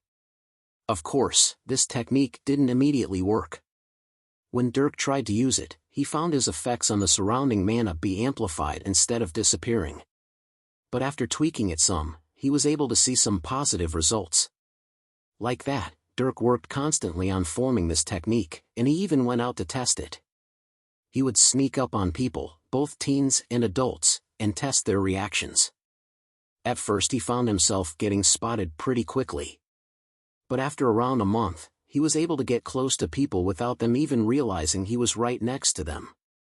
Granted, that was only for weaker people, but still. After that, Dirk looked at the spells that his classes taught. There were myriads of dark spells aimed toward stealth. Some masked the sounds of the body, others obscured the light around the body. They created effects similar to invisibility and eliminated one's material and magical presence. Dirk added his understandings of these spells to his arsenal. He created spell formations that he could silent cast and use in tandem with his prototype technique. After some time like that, he found his presence becoming thinner and thinner. His comprehensions deepened while his magical ability increased. All of Dirk's free time was devoted toward repairing the tunnels, but after a while, his body went on autopilot during those tasks. His entire mind was devoted toward increasing his stealth abilities. It was the 2-year mark when Dirk finally gained confidence in his stealth abilities. His prototype technique that utilized both silent casting and elemental manipulation was simply named stealth, and its purpose was to eliminate his presence, his existence, from the world. Then, another month passed after the 2-year mark. This was when something interesting happened. At this time in the day, Dirk was on his hands and knees, moving around dirt. He was forced to scoop and move dirt with his hands and wasn't given a shovel, so it naturally took a while for him to complete any given task. But he didn't mind. He always worked on sharpening the images of mana that he sensed. He tried to detect even the finest grains of dirt that he touched. Even spite helped, though it could only do so much as a tattoo on Dirk's back. Normally, Dirk would be in his own world during this time, working on his stealth technique. But out of nowhere, there was someone that kneeled down next to him. It was a girl dressed in raggedy clothes, and she scooped the dirt with her hands just like Dirk did, assisting him in his task. When this happened, Dirk was wary. There was nobody in this place that did anything with or to him with friendly intentions. He faced her with obvious vigilance, and she glanced back at him. When she saw the black cracks that were spread around his eyes, the horrible curse that rid him of sight, she shrunk back and continued scooping dirt. After a few minutes, when she didn't immediately do anything to hurt him, Dirk went back to his task. The two scooped dirt out of the destroyed tunnel and into a pile on the outside. They also moved large rocks. Then, Delia showed up to take Dirk away. The girl saw Dirk face off against the bloody mistress. In fact, everyone had seen Dirk face off against that horrible woman. He lost every single time, and it always resulted in worse beatings. But he never backed down. After a short fight that was only a bit longer than his first ones, Dirk had an arm and leg broken before being dragged off to get whipped. The girl watched for a bit before going back to work. Then, the next day, Dirk was back at it. And the girl was there with him. She never said anything, the two working in silence. Then, the 3rd day rolled around. And this time, something was different. While working, the girl froze in her motions. Dirk got vigilant and looked over. When he did, he saw her hand move. She pointed her finger subtly, sticking it in the dirt while her other hand moved as if working. Like that, Dirk saw her trace something in the dirt. It was a single rune, and as soon as it was traced, her hand brushed it away so naturally. Like that, she resumed work as if nothing happened. Dirk was curious, and faced her for a while afterward. She shrunk back under his gaze until he turned back and continued working himself. Then, the next day came. Dirk worked with the girl for nearly 3 hours. But in the end, she didn't trace anything else. The day after that though, she did. Another rune, and that was all. Dirk remembered the two she traced and wondered what it was. After that, the girl didn't trace anything for an entire week. She also didn't show up for a few of those days, vanishing into thin air. Dirk waited patiently though. And at some point, another person came. It was a boy who walked by Dirk with an odd step. Dirk watched him curiously as he got really close. And then, when he took a step past Dirk, there was a difference in his movement. Dirk looked at where he stepped. In the dirt was another rune, making it 3.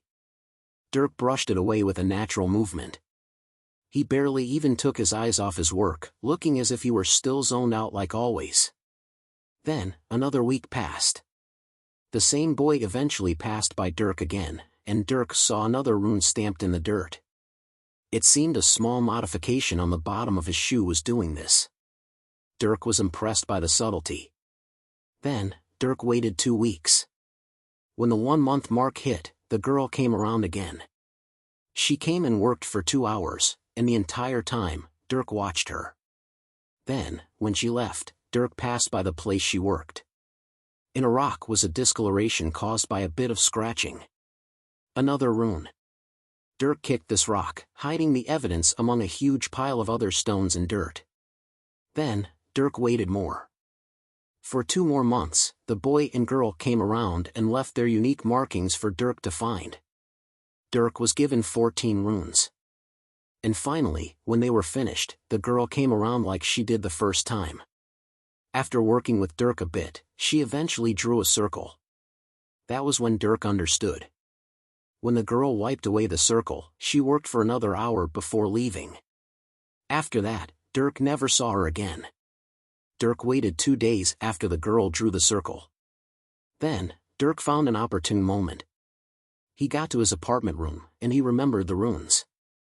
Dirk formed the runes with his earth mana first.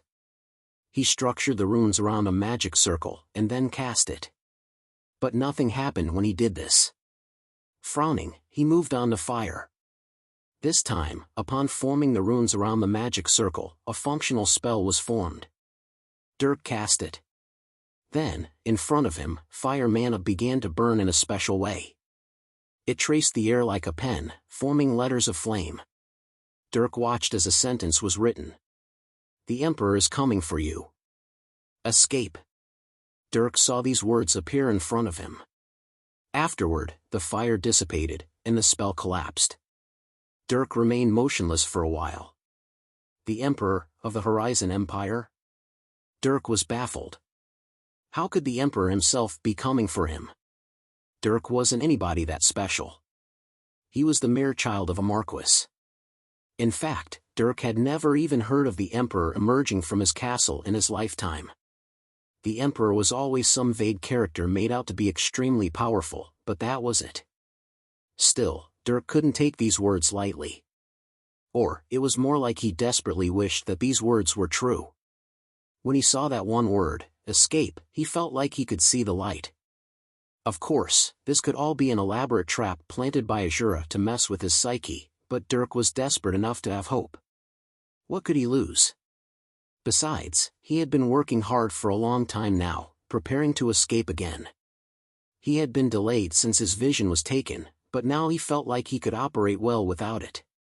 Looking around the room, Dirk could see all kinds of details, from the folds of the mattress sheet to the cracks in the wooden floor. It was both similar and different from his vision. He nodded at the level of detail. It wasn't as amazing as his vision, but it actually revealed more. Especially when it came to people. Dirk had watched others cast magic, and when he looked at it through the lens of mana, he was able to glean much more information. Dirk only had yet to put it into practice. But that would come later. He would do so when he went on another dungeon dive and fought monsters. He would test things out when he saw Ava again and sparred with her. With burning hope, Dirk clenched his fists. His mind made plans for the near future, plans that would absolutely guarantee his freedom. Chapter 94, Escape. It has been 2.5 years since Dirk was taken by Azura and thrown into this hell. Far from the 13-year-old boy he was, Dirk was now 16 years old. His body had grown a lot in the past couple of years, putting him at a whopping 6 feet tall. Dirk himself was a little surprised at his growth, but when he remembered his past life, he shrugged his shoulders.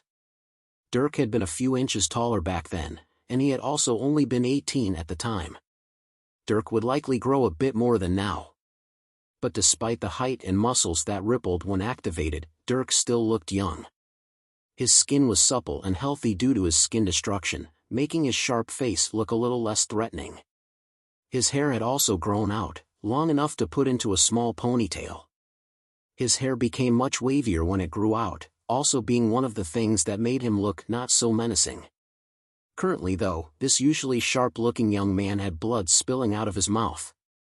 Whips came down on his back and limbs, even wrapping around his torso to tear apart his chest and abdomen. No part of him was spared, turning his whole body bloody. But he was still standing. He gazed forward at the crowd of people who had stopped to watch him. None of them were ridiculing him, as their gazes only contained awe and respect. For over 2 years, Dirk had stood upon this stone platform, chained to a pole, and whipped until he collapsed. Some people in the town left while others were unfortunate enough to arrive during that time and were forced to watch. But without question, all of them came to respect him. Even more so now. Delaha wielded the level 10 whip, the most painful whip there was. Dirk's tolerance had risen so much that only it could hurt him. If anyone in the crowd was stuck with the same whip even once, their mind would collapse under the pain. They wouldn't die, but they may go insane. But that same whip came down dozens of times on a single person's body. None of them knew how he could do it. How a person could be so numb to pain that magic designed to attack even the mind was useless. Eventually though, Dirk couldn't stand anymore. Everyone watched as the whip broke one of his legs, sending him to the floor. After that, the whipping continued until he looked to be on the verge of death, only stopping then. Behind Dirk, Delaha frowned. Ever since Dirk formed his stigma, she felt like it had been glaring at her constantly. She looked into its eyes and was irritated by how lifelike it was. She could never get rid of it. More than that, she was irritated by how high Dirk's tolerance was. She didn't use the full power of the level 10 whip, but just the fact that he could take it was mind-boggling. She had been in charge of bringing him to his knees for over 2 years now. She was the demon who tormented him ceaselessly. But he only got stronger. Fuck! Get him out of here! She cursed before throwing the whip away. Like that, Dirk was dragged off to Finger's room. He was hooked up to a potion drip, and the effects were immediate. His skin regenerated, and the bones that were broken were restructured by his nanites before being fused and healed by the potion. It took only 2 hours for him to heal completely and sit up. This was unimaginable only a year ago, when it took him 8 hours to get back on his feet from much lesser torture. Like a zombie, he stood from the stone bed, taking out the potion drip. After regaining his senses for a bit, he turned around. Leaning over another stone bed, Fingers was tracing the skin of a boy who was unconscious. It was something Dirk had seen too many times, happening to both boys and girls. At first he was bothered by it, but now, it almost looked normal. Almost. Fingers. Huh? Yes? Fingers snapped out of it when he heard Dirk. At first, he had tested Dirk's patience by ignoring his threats. But when he realized that Dirk would be coming to his room every day, he began to back off. By now, Dirk was a monster in Fingers' eyes. He was someone capable of withstanding the most heinous pain imaginable and walking away 2 hours later. Fingers didn't wish to test the limits of such a man, especially knowing Dirk was someone valuable. He was a harbinger. Dirk gazed blankly at Fingers. "Are you going anywhere today?" "Anywhere? Outside?" "And no." "No? Good." Dirk nodded before walking out. He waved as he did. "Stick around. I might be coming back soon." "Why, yes. I shall be here. I'm always here, where my patients are, with their smooth skin." Fingers mumbled as Dirk left, going back to his own little twisted world. After that, Dirk went to his apartment room. He looked around the empty place before filling the tub with water and washing off. When he was all clean, he dried off and left the room. At about this time, classes would be starting. It had been Dirk's routine for a long time now. But for the first time in a while, he broke that routine. Dirk left in the direction of his classroom as he always did, but instead of entering, he disappeared while within the tunnel that led to it. Azura looked down from his office. He saw Dirk enter the tunnel to his class as always. It was something he occasionally watched him do. He turned his head away afterward, looking back at some papers on his desk.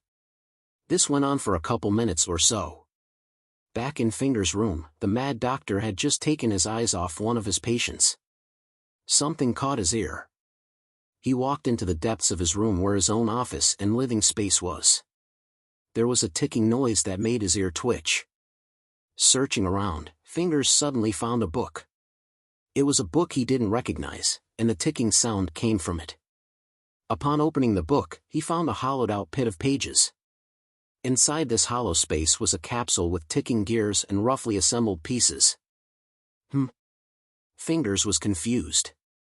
Suddenly though, the ticking stopped. Boom! Azura's head snapped upward when he heard an explosion. Looking at his window, he couldn't see any collapsed tunnels or rising dust. But he knew where the sound came from. He shot out of his office and made his way to Finger's room. Inside, he finally found the dust. The deepest half of the room was blown apart, and a few patients had been knocked away by the shockwaves. Looking inside, Azura could only sense the life signs of the patients. He couldn't sense the doctor.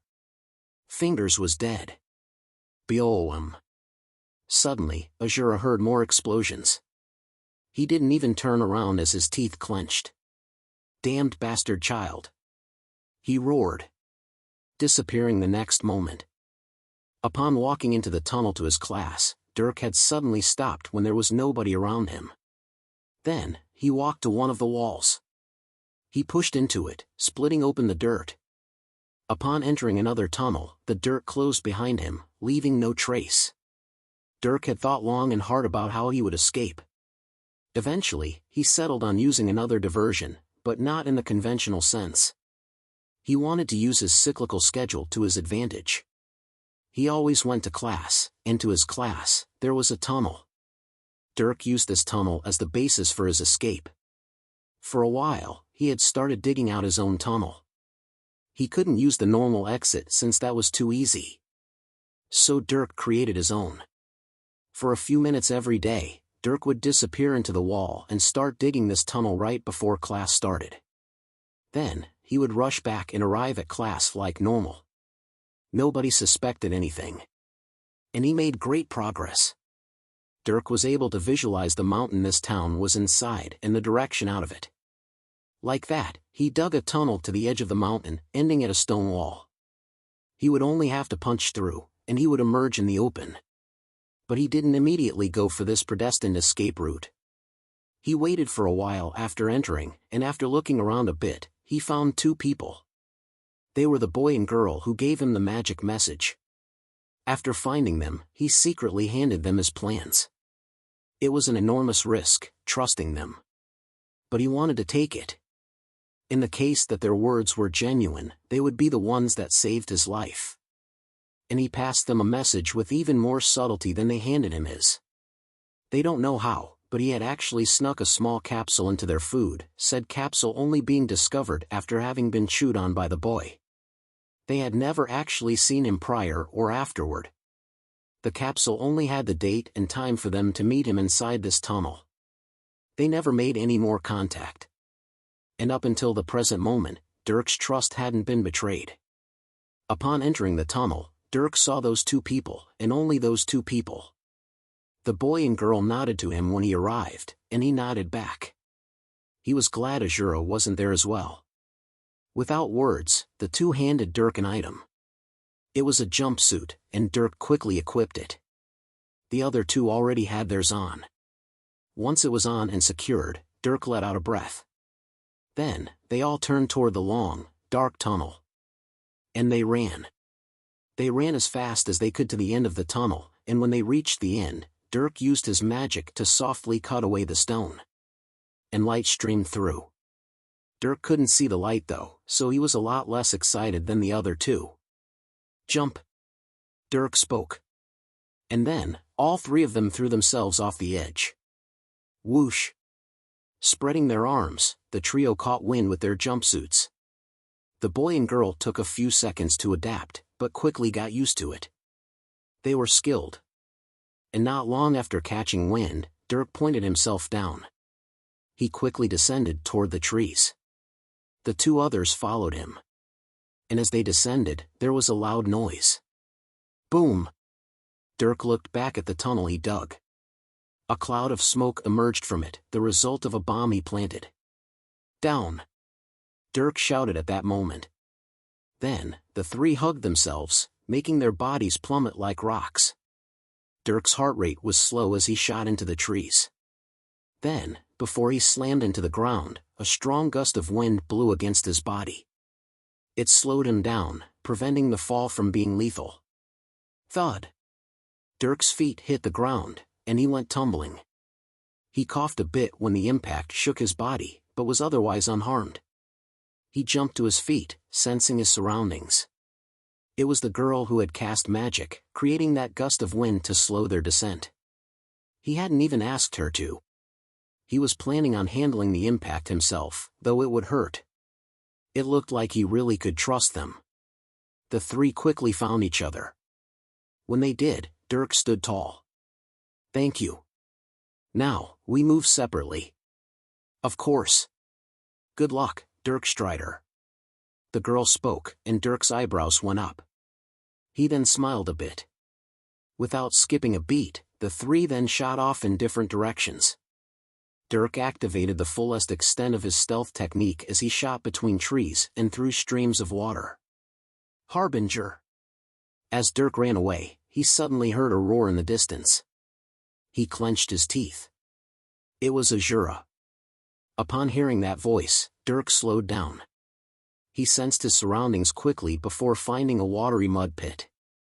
He threw his body into this mud pit, sinking down until only his nose was barely visible. Then, he became still.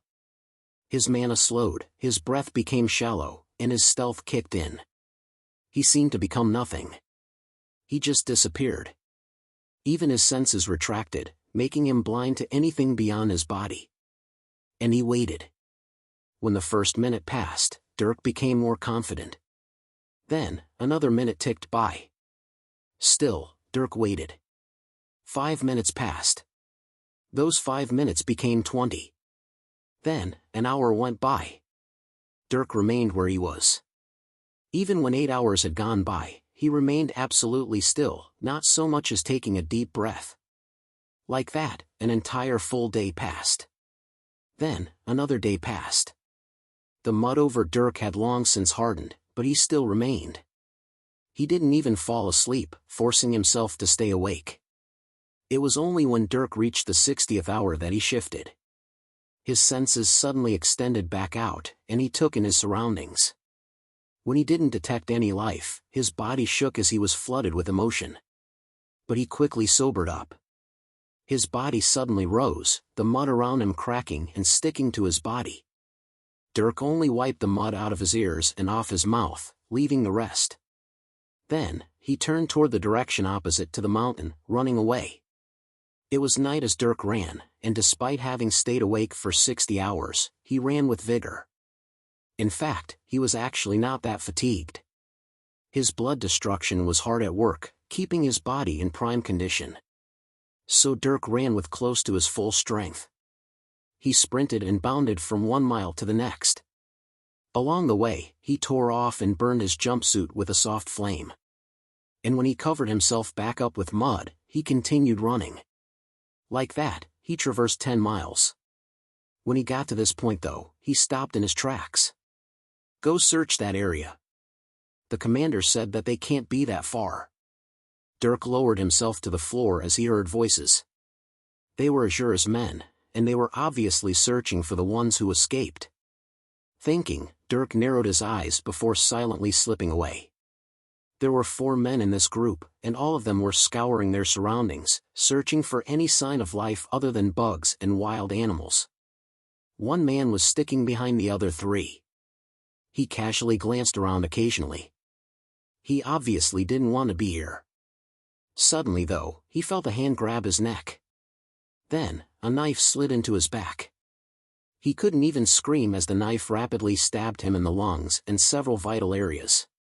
Life quickly fades from his eyes. One of the other 3, a man who was sticking behind the other 2 who walked in a pair, was looking around more seriously. Out of nowhere, he felt a tingling on his neck. He turned around. And when he turned around, he saw his imminent death. He let out a small shout. "Hey dash!" Splat! There was a nasty sound, and the two men in the front spun around at the same time. They looked around, but didn't immediately see anything except for a blood splatter. One of the men lit a flame, lighting up the surroundings. They walked toward the blood splatter. When they reached it, one man looked down at the floor while the other looked around. Suddenly, the man who looked around him froze. He tugged on the clothes of the man next to him. "What?" The man lifted his head. Then, he followed his partner's gaze, and he froze as well. He saw a tree and a man who was nailed to it. There were 6-meter-long metal arrows that pierced through this man and stuck him on the trunk of the tree. He dripped blood, and the two men felt their souls shiver. "Run! Rue dash!" Splat! Suddenly, the first man who was going to run away collapsed. The partner turned to him and saw an arrow that shot through his throat. The man quickly died. The last remaining enemy spun around with a terrified face, waving his flame around. Then, he stopped as he saw something. It was a black cat, and it looked at him with its golden eyes that glowed in the dark forest. And that was the last thing he saw. His body collapsed silently as a knife pushed itself through his neck.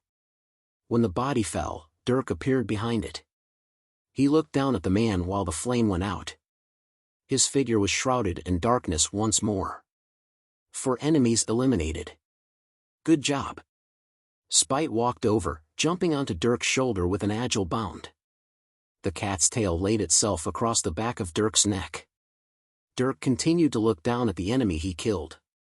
He slowly revealed a smile. "Sending people weaker than me to find me." Though, they were still rank 4. Despite not having advanced much, you've become far stronger. You can kill those above you in rank, at the very least. When stealthed. Stealth is a skill that you've been working on for many months. You've hidden from Azura with it, and now, it allows you to silently kill those around your power level. These are the fruits of your struggle. Dirk was silent as Spite spoke. It had gotten smarter over time, and it encouraged Dirk when he accomplished things like this. At some point though, Dirk's head raised. He looked off into the distance where he could sense faint fire mana fluctuations. More enemies. Escaping without killing is the safest route away from here. That's true. Dirk nodded softly. Still, he soon found himself dashing over. Spite blinked its eyes from his shoulder. "I guess it's a predator's nature to hunt." It mumbled as they appeared near a group of 5. It saw Dirk gaze at the 5 enemies with ruthless acuity. Spite jumped off his shoulder. As it crawled off to watch the surroundings, it left some words. "Happy hunting." Chapter 95, Trail. Dirk knew that spending his time killing people would increase the risk of getting caught. Maybe he would find an enemy he couldn't fight and get captured. Maybe Azura was still scouting the place for him and would see the bodies he left, finding his trail. But when Dirk saw those search parties and remembered the past 2.5 years, he felt a measurable bloodlust cloud his mind. He had fought through so much pain to get to this point. Now that he could look beyond just escaping that hell, he found himself making a vow for the future. "I'm going to kill all of them. I will dismantle everything Azura has worked for. I'll do everything in my power to get in his way. I'll get stronger, so strong that I can one day bring Azura to his knees. I'll cut his head off as everything crumbles around him. Killing these people is just the start." He thought to himself as he created metal arrows and shot them toward an enemy. The enemy was impaled, his heart and head pierced. He collapsed instantly. This enemy, like many others before him, had died while staring at Spite. Spite would gaze at them with its golden eyes, and that was a great distraction for Dirk to use. Spite jumped on Dirk's shoulder when he finished. On the horizon, the sun began to rise. It had been 70 hours since Dirk left. He had been awake for all 70. And during that single night, Dirk had killed 32 of Azura's men. Seeing light stream into the dark jungle, Dirk took a deep breath. Then, he started running. It was a moderate but fast pace. His mana sense detected all the leaves and foliage as he ran, and although he tripped a few times, he quickly got used to seeing the various roots and obstacles on the ground. Like that, he focused on covering ground. Dirk had only gone 10 more miles during the night, putting him 20 miles away from the mountain. Now, he needed to increase that distance several times over. So he did. He ran until he reached the 50-mile mark. And then he kept running. He kept running until he encountered a monster. Dirk stopped when he spotted a large bear-like creature with razor-sharp claws and long teeth. It looked like a bear, but on steroids with obvious muscles under its fur. It was also 7 feet tall on all fours. Dirk was baffled by the size of the animal. He was also surprised when the animal instantly spotted him. When it did, it attacked. Roar! It bellowed as it ran toward Dirk. At the same time, Dirk saw the earth mana around him go crazy, creating walls that boxed him in and spikes that threatened to impale him. Dodge! Shing! Dirk was one step ahead of Spite as he shifted his body and swung out his knife. He dodged one spike and broke another. Only, when he broke the spike, he felt his hand tremble. The spike was incredibly hard, obviously backed by powerful mana. Tier 5? Ridiculous. Dirk gawked at the strength of the magic. While that one spike didn't have Tier 5 power behind it, only Tier 4, it was also only a casual strike from the bear. Dirk knew that there was much more where that came from. So as the bear threatened to turn him into a puddle of gore, Dirk quickly made a decision. Spite made it at the same time. Run! Whoosh! Dirk kicked off the ground, backing away from the bear. Then, he ran toward one of the thick walls. He didn't even try to break through it, instead jumping up it. Equipping 2 knives in his hands, Dirk stabbed into the wall, proceeding to climb it with the knives. He quickly got to the top, but that's when a spike shot toward him. Dirk shifted his body on instinct, but the spike still sliced open his side. Dirk disregarded the injury as he jumped off the wall. Then, he ran with all his might. The bear crashed through its own wall and chased him. For its large body, it was shockingly fast, keeping up with Dirk and continually casting spikes to stop him. Dirk hastily dodged spikes that appeared in his way. Some of them cut him, while he fully dodged others. For most of them, it was a close call. The spikes were created and shot out too fast. Not only that, at some point, the ground began to shift under him, throwing off his balance. Dirk was barely able to escape this by using the trees all around as anchors. But this slowed him down, and the bear caught up more. Like that, Dirk was close to becoming food for the bear. It got closer and closer while casting complex magic back to back. Dirk used his own magic where he could, but it was still a challenge to keep distance. Then, just as Dirk got dangerously close to the bear, he spotted something. It was another animal, a massive alligator that ate some prey next to a river. Dirk ran toward the alligator that quickly noticed him and the bear. Narrowing its eyes, the alligator let out a growl before shooting toward Dirk.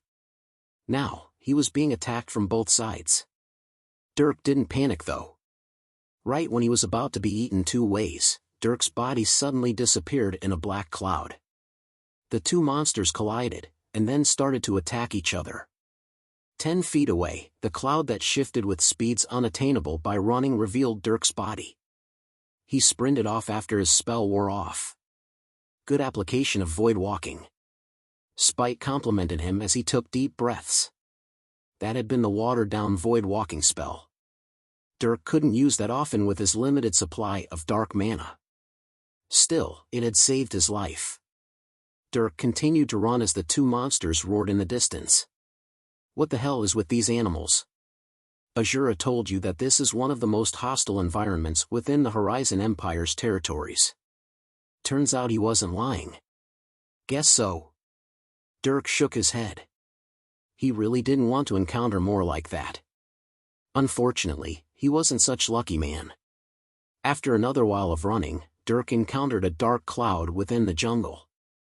This dark cloud buzzed ominously, and when he stressed his senses, Dirk was able to see bugs. They were mosquitoes. But not normal mosquitoes. These bugs were the size of a palm, and their needle noses were as long as a finger.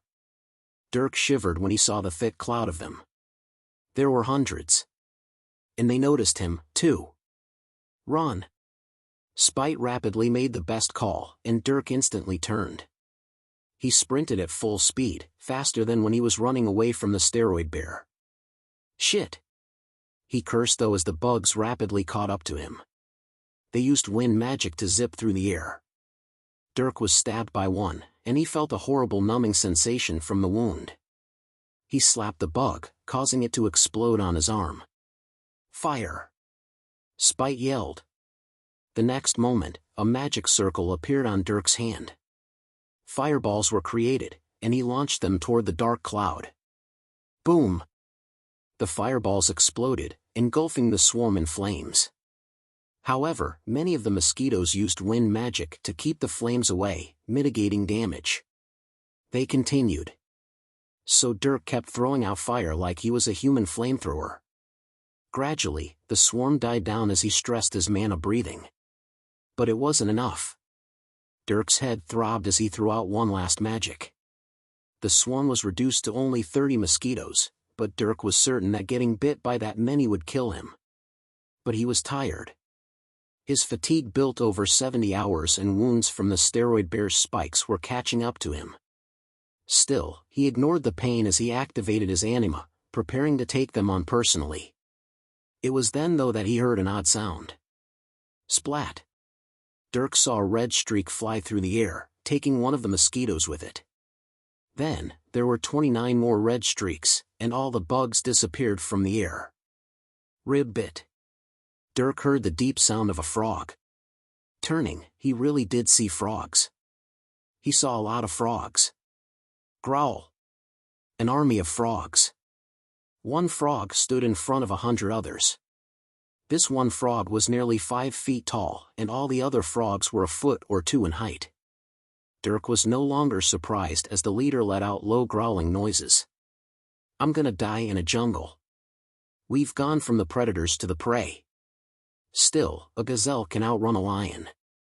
Run, gazelle. Roar. Just as Spite spoke, the frog let out an uncharacteristic roar. Dirk turned and ran once more with all his might. The prey worked hard to keep its feeble life. 80 hours, impressive. Ugh. Shut up. Dirk grunted as he slumped against a branch. He was currently up in a tree, and blood streamed down his body from various wounds. He had run for another 10 straight hours, but it hadn't been a casual jog. One after another, Dirk encountered dozens of monsters and freakish animals. A bird with a serrated beak, a pack of squirrels that threw acorns like bullets, snakes that whipped you with their razor-sharp tails. At some point, Dirk even found hostile plants. He had almost gotten restrained by some vines with thorns while stopping to rest for a moment. He had also been poisoned by a plant that spit a corrosive cloud of vapor at him. Truly, this jungle had to be one of the most naturally hostile places in this world. If Dirk didn't complete his blood destruction that gave him vastly increased vitality and energy regeneration, he wouldn't have come so far. There was one other thing though that had saved his life a few times. Distributing potion. Spite spoke as Dirk felt a soothing liquid stream through parts of his body. Any poison or dangerous wounds were treated with the minimum amount of potion. Dirk had been injected with this potion for years, so he naturally had some stocked up. But this jungle was forcing him to use a lot of it. Already he's used a quarter of his supply, and that was only for lethal wounds. He left anything that would naturally heal. Dirk seriously would have died without the potion. But in exchange, he managed to reach the 250-mile mark. Dirk's anima allowed him to reach high speeds even within the jungle and constantly maintain it, even for a dozen hours at a time. But it wasn't enough. He was still in this damn jungle, and he didn't know the way out. I would say look at the stars to track our position, but well. Very funny. Dirk snorted a bit.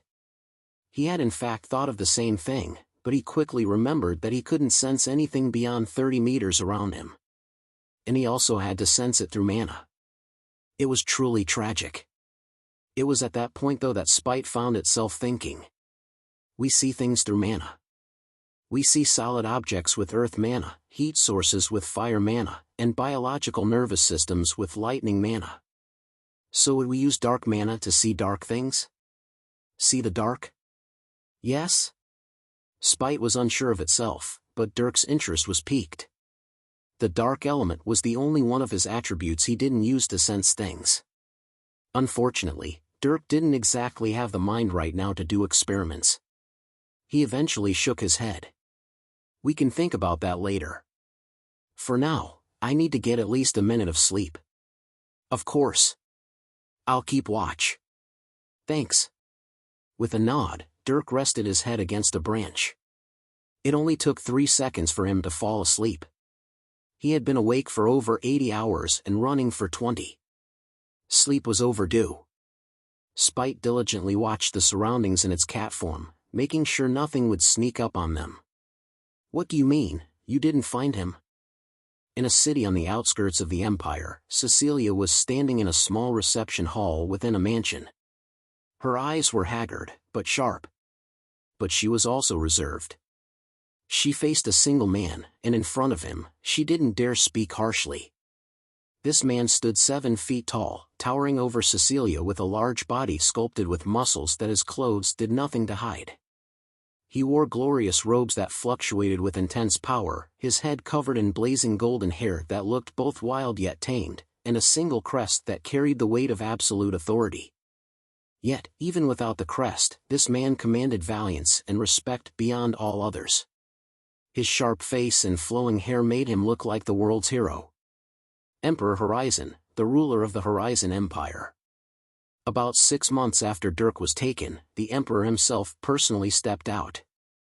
Cecilia had long since joined a military intelligence force to track down Azura and his whereabouts, dismantling the organization that was the fallen Azuras in the process. And then, when the Emperor pledged his assistance to the cause, Cecilia's progress skyrocketed. Cecilia didn't care about why the Emperor had finally left his seclusion and stepped out or why he personally worked with her to track down Azura. She knew in the back of her head that there was something much bigger here at play, but she only cared about finding her son. She welcomed anyone that helped, including the Emperor. And while it had taken another 6 months, they had finally tracked down Azura. They found that mountain that Dirk was held in and confirmed that Azura was there. It was actually Dirk's escape attempt that tipped them off to the location. Cecilia had been stunned by the fact that her son had even attempted to escape, let alone had a small success. Either way, Cecilia immediately wanted to charge in. In fact, she was desperate to. It had already been a year since he was taken, and she didn't know if he had been able to hold out. But the Emperor didn't let her go. He forced her to wait, and instead of a frontal assault, he arranged for a silent infiltration. Azura wasn't the only one who trained assassins. The Empire had its own division of spies and infiltrators. So they mobilized some and succeeded in getting 2 of them grabbed and taken by Azura's men. Like that, they waited another year while maintaining contact with the 2 spies. The Emperor personally guided them as only he could maintain constant contact without alerting Azura through a special magic. Like that, they learned Dirk's situation. They learned about the whipping, his blindness, his escape attempts, the bombs, and more. It was finally when the Emperor was ready that he had those 2 give Dirk a message. Luckily, Dirk was able to pick up on it, and when Dirk came back to the 2 with his escape plan, they knew it had been a success. Like that, they waited for Dirk to move, and he didn't disappoint. The 3 escaped, and Azura didn't find them. After another few days, the Emperor came back. He had his 2 infiltrators with him, but not Dirk. This led them to now, when Cecilia was questioning the Emperor. Despite her restrained rage, he looked at her with a slightly sorry gaze before speaking in a deep tone. Your son. I think he did too well trying to hide.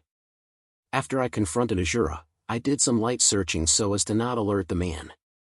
But I didn't find him. I searched around the 50-mile mark for an entire day, but came up with nothing. He just vanished. And your people?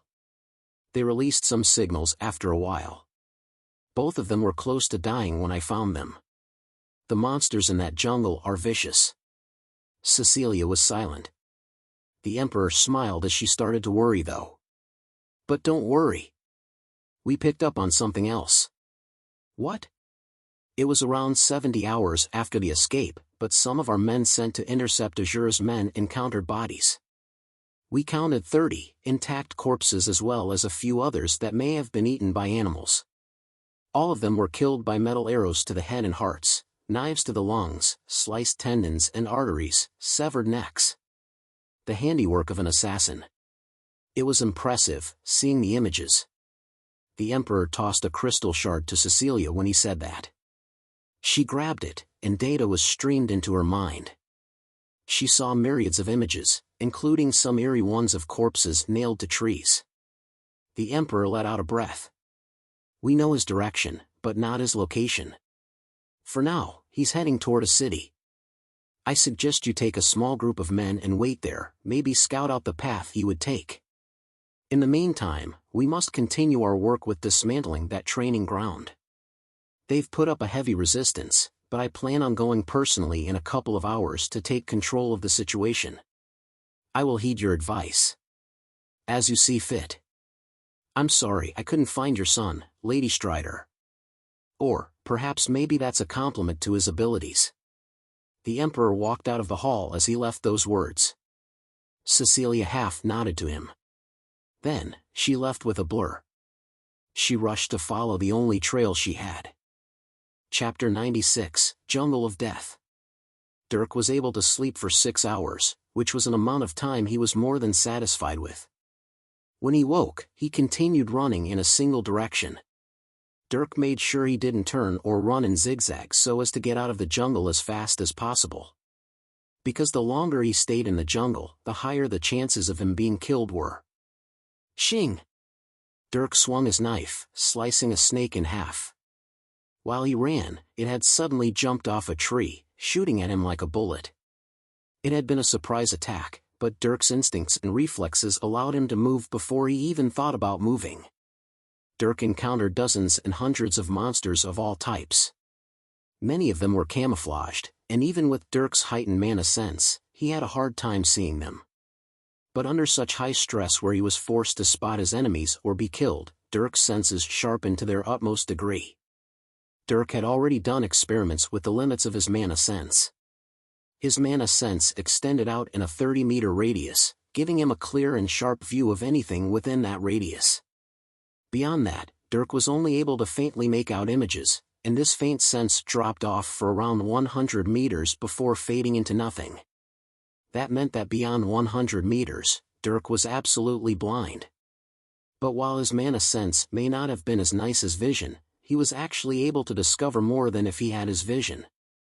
The animals that used stealth in this jungle usually covered themselves up with dense mana. Dirk sometimes couldn't sense heat from an animal, but he could sense the thick earth mana that comprised their strong bodies. There were all these little clues that Dirk picked up on, and he learned to use his mana sense more than before. And his mana sense was actually more responsive than vision. Vision had a delay when the brain processed the light that came into the eyes. But mana sense, as far as Dirk knew, came from the soul or the like. That meant that Dirk sensed things in real time. The instant something happened, the changes were sensed. It gave him much greater reaction speeds, even though he still had to take the time to move his body. Thankfully, his reflexes were also fantastic. It was no exaggeration to say that Dirk's life, while being preserved by his stored potion, was saved many times over by his mana sense. He avoided instant death situations that were all too plentiful in this jungle. But Dirk didn't stop at just sharpening his mana sense. After another day, Dirk began developing his dark mana sense. Spite had spoken of using dark mana to see dark things. Dirk had followed that logic and began looking through the dark mana around him. While he couldn't control the dark mana due to Eldritch Primordial, he could still sense it. And Dirk was shocked to find out that he could indeed see dark things. Specifically, he saw darkness. Shadows were everywhere, and they were created by something blocking light. Different materials also absorbed light in different ways, creating colors and varying levels of brightness. There was light, and then lack of light. Dirk tuned into this lack of light. It was like he could see things in black and white. It took Dirk a while, but he was able to see things in different shades depending on how much light there was. Regardless if something was lit up with a flashlight, there was still dark mana. Dirk picked up on this dark mana, and depending on the amount, he could form images in his mind. Like that, Dirk began to see things from the perspective of light and no light. Of course, it was still mana, but it made it seem more like normal vision. And most importantly, Dirk was able to pick up on sources of light. By detecting areas of little to no dark mana, he could infer that it was a source of a large amount of light. And with contextual information, he figured out what the source of light was. Maybe it was the sun being reflected off of a small puddle or a shiny plant that was actually a deadly enemy waiting to eat Dirk alive. Dirk was able to sense a whole new level of detail. The only thing missing was color. Of course, even this black and white sense had to be developed. Dirk was actually thrown off by it when he tried to connect the things he was seeing through dark mana with the objects he saw through earth or fire mana. But Dirk was eager to regain what could be thought of as an alternative to vision, so he worked on it with gusto. Like that, he spent another 2 days running and dodging death in the jungle. Across each day, Dirk used about a quarter of his potion supply. At the end of the second day, he settled down during the night.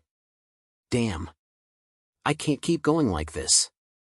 Dirk frowned as he grabbed a nearby vine. It was tough, almost like thick wire. He wrapped the vine around his forearm. He began using various items he found in the jungle to his advantage. The vines were one of these items.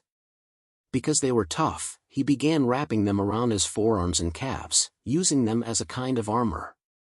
This saved him from snakes that wanted to bite or slash him and hostile plants that went after his legs. Although cuts and slices weren't deadly, they were definitely annoying. Dirk didn't need to keep building up wounds. Still, his body was being continuously worn down, and he didn't have much potion left. He didn't know how long this jungle would go on for, so he needed something that gave him more longevity. He thought for a second as Spite jumped onto his lap. The two looked at each other. Gun. Roger. Spite responded before disappearing. The next moment, a black and gold pistol appeared in Dirk's hand. Dirk hadn't yet used this pistol. Because he was constantly moving and conserving energy, he needed reconnaissance more than firepower. Spite helped him more in its cat form than pistol form, as it could run ahead and preemptively spot enemies. It could even act as bait, bringing hidden enemies out of their holes. This had saved Dirk an amazing amount of trouble. But things were about to change. Dirk decided that he needed to be more aggressive. Rather than hide from the enemies, he needed to take the fight to them. While he didn't think he could kill everything in this jungle, he could at least keep them from continuously hurting him. Dirk raised the pistol. He pushed his mana into it, and the golden circuits glowed. Runes seemed to be engraved on the body of the pistol above the circuits as they fluctuated with fiery power. Then, he pulled the trigger. From the barrel shot out a fireball that exploded on a distant tree. The body dimmed rapidly afterward, ready for another use. Dirk was impressed. Although he had been slow with the activation, he could intuitively understand how the pistol worked. He pulled the trigger 3 times, and within a mere second, 3 fireballs shot out in succession. They all exploded on the same tree, and that tree quickly split in half under the magic, collapsing with a thud. Very nice. Dirk smiled brightly. It was a magic tool. A spellcaster. Dirk felt that it was many times easier to cast spells when using this pistol than normal. Spite chimed in. Your mind controls mana and creates runes, and usually, you need to form the runes and create a magic circuit in order to form a complete and stable spell. But when using your stigma, you bypass the need to make a circuit. The pistol is the circuit, and the spell creation process is expedited to bring about the manifestation quicker. This vastly increases speed and efficiency, consuming less mana and energy. At least, that's my understanding. Not only that, because the stigma is formed from your soul, you are capable of determining the amount of energy you infuse on the fly, as if selecting a value. However, I have found two limitations to the pistol. What limitations? The amount of energy you can infuse. In any single shot, you cannot infuse more than a certain amount of energy, an amount I surmise is around 10% of your entire energy pool. Also, the speed at which you can fire depends on your proficiency in forming the runes of the spell. You may not need to make a stable magic circle, but you still need to know and form the runes as if silent casting. Dirk tilted his head as he observed the pistol more. Eventually, he shrugged. That's fine. I'm actually more concerned with the spells that are being fired off. This thing is like a magic wand, but its purpose is to fire at ranged targets. To take full advantage of that, I need fast projectiles that pack a punch, like bullets. There are no known spells of such types, only perhaps a single fire spell that resembles a bullet when compressed enough. So we'll have to make our own. Understood. There is one more thing you should know about the pistol though. Suddenly, Dirk heard a click from the pistol. He moved his hand, and a magazine dropped from the grip. This magazine is capable of storing spells. Again, you cannot infuse more than 10% of your power into any one spell, but you can store up to 8 spells within and fire them without expenditure. This will be helpful for when you run low on energy. Yes, it will be. Dirk was happily surprised as he played with the magazine. There were 8 capsules within the magazine resembling cartridges. Thinking, Dirk took out one of the cartridges and cast a spell on it. It was a simple fireball spell. When it was cast, the cartridge consumed the spell, and a fiery bullet was formed. He put the bullet back into the magazine, loading it into the gun as he racked the slide. Bang! Ching! After firing the gun, Dirk saw the cartridge eject. It flew a few feet to the side and disappeared, automatically returning to the bottom of the magazine. At the same time, the same fireball as previously flew out and hit another tree. Very nice.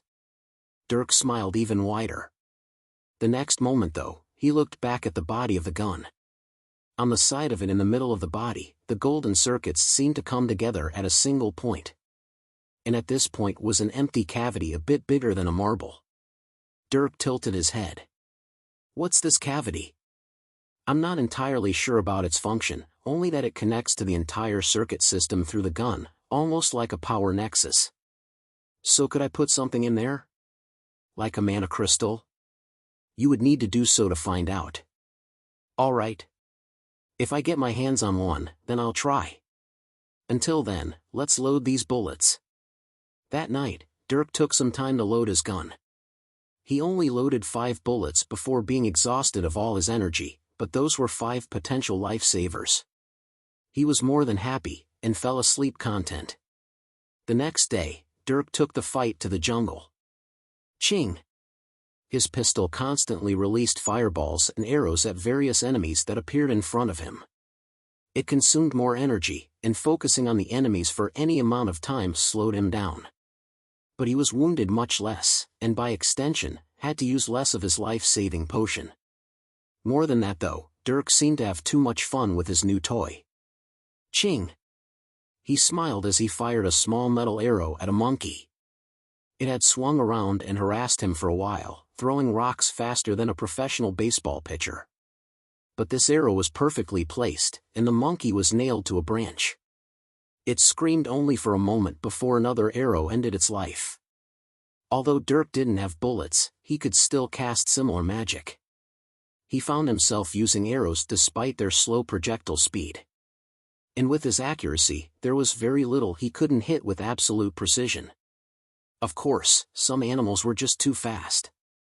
Like a group of hummingbirds that Dirk had to escape from. They zipped around with the wind, making it impossible for him to hit them with his slow arrows.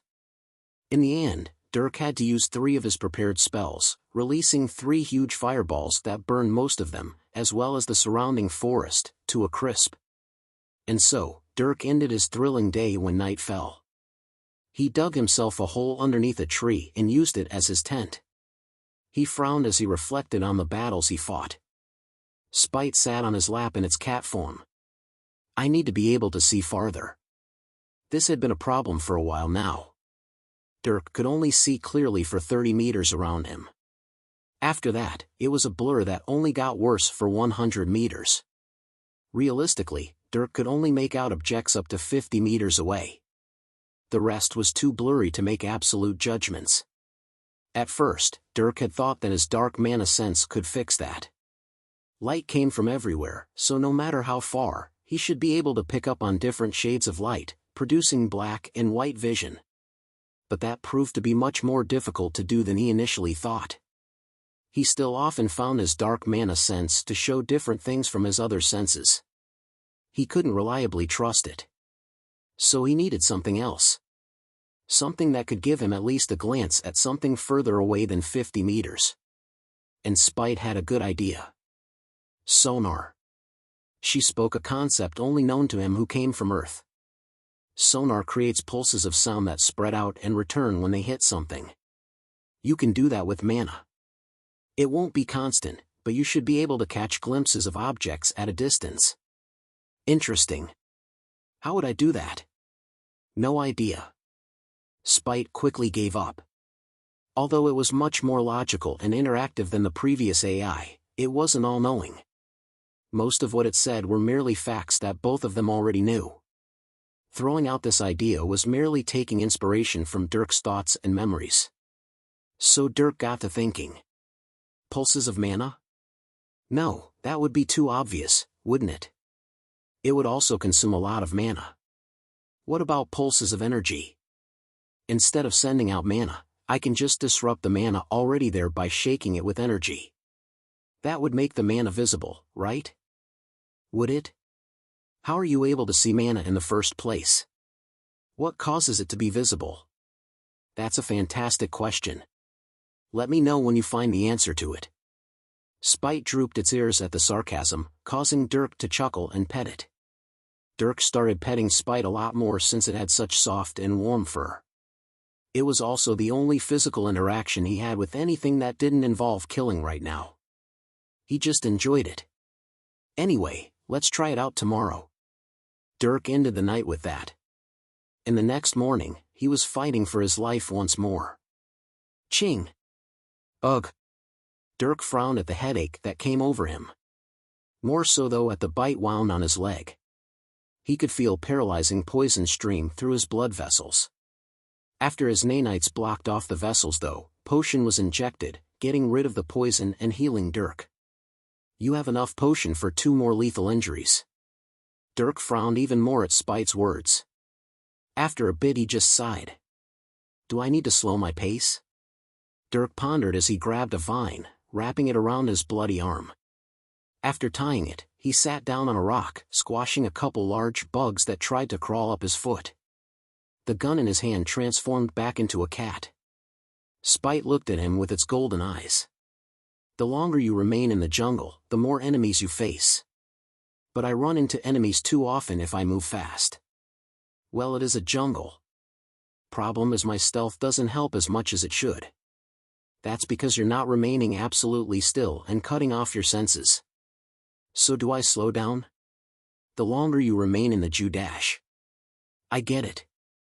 Dirk interrupted Spite's repetitive words with a sigh.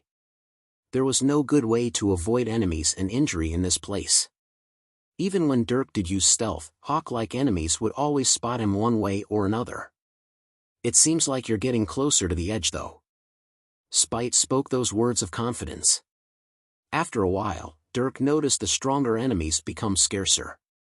There were fewer steroid bears, fewer massive alligators, fewer killer monkeys, and fewer frog armies. This at least meant that he was getting away from the center. I really hope things get easier soon. If I get into a bad situation without the potion, I could lose my life. We can only use everything at our disposal. Luckily you've had some success with your new sonar technique. That alerted us of several unfavorable situations. Dirk nodded. For the past day, he had worked on and succeeded in creating an elemental pulse technique. The technique actually worked by employing Dirk's mana resonance skill. Using it, he resonated the mana in a wave, and any mana caught in this wave would resonate with the material it was inside or around. This gave Dirk not only a clear view of things far away, but gave him the sharpest image of material he had ever seen since developing his mana sense. And he could do it directionally too. Dirk had learned to send out a pulse toward his front, and by concentrating that power, he was able to get a detailed image of everything in a 200-meter cone. He used that periodically to avoid monsters. And best of all, it only slightly alerted the monsters.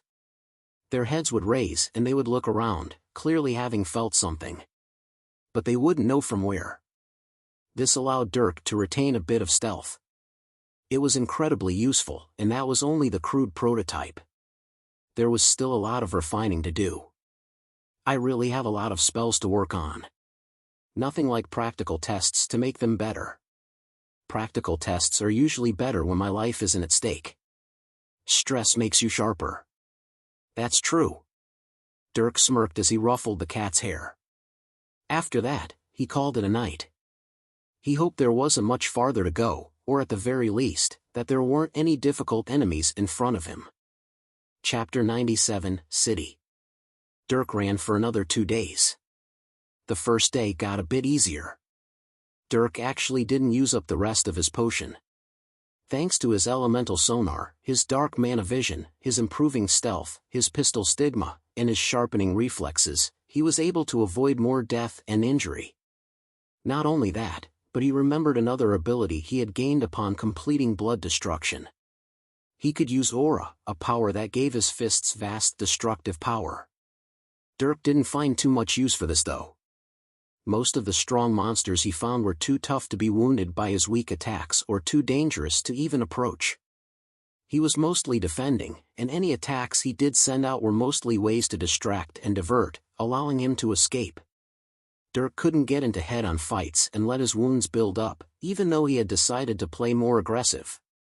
But it was still a tool that he could utilize when the situation called for it. It allowed Dirk to break through many barriers and kill bugs using something other than fire. He liked using it on mosquitoes, especially. It was another tool that, although not used often, gave him yet another edge. And with his accumulating techniques and skills, Dirk found himself finding a way out of the jungle of death. The first thing he started to notice was the lack of obscenely strong monsters, like the steroid bear. In fact, he didn't see any the entire second day. The second thing he noticed was the change in foliage. Gone were all the poison-spewing and man-eating plants. Dirk began to see berry bushes and fruit trees. There was thinner grass, fewer vines, shorter trees, not as much mud, clearer water, and all around brighter scenery. In these places, Dirk found animals like wolves, deer, small birds, smaller bears, much smaller bugs, and no frog armies. He saw many enemies, but now, all of them were enemies he could safely fight. In reasonable amounts, of course. At one point, Dirk got swarmed by a pack of 60 wolves in the middle of the night. That had been a rude wake-up call. But he got out of it. Even 60 wolves were reasonable compared to a steroid bear. Dirk could actually wound and kill them. Like that, he found himself nearing signs of civilization at the end of the second day. It was a good thing too because he had just gone through the rest of his potion. Like that, he was brought to the third day. On this day, Dirk disregarded any and all enemies as he rushed forward, following the signs of civilization. And by noon, he emerged.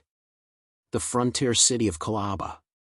Due to it being on the edges of what Dirk called the jungle of death, it was a mix between a city and a stronghold. It didn't look super appealing unless one liked the fortress aesthetic. Nonetheless, it was incredibly popular and had a booming economy. There were 4 reasons for this. The first was actually due to the jungle of death right beside it. Because of the plentiful source of monsters and animals right next door, the city had a large mercenary and hunter presence that lived off of killing and gathering biological resources. The meat industry in this city was booming. The second was the fact of a mine being near this city. Thus, there were many miners that provided a steady source of income and resources. The material processing industry was also booming. The third reason was due to a dungeon being inside of the city. And not just any dungeon, but a major dungeon that was a step above what Dirk had fought in. This attracted a small but powerful dungeon diver population. And the more powerful the fighter, the richer they were. Heaps of wealth were moved whenever they made transactions. Finally, one of the biggest reasons for this city's prosperity was its location. This city was located eastern border of the Horizon Empire. And next to the Horizon Empire was the Dwarven Haven. If one went above the jungle of death and traced its outskirts, they would eventually find themselves entering Dwarven territory.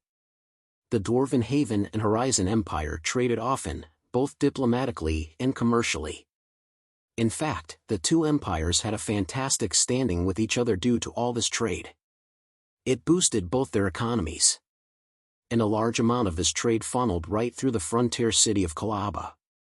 This city seemed to have everything. The only downside was the fact that this city needed to maintain a standing army and be able to defend against tides of monsters from the jungle of death. Either way, this city was massive and rich. So when it was approached by a boy covered in blood, mud, and vines, it naturally raised its alert. Dirk exited the jungle and entered a wide-open clearing where there were no trees or plants, only grass. And in the distance he spotted the city of Kalaba. It had walls that were 50 meters tall and extended left and right for nearly 5 miles. Buildings even taller than the walls towered from within the strong defenses. They got gradually taller until they reached the center where there was a 500-meter-tall palace. The palace actually had objects floating in and out of it, though Dirk couldn't make out what they were. In fact, the only reason Dirk was able to see any of this magnificent view was due to his dark mana vision that created black and white images based on light. It was generally hit or miss with the accuracy, but Dirk got the gist. This city is huge. I'm surprised steroid bears haven't destroyed it yet. Dirk said that as he walked toward the huge walls.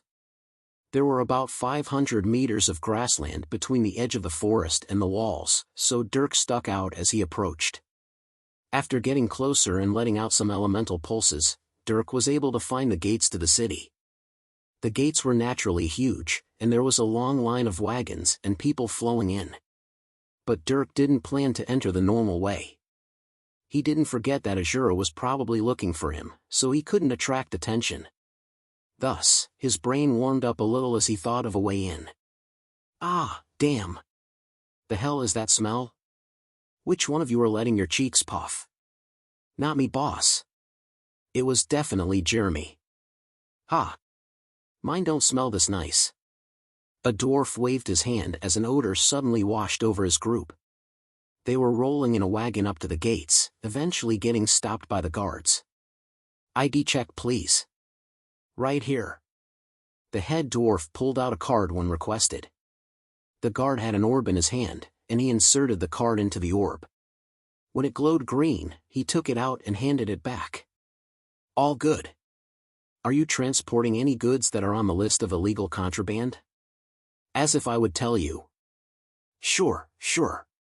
The guard just let out a breath at the dwarf's laugh. At the same time, a few other guards did shallow checks on the caravan before giving a thumbs up. All good. Head in. Of course. Like that, the caravan rolled forward. Suddenly though, there was an alarm as some barriers suddenly raised in front of the wagon. Huh. Sir. There are suspicious magic fluctuations in the wagon. Dark type. Shing. A few guards suddenly drew their swords at that moment. The head guard also narrowed his eyes at the dwarf, who hastily waved. I didn't do anything. I'm not even a mage. Step down. The dwarf was pulled off the wagon and restrained, as were all the other dwarves. Then, guards flooded into the wagons, checking every nook and cranny. Suddenly though, as one of the guards bent down to look under the wagon, he was kicked away. Boom! The guard flew away from the wagon and into a wall, leaving behind cracks. Then, a body shot out from under the wagon. The head guard shouted. Seize that man. Get him. The surrounding guards all rushed out as the alarms blared. Dirk, who was the culprit, gritted his teeth. I hid from Ajura with this stealth. Why can't it get past a security checkpoint? Dirk grumbled as he dashed to the side. There was a doorway inside the walls where the guards would occasionally rest, so he made his way through there, dodging all the resting guards and shooting out into the city. He quickly bounded with his full strength onto the roof of a building. A few guards followed, chasing him down with their full strength. Unfortunately, Dirk was someone who could keep his life in the presence of a steroid bear. After jumping across a couple rooftops, he slipped between buildings, through alleyways, through open windows, and weaved through crowds of people. The guards couldn't keep up with his agility, and before long, he disappeared. Where'd he go? I don't know. Well, look harder. No, you look harder. The guards started bickering before searching around the place. Dirk, on the other hand, had slipped into a shop. It was a nice little fruit store, and when Dirk turned around, he saw a young woman no older than 14 years old manning the front desk. She looked at Dirk with a terrified gaze. His body that was covered in mud and blood. The open, unhealed wounds. The dark vines tied around his arms and legs. His eyes that had horrible black cracks all over them. His 6-foot-tall body. The intimidating chiseled muscles. This little girl couldn't help but shiver. Thinking, Dirk put his finger over his lips to tell her to be quiet. Then, he walked over to a shelf, grabbing a fruit and eating it. Oh my God! His head rolled back a little as he tasted the sweet juices. For over 2 years he had eaten slop. He hadn't tasted anything else other than blood when it pooled in his mouth. This was the first real stimulation of his taste buds in a long time. You didn't actually eat anything in the jungle either. The potion made me not hungry. Dirk spoke simply as he ate one fruit and grabbed another. As he said, the potion basically removed the need for food. Even in the mountain there were times when he wouldn't eat for days or weeks simply because Deliha kept whipping him during his free time. He had lived off the potion for a long time. After eating 2 fruits though, Dirk eventually reined himself in. He looked at the girl, who looked back at him with silent fear and a bit of anger. He was taking their food, after all. Feeling sorry, Dirk suddenly looked at his arm. On both forearms, 2 knives were sheathed in the vines tied around them. He unsheathed one of them and walked over to the girl. And no! Thud! The girl stumbled backward before hearing a heavy object land on the front desk. Looking up, she saw that Dirk placed the knife on the desk. I hope that's good enough for payment. The girl was silent as Dirk turned and walked out, taking one more fruit with him. Like that, he disappeared, and the girl stared at the large, crude knife on the table that was stained with blood and bigger than her leg. After leaving the shop, Dirk found a tall building and climbed to the top of it. He let out a long breath as he felt a breeze blow past his body. I need to blend in. After a while, he made his plans while taking another bite of his fruit. Dirk couldn't go walking around looking like a forest monster. He had to clean his body, get some clothes, and look normal. While he didn't have the money for clothes or a bath, he did have the skills to get those things anyway. I have yet to ever steal anything in this life. A first time for everything. Spite spoke as it appeared on Dirk's shoulder in its cat form. He chuckled and scratched its chin. Spite apparently liked it as its chin raised itself to be scratched better. Or maybe it was just playing the part of a cat. Anyway, let's go make myself pretty. Like that, Dirk jumped off the building and made his way around the city. It was a bright and sunny day, and for the first time in a while, Dirk's mood reflected that. After around 4 hours, Dirk had made himself presentable. First he found a bathhouse. It wasn't open during the middle of the day, but that only made it easier for Dirk to use its facilities without notice. He just had to avoid the owner who lived there. Using that, he cleaned his entire body, ridding himself of all the mud and blood. The bath that was the size of a pool had turned completely brown when he was done. After cleaning out his wounds and using soaps to make his skin nice and glossy, Dirk felt like a new man. He also thoroughly washed his only pair of shorts. At first, Dirk also wanted to dispose of the vines. But after they were soaked in the water, their skin peeled off, and Dirk saw what was inside. The vines actually had a wire-like core inside of them. Seeing that, Dirk went and skinned all the vines, exposing their cores. Then, he burned them to make their surfaces smooth and hard. With that, Dirk could keep them, not looking weird for having plants tied on his body. He only kept 2 of the vines though, 1 for each forearm. That way he could sheath his knife. As for the other arm, Dirk thought about throwing away the extra vine, but then he saw the large metal tattoo with a big number 8. This was the harbinger mark that Dirk was given, a permanent brand on his body that had never come off. Dirk decided that he didn't want to go waving it around, so he kept another vine to cover it. Like that, Dirk exited the bathhouse and found himself a nice clothing shop. It was at this point that Dirk could only apologize to the owner silently. He didn't want to give away his other knife, but he still needed clothes. So using his stealth, Dirk was able to hide in plain sight. He then found himself a new pair of shorts, shoes, socks, and a shirt. By the end, he looked like a sharp young man from a well-off family, if one looked past the few exposed wounds of course. After that, he tied the vines to his forearms and sheathed his knife. It wasn't odd for people to walk around with all kinds of weapons since this city had tons of dungeon divers and hunters, so he wouldn't look that out of place. The last problem though was his eyes. The black cracks that glowed with the power of the curse would definitely freak people out and cast suspicion. So Dirk tore a piece of cloth from a garment and tied it around his head, covering up the cursed cracks. With that, Dirk only looked mildly suspicious as he finally entered the streets of the city openly. Since guards were still patrolling the place, he just avoided them. Spite appeared on Dirk's shoulder as he walked around and sensed all the people and buildings. "What are your plans now?" "Get back to the capital city. That's where the academy is and my parents are. I have to find out where I am though and how to get there. I also don't have money, though I could use my skills to maybe take up a guard position for a merchant." Dirk pondered. He was a stranger in a strange place. The only thing he knew was the name of this city, Kalaba, and that was only because he had sensed the large sign while crossing the city gates. Other than that, he had no idea where he was.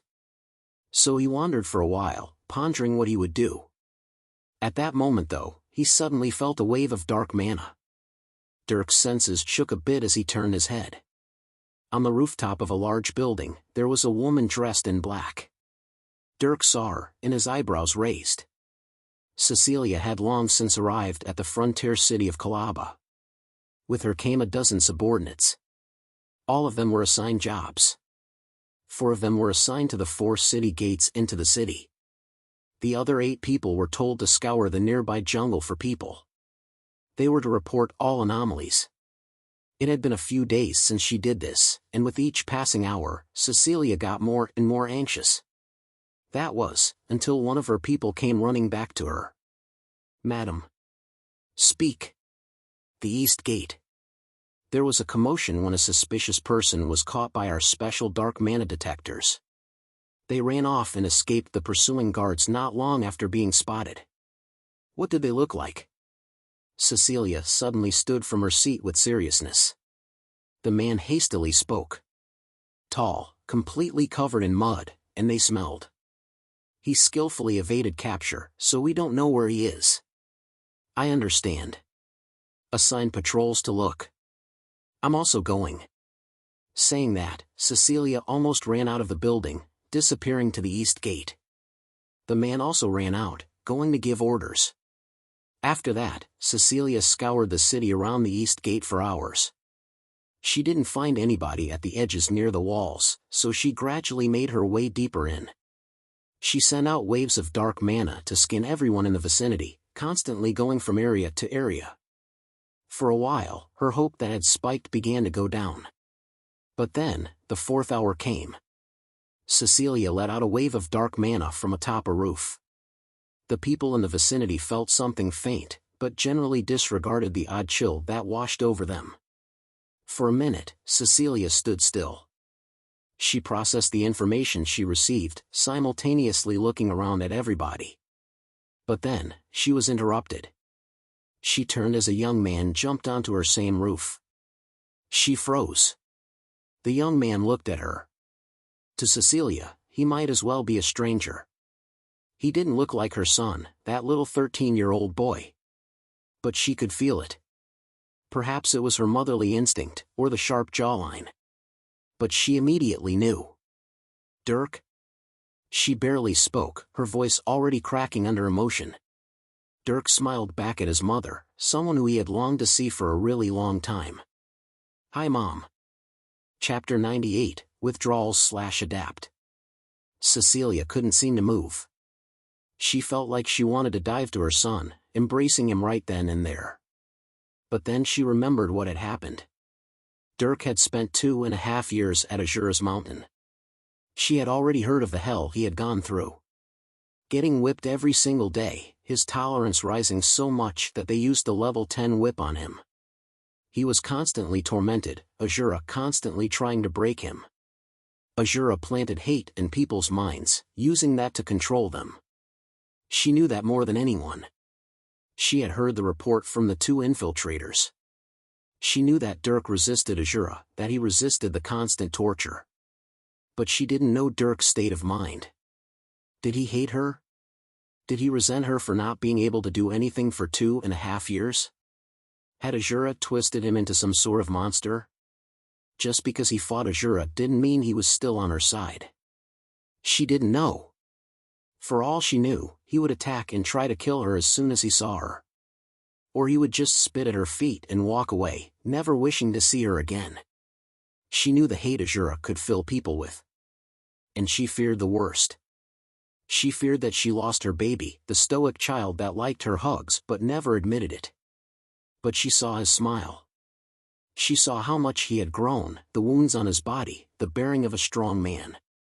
His voice was calm, deeper than it was before. Most of all, it was bright. It was happy. Dirk couldn't see his mother as he used to. He could only sense the dark mana that flowed through and around her body, along with other fine details provided by his earth mana and fire mana. But when he faced her, he also knew. This was his mother. He couldn't see her loving eyes anymore, but that didn't matter. He was happy. Hi Mom. He spoke with a wide smile. He was now taller than his mother, but he still felt like a child in front of her. Though, he wasn't really sure what to say. So many things had happened, and he didn't really have the time to think about this moment. So he just said what came to mind. It's nice to see you, Oof. My baby. Dirk was interrupted as Cecilia suddenly ran forward, almost crashing into him as she wrapped him up in a hug. He smiled as he quickly hugged her back. She cried.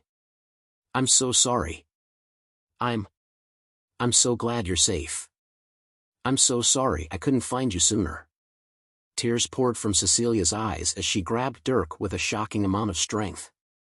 Dirk activated a bit of anima to resist her powerful hug, but smiled brightly nonetheless.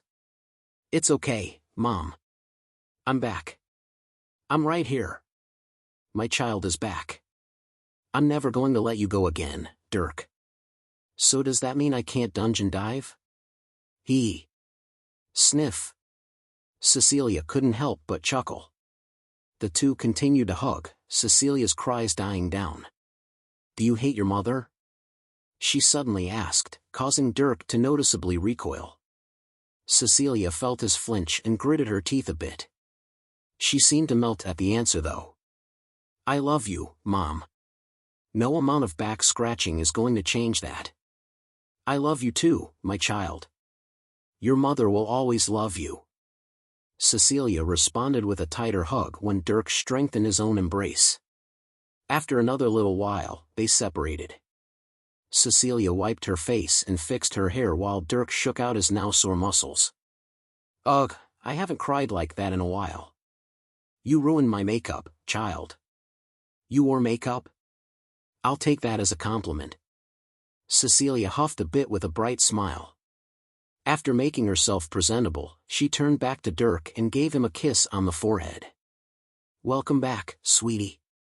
Thank you. What's wrong? Cecilia tilted her head when Dirk spoke unsurely. He was frowning. Then, Dirk suddenly bent over, falling to one knee. His mouth opened, and blood poured out like water. Dirk? Cough. My stomach. Dirk could barely speak before coughing up more blood. Then, he saw something in his mind. Alert. Extreme body decomposition detected. Genetic anomalies detected. Employing trait, adaptable genes. Dirk was a bit baffled by the notifications from Spite. Then, he fell over, his entire body weak. Dirk? I'll take you to a doctor, just hang on. Cecilia quickly picked up her child, dashing off across the buildings to the palace in the center of the city. As she did, she cast dark healing spells on him. It didn't seem to help though as more blood poured out. She could also feel his previously strong body become suddenly frail. She ran as fast as she could, and before long, she found just who she needed. It's withdrawals. Cecilia sat beside Dirk's bed. Sitting across from her was a doctor, someone with the light attribute who specialized in healing. After bringing Dirk in, Cecilia had this doctor personally take care of him, using her name as a Marcianus and the threat of death if he didn't move. Luckily, he didn't resist and immediately got to work. With a bit of healing magic and potions, Dirk's body was stabilized. He remained conscious through the entire thing, even now as the doctor explained what caused this sudden change. Cecilia frowned as the man adjusted a monocle. When a person uses potions constantly over long periods of time or gets their body repaired by healing magic just as often, their bodily systems become dependent on the potion or healing to function. I've seen it a lot in dungeon divers who consistently sustain wounds and then consistently get artificially healed. After a long time, their body can't function without it, and if they stop, they'll experience an adverse reaction. It usually results in being sick for a few days and weakness in the body. It also affects the weak more than the strong, so people at a certain level can ignore withdrawals outright. But not only is your son only rank 4, but I've never seen such an extreme case of this condition. Your son would have died without intervention, and it took a shocking amount of healing potion to stabilize him. Both Dirk and his mother frowned deeply at his words. Dirk immediately knew the situation while Cecilia could surmise it. The doctor continued. He'll need to remain here for at least 2 weeks as we allow his body to reacclimate. He'll need a regular dose of healing potion that I'll personally adjust every day. And I'll warn you in advance, but the process will be very uncomfortable. He may not be able to even walk for the duration. He just needs to rest until he's no longer dependent. I understand. Thank you, doctor. Of course. With a nod, the man stood and left. He closed the door to the room, giving them privacy. Do you want to explain? Cecilia asked cautiously. She didn't want to bring up his traumatic time at the mountain, but she wanted to know how serious the situation actually was. Dirk just sighed and spoke bluntly. I was beaten near death every single day for those 2.5 years. Every time I was given a potion through my bloodstream. Everything from broken bones to ruptured organs to shredded skin was regenerated within hours. Near the end, I could be up and walking in 2 hours. And I guess the only reason why I didn't react this way earlier was because I stole some potion and used it throughout my time in the jungle. It was only yesterday that I stopped using it. Oh God. Cecilia couldn't help the few tears that went down her cheek. She quickly composed herself though. She could imagine how strong the potion Dirk was given. Not just any potion could bring a man back from death's doorstep in mere hours. If she was being honest, she was baffled by the strength of the potion Azura used and how long he supplied it for. It spoke volumes about the depth of his organization. Either way, Dirk was given that potion every day for around 900 days. It was no wonder his body reacted so violently when the potion suddenly stopped coming. As Dirk had already guessed with Spite, his body had even begun to replace food with the potion. Dirk didn't even feel hungry in the several days he was in the jungle. The potion replaced vital functions, and his body became reliant on it. It was like an addict suddenly coming off of a drug, only much worse in the backlash. Now, he had to slowly get his body to work as it did before. Only, when Dirk remembered the notifications he saw while collapsing, he knew that something deeper inside him was changing. Even now he could feel his body going through repairs and alterations. It was odd, but Dirk didn't mention it. Instead, he decided to change the topic. Although he was weak, he had no trouble ignoring the pain. He turned his head. "Hey Mom." "I have something I want you to see." Dirk smiled a bit as Cecilia's interest was piqued. Then, a cat suddenly appeared. Black fur, faint golden stripes, and deep golden eyes. Spite appeared in its cat form, looking very real but also a little ethereal at the same time. She was surprised by the cat that looked at her and flicked its tail around. "Is it a fairy familiar?" Cecilia made a guess as she reached out her hand. Dirk tilted his head at the new concept. "Fairy? No. This is my stigma. I formed it while in the mountain." "Your stigma? This?" She was shocked as she pet the cat, feeling its warm, soft fur. Dirk also knew that this stigma was definitely out of the ordinary. For one, it had two forms. It was also modified and controlled by his AI interface skill. There was no part of this that was normal. But he showed it anyway. He didn't feel like hiding things from his mother. He only wanted to show her something he was proud of. Cecilia smiled a bit as the cat walked and sat on her lap. "Your stigma. This is amazing. I've never even heard of a stigma like this. I've seen flying swords and a book that walks, but never an animal. Are you controlling it?" "No.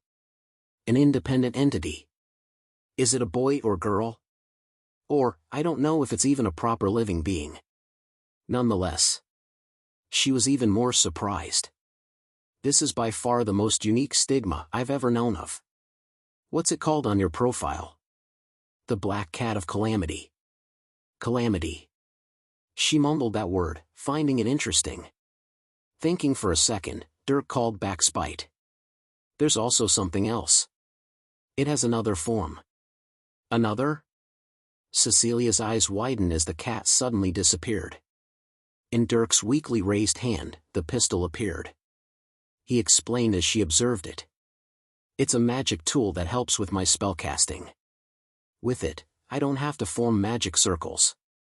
I can directly shoot the magic with this. While I still need to be proficient with the spells, it helps my magic abilities greatly." Dirk pointed the gun as he spoke. The golden circuits suddenly lit up, and runes appeared all around them. Cecilia was a bit mesmerized. More than that though, she was surprised by the detail of the weapon. "Dirk, you were definitely weakened for a period after forming the stigma. How long was that period?" "Not any more than a few days." "Why?" "A few days. Usually when someone forms their stigma, they're weakened for weeks, months, or even years depending on the person's strength. I couldn't fight for 3 weeks after I formed my stigma. The soul just takes that long to heal. Not only that, but stigmata takes time to form. It could take months for the stigma to turn from a crude, unusable object to an actual tool. After forming my saber, I had to wait for 2 months before using it. Other people may have to wait years for theirs to form. How long did you wait? Maybe those few days? I didn't really have to wait. It was just finished by the time I woke up from recovery." "I see." Cecilia nodded in thought. She then looked back at her son who was admiring his stigma. Her eyes widened when she saw his face though. "You're bleeding." Dirk was confused as his mother reached over and wiped his lip. There was blood streaming out of his nose. "I'll get the doctor." "It's okay, Mom. If anything, I need to go to sleep." Dirk mumbled and sighed. When his arm dropped, the pistol in his hand transformed back into the cat. Spite laid on his lap, curling up. Seeing how haggard her son looked, she once again realized how much he had recently gone through. Not just at the mountain either. He had fought through that jungle to get to this city, and she knew how hostile it was. It was a miracle that he made it back alive. Of course, sweetie. Rest as long as you need. She planted a kiss on his forehead, stroking his cheek before covering him in blankets. She then left the room, Spite watching her close the door. You really should go to sleep. Otherwise you might experience more pain than you want to right now. Yes. And I'm basically numb to pain now, so it doesn't matter either way. Before I knock out though, tell me what's going on with my guts. Dirk settled into the bed as he spoke. Spite had actually been urging Dirk to sleep for a while, thus the reason he told his mother he wanted to rest. The reason was because of the potion withdrawals, or the reactions his body was having to the withdrawals. Spite rested itself in a crouching position.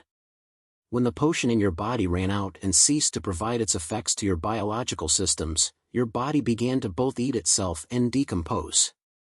It was like your organs just fell apart while your muscles decreased in mass. Even your skin corroded.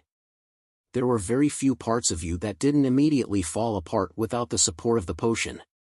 So what was with the activation of my trait? Your body wants to adapt. It wants to fill in the gap that the potion left by itself. Nearly every system in your body is attempting to restructure itself in order to provide the same effects as that potion, only constantly and without external supply. It's doing this in two ways. It wants to use the mana in your blood to mimic the magical effects of the potion, and your cellular genes want to achieve something like regeneration. Of course, naturally generating such significant changes isn't easy, so your nanites are operating under my directive to assist. Alright. So my body is changing. Dirk mumbled in summary. In short, yes. Still, it's amazing how malleable your genes became after that trait activated. Right now you have hundreds of clusters of cells that are constantly mutating in order to achieve regeneration. Many of those cell clusters are forms of cancer. Cancer? Don't worry. Even if you did get cancer, I could easily cure you. I'll take your word for it. Dirk frowned a bit unsurely. It was amazing the changes that were going on in his body without him knowing. So will I actually get regeneration? Like, grow back chopped off limbs type stuff? No, at least not right now. It'll likely be mild, just enough to cover the effects of the potion. You'll still enjoy the effects though. Assuming I don't get cancer instead. We'll see how the dice roll. Anyway, go to sleep. It'll be easier to work when your body is more vulnerable and defenseless. That's not comforting. Dirk rolled his eyes inwardly before sinking back into his bed. After that, it only took him several seconds to fall asleep. He was really fatigued despite his lively conversation. His body was quick to urge him into recovery mode. With that, Spite focused on working, carrying out biological experiments within the malleable vessel that was Dirk's body. Chapter 99, Recovery/Tensions. Our son is back. City of Kalaba. Riker saw a single message on his transmission device. Unlike Cecilia, who had scoured the entire empire, he was back home working on sorting through intelligence. He had taken on the role of a detective for his wife, and piles of paper had stacked themselves on his desks. Of course, that was all swept away by that one message. Without even thinking, Riker activated his magic in order to fly to the city his wife spoke of. He was a literal fireball that streaked through the sky. Using his full power, he was able to cross half the empire, a few thousand-mile distance, in only 2 hours. Of course, he was exhausted afterward, but that didn't matter as much as seeing his son's face. Where is he? Riker burst through a door. Inside, he saw Dirk sleeping on a bed and Cecilia sitting next to him. He ran over, immediately seeing the new face of his son who had disappeared 2.5 years ago. He's grown. Yet he's still our son. Cecilia smiled lovingly as she combed Dirk's hair. Hearing those words, Riker couldn't be more relieved. He had also been worried about Dirk changing. It seemed the best-case scenario occurred. After combing back Dirk's hair though, Cecilia frowned again. Riker noticed this and sat down beside her. "What's wrong?" Dirk used vines from the jungle, tying them to his arms. "Since he was weak, I took them off." "But..." She pulled back Dirk's sheet a bit. Then, Riker saw his arm. Along the forearm was a complex metallic tattoo with a large number 8 on it. He was Harbinger 8. Riker almost growled as he realized what it was. Azura wasn't the only one who tormented the Empire. Azura had been a problem for dozens of years, long before Cecilia had ever been tormented by him. And across all that time, he had worked to develop his assassin organization, the Fallen Azuras. And he had success. There were 2 types of people under Azura. There were the normal underlings, people who carried out orders depending on how strong they were. They disrupted all kinds of businesses all over the Empire, being a prevalent nuisance that nobody even knew existed. Then, there were the Harbingers. The Harbingers were the most highly skilled and capable of the assassins under Azura's command. They were unpredictable and impossible to deal with. To many nobles with a high degree of intelligence, they were a famous group of people capable of planting seeds of chaos. It wouldn't be an exaggeration to say that if Azura wanted a civil war within the Horizon Empire, they would be able to create one. They were weapons capable of bringing down entire nations. Cecilia herself was one of these people. She was Harbinger 7. Beside her, there were 6 other Harbingers, and they were all loyal to Azura. They were his hands and feet, his tools of chaos. And it was because of the fact that Cecilia had defied him that Azura regarded her as his greatest failure. Never before had he failed to raise a Harbinger. And while Riker knew that there were deeper conflicts between the 2, Cecilia never spoke of it. Either way, Dirk was intended to be Harbinger 8. If Cecilia hadn't found Dirk, or more like if the Emperor hadn't stepped in, Azura may have gotten his way. Just the potion withdrawals told her that he had plans that went beyond even Dirk's knowledge. Not even Dirk could have guessed that the thing that was keeping him alive would also be able to kill him. He had been dependent, and that was one more tool to use to control Dirk. If Azura had been given more time, then even if it were Dirk, he wouldn't have lasted. Azura would have had another Harbinger. But this also caused Riker to sigh in relief. They had gotten lucky. He smiled a bit. "We must thank the Emperor. There's not much we can give him. Our skills are more than enough. Especially your skills. And I have a feeling he'll need us soon." Riker frowned as he spoke ominously. Before Cecilia could ask what he meant though, the doctor came back in to do a checkup. With that, the parents shook their heads, ridding themselves of dark thoughts. Their son was back, alive and not dead. It was a happy situation, so they enjoyed it. After falling asleep, Dirk didn't wake up for an entire 4 days. To his parents, it was a coma that wasn't that uncalled for. He had been traumatized both physically and mentally. Now that he was finally safe, his body and mind were recuperating. But while this was somewhat truthful, the main reason was due to spite. If Dirk knew that spite was going to knock him out for several days, he may have commanded it otherwise. But since he was deep asleep, it wasn't his problem. And in fact, spite wasn't just recklessly playing around with Dirk's body. Over time, his situation only continued to deteriorate, beyond what even the doctor was aware of. While the potion that the doctor gave him frequently helped, it wasn't enough. Spite realized that Dirk's body truly was dependent on the potion in every sense of the word. At some point, he stopped being able to live without it. And removing this dependency could now only be done in 2 ways, according to Spite's observations.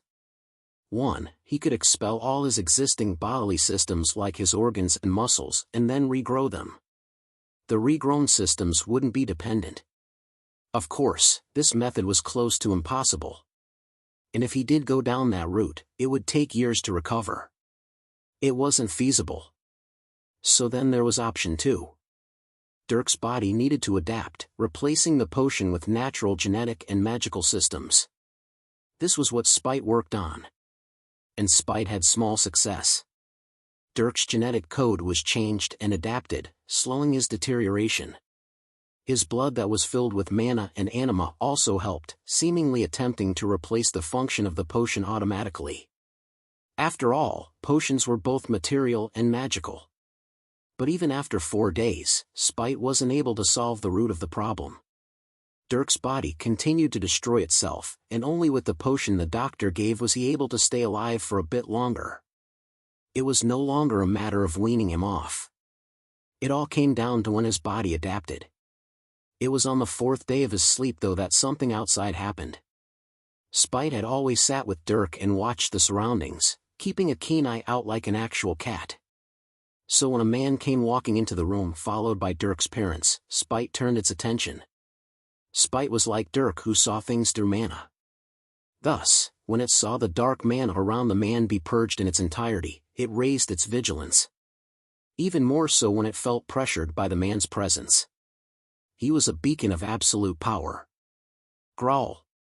Spite couldn't help but let out threatening sounds as the man approached Dirk's bedside. Cecilia saw this and stepped forward. Black Cat, this is the Emperor, an ally. Isn't this interesting? The Emperor, the man with the overpowering presence, mumbled as he looked at Spite. Spite looked back with its golden eyes as if telling him to keep distance. The Emperor ignored the cat though as he quickly shifted his gaze to Dirk. He wanted to see this child who now turned out to be another harbinger. When he looked at Dirk's body though, he got a glimpse of what was happening inside of him. Nobody knew how powerful the Emperor was, but it was generally agreed upon that he was the strongest existence in the Empire, and one of the strongest in the world. He could easily see Dirk's entire situation with but a mere glance. Of course, it was rude to probe a person's body with magic, but when the Emperor saw what was happening, he couldn't help but look deeper. Your son is continuously dying. Sorry? Cecilia's eyes widened at his words, her worry suddenly surging. His body is destroying itself. Without that potion, he can't live. He's fully dependent on it. If left alone, he would need a constant potion stream for the rest of his life. What? But it seems like he's doing something about it, as impossible as that sounds. The Emperor leaned over as his deep voice shook Cecilia's ears. She stood back. Unlike most people, Cecilia knew that the Emperor was someone who wielded the fire and light elements. Fire was his primary specialization, but he was absolutely powerful with the light element as well. That meant he likely knew how to heal, and he could help Dirk. After a while, the Emperor smiled. He looked at Spite who still maintained its vigilant gaze. Hard at work? This should lighten your load. Do make use of this opportunity. The Emperor put out his hand. And it was a red pearl. Cecilia was surprised. That's a bit of condensed bone marrow from an unknown anima-type monster that I was given. If used in alchemy, it would be a great ingredient for healing potions. Normally nobody would have much use for it by itself. But this case is special, isn't it? The Emperor moved his hand to Spite. The cat looked at the red pearl, then back at the Emperor. Standing, it grabbed the pearl with its mouth before walking to Dirk and dropping it in his. Dirk swallowed the pearl unconsciously. Nothing immediately happened after that, but the Emperor knew the changes that were going to come about. He nodded to Spite. That wasn't all though. The Emperor grabbed Dirk's arm seeing how Spite was a bit less vigilant. He looked at the metal tattoo and the large number 8. This will be easy to take care of. Right as he said that, he pointed one of his fingers at the tattoo. A sharp flame ignited on the tip, and he lowered it to the metal. Under that fire, the tattoo just burned away. The Emperor traced all the metal before getting rid of the large number 8. Raw skin was left behind where the tattoo was, but it immediately healed when he used some light magic. All traces were gone. Good. As for this. Finally, the Emperor frowned. He looked at Dirk's eyes. The cloth had long been removed, exposing the cursed cracks underneath. Can you restore his vision? I don't know. The Emperor mumbled unsurely at Cecilia's question, touching the cracks. A strand of light came out of his fingers, seeking to purify the dark curse. Right when the light touched the cracks though, the Emperor pulled back. Dirk's body also momentarily shivered, blood seeping from his eyes. Damn you, Azura. What happened? The curse is almost linked to his life. It ingrained itself deep, only stopping before being engraved into his soul. My power is enough to erase the curse, but Dirk isn't strong enough to survive the backlash. As of right now, he's stuck with it. At the very least, it doesn't go beyond blinding him. It seems like Azura isn't stupid enough to ruin a harbinger over a bit of frustration. The Emperor backed away while Cecilia clenched her fists. Well, your son will be fine, regardless. Thank you, Emperor. Cecilia bowed a bit, as did Riker. Although Dirk wouldn't get back his vision, he was going to live. That's all they cared about. The Emperor turned back to them. On another note, your son is a bit special. Rest assured, once he recovers, he'll be able to go back to things like normal. Azura won't try anything, so even if he's alone, there won't be any lingering threats. And, here's something that belongs to him. The Emperor brought up his hand again. And it were 2 books. They were Dirk's 2 training manuals. I got them while going through the mountain, along with a few other books. Tell Dirk that, although I know it's not entirely his fault, he shouldn't withhold original magic texts. Original texts? My son has never even seen one. Due to the whimsy of a certain someone, he actually has.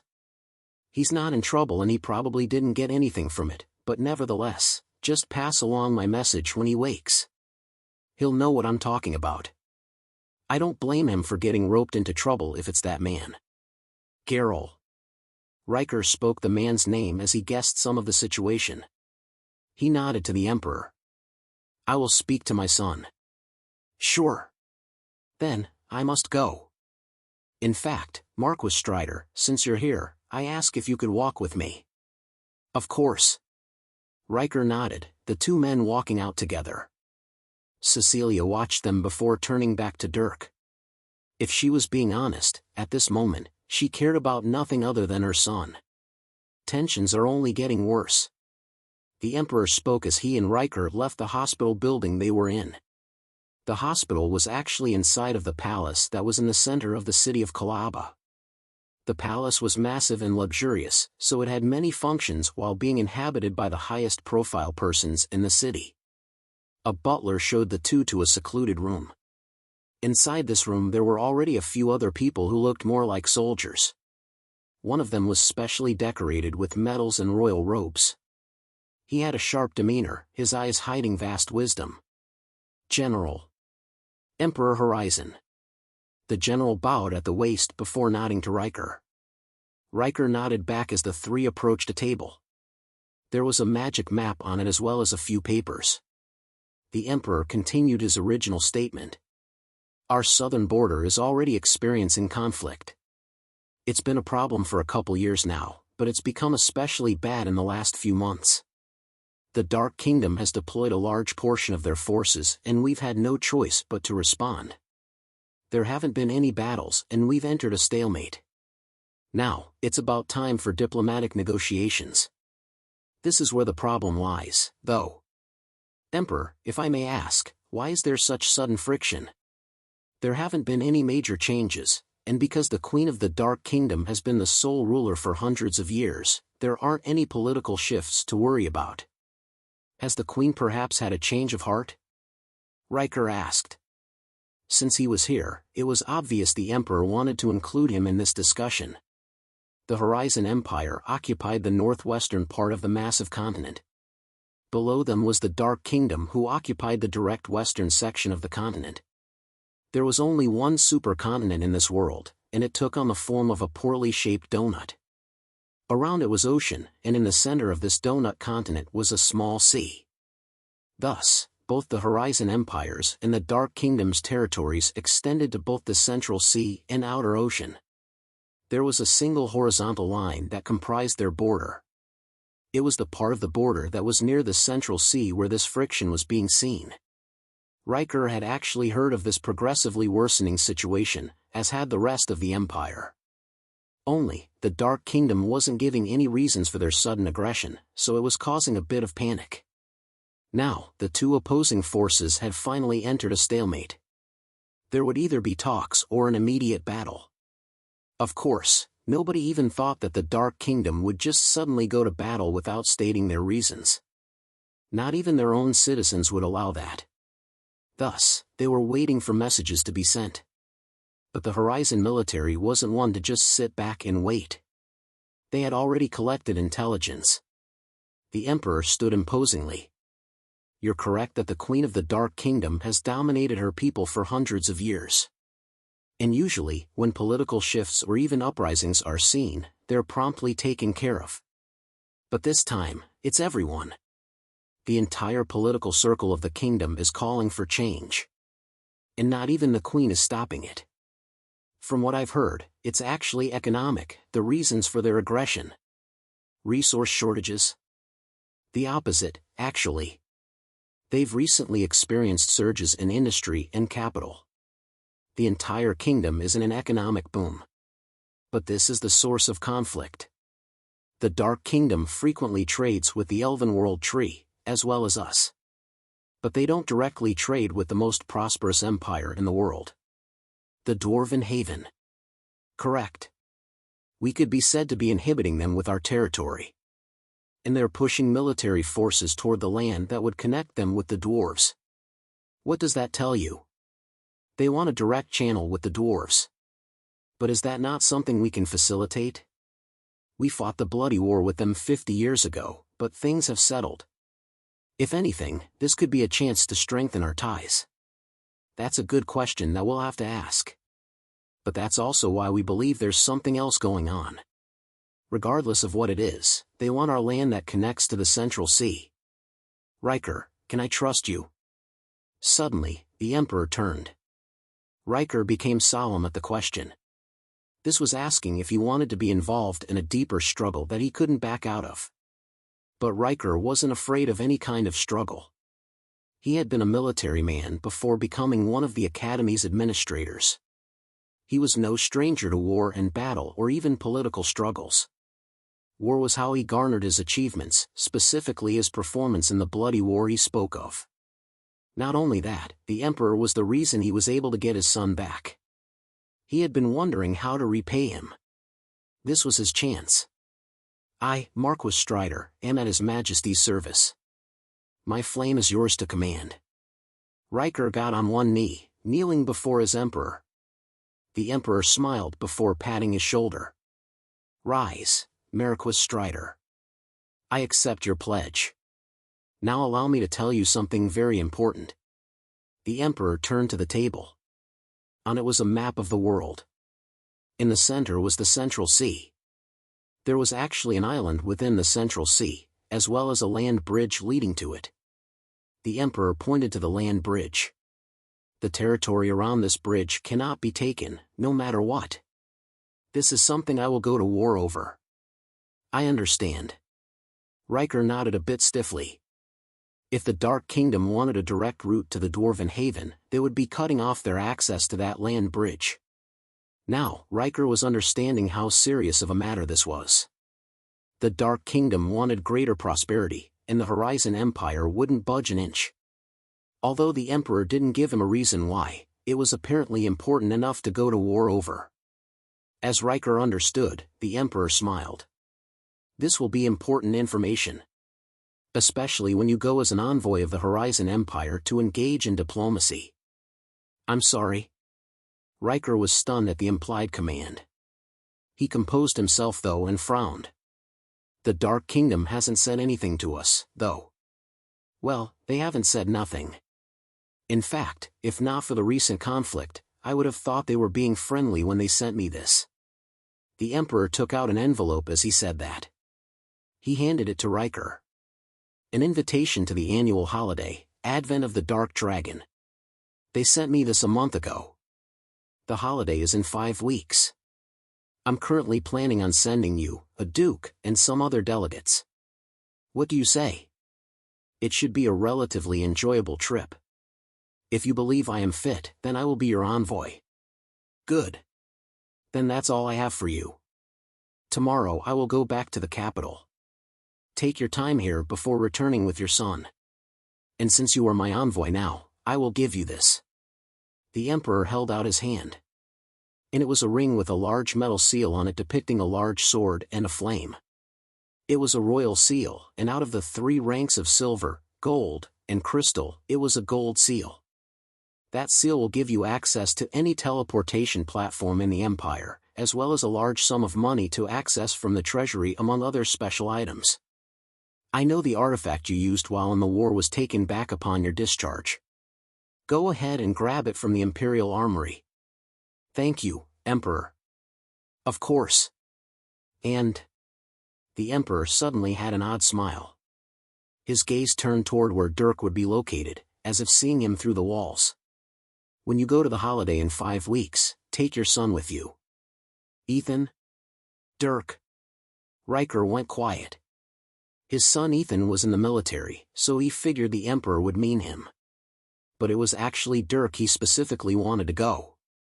This caused Riker to frown though. With everything that had happened, did he want to even remotely involve his son in this? I'll think about it. Of course, but know that I'm insisting this to some extent. Anyway, I'll need to speak to the city governor. He's been itching to have a dinner.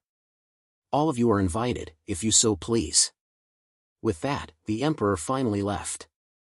Riker was left pondering the future, brooding over the Emperor's suggestion. Chapter 100, Restoration/Project. It was 3 days after Dirk was given the condensed bone marrow from the Emperor. At this moment, nobody was in the room with Dirk. He had yet to wake up. But suddenly, he started coughing.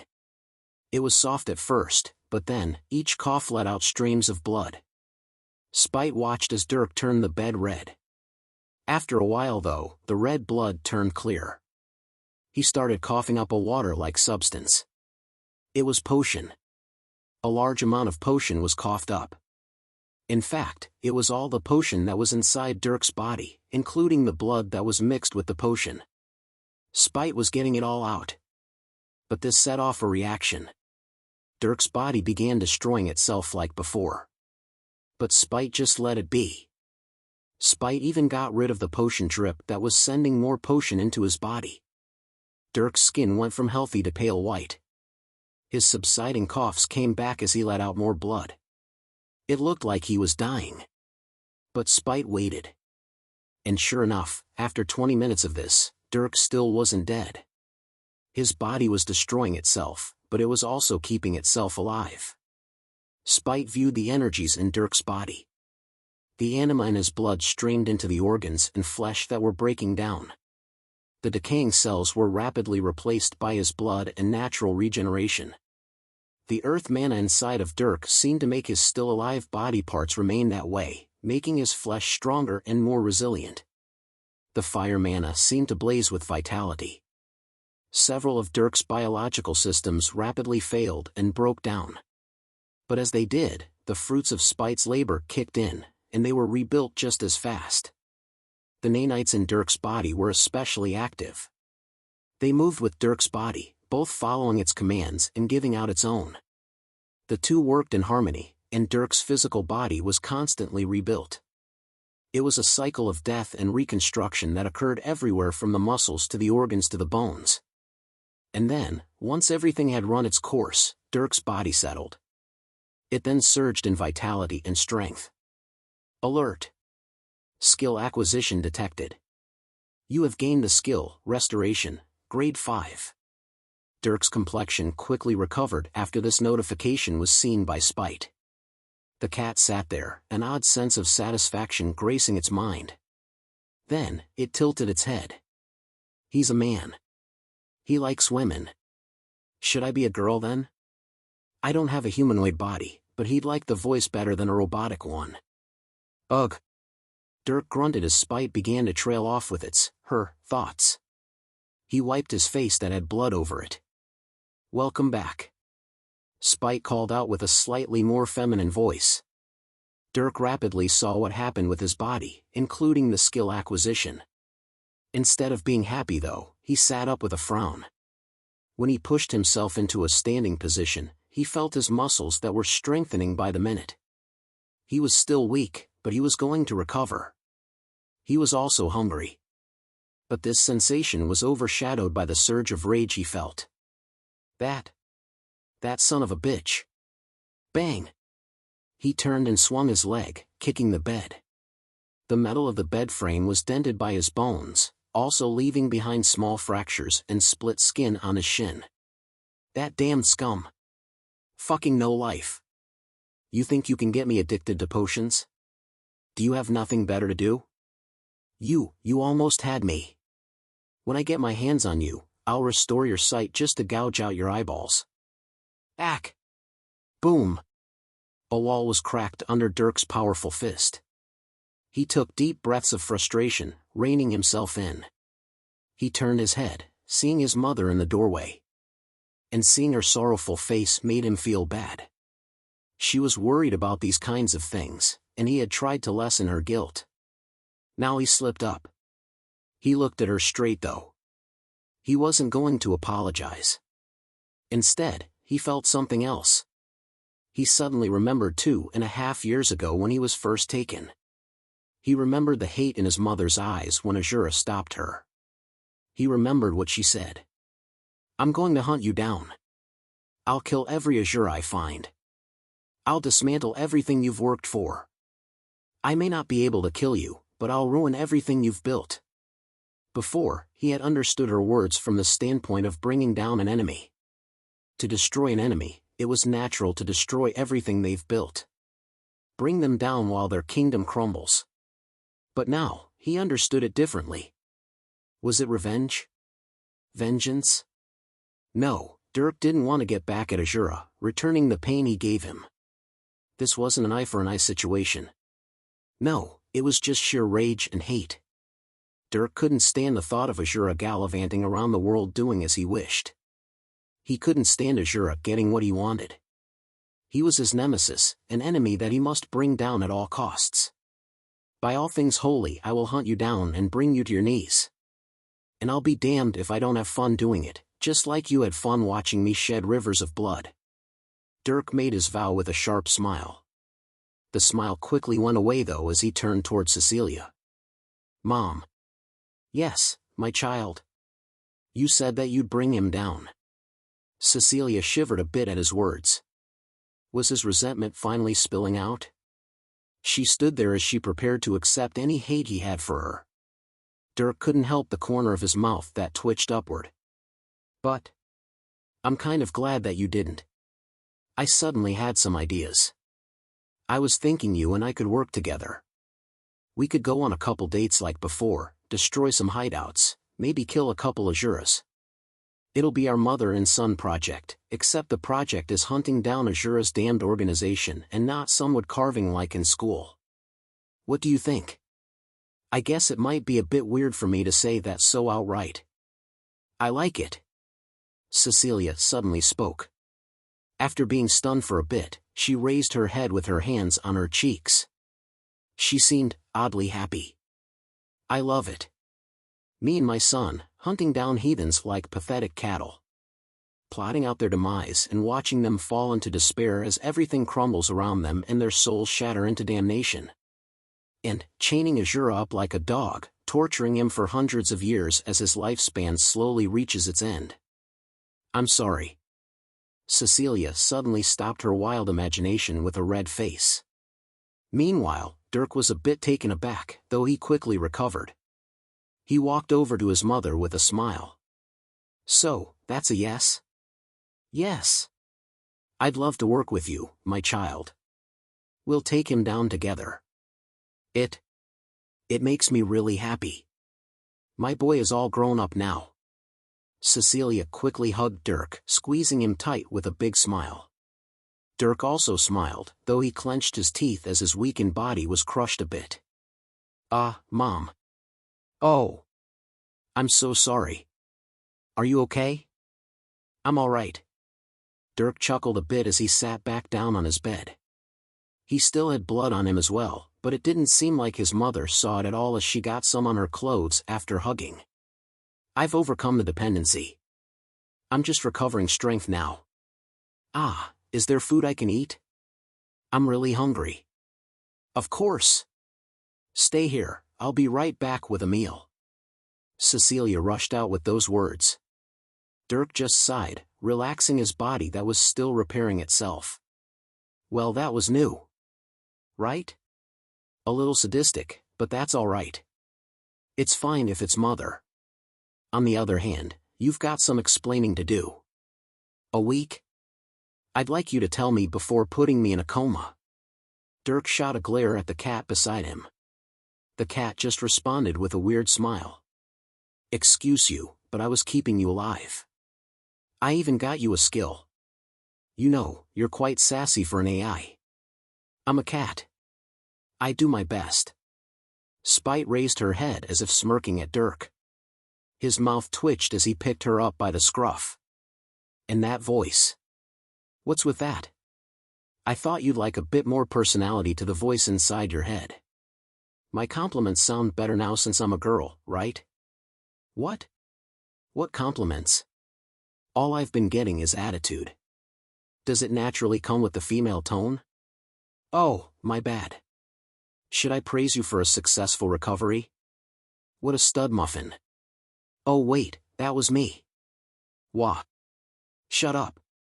After a bit of bickering with the cat, Cecilia came back with a large platter. Dirk dropped Spite before digging in. The food that fell into his stomach was digested as if lit on fire. Cecilia made sure to bring many large servings, and it was the highest quality food in the city. Dirk felt tears come to his eyes as he ate the unfathomably delicious food. He swore never to eat slop again. Nutrients were infused into his body along with rich sources of mana. Dirk could feel his body recover as it happened. His muscles grew, his bones hardened, his organs were vitalized. Everything that had been breaking down was brought back to its peak shape. It wasn't long before Dirk got the strength to fight again. Even Cecilia was startled by his sudden changes. That was when he told her. I got a skill. It's called Restoration, and it's grade 5. Ah, skill? Yes. How? She was shocked at his words. Dirk was only 16, and he had already gotten a skill. Since when were skills so easy to get? Dirk shrugged. I just got it while recovering. Spite told me about the bone marrow the Emperor gave me, so I think that was it. Spite? The cat. Spite walked over at that moment. Cecilia nodded in understanding, but quickly became curious. So you two can talk? We can. Oh. Well, hello. Hello. Spite nodded her head at Cecilia's surprise. She heard a feminine voice, becoming even more curious about the nature of the cat. Dirk spoke while eating. Anyway, I got that skill. I also have 2 others. Both are grade 5. There's a technique called Mana Lungs and my Mana Heart technique. I got a skill after reaching tier 3 and perfecting its usage. Now I breath in mana passively. I see that. Cecilia nodded. She was powerful and naturally sensed Dirk's effects on the surrounding mana. The second skill is called Mana Resonance. I got it while learning to enchant. Wait, resonance? Cecilia suddenly became hasty, activating magic and creating an isolation barrier around them. Dirk perked up as noodles fell from his mouth. Dirk, sweetie. Just a little advice, but never speak of that skill to anyone. Why? While in enchanting class, they probably called the ability to enchant a gift, right? Yes. His brow raised, despite not being able to use his eyes. Cecilia shot him a weird smile. Well, it's not. Truth is, the industry is heavily controlled and monopolized. They will come after you if you're found to know the truth about enchanting. While it isn't some revolutionary secret to know, the world's economy could shift if the knowledge were widespread. Although nothing will happen to you with me around, I'll still advise you to just keep that skill a secret. Okay? Dirk was a bit confused. He had inferred that details about enchanting were being hidden, but he didn't realize it was such a big deal. Still, some people would do anything for money and control, so he understood to just keep a tight lip. Not that he would go speaking his skills to any random stranger anyway. Nonetheless, I'm very happy that you've trusted me enough to tell me. And very proud that you got those skills. Such a talented child. Cecilia rubbed his head with a happy smile. Dirk just smiled as he continued eating food. She watched Dirk eat a bit, also taking little bites herself here and there. Once he was full, he looked noticeably healthier. She nodded at that. I guess if you're healthy, we can head back to the capital soon. Your father has already returned for some work. As for you, once we get back, you should work on your mana technique. I can also take you out for some excursions. I've already hit most of them, but there are still remnant Azura groups that remain in the capital. All right. Only if you're okay with it. Cecilia's voice quieted a bit. Dirk, I know what you went through was horrible. It's a hell I wish you were never put through. But the things they taught you, they can be used. The lethal magic, the movement techniques, the knowledge, the protocol. Azura wanted to turn you into a harbinger. You'll begin to learn what that means later, but what you were taught was truly specialized stuff. We're here now, and if you're ready, we can move to turn the abilities Azura gave you against him. If you're ready to spill blood and massacre the hundreds and thousands under Azura, then I'll support you. But only if you're ready. You're not going to be forced to do anything. It's okay, Mom. Dirk quickly replied to his mother's worry. He smiled with no amount of hesitation or conflict. Azura doesn't deserve the goodness of my conscience. I've already killed some of his men. I was more happy than anything else then. So I plan on enjoying our work. And it'll be fun to enjoy it with you, Mom. I'm the luckiest mother in the world. Cecilia sniffled a bit as she fanned her face in happiness. Dirk chuckled a bit awkwardly. Was there another mother in this world that encouraged the coordinated massacre of assassins? Probably not. He thought he was lucky though. I'm the luckiest child in the world. Dirk and his mother took another day to explore the city of Kalaba, going on their own date. While doing so, Cecilia happily told him about the recent news she heard from her husband. The border friction, the Dark Kingdom, the potential outbreak of war, and the upcoming holiday that the Emperor suggested Dirk go to. Dirk was a bit surprised by all this information that was likely confidential. Other than that, she went on and on about the things that Dirk missed over the last couple of years. Ava was now a fourth year at the academy, and her power had grown greatly under Cecilia's tutelage. She constantly went on dungeon dives, sharpening her combat skill. Her skill in alchemy also increased, now being one of the top junior alchemists in the academy. And from Cecilia's words, she had grown quite a bit just like Dirk, turning into a very fine young woman. Cecilia couldn't help but snicker a bit as Dirk got a bit restless over her mention. Alec had also gotten famous. In his age group, he was one of the strongest and most valiant fighters. He had formed a powerful group for dungeon diving, one that included Ava. He was also known for taking on jobs that included hunting down bandits and guarding caravans, becoming a reputable defense force. It was said that he'd be joining the military soon. Other than that, there wasn't much that Dirk had missed. Cecilia also mentioned Tobastin, who had become worried after Dirk disappeared, as well as Geralt, who disappeared not long after Dirk did. Geralt's whereabouts were unknown, a sentence that gave Dirk an odd feeling of fear. Dirk and his mother took in all the sights and pleasures the city had to offer. Food, drink, gambling, music, and shows. There seemed to be everything in this city. If it were a bit more modernized, Dirk would think he was walking through a city on Earth.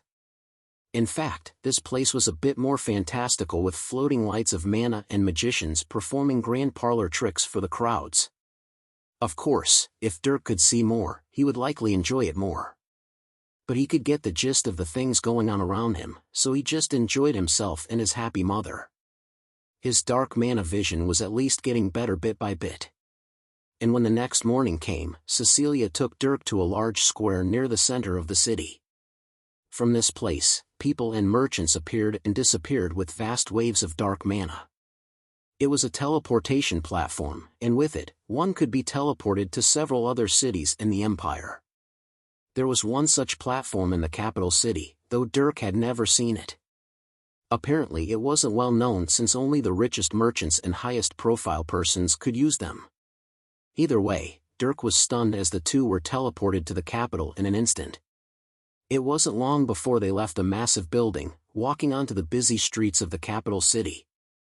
Waiting for them was Riker. "Hello, Dad." "Dirk. It's good to see you, kid."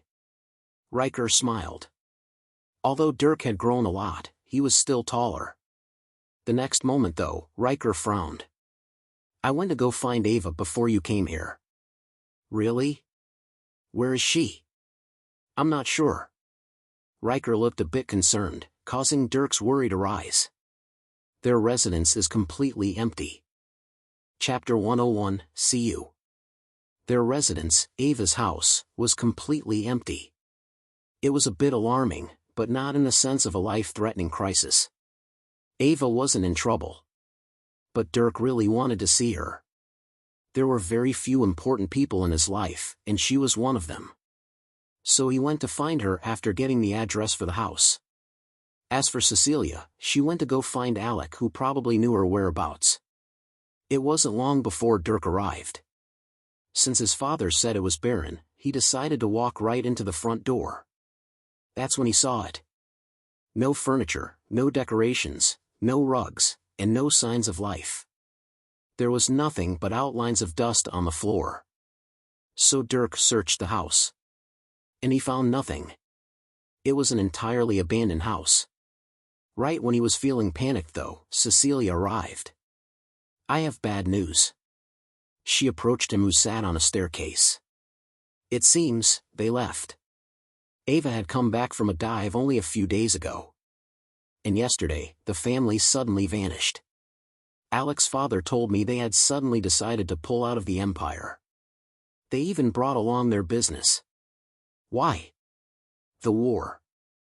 The entire Empire has been worried about the tensions between us and the Dark Kingdom. It's gotten really bad recently. After all, our troops are practically lined up to fight. And, the last time a war broke out, it didn't end well for anyone. Dirk was silent. He understood how devastating a war could be. But it wasn't like Ava was in the military. As far as he knew, her father was just a businessman. But it seemed like there was more to the situation if he left at the signs of battle. So where are they? There's only one place they can be. They're taking a route to go east, which means they want to pass underneath the Dwarven Empire. Since they're hybrids, they're likely heading to the Unity Empire. How fast? If it's a full-scale migration, then even though the wagons might be fast, the logistics ensures it won't be. They've been traveling for 14 hours. Come with me. Cecilia suddenly waved after giving him the details. Dirk looked at her before standing and following. They headed toward a certain corner of the capital. Here, there was a military installation. Cecilia walked right in, and nobody stopped her. "You've never actually learned how to ride a horse, have you?" "I have some idea. I'm sure you could learn on the fly either way." As she said that, the two walked into a stable. Inside were long rows of horses of all sizes and colors. Some looked almost like unicorns, while others swirled with large amounts of mana. Cecilia stopped at one of them. It was an all-black horse whose glossy hair emitted a black fog. Dirk could feel the dark element from it. "I've been using this horse recently. He moves faster than you think, so you'll need to stress yourself to use his full speed. That also means he'll get you to where you need to go quickly. He can also hide well, and you don't need to worry about losing him. He'll follow you. Anyway, take it. Now? The longer you wait, the farther she gets." Cecilia smiled at him. Dirk scratched his head before looking at the horse.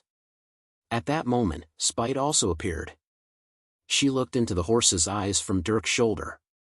The horse seemed a little distressed at Spite's appearance, but bowed its head. Spite walked onto it from the nose until it sat on its back. "Good horse." She seemed smug, to which Dirk smirked. He then jumped onto the saddle. "Don't be gone too long, or I'll worry." "I won't. Go." "Nay." The horse let out an energetic sound at Dirk's command. Like that, he walked out of the stable and toward an exit not far from the military installation. Cecilia watched as he and the horse rode off into the distance as if flying. A trail of black fog was left behind. "Damn, you're fast," Dirk shouted a bit excitedly. The horse flew down a rough road at the top speed of some cars. Dirk's man of vision was stressed as he kept up with the changes in the surroundings. Luckily, the horse also knew how to steer itself and not blindly run into a tree. 148 miles per hour. Best part was, the horse didn't stop. Dirk had ridden this thing for 3 hours already, and it never even slowed down. It didn't even look tired. Dirk was getting tired faster, in fact. And he was happy about that. Because a bit before the 4th hour, when the sun was high in the sky, Dirk saw it. A massive caravan taking up nearly the entire road. Each of the wagons was 5 meters tall and up to 20 meters long. Guards sat on top of and within each wagon, and there were some riding horses all around it. It was a full escort force, a necessity with the quantity and quality of the cargo that was being moved. Dirk slowed down upon seeing the caravan. Both he and the horse activated their stealth abilities, and they remained hidden. Then, Dirk steered the horse into the forest beside the moving caravan. The caravan itself was moving surprisingly fast. They were going the speed of cars, around 60 miles an hour despite the rough road. It looked like they had suspension and special wheels though, enabling them to move so fast. If Dirk used his full strength and some magic, he might be able to move with the caravan. But the horse was a much more suitable option, a powerful animal that could go the speed of a sports car for hours on end. Unfortunately, because of the guards everywhere and how fast they were moving, Dirk wasn't able to find a way onto any one of the wagons. He didn't even know which one Ava was in, or if she was alone. So he waited. Dirk tailed them for several more hours. When the sun began to set, the carriages slowed down. Dirk watched as they stopped and set up camp. He also stopped, watching them nearby. Some guards remained as sentries, but he could deal with that. He kept his eye out. But Ava never showed. Dirk didn't get hasty though. He waited some more, and when the large group began making dinner outside, Dirk heard what he wanted. "Ava, we've made dinner." "Not interested." "All right." Ava's father closed the door of a carriage after being grumbled at. Dirk felt his heart beat a little harder when he heard that voice. He walked around to that carriage. Looking at the wall, he saw a large window. It was closed, but Dirk didn't worry about that. Seeing as there weren't any sentries around and nobody within the window's line of sight, Dirk reached up. Using a bit of elemental sonar, Dirk found the lock of the window and used earth magic to move it. It clicked, and he quickly opened the window and slipped in. "Who dash? SHH. Dirk immediately rushed at the young woman he saw, placing his hand over her mouth. She struggled, but when the two looked at each other, both froze. Dirk slowly removed his hand as Ava's eyes went wide. Although he couldn't see, he could make out Ava's figure from the earth and fire mana. She was taller, though a head shorter than him. This height was compensated for a bit by her antlers that had grown upward a bit and backward. It was forming into something like a crown, and she looked a bit majestic with it. Thankfully, it wasn't obnoxiously tall like her father's, only rising an inch or so above her head. Then, he could see her soft face. Her shapely curves. The long brown hair. And because his sense of smell was heightened due to the blindness, he could smell the natural aroma she emitted. It felt familiar despite so long having passed. I've never wanted my sight back more than now. Dirk cursed inwardly, stressing his dark mana vision to make out vague images of her. Still, even with the obscurity, his mother was correct. She was a very fine young woman. Dirk? Ava was also looking at him. Dirk had a cloth over his eyes, so she couldn't see the cursed cracks. but she could see his toned body underneath his casual clothes, along with the mature, sharp face. He looked so different yet familiar. Most of all, she couldn't mistake that aura. And the smell. "Hi, Ava. You've changed." "Why yeah. Dirk, what are you doing here?" "I should be asking that. I just got back, and you're trying to run away?" "I'm a little hurt." "You?" Ava was surprised at his tease, and she smiled when he did. "You're such an ass. You were the one who was gone. I had to dungeon dive with Alec. Do you know how much slack I had to pull while you were gone? Are you telling me you couldn't complete jobs alone? I thought you had the skills." "Ugh, shut up. When you were gone I wanted to get stronger. I was worried that when you came back, I wouldn't be able to beat you. I wanted to get stronger than that woman who took you. I thought maybe I could go and hunt you down then." Ava spoke through the tears that dripped down her cheeks, constantly wiping them away. Dirk went and hugged her, stroking her back in comfort. "It's good to see you too, Ava. Hey, I'll have you know that I haven't cried in 2 months. You tell your mother that so she can stop calling me a crybaby. You're crying right now."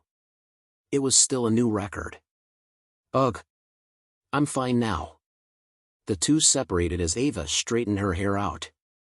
She then looked at him with a side eye before sitting on a nearby couch. "So you want to tell me what your family is migrating for?" Dirk sat down beside her. At first the two were separate, but after he smiled and waved, Ava laid against his chest. "My father wants to escape the upcoming war. So I've surmised. But that doesn't seem like enough. There hasn't actually been an official declaration.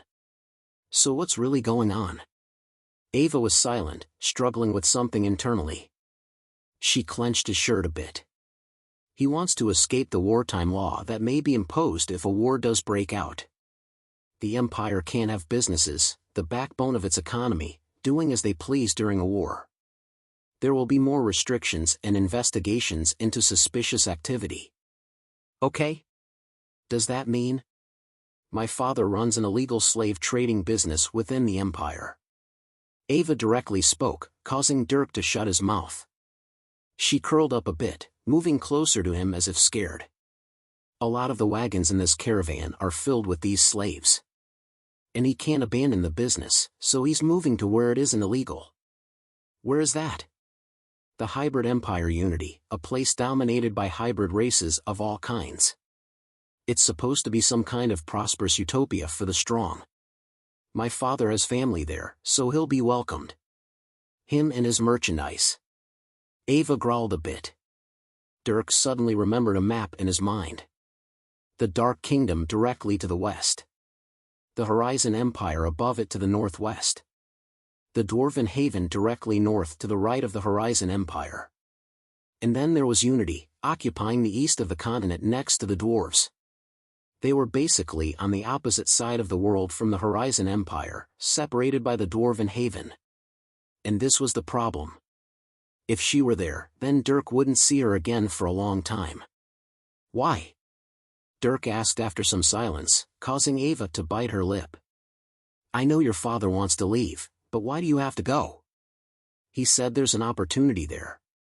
Hybrids have special inherent abilities and have something called bloodlines. These bloodlines can be awakened when one hits a certain level of power. He wants me to do so when I reach that level of power." "Is that it? You can get as strong as you want even without some bloodline. So why? You could stay with us. You have friends here. So why?" They're my family." Ava sat up suddenly, startling Dirk. "It's my mom and dad. My dad's a heinous bastard in the Empire, but he's just a businessman in Unity. I don't like what he does, but at least he doesn't have to hide so much there. And my mom had been there for me all my life. I can't. I've never been without them. I can't just leave. Both of them want me with them, and Unity is supposed to be my home anyway. We're out of place in the Horizon Empire, even though it still has a lot of hybrids. I just can't dash. I understand. Dirk interrupted, grabbing her hand. If he understood anything, it was the love for one's parents. Dirk wouldn't be able to separate from his parents in such a situation. So he wouldn't ask her to. It's all right. You deserve to be with your parents.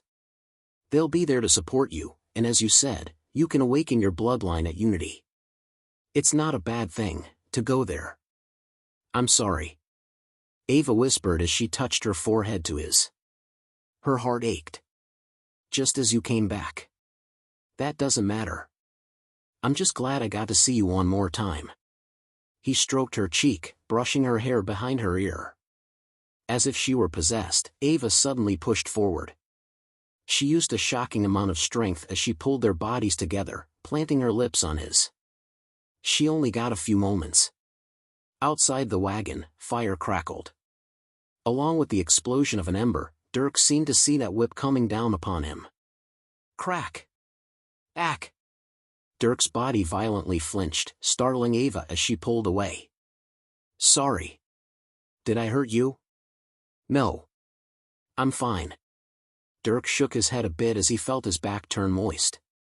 Using elemental sonar, he saw the small bonfire that was set up outside.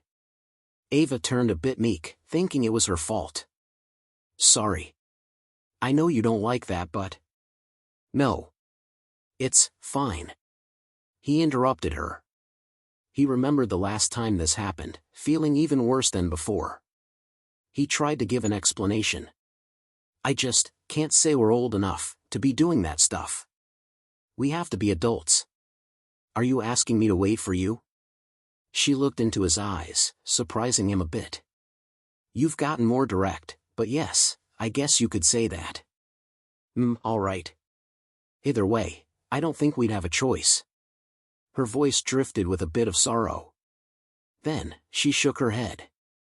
She turned her attention to the strip of cloth over his eyes, seeking another topic of discussion. She reached for it. What is this, anyway? Are you doing some kind of training?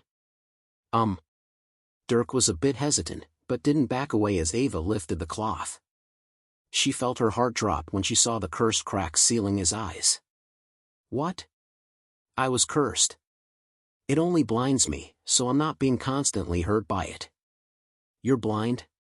Those bastards blinded you? Ava shivered a bit in rage. Blinding someone effectively disabled them. A blind man couldn't fight and couldn't live out a normal life. Vision was absolutely one of the most important tools to every being in the world. And losing it meant so much more than just not seeing anything. Ava couldn't believe that Dirk was actually blind. It's not as bad as you think.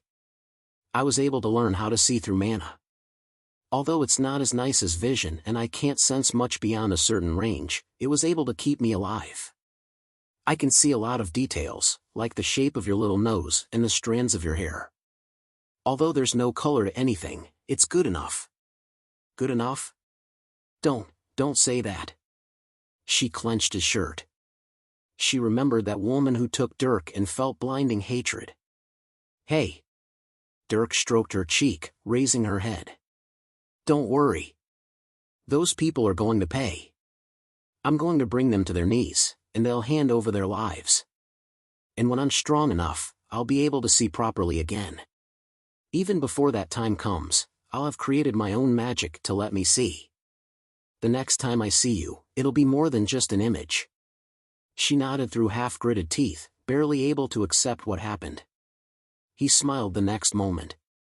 And hey, I'm not any weaker. I'm actually quite a bit stronger. I think I can still beat you. These words seemed to perk Ava's competitive spirit. Washing away her hatred, she lifted her head with a smirk. Beat me? I'm almost tier 5, thank you very much. I'm also in the middle of rank 4. What about you? Still at the low end of tier 3. And I just got to rank 4. So it would be an even match then. Ugh, that's some arrogance. If you weren't so hot I'd say it doesn't suit you. Still, looks won't work on me, pretty boy. Ava pushed closer with a snarky grin, causing Dirk to chuckle. Hoo-hoo, well, I do have a trump card. I'm not sure you could handle it. What is it? Another layer of abs? Even better. It's a cat. Huh. Ava jerked back a bit as a tail suddenly brushed past her face. There was a cat beside them, and she looked at its large golden eyes. Cat? You know what a stigma is? This is mine. Oh. It's cute. The people who died while looking at me would think otherwise. And it talks? Ava was surprised as she heard a voice. Spite laid down next to them, getting comfortable. Don't mind me. Cats spend their entire lives sleeping, right? I guess I'll start now. Spite lowered her head as she said that, curling into a small ball. Ava gasped a bit at the cuteness. After that, Dirk and Ava spent a bit more time together. Since everyone was eating, and Ava had shown herself to be in a bad mood, nobody disturbed the wagon for a while. This gave them some much appreciated space. And for that short amount of time, they talked and cuddled their hearts out. They ignored what they knew would come. They focused on the moment. And then, there was a knock. Ava, sweetie? Are you sure you don't want a bite? Dinner will be over soon. It was Ava's mother. The two who had been laying on each other quickly got up. Ava bit her lip. I'll be out in a minute. All right. We have a plate for you. With that, the mother walked away. Ava's head hung as she felt her chest tighten. We're going to see each other again. Dirk eventually spoke. It was a vow and a promise. Ava nodded, lifting her head and clearing away bad thoughts. Yes, we will. I'm gonna get stronger. You're not gonna catch up to me. We'll see. And, maybe I should be the one to visit in the future. I haven't seen any other empires besides Horizon. I'd like to travel. How long? I mean, until you think about it. She got excited before stifling it in expectation. Dirk rubbed his chin with a cheeky grin. I think I'll give it a while. If I don't give you enough time to advance, I'll be too powerful for you to handle. Ugh, you're such a jerk. She snarled a bit before leaning forward. Dirk responded, and the two enjoyed one long moment in each other's arms. They separated when there was another knock on the door. Leaving a peck on her forehead, the most he was willing to do, Dirk turned and climbed back through the window. He hung a bit on its ledge, the two looking at each other through it. See you. He smiled before dropping, disappearing from view. Ava shook her head as she sniffled a bit. That's so not funny. Chapter 102, Usurp. Dirk returned while the capital city was shrouded by night. He wasn't in the best mood, but he decided to be satisfied with seeing Ava once before she left. Upon arriving, he rode his horse back into the stable. Cecilia was there waiting for him. She saw that he didn't look happy, but it was good that he wasn't that angry either. I'm sorry, honey. It's fine. She wants her family. I'm not going to insist otherwise. It's not easy, but there's always the future. Cecilia rubbed his back as she spoke lovingly. When her hand touched his exposed neck though, she stopped. What happened? She asked worriedly as she looked at her fingers. There was a hint of blood on them. Dirk hesitated a bit before taking off his shirt. Cecilia looked at his back, which had the remnant scarring of whipping. There were over 50 different discolored lacerations that marred his skin. But, you healed. The caravan made a bonfire. Dirk turned, bundling up his shirt. An ember exploded. I heard the whip. When I left, I found blood on my back. The wounds just appeared. Phantom scars. Cecilia spoke with mean eyes. It's pain that you feel when something triggers a trauma. But it should be nothing more than pain. Because you remember the trauma so vividly and the pain feels real, your body effectively recreates the event. It's not voluntary. But why? I'm not afraid of some lousy piece of string. You underestimate what actually happened to you, my child. Cecilia walked around Dirk, tracing the scars on his back with gritted teeth. The whip they used. It destroys your mind. At some point, your body becomes able to handle any pain you throw at it. But, the mind is greater than the body. It can handle more. It has more capacity for pain. Those whips, starting at 7, no longer harm just your body but your mind. The level 10 whip is capable of destroying a person's mind, killing them while only wounding their body. It's an advanced curse magic. Dirk, your scars run deeper than your flesh. I'm just glad that you were able to survive what you did. She hugged him from behind, disregarding the dried blood on his skin. Dirk scowled inwardly.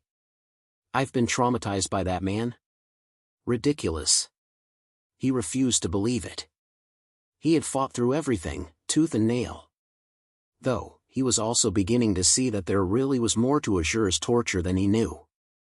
First the potion withdrawals, and now the mental scarring. What more did that snake do to him? It pissed him off that something had slipped through his defenses. Oh well. Dirk eventually sighed.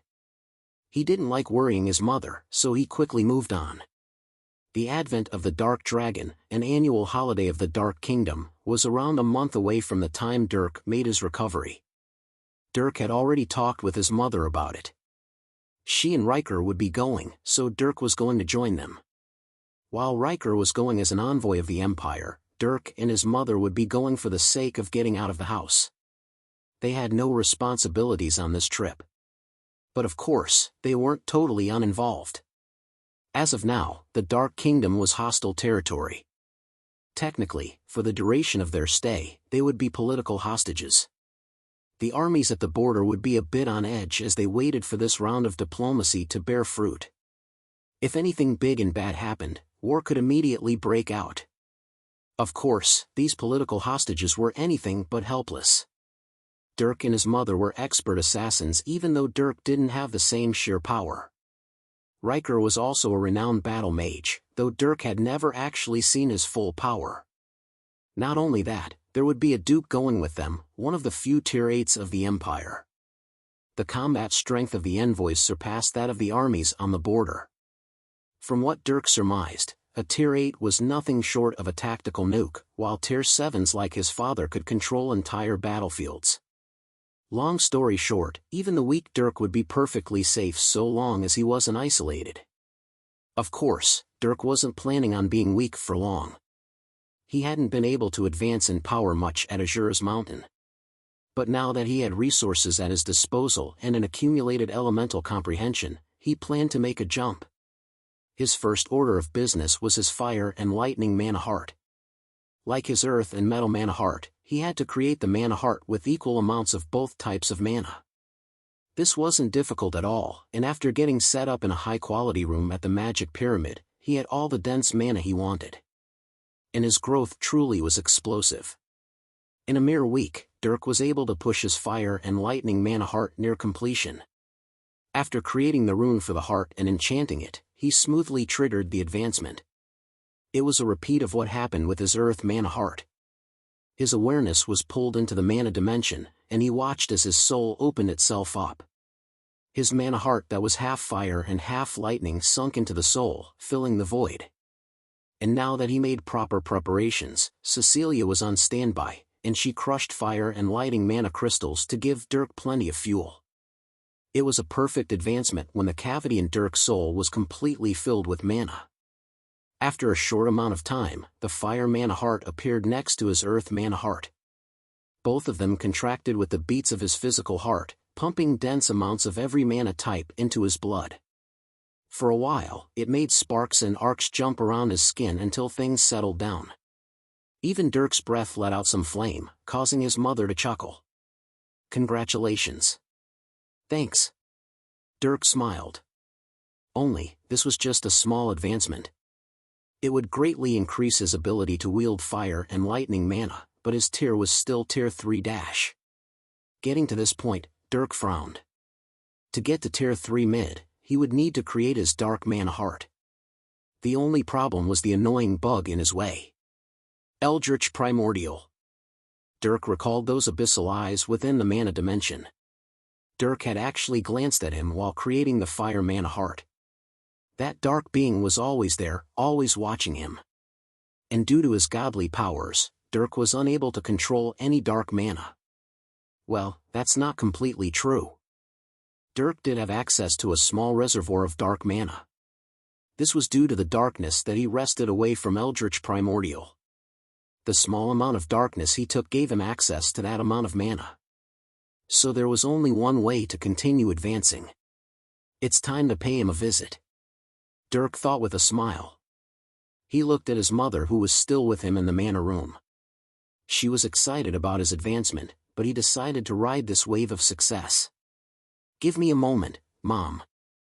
Saying that, Dirk closed his eyes. He concentrated, and he looked to the door to the mana dimension. Normally it was sealed tight, but due to the advancement, it was still open. Dirk pushed through, and his awareness returned to his soul. Dirk smiled as he saw the ocean of mana around him. Then, he looked down at those dark eyes. "How's it going, Eldritch? Remember that full course meal I promised to take? You dare step into Death's domain?" The dark being below screeched a bit in rage.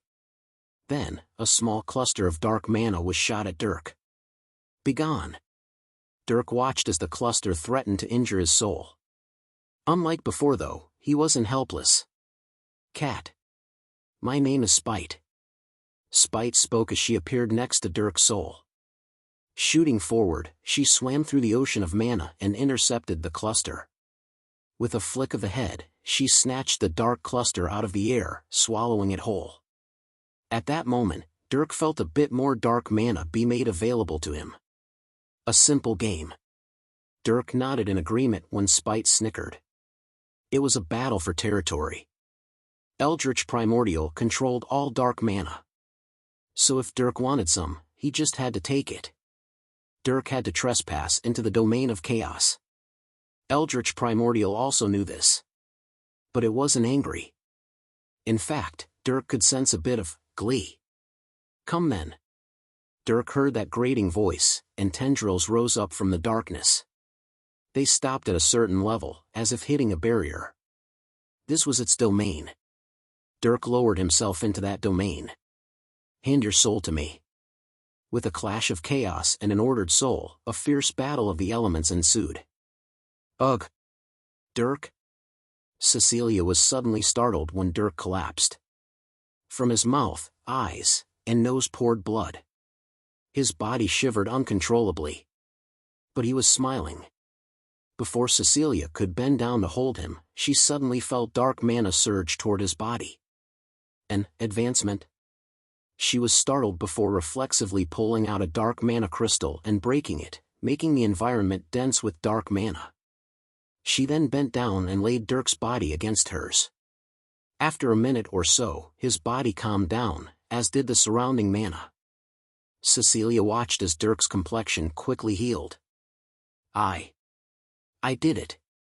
Dirk chuckled before his head went limp. Cecilia was worriedly confused as he fell asleep. At the same time, in the mana dimension, Eldritch Primordial was livid. Dirk had taken a lot of ground for himself. It was a grand battle between Dirk and dark mana, taking all kinds of shapes and forms. Dirk not only had to defend, but usurp the dark mana for himself. It took a ton of energy to do this, and compared to the vastness of what Eldritch Primordial controlled, his effects were minuscule. But nonetheless, Dirk had carved out a domain of his own.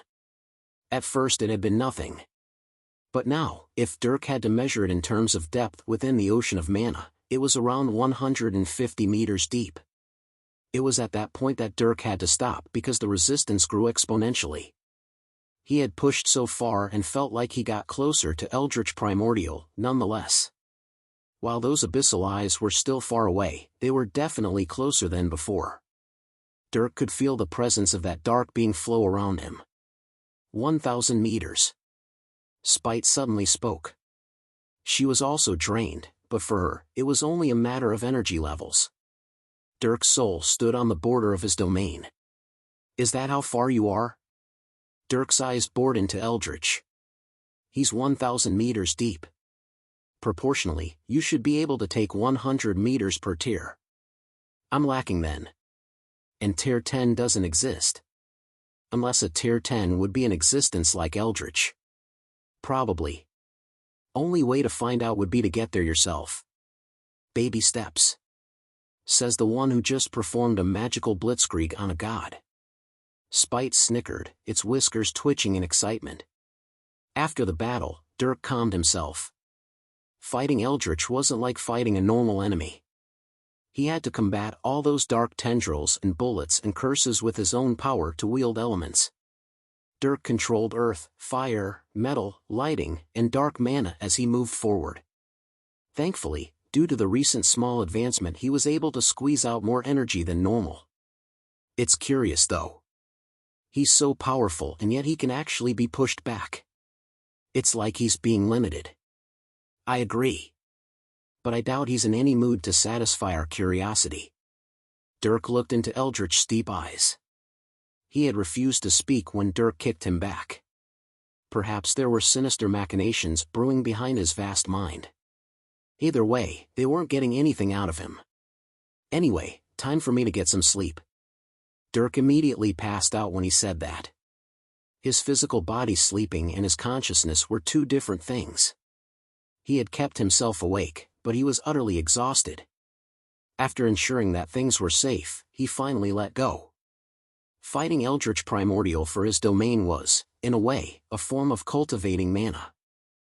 It was much different than gradually increasing the density of his mana heart. Dirk's other elements didn't have anything like domains to invade and take. So Dirk needed to gather it himself and accumulate normally. But when he encroached on Eldritch Primordial's domain, the dark mana he took was immediately handed to him. There was no need to accumulate. The dark mana was now in absolute control of his soul to do whatever he wanted with. This was his domain. So when Dirk had taken a large enough domain, he realized that he was immediately able to create his dark mana heart.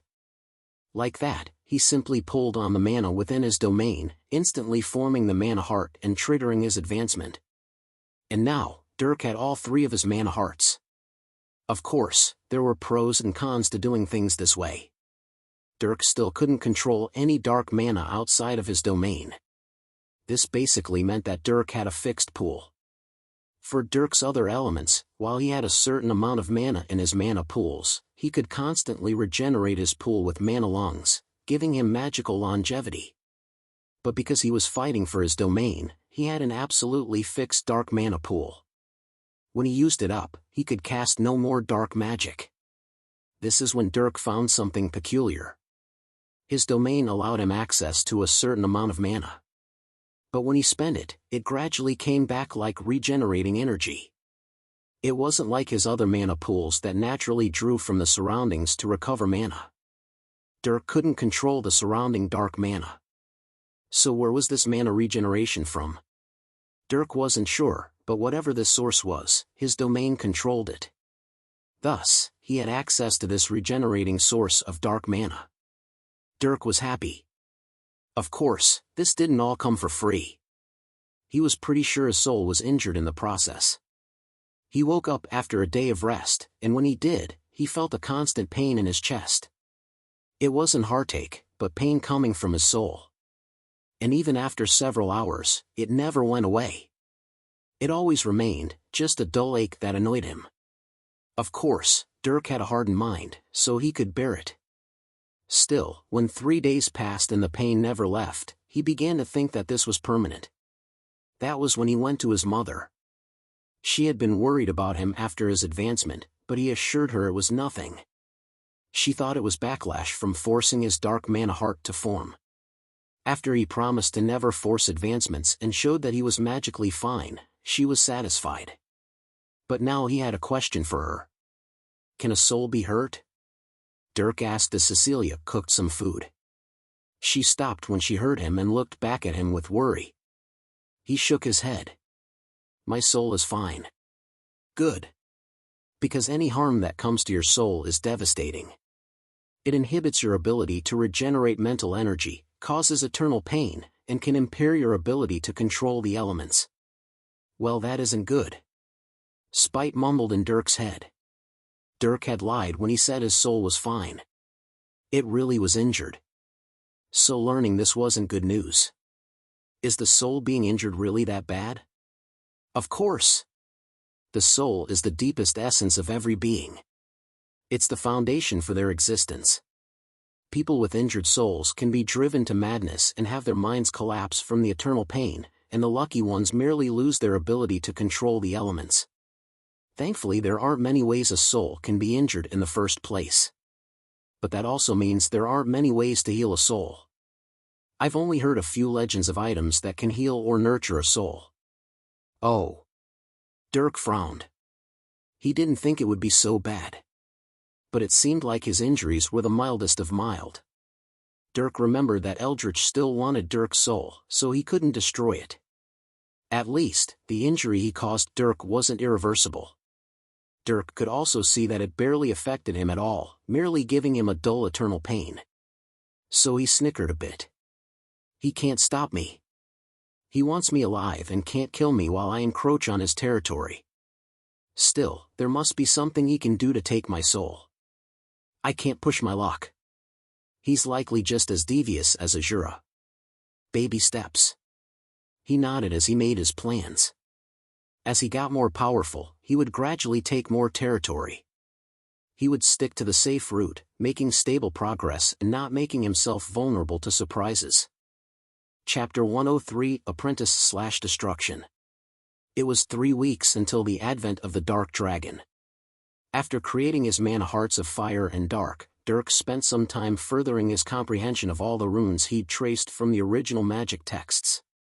With an abundant supply of all his elements, Dirk was able to properly practice spells. He practiced void walking, a spell he used very often in the jungle of death. He pushed himself to understand the complex runes he traced in the void walking book even though it was supposed to be beyond his level. And surprisingly, he was able to comprehend a lot more. The same went for all the other texts. He was able to learn a lot of magical theory about lightning as well as a few powerful spells from the series of Lightning book. One was a lightning bolt spell that shocked and scorched enemies with lightning that came from your hands. The other was a spell that could enhance weapons with lightning effects, paralyzing enemies and incinerating their body when hit. Dirk didn't just learn spells from traced runes though. Because he also had his new stigma, he planned to use it correctly. So Dirk worked on creating his own magic. It actually didn't take long for Dirk to learn how to create metal bullets. His enhanced fireball spell was also highly condensed, so after a bit of alteration, Dirk was able to make the projectile speed of the fireball much faster. The same went for the metal bullet where Dirk sacrificed a bit of material strength for much higher speeds. Then Dirk looked toward dark mana. He already knew how to create little clusters of dark mana, so he created a spell that made it into a bullet. Then, Dirk actually learned the runic texts behind Curse of Darkness. Curse of Darkness was a spell one could learn at Tier 3. So Dirk didn't have much trouble learning it all. This was especially so since he recently took over a domain of dark mana. He was able to gain great comprehensions of the element, allowing him to understand the runes much easier. So Dirk applied curses to his bullets. The curses were corrosive ones that would eat away at an opponent's vitality over time, destroying their bodies. With this type of bullet, he could fire a few and then gradually cut his opponent down. It was great for long-term battles. Though, Dirk didn't intend to invest much power into it. Void walking was a more useful application of his limited dark mana. After that, Dirk had 3 types of bullets: metal, fire, and dark. He tried to make a lightning bullet, but that proved to be extremely difficult. Lightning was too volatile and had little discernible form. Other than that, Dirk focused on one other spell he had in his arsenal. He didn't use it much since its power was limited, but now he intended to fix that. Earthguard was a spell that could create armor out of dirt or rock, guarding a single limb or area of the body.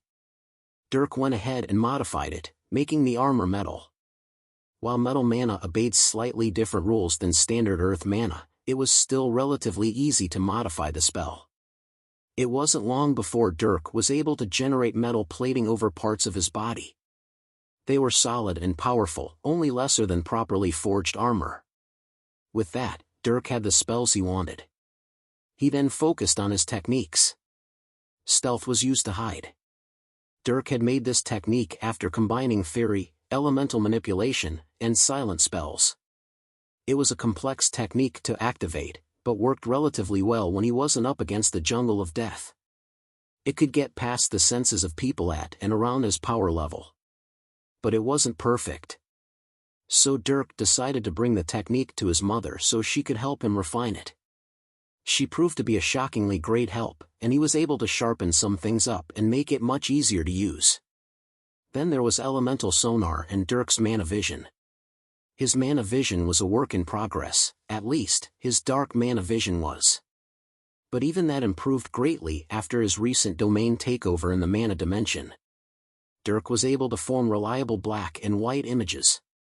For once, he could properly make out faces. He could also see much farther with this black and white vision since it was based on light and brightness, not his general mana sense.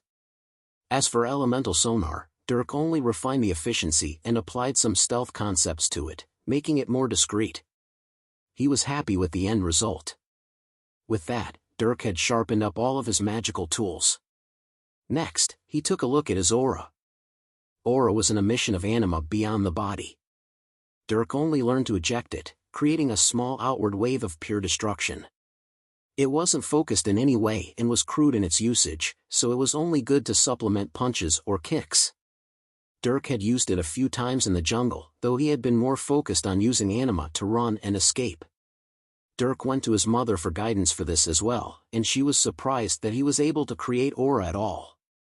He told her that it came naturally with his anima technique after he finished blood destruction, surprising her yet again.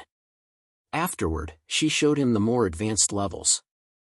A pawn-class warrior could activate anima in their bodies, strengthening themselves actively. A knight-class warrior could emit anima in the form of aura, though only in a crude form like Dirk.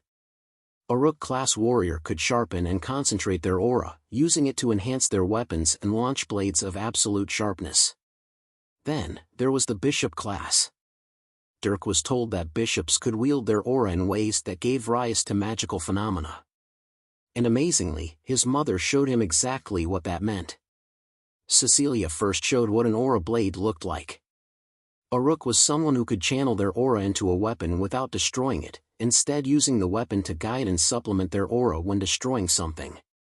She told him that a skilled rank 6 or a genius rank 5 warrior could become a rook class. She picked up a kitchen knife, and with a flick, released a void black blade into the air. It dissipated quickly since she hardly infused any power into it. Still, it cut through the air, sending a shiver down Dirk's spine. He couldn't imagine how sharp that blade was. But then, she showed him something amazing. She suddenly started waving the knife around. The tip of the knife drew thin lines in the air that disappeared after a short second. After a few seconds of this, she stopped and reached out her finger. Her finger touched something in the air. It was one of the threads, and it had turned invisible. After flicking the thread though, Dirk saw hundreds of lines of threads momentarily appear all around the room they were in. She had filled the place with a web of death. Dirk froze up, not moving an inch as he felt goosebumps on his neck. Bishop class. Dirk was amazed at this power. Cecilia didn't look like much when she fought Azura since he had absolutely suppressed her, but he was beginning to understand that she was most definitely a monstrous woman. He believed that Azura was her only rival, along with others of his insane level. She could beat anyone else. Go ahead and walk around. Cecilia suddenly spoke to him after he froze up. Gulping in nervousness, he nodded and took a step forward. He felt nothing as he walked through the path of dozens of those strings. It looked like they had disappeared. But they hadn't. Cecilia flicked the string again, and he saw them all reappear. Dirk had walked right through them, and he didn't sense a thing. Yeah, she's a master assassin. Dirk couldn't help but smile a bit. His mother was outrageously powerful. It made him happy. After that, Cecilia started to train Dirk on sharpening his aura. He was a rank 4 dash, and she promised that she could make him a rook by rank 5. He smiled at her conviction, and they began a short daily routine of training. Training his magic and body wasn't all Dirk wanted to do though. He remembered a certain someone who had apparently been worried about him. "Dirk! You dared disappear while in the middle of lessons? I was teaching you the good stuff. Do you know how much you have to catch up on? You were supposed to be forging with mana crystals long ago.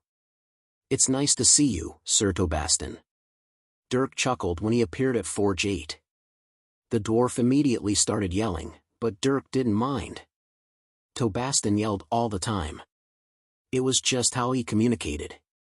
Seeing Dirk laugh, Tobastin grabbed him by the collar and dragged him inside the forge. "We're doing 12 hours today. I hope you haven't been jerking off for the past 2.5 years. At least you look a little bigger than before. That means you can hammer more metal." "Heh, understood." He laughed as Tobastin threw him his hammer. Dirk was a bit nostalgic before he caught a thrown ingot. And he quickly got to work, Tobastin grilling him with tons of advanced knowledge. He did a short recap on everything they had learned before Dirk disappeared. Then they moved on to the hard stuff. Elemental manipulation, precise metal shaping, infusing elemental power. Tobastin introduced concepts and techniques that Dirk hadn't heard of before, and he was forced to exert lots of energy as he refined his physical and magical control. But Dirk was able to pick up on things shockingly fast. Tobastin was pleasantly surprised. And it wasn't uncalled for. Although Dirk had been through hell, he hadn't been idle.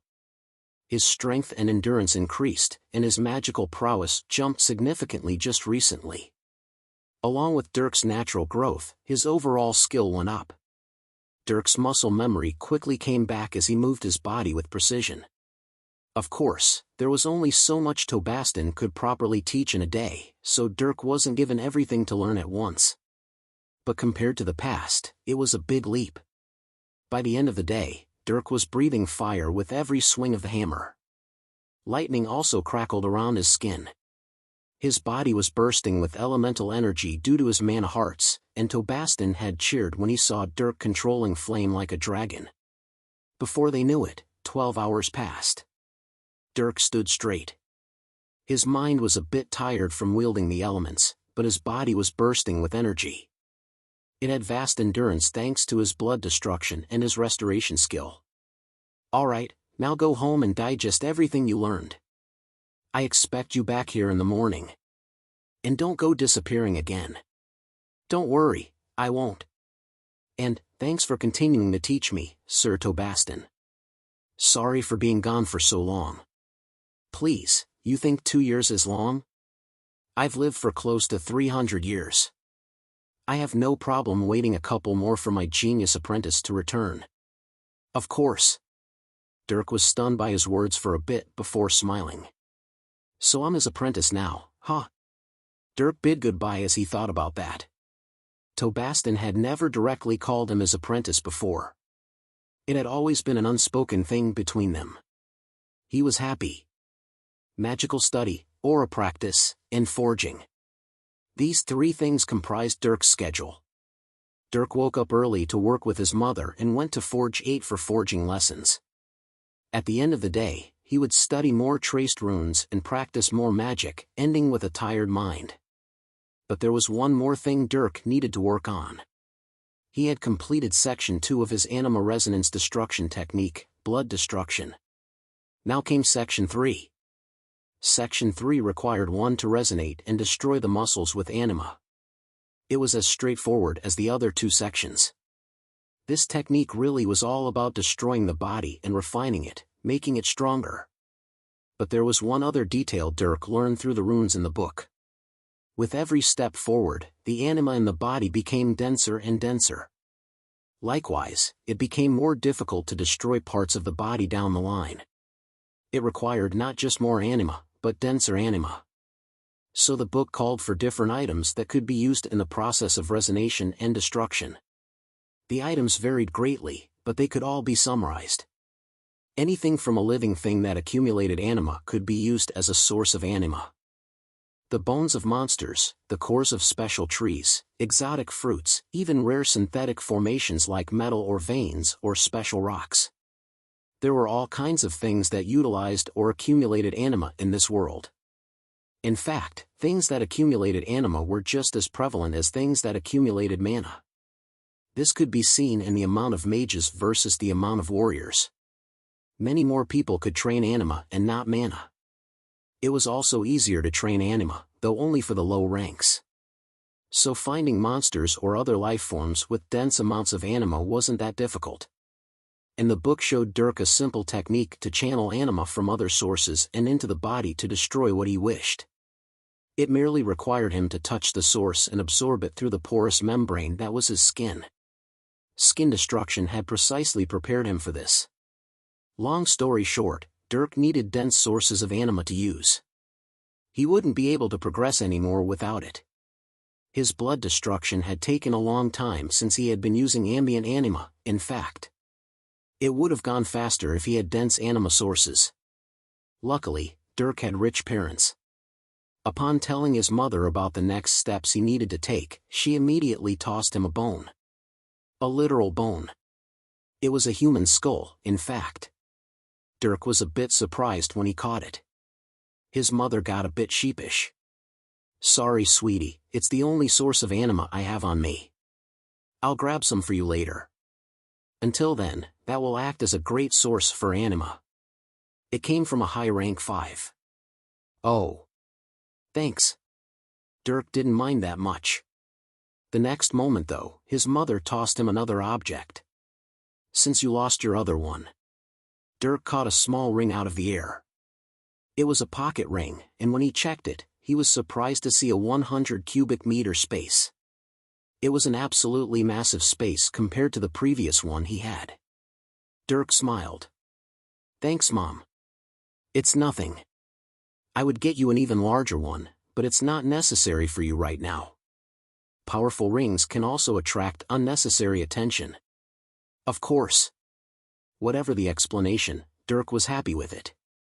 He slipped it over his index finger where it was most snug, then put the anima skull into it. Since Dirk lived in his parents' house now, there was no need to go home. That night, he pulled out the skull and got comfortable as he recalled the technique to channel anima from a source. He also did a bit of pondering. I should prioritize the muscles I destroy. Start with the important ones. But which one? Dirk went through all the sections of his body. His legs, arms, abdomen, back, neck, and feet. He wondered which one he wanted to become stronger first. I'm already strong everywhere, so there's nothing that's lacking. In that case, it should be something that would give me an edge when fighting. If I assume the worst opponent, then I should prioritize speed over sheer power. So legs will be first. But I can't immediately strengthen the biggest muscles. I should reinforce the flexors and mobility muscles. In that case, let's start with my hips. Then I can do my knees. And then my calves and ankles. Then I can do the quads and glutes and hamstrings. Then I'll need to do my core for stability. Yes, let's start with that. Dirk quickly made an ordered list. And with the decision made, he started with his right leg. He targeted the right hip flexors, the muscles that allowed the leg to raise and gave it some horizontal mobility. Dirk didn't want to target the largest muscles and then create strength imbalances or even harm himself. He prioritized stable and gradual strengthening, not sudden and erratic. Of course, his strengthening wouldn't happen immediately. It would be a long process to destroy every muscle group in his body. Or will it? Dirk suddenly questioned that. He had his new restoration skill that repaired his body. With it, he could heal faster and destroy things faster. Just destroy the muscle already and then we'll know. Alright then. Dirk shrugged after hearing spite before channeling anima out of the skull. He placed it against his leg and absorbed it through the skin. Then, he concentrated it before resonating it. Dirk felt as his muscles were destroyed by the cell. It was like the anima was burning his muscle alive. The pain was much greater than blood destruction. But Dirk didn't so much as frown. He was merely curious as he felt the muscles weaken greatly. He also noticed how much of the anima he resonated dissipated during the process. Dirk wasn't sure if this was due to a lack of skill or if it was natural. Either way, when he hit a certain level of destruction, he stopped. Standing up, Dirk could barely lift his knee with weakness. So my muscle isn't totally immobilized, just really weak. That's good to know. How's the healing? Give me a minute. Spite mumbled as she observed his body. The nanites flooded to the muscle, and his skill kicked in. Cells began to naturally regenerate and rebuild the muscle with surprising speed. His mana also vitalized the destroyed muscle, giving it more strength despite nearly half of it being obliterated. Dirk felt all the food he ate from dinner be burned for fuel. His heart pumped nutrients through his bloodstream, his nanites following along to increase the throughput of essential supplies. He decided to grab more food as his fuel was burned.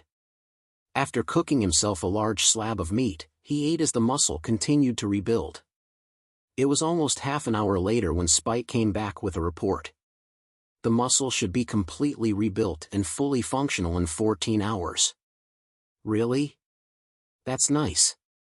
Question is though, how much progress does each destruction cycle give me? Dirk asked the most important question. He might heal fast, but if the muscles didn't regenerate with a lot of anima, it would take a lot of destruction cycles to complete a single muscle. We can only wait and see. True. Then let's hurry up and sleep. Dirk spoke before finishing up his midnight dinner and going to bed. He slept with a bit of excitement that night. Chapter 104, Airship/Dark Kingdom.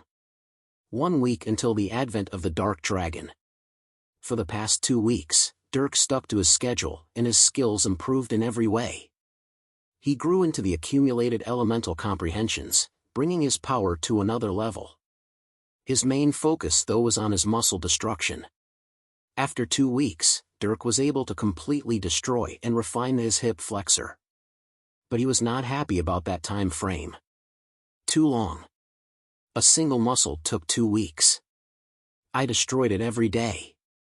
2 solutions. Spite chimed in as he frowned. You can either increase the amount of muscle you destroy every cycle, or you can destroy the muscle more thoroughly. You only destroyed about half of it each cycle. You could destroy up to 75% and be safe. There's a downside though. You wouldn't be able to use the muscle at all while it heals. 15 hours of healing may not be a lot, but in enemy territory, you need to keep your weakness to a minimum. I suggest the first option. I agree. Dirk nodded after giving it some thought. He wouldn't like not being able to use his muscles at all after destroying them. Depending on the muscle, he would have a hard time just going about daily life. At least if he did things normally he would retain some function, however weak. So let's destroy more at a time. You can do it by muscle groups. I've categorized 13 that cover all sections of the body from your chest to your calves. If each group takes 2 weeks to fully destroy and refine, then that would be 26 weeks of daily destructions, or half a year. What if I tried to destroy them all? Instead of going by muscle groups, I could do full body destruction cycles. In theory, it would only take 2 weeks to complete muscle destruction. That would be hard for your restoration skill to handle. Recovery would take much longer. You would also need an ample anima supply. And then there's the issue of properly refining the muscles. There might not be enough anima to go around if everything is recovering, leading to lesser results upon healing. So in actual theory, it would likely take much longer than 2 weeks, and you would remain in a bed for all hours of every day. Could I at least try? Ask your mother first. Fine. Giving in, Dirk went and found his mother. She was a powerful warrior, so she knew all about body refining. Absolutely not. And she didn't like Dirk's idea. You know there is such thing as anima overload, right? Just like you can strain yourself with mana accumulation, you can potentially permanently harm your body if you overdo the refining. Body refining is a gradual process that your body must adapt alongside, steadily bringing it to a higher level. It's not just a matter of shoving anima inside yourself and expecting to get stronger. That's how you cripple yourself for life. And no, your restoration skill wouldn't be able to heal from it. If you cripple yourself with anima, it's absolutely permanent unless healed by an extremely strong anima potion. Do you understand? Yes, mother. Good. Never attempt something like that. And thank you for coming to me first. Please do so when you have more crazy ideas like that. Spite, you'll be in charge of reminding him and alerting me. I understand. Love you. Cecilia smiled and kissed Dirk on the forehead after the cat nodded from his shoulder. Dirk sighed inwardly. Well, 6 months it is then. That's already moving plenty fast. You'll be fine. Besides, I wouldn't wish to serve a crippled master. Did you just call me master? No. You did. Well, I guess you were my underling. Dirk scratched his chin with a smile, stopping when Spite pawed his face. I'm not. I'm a part of you. We're equals. You were created from my soul. So I was birthed from you. Are you my father? Should I call you Daddy? Please don't.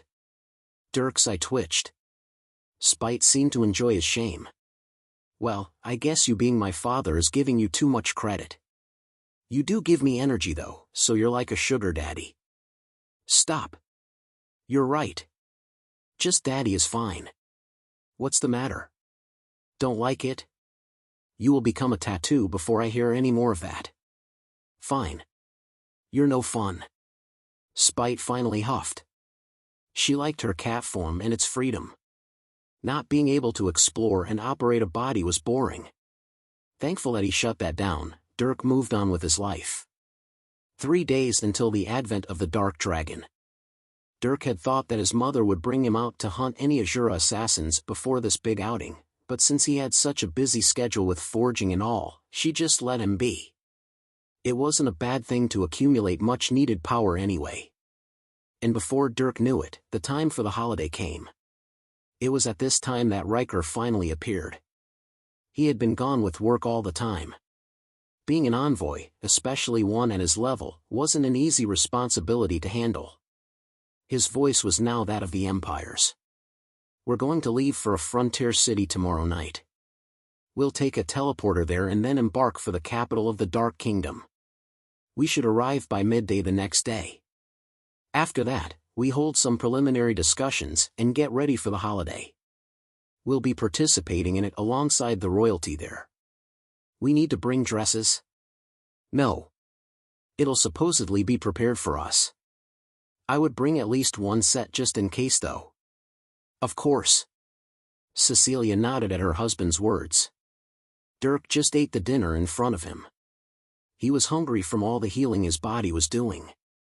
Seeing this, Cecilia was both happy and worried. Dirk had refused to drink so much as a drop of potion. She left it out for him, but it went untouched for the weeks that he was doing destruction cycles. She knew he could handle the healing just fine, but she wanted to ease the burden on his body. But she knew he was tough, so she didn't insist. She trusted in his judgment and didn't want to force him to do something that might bring back bad memories. After that night, Dirk spent one more day in the capital. He was a bit more relaxed as he just focused on forging. He also told Tobastin that he would be leaving. Because of that, the dwarf pushed him harder that day. Come night, Dirk cleaned up before he was called by his mother. Having already prepared, he went down with the clothes on his back and pocket ring filled with items. Before they left though, Cecilia grabbed his attention. 2 things. She suddenly held up both her hands. In one was a necklace made of 2 black metal strands that were twisted together, holding a crystal pendant at the bottom. In the other was a weapon, a long knife that was almost a short sword. The necklace has defensive magic as well as an alert beacon. You can also use it to send me messages after infusing your dark mana and speaking into it. This knife is an enchanted weapon. It's designed to channel your aura.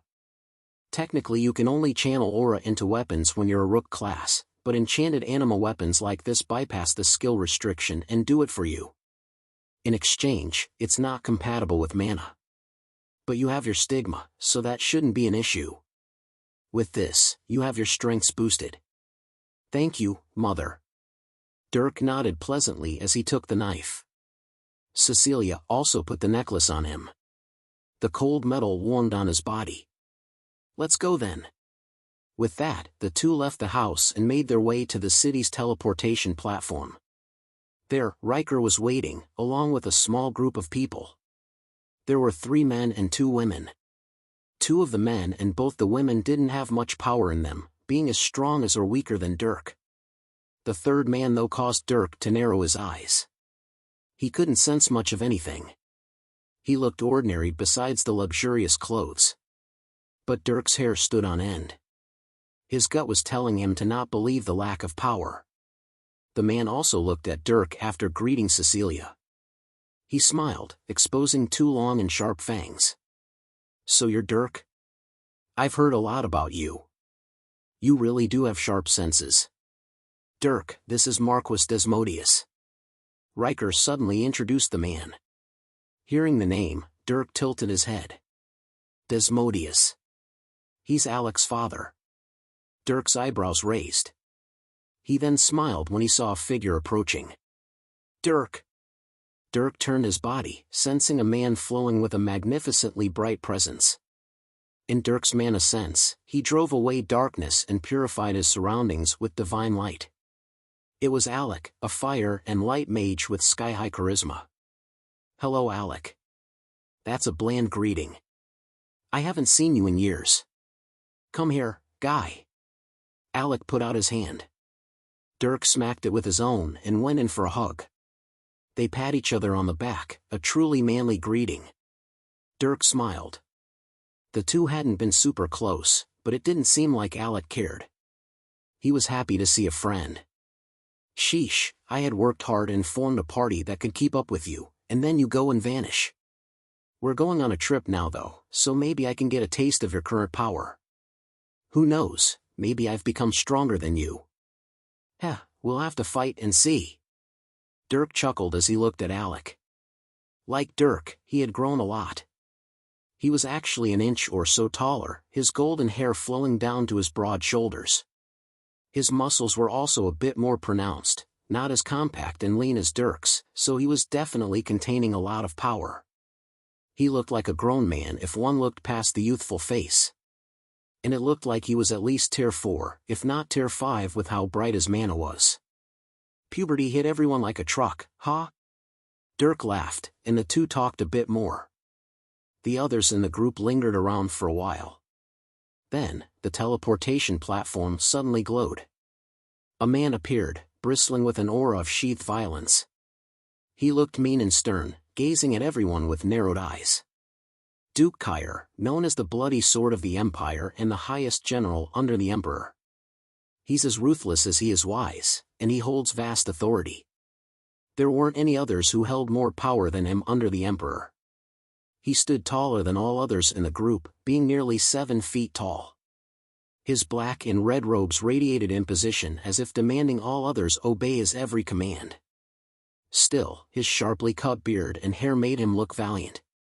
To have this man stand beside you on a battlefield would inspire undying bravery. Are we all here? Then let's go. Duke Kyer activated the teleporter with a deep voice. With his word, everyone stepped forward. Within moments, they vanished. The next thing Dirk knew, he was inside a large stone building. Everyone walked out, and they appeared within a city. The frontier city of Brazier, a city similar to that of Kalaba which occupied land along the border. Only, because the Empire was much less friendly with the Dark Kingdom than the Dwarven Haven, this city was fully outfitted for war at all times, maintaining a huge standing army. This was especially so right now. Citizens and soldiers alike were moving with haste. 2 armies were in a stalemate not far from here, so they had to be on high alert. Duke Kyer led them through the city, and every soldier bowed in reverence as he passed. Dirk felt a bit weird. He was walking with really high-profile people. He could be considered one of them as the son of a marquis. His status was showing its benefits. It wasn't long before the group approached a huge raised platform. Dirk almost tripped when he saw what was on the platform. There's the airship. Alec mumbled. Standing at 120 meters long and 20 meters tall, an airship glowed with enchantments, air mana, and even some dark mana. There were no sails or anything of the like, and the ship looked shockingly similar to a modern plane from Earth with wings and fins. It was only a bit larger and bulkier. Curiously, the body of the airship looked like it was made from some kind of crystalline material. The body was sky blue in color, seemingly constructed from opaque fragile glass. Alex spoke as the group boarded the ship, entering its large body. This ship is made almost entirely from aerolite.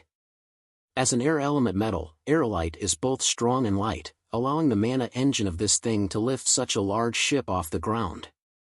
It's also fully compatible with the air element, allowing it to fly through the sky at high speeds. Of course, it's an extremely expensive item, and there aren't a whole lot of these in the Empire.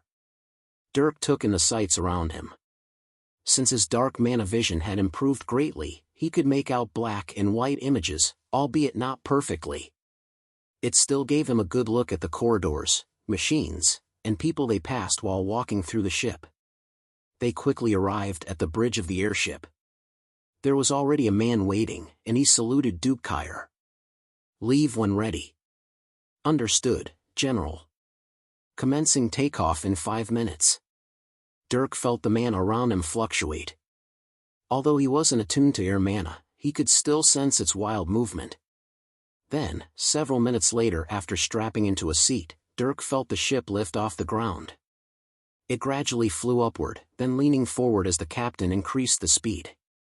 They rapidly flew off as Dirk was pushed back into his seat, air mana streaming past the wings as if there were invisible thrusters on them. 30, 60, 100, 180, 250, 340, 420. Spike gauged the speed based on the G-force Dirk was experiencing. He was shocked at the numbers. Finally, they settled at around 510 miles per hour. There was a tiny amount of turbulence as they flew, but nothing that shook the ship. Dirk felt weird as he sat in his seat. "Do a halo jump out of the side door?" "No thanks. I don't have a parachute." "Maybe when you finish muscle destruction, you can survive terminal velocity falls with your body." "Maybe." Dirk smiled a bit as he looked out the window. He could make out vague images of the landscape. Of course, everything was dark, so there wasn't much to see. With that, everyone just had to wait. Their destination was the capital of the Dark Kingdom. Dirk laid his head back to rest, wondering what the place would look like. After the sun rose over the horizon, Dirk felt the airship jolt a bit. They were slowing down. "We're making our approach. You should see it." Alec came over as Dirk woke up. Because he had a cloth covering his eyes, nobody could be sure when he was sleeping. Dirk looked like he had been awake for a while when he nodded and walked to the bridge. There, he was able to get a bird's eye view of the capital. Only, when he did, he recoiled in shock. There was a hole. A massive hole that was 6 entire miles wide. There was a large city built on the land around the hole, and a city floating above the hole. A city around 5 miles wide was floating above this colossal hole in the ground. From this massive city rose hundreds and thousands of buildings that extended hundreds of meters into the air. There was a tower in the center of this floating city that stood above all, one that rose 1,000 meters in the air, piercing above the clouds. It was blood red in color, looking like a needle. Dirk was baffled by this city that floated above an abyssal pit in the ground that seemed to have no end to its depth.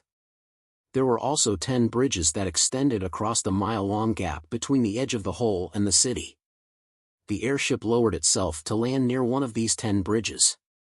Dirk also saw 3 utterly massive chains that extended from the thick city platform and anchored it to the walls of the hole, as if to keep it from drifting around. But the floating city wasn't the main reason why Dirk had a violent reaction. The reason for his reaction was due to the horrifying amount of dark mana that bellowed out of the bottomless pit, making it seem like the gateway to hell itself. Luckily, due to the insane amount of dark mana, he could see everything around the hole with shocking clarity using his dark mana sense. Even from so far away, he could see all the short and tall buildings in the floating city. He felt nice, getting such a clear view. The airship quickly descended onto a large platform, docking on the hard ground with extended legs. All the soldiers within the ship marched out in formation, placing themselves between the ship and the Dark Kingdom's soldiers that were waiting for them. Then, Duke Kyer stepped out, along with the two marquises and the delegates. Dirk and Alec walked beside their parents. Dirk could feel Alec's nervousness as he felt the tense atmosphere between the soldiers. A man standing in front of the Dark Kingdom soldiers looked at Duke Kyer with a smile. He radiated a no less imposing atmosphere than Kyer, though he was shorter so people couldn't help but compare. That person is definitely powerful. Probably as much as the Duke. Dirk thought as the man spoke. General Kyer. Her Majesty welcomes you to our Dark Kingdom. General Salas. It's been 50 years. I'm glad our meeting isn't happening on one of those bridges like before. HM. General Salas merely let out a humph. His momentary frown only remained for short though as he waved his arm. Allow me to escort you.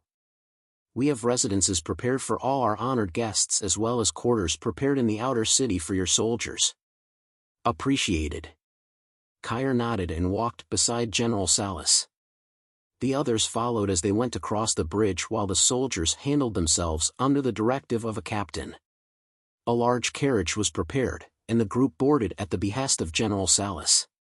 Like that, they rode across the mile-long bridge. Dirk looked at the abyssal hole under the bridge, feeling a bit queasy at the supernatural formation. They rode into the so-called inner city, otherwise known as the floating city and true capital of the Dark Kingdom. It was completely filled with tall and high-class buildings, and excited people walked the streets making preparations for the coming holiday. The entire place radiated wealth, and despite being called the Dark Kingdom, the city was vibrant with plant life and even native animals. The atmosphere wasn't dreary in the slightest. Dirk was shocked when he even saw mechanical machines in some of the shops and buildings. It seemed almost out of place, the modern hardware that Dirk only knew to exist on Earth. They rode all the way to the massive spire in the center of the city. It was there that they exited the carriage and were led inside.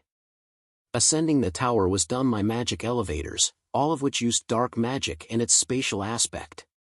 Cecilia didn't seem that surprised by it as if she had experience, but she was still impressed. Gravity magic. Always amazes me. Indeed. Nowhere in the world will you find greater applications of dark magic or smarter practitioners. Cecilia didn't deny General Salas's comment. That was a generally agreed upon fact. The Horizon Empire surely didn't have anything like this.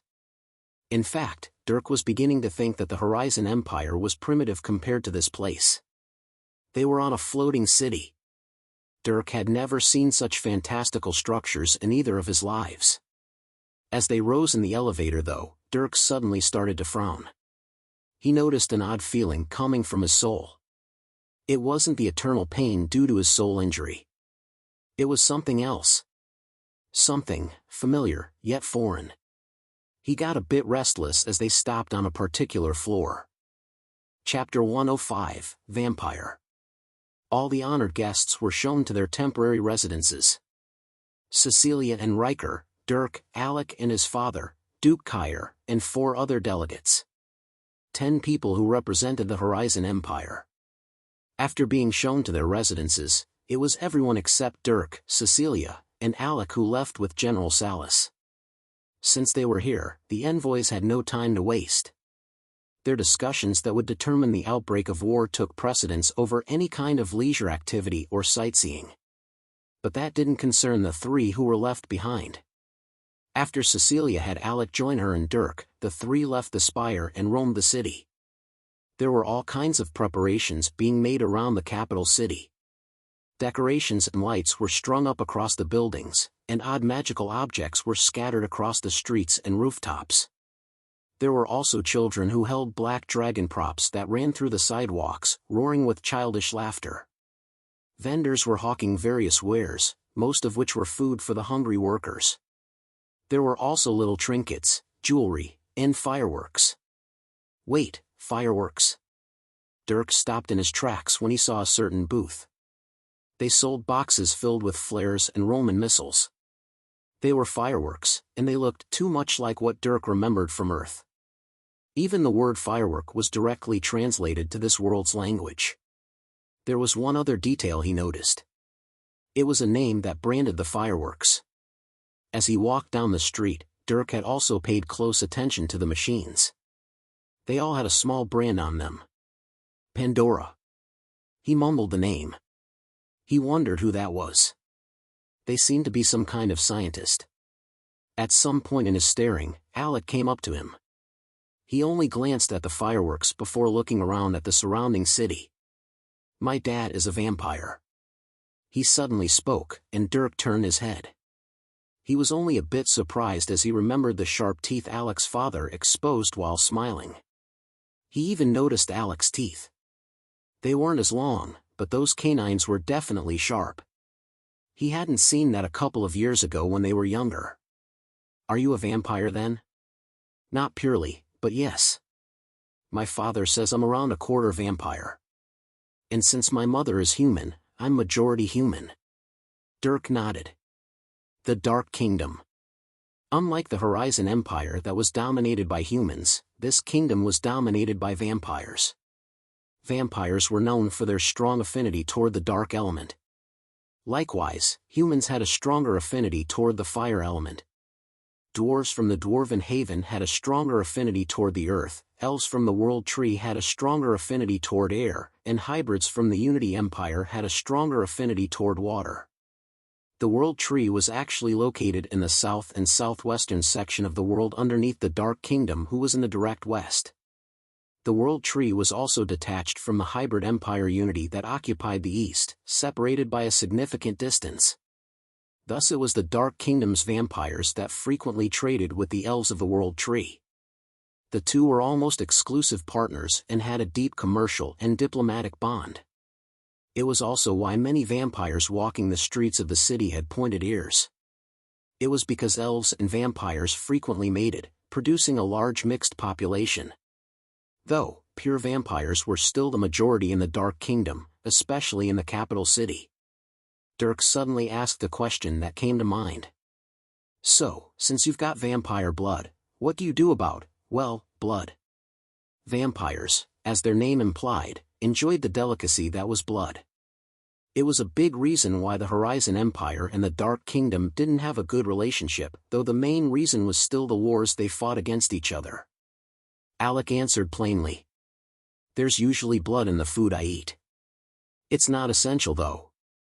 Even pure vampires like my dad don't absolutely need to intake blood. But he frequently drinks it. There are plenty of strong monsters to obtain blood from, and he's got the money." "Sure. But then why is blood important to you guys?" "It's like a power booster." Alec gave an interesting answer. When a vampire drinks blood, their body is able to steal the blood's vitality. Blood is the medium by which everyone's vital energy is transported. Take the blood, and you take the vitality. Vampires then make it their own. For vampires who train anima, we preferably use powerful blood and bone marrow to enhance our bodies. Normally though, drinking blood can temporarily increase a vampire's power and energy, also giving them greater healing capabilities. It can also replace other forms of sustenance. Because of this, you'll find something called blood potions here. They're potions made with blood as the primary ingredient. They even work on humans, though with lesser effects. Interesting. How much is your power boosted when you drink blood? Depends on the blood, but not by much. If the blood came from a high-tier monster, then it usually gives greater magical abilities. If it came from an anima monster, then it'll increase physical prowess. And, the stronger the blood, the better it tastes, and the better it makes our bodies feel. It simply fills our body with vitality, and everyone likes that. Interesting. Your blood should taste fantastic in that case. Spite chuckled a bit, causing Dirk to smirk. Dirk had gone through blood destruction and his mana hearts pumped mana into his bloodstream. There was also that enhancement with Master Shing's experimental potion, replacing Dirk's human blood with something else similar to a dragon's. His blood had been strengthened several times over. Thinking that, Dirk made sure never to let a vampire taste his blood. They might want all of it. So do you only get blood from monsters or do you prefer human blood? That's a dangerous question. Why? It's a taboo subject. I've never actually had human blood before, and my father has made me promise never to drink any, not that I want to. To many humans, vampires are parasites, so he always tried to make sure that we weren't seen that way. Though, that's also the reason he's a marquis. Should he be a higher noble? He's a rank 8, so he should be a duke. Wow. Dirk couldn't help his surprise.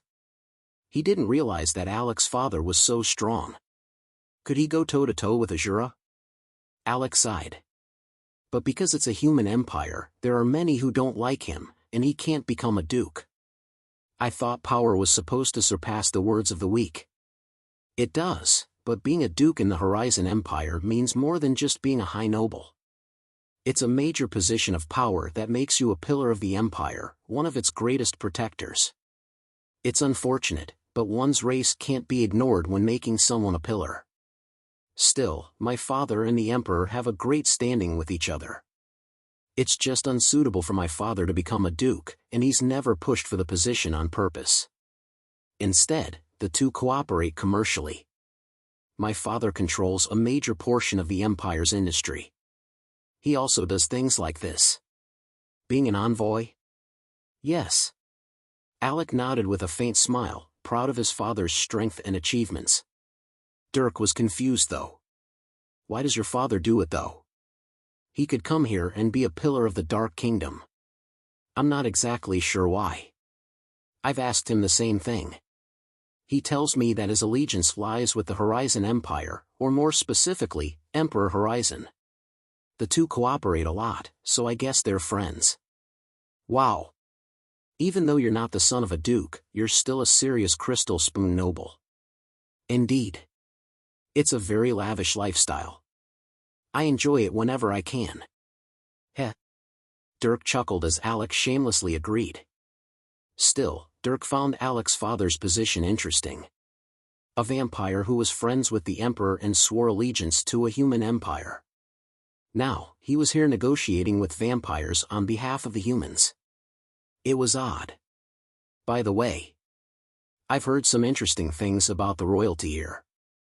Like? Dirk listened in when Alec changed topics. He pointed to the logo on the fireworks. That name, Pandora. Apparently she's a princess, the third child and daughter of the vampire queen. She's become famous in recent years, but I guess she's always been a bit peculiar. My father says that she's one of the reasons for the recent big shift in the Dark Kingdom's standing. She's also supposed to be our age. Someone our age is shifting an entire empire's political and military stance. She sounds dangerous. And impressive. That too. Why can't you do that? How would I? I can't even think of something I could do to cause such change. And I don't have the ability to do anything revolutionary. Alec shrugged his shoulders as the two walked. Dirk smiled a bit, the two bouncing between topics as they wandered the city. All they could do is wander though. Since the Horizon Empire and the Dark Kingdom might be going to war soon, the Horizon currency was worthless in this place. They couldn't buy food or items for the upcoming festival. But they didn't need to either. After Cecilia met back up with them, they all returned to the spire. There, they got some room service and were able to be served food. After that, they spent the rest of the day hanging around. Dirk found himself looking out his window and at the surrounding city. He worked on sharpening his long-distance black and white vision. It got better by the day. Come night though, Dirk was greeted by a maid. She requested that they do a clothing selection for the next day. He didn't mind and a whole group of people came in with racks of clothes. All the clothes were luxurious, and it didn't seem like the Dark Kingdom intended to embarrass their guests with a bad selection. The four women all looked at Dirk and took in his shape and stature before grabbing vests, blazers, pants, shoes, shirts, and even hats to try on. Dirk quickly became a dress-up doll as they sought to make him look perfect. Handsome, sharp, and elusive. This was how they described his look, and they giggled whenever they made adjustments and took in his entire form. Dirk just smiled as they had their fun. He followed along and changed into whatever they wanted. He also chuckled when they went to remove his blindfold only to see the cursed cracks and put it back in apology. Sometimes Dirk looked in the mirror and was impressed as he got glimpses of his own look with his sharpening black and white vision. Dirk didn't dress up at all, so this was a nice change in pace. But the women were good at their job, and as women themselves, they knew what they liked. They made adjustments and Dirk was surprised as his look became more refined. Tight clothes that showed off his muscles, but also made him seem a bit loose and free. After 2 hours of playing dress-up, they made a decision. Black pants, black shirt, and a dark red vest that had intricate black designs on it. After leaving some of his chest exposed with the shirt, they trimmed his hair a bit and combed it back.